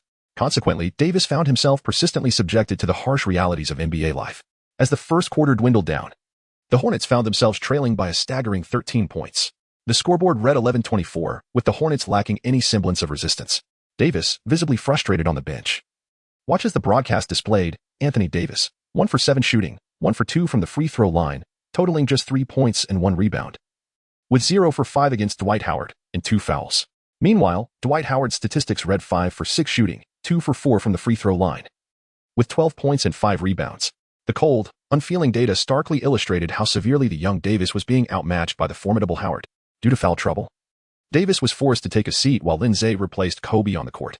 After the groundwork laid in the previous 2 games, backup point guard Duhan finally recognized the shift in dynamics. The Lakers bench, once solely reliant on Jamison for offensive firepower, now boasted 2 significant threats, with Lin Ze's offensive capabilities appearing even more formidable than the aging Jamison. Yet, Duhan was the first to pass the ball into Jamison's hands. At that moment, Jamison found himself besieged by the formidable forces of the Hornets bench. Lin Ze's impressive 49-point performance in the previous match was indeed remarkable. However, Such an achievement would not compel a team to alter its strategic defense for the regular season. From the Hornets' perspective, it sufficed to clamp down on Jamison while focusing on neutralizing the Lakers' bench. As Jamison received the ball, the Hornets swiftly converged their defense on the perimeter. Standing at an imposing height of 2.08 meters, Jamison was a towering figure on the outside, easily spotting Lin Ze, who was lounging in the corner, smoking a cigarette. With a powerful motion of his arms, Jamison executed a rapid pass. The basketball spun rapidly, hurtling towards Lin Ze. After receiving the ball, Lin Ze made no adjustments. He cradled the ball, aimed at the basket, leaped, and released. Current defensive environment. This defense is quite formidable for elementary school standards. Defensive level, 3. Current stamina, 80. Stamina limit, 80. 3-point shooting accuracy in match conditions, 160. Swish. Right on target. The three-pointer is secured. Lin Ze gazed at the unoccupied 3-meter stretch before him and mused inwardly, how peculiar. Does the air in the NBA arena possess its own defense? Infuriatingly, Anthony Davis, who had initially appeared quite composed, was instantly enraged upon witnessing Lin Ze sink a three-pointer in the very first possession. Damn it. Guard him properly. Prevent him at all costs. Meanwhile, the commentator delivered a sharp critique, exclaiming, goodness, I cannot fathom what the Hornets players are thinking. How could they leave Lin Ze, who scored 49 points in the last game, unguarded in this match? Within less than half a minute of his appearance, he has already matched our rising star, Anthony Davis, in scoring. Fortunately, Anthony Davis, sitting on the sidelines, was oblivious to this commentary. Otherwise, he would surely have been driven to the brink of fury. Turning to the court, Hornets backup point guard Austin Rivers confidently launched a shot from beyond the arc dong. Even as Austin Rivers' shot traced a mere arc, Anthony Davis could already be seen holding his head in despair. This man, who once vied for the title of the nation's top high school player, had not surpassed a 23-point shooting percentage since joining the Hornets. Having a commendable father is undeniably significant in any nation. And Austin Rivers is fortunate to have Doc Rivers, a champion coach and a prominent figure among NBA coaches. Thanks to his esteemed father, he was selected as the 10th overall pick in the first round, despite his shooting percentage lingering below 40 and his three-point accuracy failing to reach 20. The Hornets nevertheless grant him over 20 minutes of playing time each game. However, it must be noted that apart from his advantageous lineage, Austin Rivers demonstrates commendable tenacity in his defensive efforts. Following Anthony Davis's furious shout from the sidelines, it was Austin Rivers who first charged forth to confront Lin Ze. As Lin Ze seized the ball, before he could even make a feint, Austin Rivers had already leapt high, aiming to deliver a resounding slap to Lin. In response, Lin deftly lifted the ball. Current defensive environment, somewhat formidable, yet not overwhelming. Defensive level, 5. Current stamina, 80. Stamina limit, 80. Probability of making a three-pointer under match conditions, 99. Seizing the opportunity, the basketball was past Little Rivers' ear. Bang. It swished cleanly through the net. The whistle blew. The referee signaled, 3-1. After landing, Lin Ze patted Austin Rivers on the shoulder and remarked, young master, you must diligently practice your three-point shooting and defense. Relying solely on your father's influence will not suffice. You're talking nonsense. Lin Ze's words struck Austin Rivers directly in the throat. What do you know? My father has never cared for me since childhood. All my achievements are the result of my own hard work. All right. Lin Ze nodded repeatedly, affirming, yes. Individuals like Austin Rivers are, in fact, quite common, often believing that every success is earned purely through their own efforts. However, he conveniently forgets that within the sphere of his endeavors, even his father need not speak. Others will readily offer him a modicum of respect. Lin Ze stood at the free throw line, dribbling the ball several times, adjusting his breath before taking the shot. It swished through the net. Compared to his infallible three-point shots, Lin Ze's free throws were his primary focus during training. His previous performance had drawn criticism due to his poor free throw accuracy. Although it did not affect the final outcome of the game, being a guard and facing such scrutiny was simply unacceptable. The arduous practice over the past few days might not guarantee an improvement in his free throw percentage for this match, but at the very least, starting the game on a positive note would be a welcome achievement. Lin Ze made his entrance for just a minute, yet accomplished a remarkable feat, scoring 7 points in 2 rounds. This exemplifies the explosive scoring potential of the transcendent realm. Simultaneously, with Lin Ze's 4-point play, the Los Angeles Lakers have expanded their lead to an impressive 20 points. With 11:31 remaining in the first quarter, the deficit has already reached 20 points before the period concludes. Although the Charlotte Hornets are not overly concerned with their record this year, trailing by 20 points in the first quarter is an unprecedented embarrassment for this season.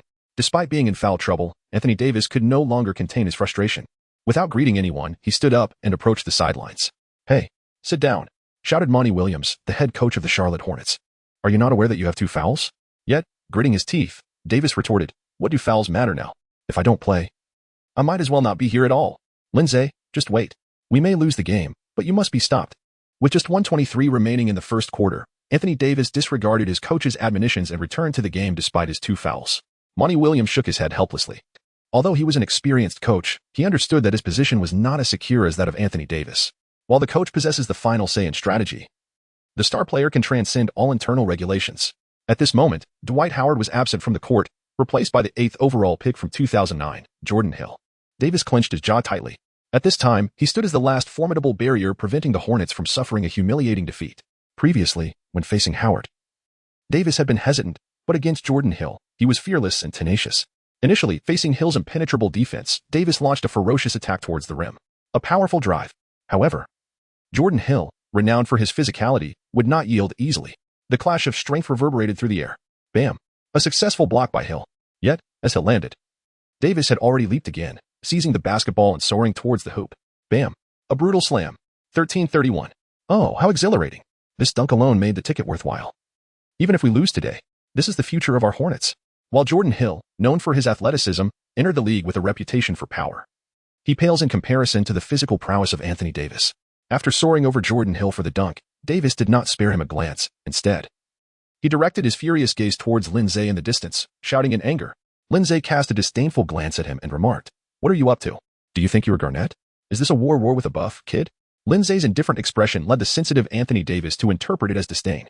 As a prodigy cherished throughout his life, he had never encountered such indignity. Duhong dribbled past half-court, having learned his lesson this time, rather than passing to Jamison. He directly handed the ball to Lin Ze. Upon receiving the ball and looking up, Lin Ze was met with the sight of Anthony Davis, whose eyebrows resembled a pair of inky strokes, as if drawn repeatedly with a black marker. Though his expression was fierce, it bore a comical quality. "Has anyone ever mentioned that your eyebrows bear a resemblance to those of Shinchan?" Lin Ze inquired. "What?" Anthony Davis, bewildered, felt as if he were a monk unable to grasp the essence of the situation. He awaited Lin Ze's elucidation, yet Lin Ze had already unleashed a 3-point shot. Despite believing his reaction speed to be sufficiently swift, Anthony Davis found himself a moment too late. Although he had extended his long arms, his jump was evidently inadequate. He could only watch helplessly as the basketball sailed over his fingertips. Current defensive environment, moderately challenging, yet not overwhelming, defensive level, 5. Current stamina, 79, with a maximum stamina limit of 80. Probability of making a 3-point shot during the match, 98. Swish. The sound of the ball passing through the net resonated. The Los Angeles Lakers added 3 points. The score now stood at 13-34, widening the gap to 21 points. Turning back, Anthony Davis executed a successful mid-range shot. He let out a furious roar, but midway through his exclamation, he faltered. Lin Ze surged forward with the swiftness of a whirlwind, skillfully maneuvering the ball. However, the Hornets' defense responded promptly, not in an attempt to thwart Lin Ze directly, but rather by fortifying the paint to obstruct any access to the basket. Indeed, these teams remain utterly oblivious to my capabilities. Lin Ze's lips curled into a smile as he approached the 3-point line, coming to a sudden halt. The Hornets players, who had already retreated to defend the basket, were left bewildered. None of the Lakers have returned, and you dare to attempt a 3-pointer? Despite the overwhelming presence of Hornets players in the paint, Lin Ze exuded confidence and took the shot. Current defensive situation. The defense is exceptionally formidable for a primary school level, defensive level, 3. Current stamina, 78, with a maximum stamina limit of 80. Probability of making a 3-pointer in a game state, 155. As he pulled the trigger, just as the ball's arc began to take shape, Lin Ze turned to glance back at Anthony Davis, who had only just remembered to return on defense. Lin Ze made a gesture of slitting his throat, mouthing the words, "Goodbye." Anthony Davis's eyes widened to their maximum, his dark pupils nearly popping out of their sockets. Oh. No. The basketball is relentless. It swished through the net. Bang. 15-37. After Anthony Davis entered the game, the point difference widened by another 2 points. Although a 2-point gap is not substantial, the impact is minimal, yet the humiliation is profound. Just moments ago, the illustrious Anthony Davis had scored flawlessly, boasting a shooting percentage of 100. Despite having successfully made his shots, why does the gap continue to expand? Because he was shooting 3-pointers. Austin Rivers declared, "My fate is in my own hands." He dashed forward and launched another 3-pointer. His determination mirrored that of Lin Ze, unwavering and resolute. Then, he missed. Thud. Truth be told, his shooting form bore a striking resemblance to Lin Ze's previous attempt, save for the absence of Lin Ze's signature turn after the shot. Austin Rivers instantly switched to a mode of dismay, but time was not on his side. The game was relentless. This time, Lin Ze was dribbling the ball again, and Anthony Davis, without a trace of hesitation, spread his long arms like those of a great bird and closed in. Davis's wingspan is an astonishing 33 meters. Though he was the sole defender against Lin Ze, his defensive coverage was akin to that of 2 smaller guards converging. In the face of Anthony Davis's relentless pressure, Lin Ze remained composed. In terms of physical prowess, there exists a vast chasm between Lin Ze and Anthony Davis, especially considering that this rookie version of Davis, though lacking the physicality to contend with a true NBA center, was at the peak of his ability to switch defensively on the perimeter. With those long legs of Anthony Davis, it remains uncertain if Lin Ze could escape him through sheer speed. But does he truly need to evade him? Confronted by Anthony Davis, Lin Ze's pace deliberately slowed. Gradually, leisurely, as if on a leisurely stroll, he approached the three-point line. Although Lin Ze moved as if enjoying a casual walk, Anthony Davis did not underestimate him in the slightest, his muscles taut, poised for action. Lin Ze could not help but ask, "Brother Brow, have you ever participated in military training?" Recently, the transition to coding has been quite intense, which has fueled our motivation to update more swiftly. Please, do kindly exit reading mode. Thank you. Military training? What does it mean? Lin Ze smirked slyly. Hey, you'll understand soon enough. With just 15 seconds remaining in the first match, Lin Ze was managing the clock, counting down for the final attack. Lin Ze skillfully pulled the ball back and commanded, "Turn left, turn right, step back, continue retreating, take a great step forward, at ease, stand at attention. I'm about to shoot, at ease. I apologize, that was a ruse. Stand at attention." Thus, the fans of the Charlotte Hornets witnessed a heart-wrenching scene. And what of Anthony Davis? The future star of the Charlotte Hornets found himself ensnared in Lin Ze's rhythm, twisting left and right, lunging forward and retreating, completely outmaneuvered. Although Anthony Davis began his journey as a guard in his youth and possesses a well-rounded skill set, he found himself utterly bewildered when faced with a true diminutive guard. Lin Ze's speed may not be particularly swift, yet with a subtle movement, the towering Anthony Davis must execute a considerable maneuver to keep pace. This exemplifies the legendary advantage of the undersized player. Oh, no. The fans of the Charlotte Hornets lament in despair. Oh God, this is more agonizing than death. Suddenly, Lin Ze propels himself off the ground, poised for a three-point shot. Although Anthony Davis, at over 2.10 meters tall, exhibits remarkable agility for a player of his stature, his center of gravity is not comparable to that of a 1.86-meter player. His mind has registered the play, yet his body lags behind. As Lin Ze releases the ball, Anthony Davis extends his arms to contest. However, he loses control of his center of gravity, resulting in him toppling Lin Ze to the ground. In that moment, as Lin Ze falls, Anthony Davis hears the heart-wrenching sound. Swish. The basketball swishes through the net. The ball is in. The lights illuminate. The referee's whistle blows. Anthony Davis has incurred his third foul. Frustrated, he pounds the floor in anger, while Lin Ze opts to offer him a comforting embrace. "Young man, your journey is still long ahead." Lin Ze spoke with great earnestness. Although Anthony Davis's vigorous defense had pressed Lin Ze down, Davis instinctively shielded him, just before his own weight could fully bear down upon Lin Ze. He braced himself with his elbow against the floor. This act endeared him to Lin Ze significantly. What a good child this is. In the NBA, the scenario of a towering player overpowering a smaller one is exceedingly common. The most frequent occurrence is when a larger player topples a smaller counterpart without any protective measures, leaving the smaller player's safety entirely to chance. The worst situation arises when a larger player, during an unintentional fall, deliberately seeks to harm the smaller player.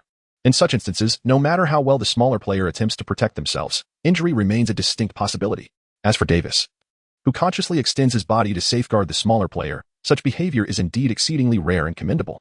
All NBA players rely on their physical prowess for their livelihood. It is already commendable that they refrain from undermining each other's careers. However, for someone like Davis to use his own body to protect another's livelihood, he truly deserves the title of a saint. Yet, at this very moment, Anthony Davis was impervious to advice, interpreting every word uttered by Lin Ze as a biting satire. Lin Ze sighed as he approached the free throw line for yet another attempt. Dong! The ball clanked off the rim. Alas!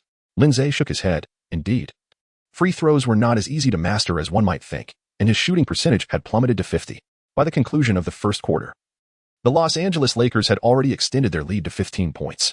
Ultimately, the Lakers triumphed decisively with a commanding victory by 20 points, securing yet another win. Lin Ze exhibited an extraordinary performance, sinking all 6 of his three-point attempts and converting 2 out of 4 free throws, amassing a staggering total of 20 points, accompanied by 1 rebound, 1 assist, and a solitary turnover.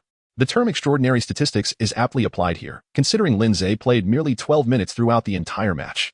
Furthermore, upon closer inspection, it becomes apparent that 16 of those 20 points were scored within a mere 2-minute span. What defines an exceptional scoring ability, you may wonder?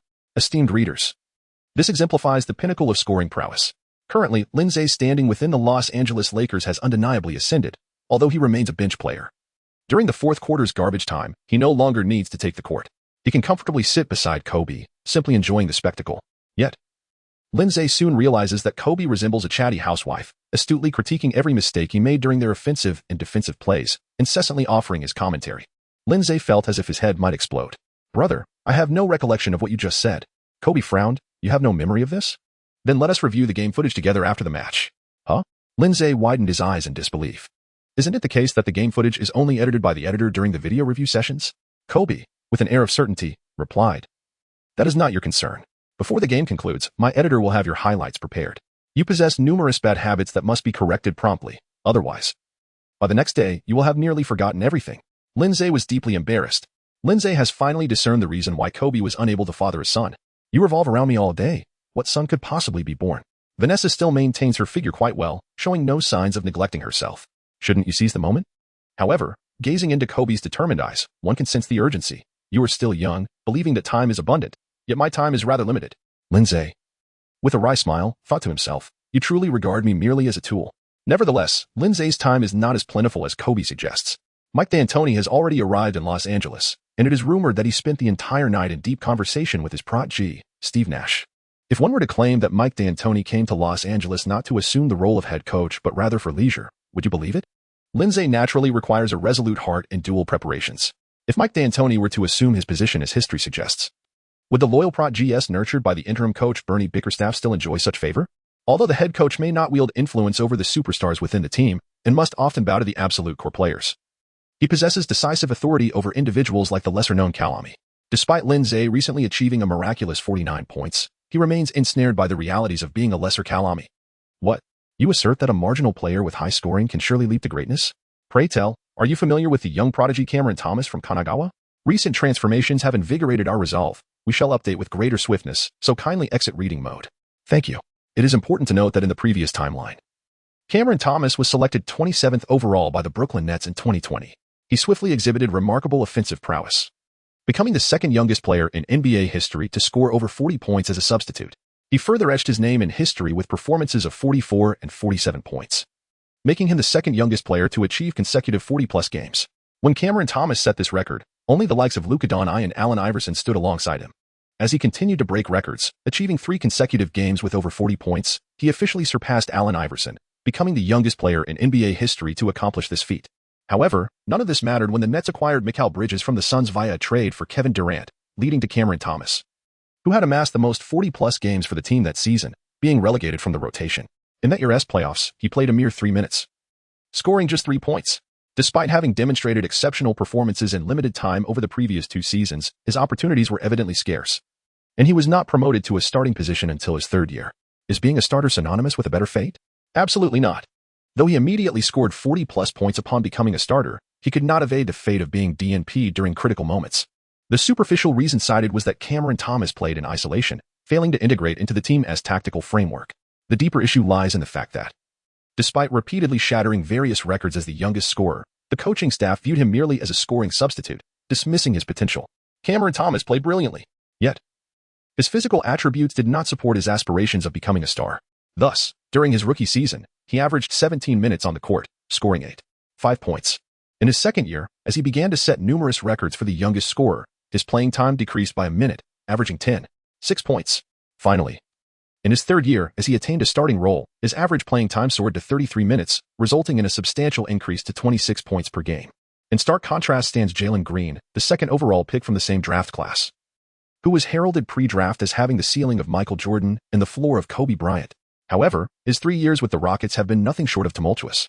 Even in his least active season, he averaged 32 minutes on the court, managing to score over 20 points in just 1 season, yet performed as a consistent mainstay. Given absolute shooting privileges, he maintained a shooting percentage hovering around 40 and a 3-point percentage near 30. Indeed, the NBA is a realm governed by pure talent. A couple of stellar performances are hardly regarded, while high-drafted rookies, regardless of their underwhelming performances, continue to receive abundant opportunities due to their superior physical attributes. Lin Ze did not aspire to become the former Cameron Thomas. It is imperative to cultivate a harmonious relationship with the team leader, especially considering that Kobe's stature within the Los Angeles Lakers is unparalleled by any ordinary team captain.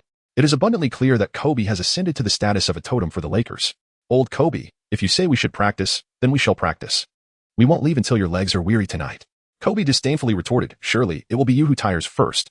On November 16, 2012, the Los Angeles Lakers faced the Phoenix Suns, and the Lakers emerged victorious.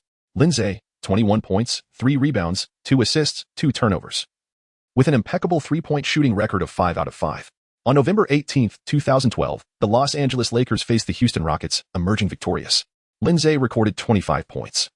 1 rebound, 2 assists, 1 steal, and 1 turnover, achieving an impeccable 3-point shooting record of 7 for 7.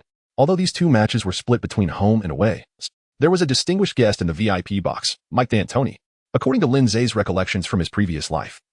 Bernie Bickerstaff's coaching tenure should have concluded after these 5 games. However, it is evident that the butterfly effect has come into play. As Bickerstaff's performance over these past 5 games has yielded commendable results, thus the coaching change did not transpire immediately. Yet, considering Mike D'Antoni's presence at the Los Angeles Lakers game, it would be rather simplistic to assume his attendance is solely due to his admiration for the team. Lin Ze remained indifferent to such matters. He was reluctant to dwell on things beyond his control. He merely recognized that his time was dwindling. He needed to expedite the healing of the affliction known as neurogenic thoracic outlet syndrome that plagued him. Ideally, direct rewards from the system would be the most effective means. Yet during the last 2 matches, no matter how fervently Lin Ze summoned the system, it remained unresponsive, reduced to a mere barren numerical display. His sole glimmer of hope lay in the fact that since the last time the recovery progress for neurogenic thoracic outlet syndrome had been displayed, the progress bar had become a regular feature. Following the previous reward, Lin Ze's recovery progress had reached 25.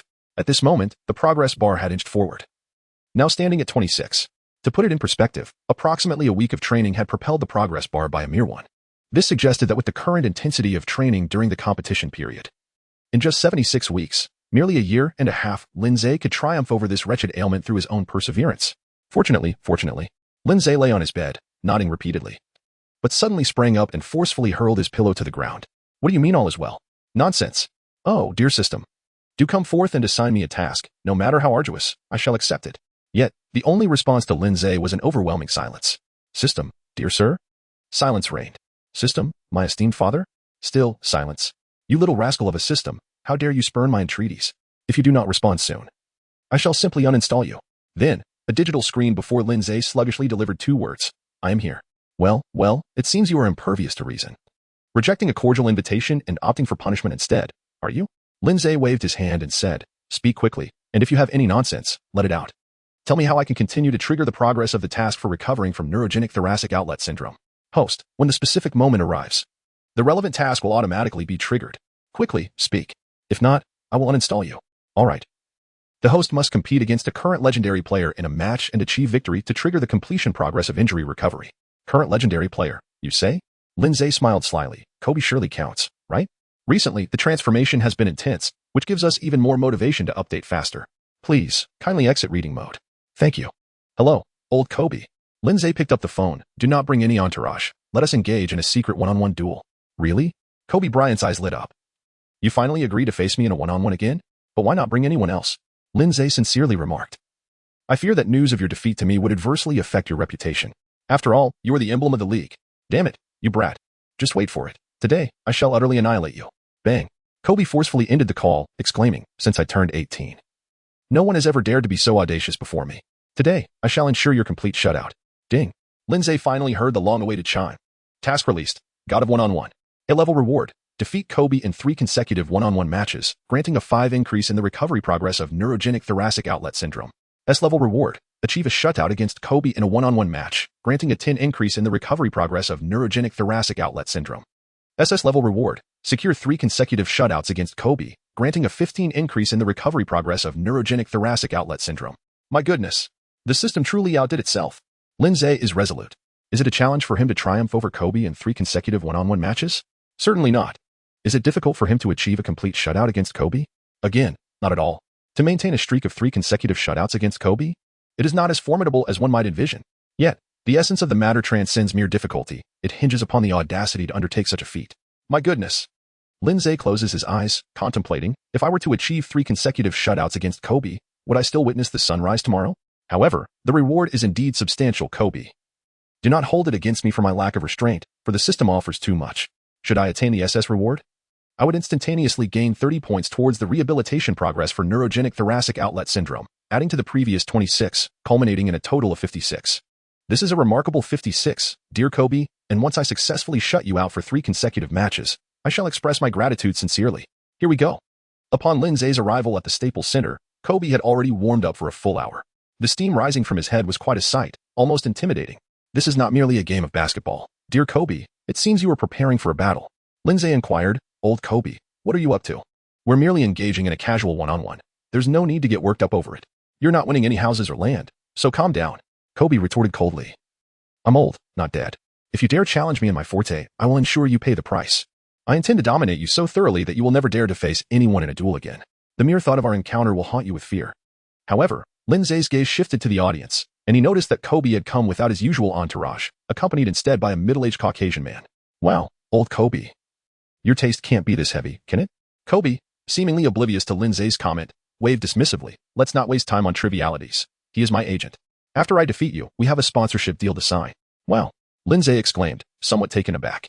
He released Kobe and approached the white man, extending his hand. Mr. Robert Palinka, the renowned agent. I must admit, I didn't recognize you due to my face blindness. While Palinka was merely the man behind Kobe during his agent days, Lin Ze understood that after Kobe's retirement, this unassuming Caucasian would assume the helm of the Lakers. Familiarity is never a flaw.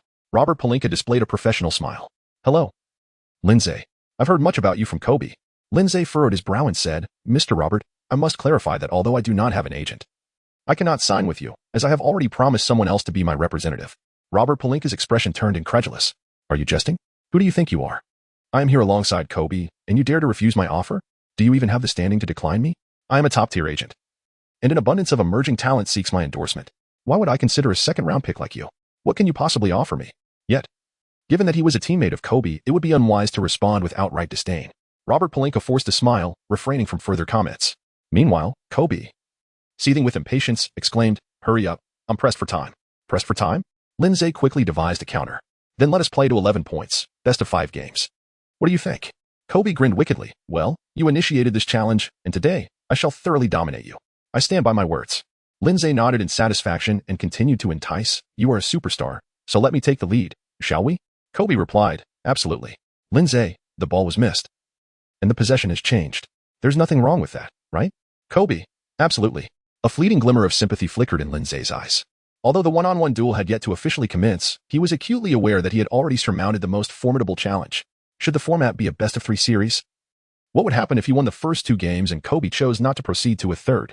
If the match were to devolve into a series of turnovers with each offensive play, the notion of blanking Kobe would be nothing but a fanciful daydream. Should Kobe disagree with either of these stipulations, then there would be no point in continuing the duel, as it would be futile to attempt to fulfill the tasks set forth by the system.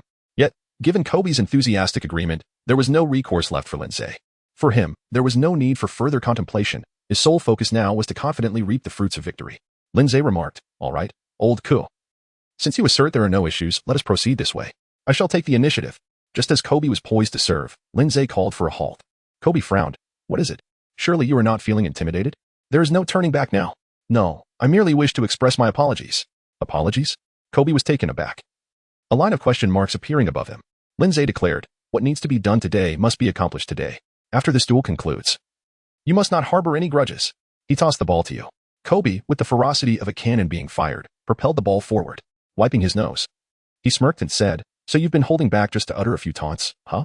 Let me enlighten you. The potency of trash talk lies in its origin from the lips of the formidable. Before me, you are simply not worthy.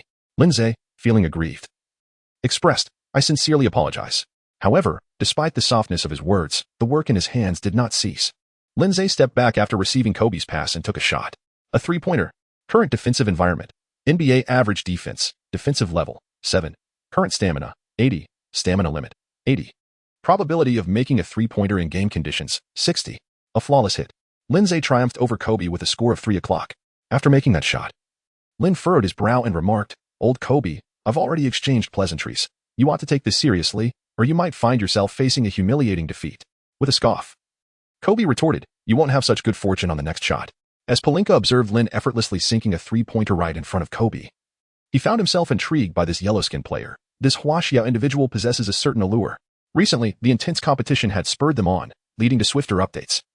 He requested that readers kindly exit reading mode. Thank you. Palinka had indeed heard of Lin Ze from Kobe, and although he had not attended the recent Lakers games in person, he could clearly see Lin's impeccable 3-point shooting percentage while reviewing the statistics.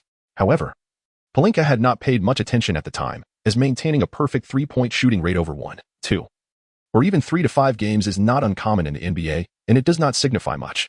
Moreover, apart from his 3-point shooting, Lin Ze seemed to lack other standout qualities. If a 2-meter-tall player possessed such precise 3-point shooting skills, he could indeed command a multi-million-dollar contract in the NBA. Yet, if such shooting prowess were exhibited by a shorter player like Lin Ze, it is quite possible that he would not only miss out on a lucrative contract but might even struggle to secure a position in the NBA. After all, even a player of average physical attributes standing at 2 meters tall has the advantage of height, merely by being present on the court. They can impose limitations on their opponents. But what about a player who is merely 1.8 meters tall? Without a defensive acumen akin to Stockton's crafty tricks, they would merely serve as a liability on the court. The scouting report on Lin Ze reveals that, standing at merely 1.86 meters, he possesses commendable static physical attributes. Yet his athleticism is somewhat below par. His ball handling skills are average, his passing ability is unremarkable, and his defensive prowess resembles that of a sieve. Such a lackluster combination of attributes has left Pelinka disinterested, as players of this caliber are destined to be mere transients in the NBA. Indeed, there have been players around 1.80 meters who have ascended to superstardom. Allen Iverson and the current Chris Paul are quintessential examples of diminutive giants. However, these players, aside from their height, boast top-tier skills complemented by extraordinary abilities that surpass the current NBA benchmarks, Iverson's explosive drives and Paul's exceptional passing. What does Lin Ze bring to the table? Is it merely his three-point shooting?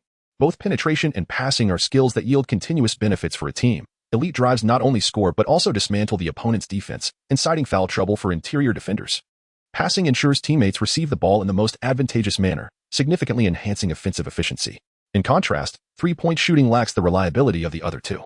While a successful shot is commendable, a poor shooting streak invites relentless counterattacks from the opposition. Yet, when Pelinka witnessed Lin Ze confidently sink a flawless three-pointer in the face of Kobe Bryant, he couldn't help but gasp. After all, Lin was challenging the league's premier star. Kobe Bryant, widely regarded as the foremost perimeter defender in the NBA, and his decisive shot was striking. The young man exuded a killer instinct, one moment bantering with Kobe, the next delivering a lethal blow with precision. The seamless transition between these two personas seemed almost innate. However, a single three-pointer does not substantiate a larger narrative.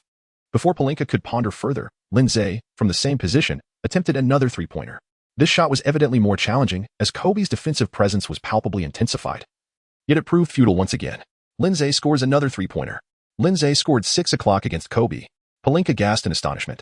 In this round, Kobe's defense was not a fraction slower than the previous one. In fact, it was executed with impeccable timing and angle.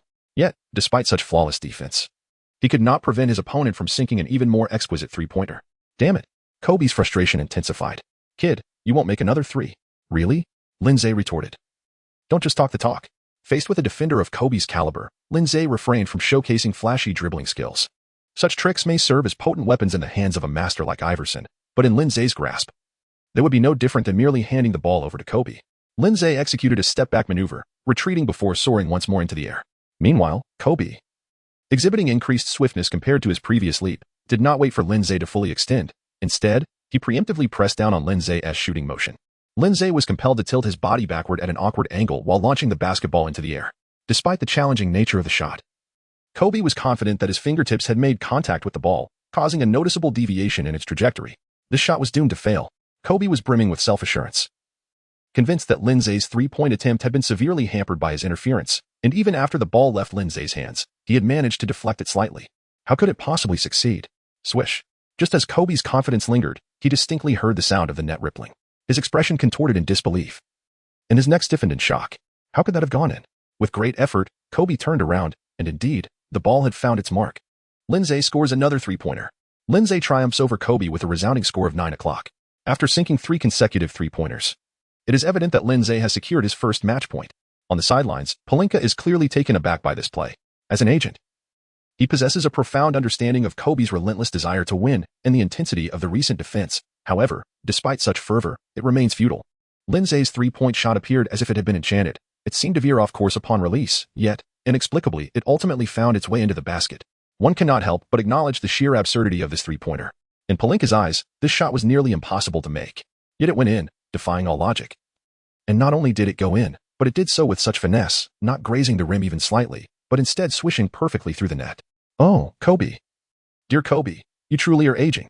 Lin Ze teased, your words have become sharper than your skills. Sure, you can talk your way into defending me, but your body simply cannot keep up. Damn it, damn it, damn it. Kobe fumed, you dare to underestimate me. This time, before Lin Ze could initiate his offensive move, Kobe had already closed in on him.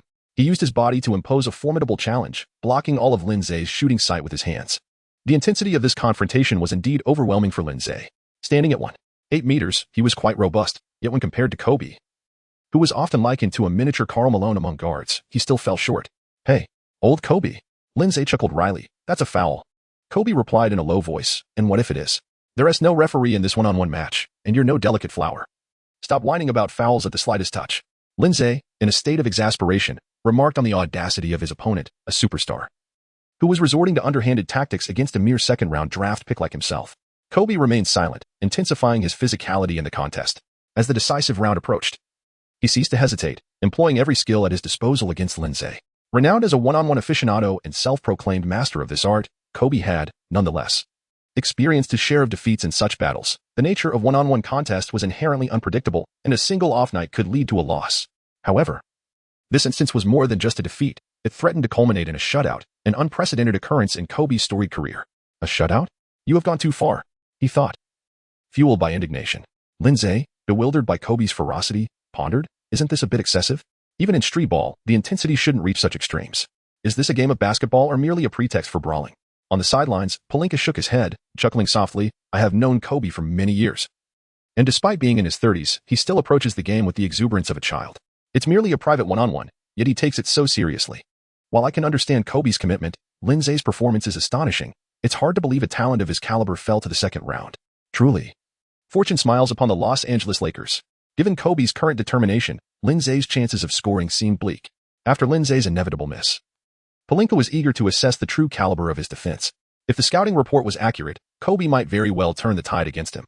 At that moment, Pelinka's thoughts aligned with Kobe's. Despite being down 0-9, Kobe remained unperturbed, confident that the situation was unfolding as he had anticipated.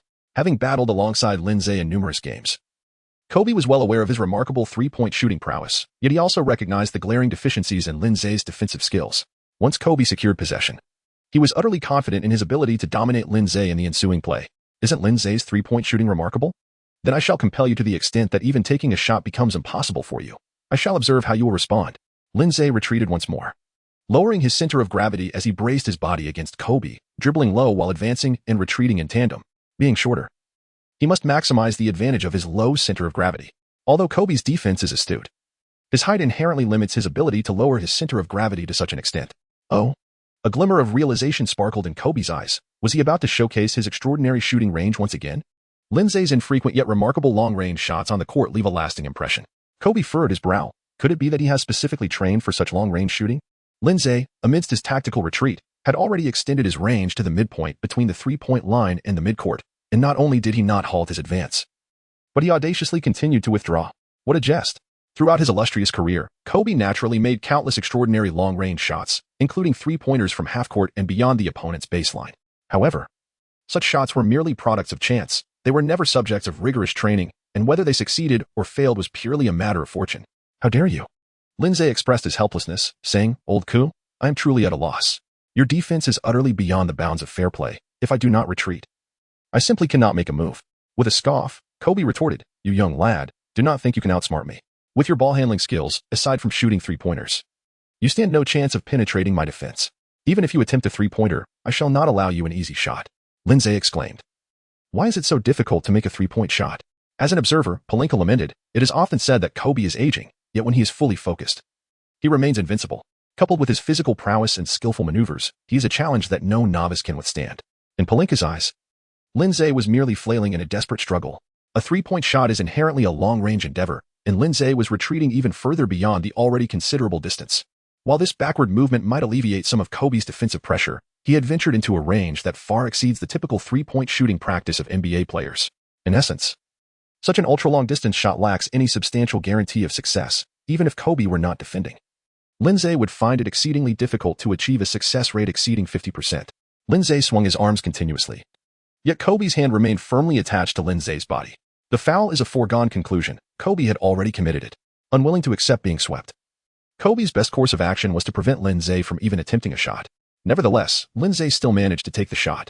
Lin Ze suddenly took a large step to the left, yet Kobe swiftly closed in on him. However, Lin Ze no longer hesitated. He leapt into the air and raised his hand to shoot. To Pelinka, this choice of shot was utterly dreadful, for Kobe had already enveloped Lin Ze completely.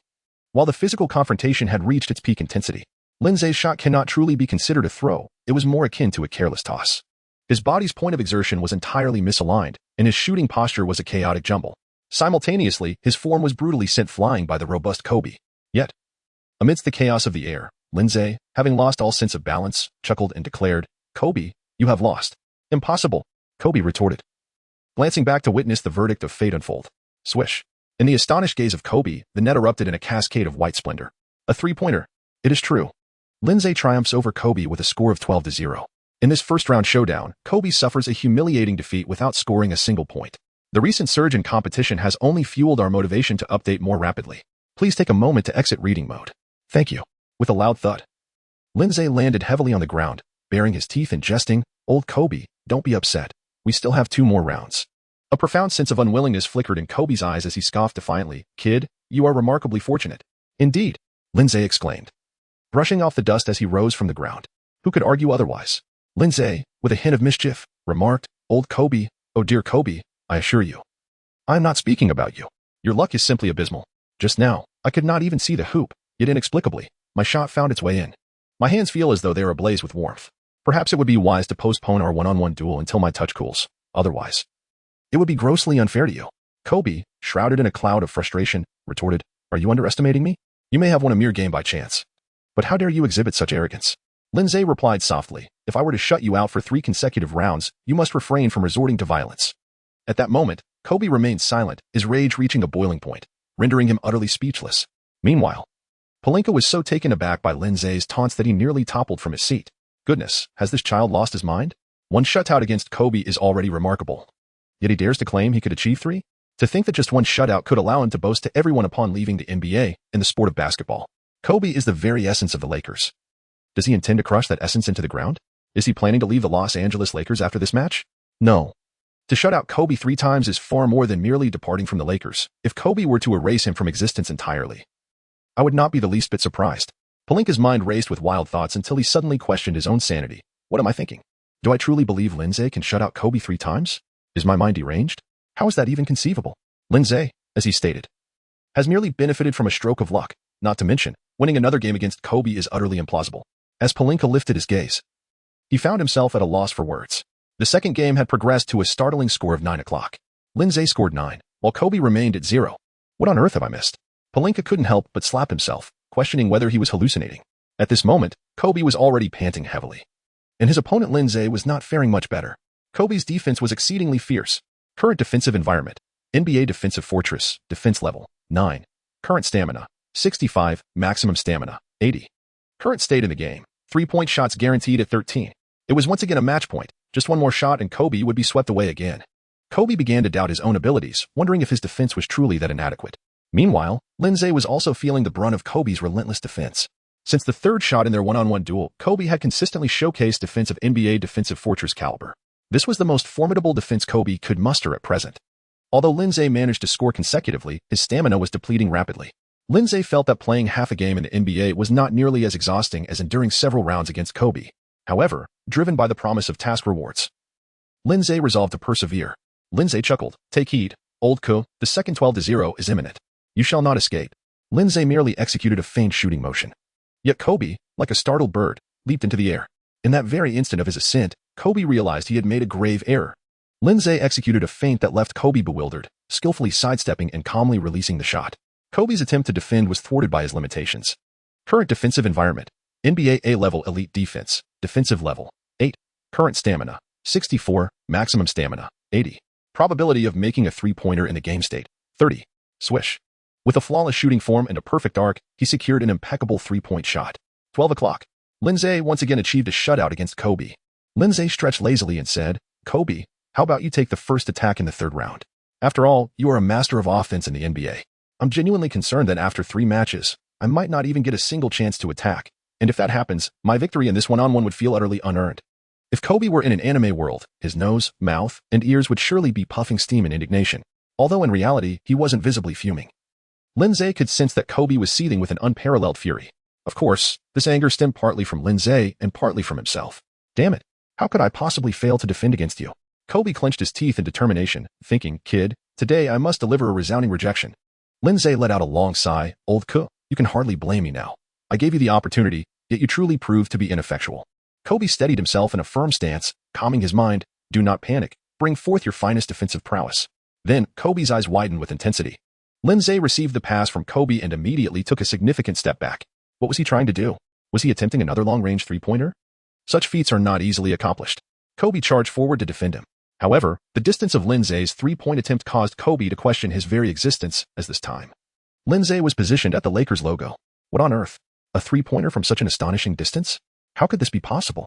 In the NBA, aside from the final moments of a game or a fast break when time is running out, who would dare to shoot from that spot? But Lin Ze could. For just days prior, he had made such a shot against the Spurs. Kobe felt a surge of dread and lunged towards him. Current defensive environment. NBA extreme defense. Defensive level, 11. Current stamina, 60. Maximum stamina, 80. Required number of three-point shots to secure victory, 4. Were they once again in the realm of NBA extreme defense? Alas, this time, Kobe's defensive intensity was rendered ineffective. The adverse effects of such a long-range shot were undeniable. Yet, it mattered little, for 4 three-pointers were more than sufficient to seal the game. Swish. Again, the crisp sound of the basketball finding the net echoed through the arena. Lin Ze maintained his shooting posture with a smile, saying, "Let this be the appetizer for the third game, old Kobe. Shall we settle this with a single match? A single match to determine the victor?" Kobe gasped, "So it's you winning and me losing, is it? Kid, I have yet to concede defeat. Not conceding is splendid." Lin Ze laughed. "Do you know why you have so many fans in China? It's precisely because of your captivating spirit of tenacity. In Northeast China, we refer to people like you as stubborn ones. A stubborn one is someone who cannot be easily swayed, a true embodiment of resilience." Kobe retorted, exasperated, at this point. "Could you please refrain from trash talk?" Lin Ze retorted. "Huh? Wasn't it you who said that? Trash talk is the prerogative of the strong. Am I not allowed to hurl a few words your way before I shut you out for 3 consecutive rounds?" Kobe was momentarily speechless. Realizing that the barbs he had initially cast at Lin Ze had swiftly boomeranged back upon him. Gathering his resolve, Kobe declared, "I have not yet been defeated. You may have won twice, but I still have the opportunity to turn the tide." 5 minutes later, Lin Ze once again achieved a resounding 12-0 shutout against Kobe. Lin Ze candidly remarked, "Old Ku, at your age, the mindset of a gambler is ill-advised. The notion of a comeback is flawed. One must concede defeat when necessary, and do so promptly. Achieving a clean sweep in 3 consecutive rounds against Kobe is no small feat." Lin Ze felt a surge of delight as he closed his eyes, vividly envisioning the digital virtual panel displaying, "Task completed. God of one-on-one. A-level reward achieved, triumphing over Kobe in 3 consecutive one-on-one matches. Reward, 5 recovery progress for neurogenic thoracic outlet syndrome. S-level reward achieved, completely shutting out Kobe in a one-on-one. Reward, 10 recovery progress for neurogenic thoracic outlet syndrome. SS-level reward achieved, achieving 3 consecutive shutouts against Kobe. Reward, 15 recovery progress for neurogenic thoracic outlet syndrome. Total reward, 30 recovery progress for neurogenic thoracic outlet syndrome. Current recovery progress stands at 56. Having fulfilled the system's task, Lin Ze had no desire to linger beside Kobe for even a moment and attempted to slip away. "Stop right there." Kobe's cold voice rang out. "You think you can just walk away that easily?" "What?" Lin Ze was taken aback. "I've already shut you out 3 times. And you still want to let me leave? Do I have to shut you out 5 times before I can go? You're courting death, aren't you?" Kobe retorted with indignation. "You think it's that simple? You've won the one-on-one, but there are still 2 rounds left to play." At this point, Lin Ze truly felt helpless. Old Kobe was being exceptionally unreasonable. He was fully aware that he was no match for Lin Ze, yet insisted on continuing. "Do I have to lose 5 rounds before I can leave? Humph. I have already grasped the trick to defend against you. Let us continue. I am certain I can stop you." "Huh?" Lin Ze was bewildered. "You've already figured out the trick? Is that true?" Observing Kobe's unwavering confidence, Lin Ze felt a flicker of curiosity. After all, through repeated trials, he had ascertained that his 3-point shooting skill was likely of legendary causal level.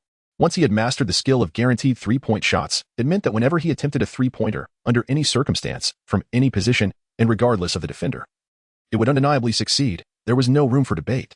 With such a causative skill, could Kobe, no matter how adept his defense, truly unravel it? It seemed ludicrous. Yet, Kobe's eyes sparkled with unwavering confidence, as if he had already grasped every facet of Lin Ze's abilities, entirely unaffected by the previous rounds of humiliation. Instead, he exuded a spirit that grew stronger with each setback. "Very well." Lin Ze passed the ball to Kobe.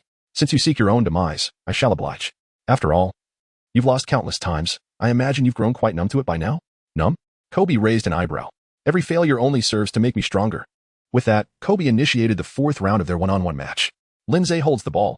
Kobe, now seemingly even more ferocious than before, lunges at Lin Ze the moment he extends the ball slightly. His defense is more aggressive than the offense itself. Alas, Lin Ze concedes, without referees. "You truly can act with impunity. But, old man Kobe, let me assure you, even if you resort to fouls, you still cannot take me down." Lin Ze's 3-point shot was as straightforward as before, executed without any embellishment. He took the shot at the first opportunity. At the moment the ball was about to be released, Lin Ze sensed a distinct difference in the defense. Yet, this difference was not discernible through the naked eye, as Kobe's defensive posture appeared unchanged from earlier. However, the system's virtual panel revealed a stark contrast. Current defensive environment: NBA Master Defense, defensive level, 10, current stamina, 40, stamina limit, 80, probability of making a three-pointer in the current game state. 3. My goodness, what kind of monster is Kobe? At 34 years old, can he continue to evolve? In the previous 3 rounds of the match, apart from Lin Ze deliberately extending his three-point range to trigger the defensive level of 11, the NBA's ultimate defense, Kobe's maximum defensive pressure had only reached level 9, NBA defensive wall. Observing Kobe's relentless efforts in defense, there was no possibility of him letting up, which indicated that Kobe had once again elevated his defensive prowess in his ongoing duel with Lin Ze. Terrifying indeed. Yet, admiration aside, the shot still had to go in. With Kobe's confident and expectant demeanor, Lin Ze's attempt soared through the Staples center like an artillery shell. The resounding thud echoed as it exploded through the hoop. Instantly, Kobe's expression sank into the depths of despair. Just before Lin Ze sank that fateful three-pointer, Kobe felt a moment of enlightenment. Although his defense was already renowned throughout the NBA, he had always been stuck at a certain bottleneck. While undeniably strong, capable of easily clinching a series of best defensive team selections, Kobe still sensed a gulf between himself and the title of the strongest defender. In that fleeting moment, he believed he had crossed the threshold he thought he would never surpass in his contest with Lin Ze. Thus, Kobe exuded confidence that he could certainly defend against Lin Ze. However, the resounding impact of the basketball against the rim seemed to convey to Kobe that it was all an illusion. He had not achieved any breakthrough, and he was still unable to stop Lin Ze's three-point shot. Disappointment and discouragement surged uncontrollably within Kobe. The fierce competitive spirit he had just moments ago suddenly waned. At that moment, Lin Ze spoke up. "Hey, old man, your defense was impressive just now. You almost stopped me." Such words can be interpreted differently by various ears. Some may perceive it as a humiliation or mockery. Yet, for someone as formidable as Kobe, it sparked a revelation. "You felt the difference in my defense, didn't you? It was unlike any I had shown before." "Indeed," Lin Ze candidly replied. "I found it remarkably strong, far superior to your previous defense, at least one tier above. It was as if you were a different player." While Lin Ze's remarks undoubtedly contain an element of exaggeration, it is evident that his intentions are rooted in goodwill. After all, if Kobe were to enhance his prowess, it would ultimately benefit the entire Lakers team. Moreover, through Kobe's recent defensive display, Lin Ze has discerned immense advantages for himself as well. "Lin Ze, come on, old K, shall we continue?" "Kobe, let us proceed." Swish. Another three-pointer finds the net. Kobe, they couldn't defend again. Lin Ze, just a hair's breadth away. Merely a fraction. Whoosh. Another three-pointer swishes through the net. Kobe, are you certain you are not deceiving me? Lin Ze, trust me, we are almost there. Current score, Lin Ze 9, Kobe 0. The recent challenges have only fueled our motivation to update even faster. Please take a moment to exit reading mode. Thank you. Just moments ago, Lin Ze successfully executed the final crucial shot under the formidable defensive environment of an NBA master. If Kobe continues to uphold such elite defense, he will no longer have guaranteed shots to rely upon. To be honest, another three-point shot, which could potentially miss in a competitive setting, lay before Lin Ze. And it must be said that he felt an inexplicable thrill. While it is exhilarating to exploit a guaranteed three-pointer against Kobe, there remains a slight absence of the challenge brought by randomness. This excitement, however, has led Lin Ze to hesitate a bit more, increasing his tentative movements. Logically, these tentative actions would appear glaringly flawed to Kobe. If he were solely focused on winning this one-on-one duel, he could easily seize the opportunity for a steal. Yet, Kobe finds himself in a quagmire. Does winning this duel truly hold any significance for him? It does not. After all, Lin Ze has already decisively triumphed with a 3-0 sweep in the best-of-5 series. Kobe's current objective is to thwart Lin Ze's three-point attempts. Even if he can only block one, Lin Ze takes a three-point shot. Kobe's defense is right on him. Current defensive environment, NBA defensive stalwart, defensive level, 9. Current stamina, 35, maximum stamina, 80. A game status for guaranteed three-point shots, 3. Lin Ze furrowed his brow. Upon noticing the change in Lin Ze's expression, Kobe felt an overwhelming surge of joy. Lin Ze frowned. Could it be that I successfully defended this shot? Yet, swish. The basketball once again found its way into the net with relentless precision. Lin Ze triumphed over Kobe with a score of 12-0, achieving a remarkable 4 consecutive rounds without conceding a single point. Kobe, feeling a sense of despair, shook his head as sweat splattered across his bald head. "You little rascal. Are you intentionally planning to shut me out for 5 rounds today?" Lin Ze, feeling wronged, replied, "Come on, old Kobe, you need to speak with some integrity. I shut you out for 3 rounds, and I was ready to leave, but you insisted on defending me just once, which forced me into the 4th round." Kobe retorted. "And yet," Lin Ze interjected, "your defense in that last round was completely off. It bore no resemblance to your previous defensive efforts." So it's only natural that you couldn't keep me at bay. Kobe sighed deeply. I was unable to defend against you several times in a row. Can I at least change my approach? No. Lin Ze shook his head firmly. Your prior defense was correct. It was your approach in the last round that was flawed. You must regain the sensation you had before. Really? Kobe questioned, skepticism evident in his tone. You're not just fooling me, are you? Of course not. Lin Ze nodded solemnly. All right. Kobe initiated the play, adopting a low stance. I shall attempt once more, today. I refuse to be daunted. Beside him, Palinka was utterly bewildered. Is this a one-on-one duel or the development of a new technique? My understanding is increasingly muddled. Nevertheless, Lin Ze had transcended the mere ability to shoot three-pointers. He had become an unstoppable force from beyond the arc. If Kobe were to concede 1 or 2 shots, it might be acceptable, but how many consecutive shots had Lin Ze made over Kobe's head? In a 4-round, 11-point format, Lin Ze had scored 4 three-pointers in each round, totaling an astonishing 16 consecutive three-pointers. My goodness, to achieve such a feat against Kobe's elite defense, one could hardly imagine even the greatest three-point shooters in history, like Reggie Miller or Ray Allen, performing at their peak, could accomplish such a task. How is it possible that this extraordinary talent currently lacks an agent? My heavens. This is a golden opportunity. Palinka's eyes sparkled with excitement. He had long since dismissed Lin Ze's earlier assertion about having an agent. This kid is truly my next treasure after Kobe. Under normal circumstances, anyone who faced 16 consecutive three-pointers in a one-on-one would have fled in despair. Yet Kobe, despite the relentless onslaught, remained fiercely determined. All right, let's go. Kobe fixed his gaze on Lin Ze. I will showcase my newly acquired defensive stance. Lin Ze inquired. Are you ready? Kobe replied. I am prepared. Let us go, kid. Lin Ze, as before, skillfully executed a backward roll to create space for his shot, launching a three-pointer. Kobe's defense once again shadowed him relentlessly. Current defensive environment. NBA Master Level Defense, Defense Level, 10. Current stamina, 30. Maximum stamina, 80. Number of guaranteed three-point shots in the game state, 0. Indeed, it has arrived. Lin Ze confidently takes a three-point shot. This time, he must rely entirely on himself, confronting Kobe's overwhelming prowess. In the instant Lin Ze made his move, he elevated the arc once more, the ball gliding past Kobe's fingertips as it surged toward the hoop. Duong. It struck the rear of the rim with a resounding thud. It soared high. The basketball ascended to a height that eclipsed the backboard. Then, it descended with great force. Swish. It found its mark once again. Kobe shook his head, exhaling with a sigh. I still couldn't defend against it. No. Lin Ze encouraged. You did manage to defend. The reason that shot went in was purely luck. What you need to do is persist in the defense you just exhibited.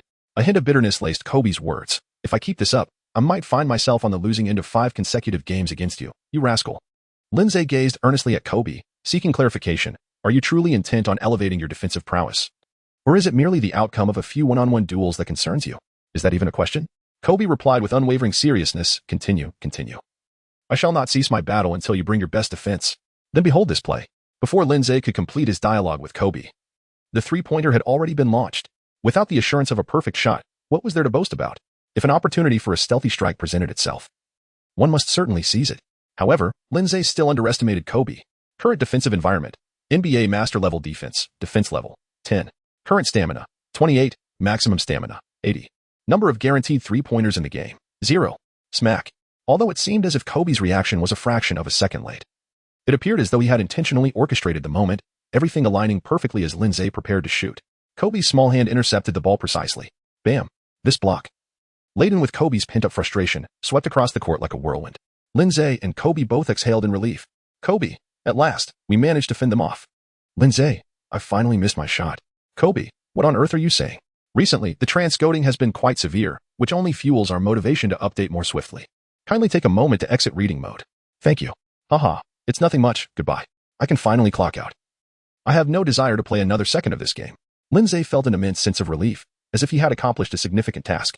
He stretched his body luxuriously and turned to leave. The mission was complete, the reward secured. Who would linger any longer? That would be foolish. Just as he was about to depart, Kobe intercepted him, exclaiming, not so fast. Our game is far from over. It is only just my turn to attack. Lin Ze scratched his head. Old Ku, are you joking? How could I possibly defend against you?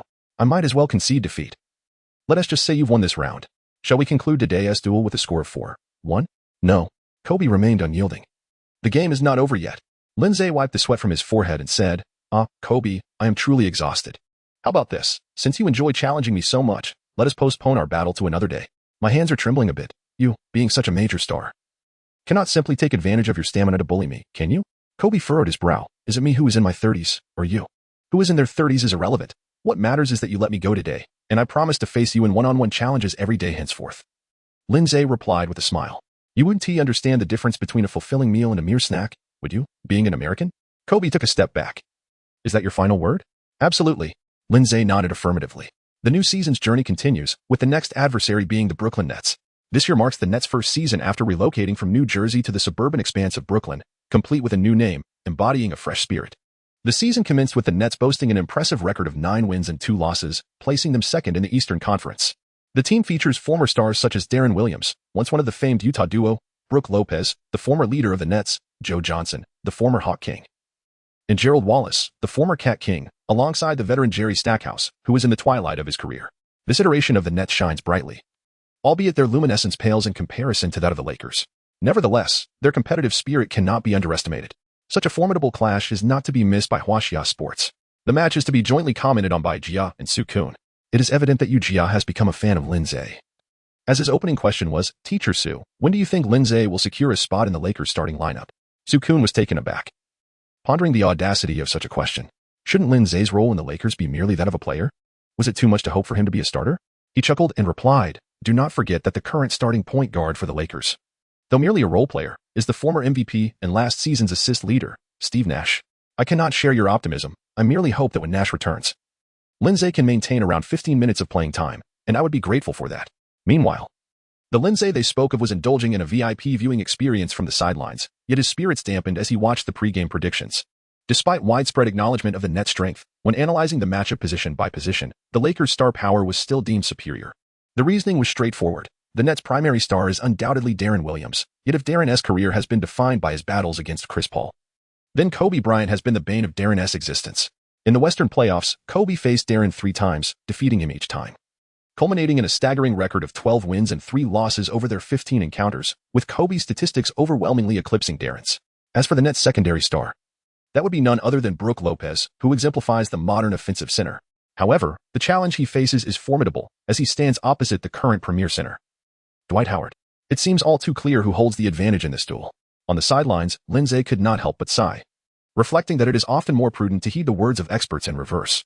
As the first quarter concluded, the Brooklyn Nets led the Los Angeles Lakers 29-23. The sole reason for the Nets' advantage lay in the fact that the current premier center, Dwight Howard, had been thoroughly outmatched. He was befuddled by the leisurely and portly Brook Lopez, who consistently executed a series of clever hook shots.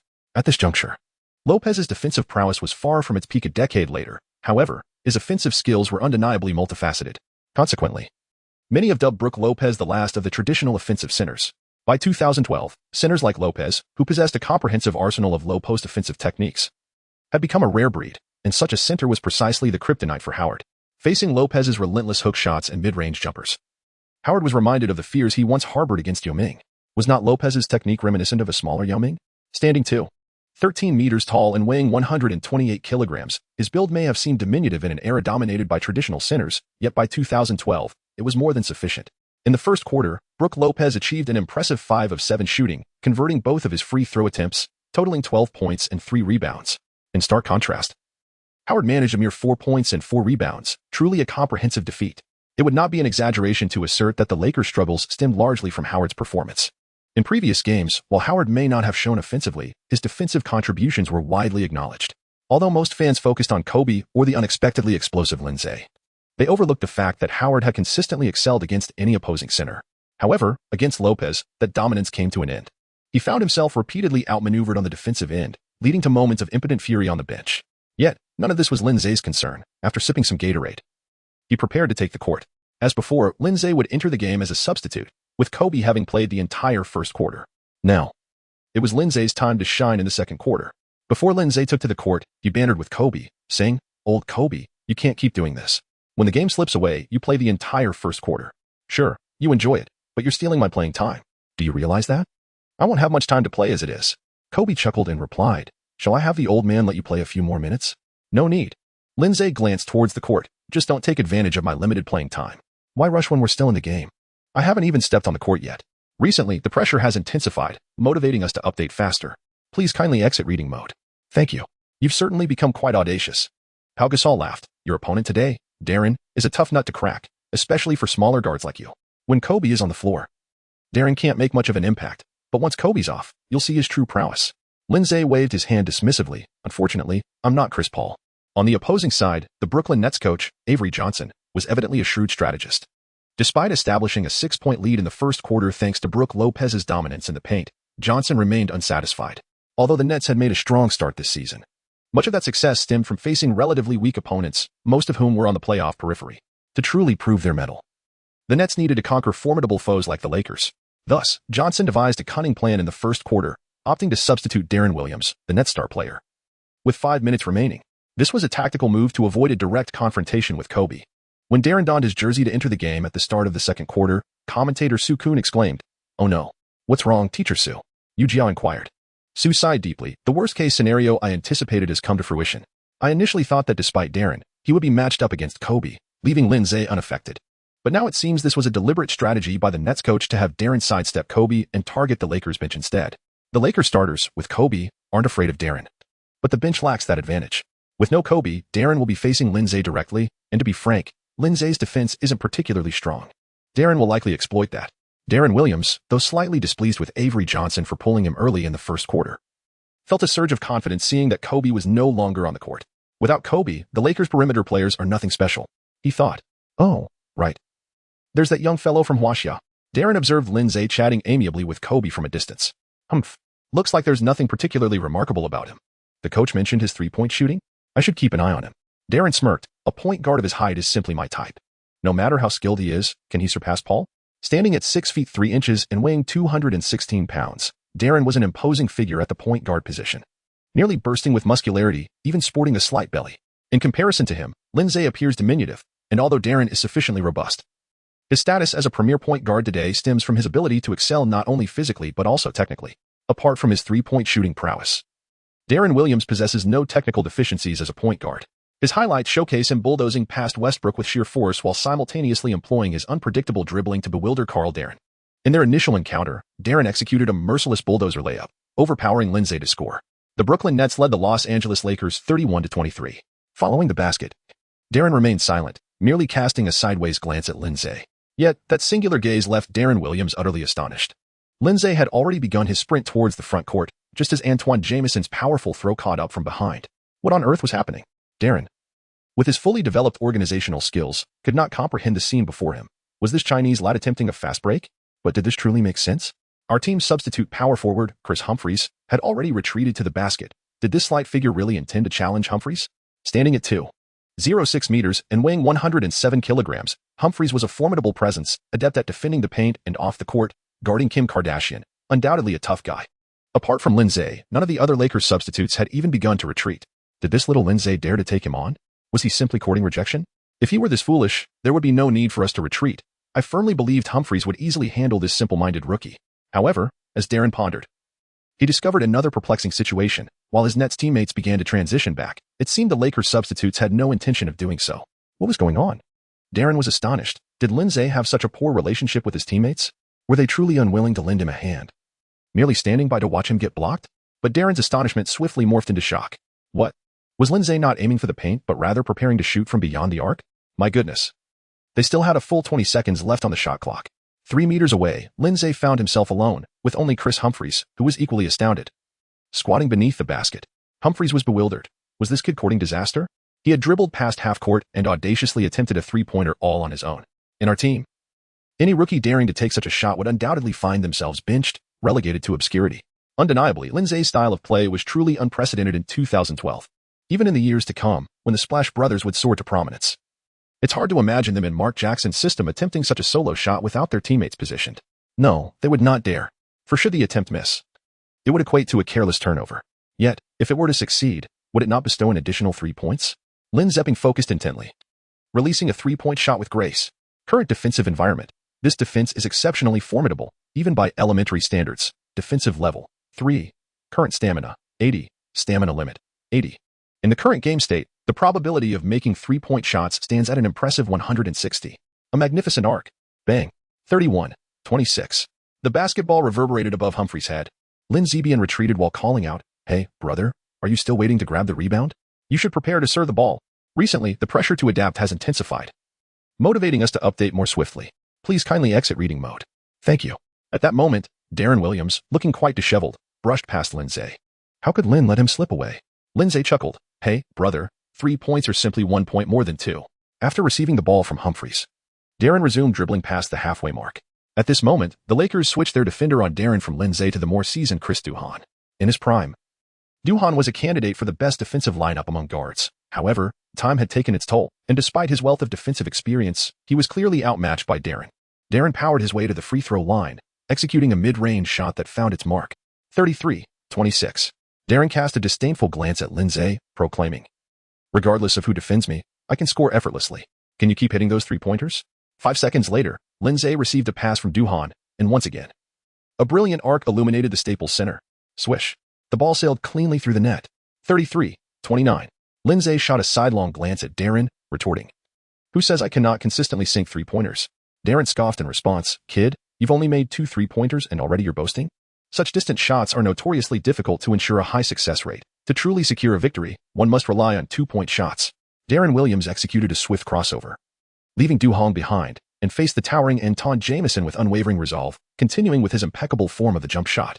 The basketball soared high, surpassing Jamison's attempt to block, hurtling towards the hoop. Clang. It hit the rim. Lin Ze turned back and scored another solid three-pointer. 33-32. Lin Ze made his appearance and, within merely a minute and a half, he astonishingly sank 3 consecutive three-pointers, amassing a total of 9 points. Narrowing the deficit to a mere single point, Lin Ze turned around and smiled at Darren, saying, "It seems your 2 points aren't all that impressive, are they? Don't get too cocky, young man. It's merely 3 three-pointers, nothing extraordinary." "Indeed, just 3 three-pointers." Lin Ze replied nonchalantly, "The real spectacle of the evening has only just begun." Darren Williams retorted fiercely, "I won't allow you to take your shots so easily." Lin Ze chuckled, "You, a mere novice under Sloane's tutelage, ought to adhere closely to his guidance instead of venturing out to forge your own path. Have you ever contemplated whether you possess the requisite strength to do so? While your individual statistics may have improved outside of Sloane's pick-and-roll system, what of your team's overall prowess? With your defense, which is akin to a sieve, do you truly believe you can thwart me?" Lin Ze utilized Darren's chubby arms as a makeshift aiming device, launching a 3-point shot. Swish. The 4th three-pointer had found its mark. Observing Darren, who appeared dazed after the shot, Lin Ze chuckled, "I told you, the real spectacle has only just begun." Following this, he landed a 5th three-pointer, and then a 6th. By the time Nets coach Avery Johnson contemplated reinstating the starters, his team had transformed from a 6-point lead to a 6-point deficit. Upon the return of the starters, Darren was substituted out, relegating him to the role of a mere bench warmer. This decision, though unfortunate, was unavoidable, as Lin Ze exuberantly high-fived his teammates. Johnson initially intended for Darren to stay on the court with the starters. However, one glance at Darren Williams' vacant expression revealed the futility of that plan. What could he possibly contribute under such circumstances? Sitting on the bench, Darren's morale had crumbled, with a shooting efficiency of 3 out of 5. He wondered how the team had shifted from leading to trailing. What was supposed to be an easy game now felt like he was the one being overwhelmed. Avoiding Kobe, he found Lin Ze to be even more formidable. In just 3 minutes, he had amassed 18 points. Could Kobe truly have produced such a performance? In the commentary booth, Sukun's lips quivered in astonishment. "A miracle, this is truly miraculous." It is often said that 3-point shots should be intricately woven into the tactical framework of the game. Yet Lin Ze's attempts seemed devoid of any coordination. Had those shots missed, the opposing team would have launched a counterattack. But Lin Ze was resolute, every shot finding its target. With that, the opposing team was left with no recourse. Yu-Jia chuckled, "Hee, Teacher Su, you haven't seen enough of Lin Ze's games. He's been this phenomenal with 3-pointers all season." Sukun replied, "I'm thankful I'm not coaching the opposing team. If I were Avery Johnson, my composure would have shattered." Across the ocean, Nets coach Avery Johnson indeed felt as if he were in disarray, as Sukun had aptly described. After painstakingly devising a strategy akin to Tianji's horse racing, he found himself not only losing the advantage but also trailing behind. Throughout the game, Lakers coach Bernie Bickerstaff maintained a sly demeanor, seemingly aware of every move. Had my strategy been deciphered from the very beginning by that wretched old man? In truth, a 6-point deficit in a 48-minute game is hardly insurmountable. However, the collapse of both the coaches and the star players' mentality could spell disaster. In the subsequent 2 quarters, Lin Ze managed to sink only 2 more three-pointers, concluding the game with a commendable 9 out of 12 shooting, amassing 26 points, 2 rebounds, 2 assists, 1 steal, and 1 turnover. While praise abounded for Lin Ze's remarkable shooting prowess, he bore a quiet frustration. "Damn it, I only hit 1 out of 4 from mid-range. I was supposed to have recovered over 50 from my neurogenic thoracic outlet syndrome. Why does it feel ineffective?" Ultimately, the Los Angeles Lakers triumphed over the formidable Eastern Conference team, the Brooklyn Nets, with a score of 107-88. Emerging from a dismal start of 1 win against 4 losses, the Lakers celebrated an extraordinary 6-game winning streak. Indeed, a change in coaching can rejuvenate a team. Although Bickerstaff's historical regular season record was dismal, he brought vitality to this Lakers squad. The distinction between his coaching style and that of Mike Brown lay not only in philosophy but also in player utilization. Under Brown, Lin Ze had been unable to secure a spot in the 12-player rotation, yet under Bickerstaff, he emerged as a lethal asset on the court. Statistics reveal that Lin Ze averaged 26.6 points, far surpassing his peers among bench players. In fact, his 26.6 points could easily be compared to the league's top scorers, placing him 5th overall in the NBA. Ironically, the player directly beneath him was the Lakers' own star, Kobe Bryant, averaging 24.5 points. Thus, the media concocted a sensational new headline: Lin Ze, the new monarch of the Lakers? Lin Ze assists the fallen Kobe. The legacy of purple and gold continues. For the first time since the 2001-2002 season, a player from the Los Angeles Lakers has averaged more points than Kobe. And that rising star is Lin Ze.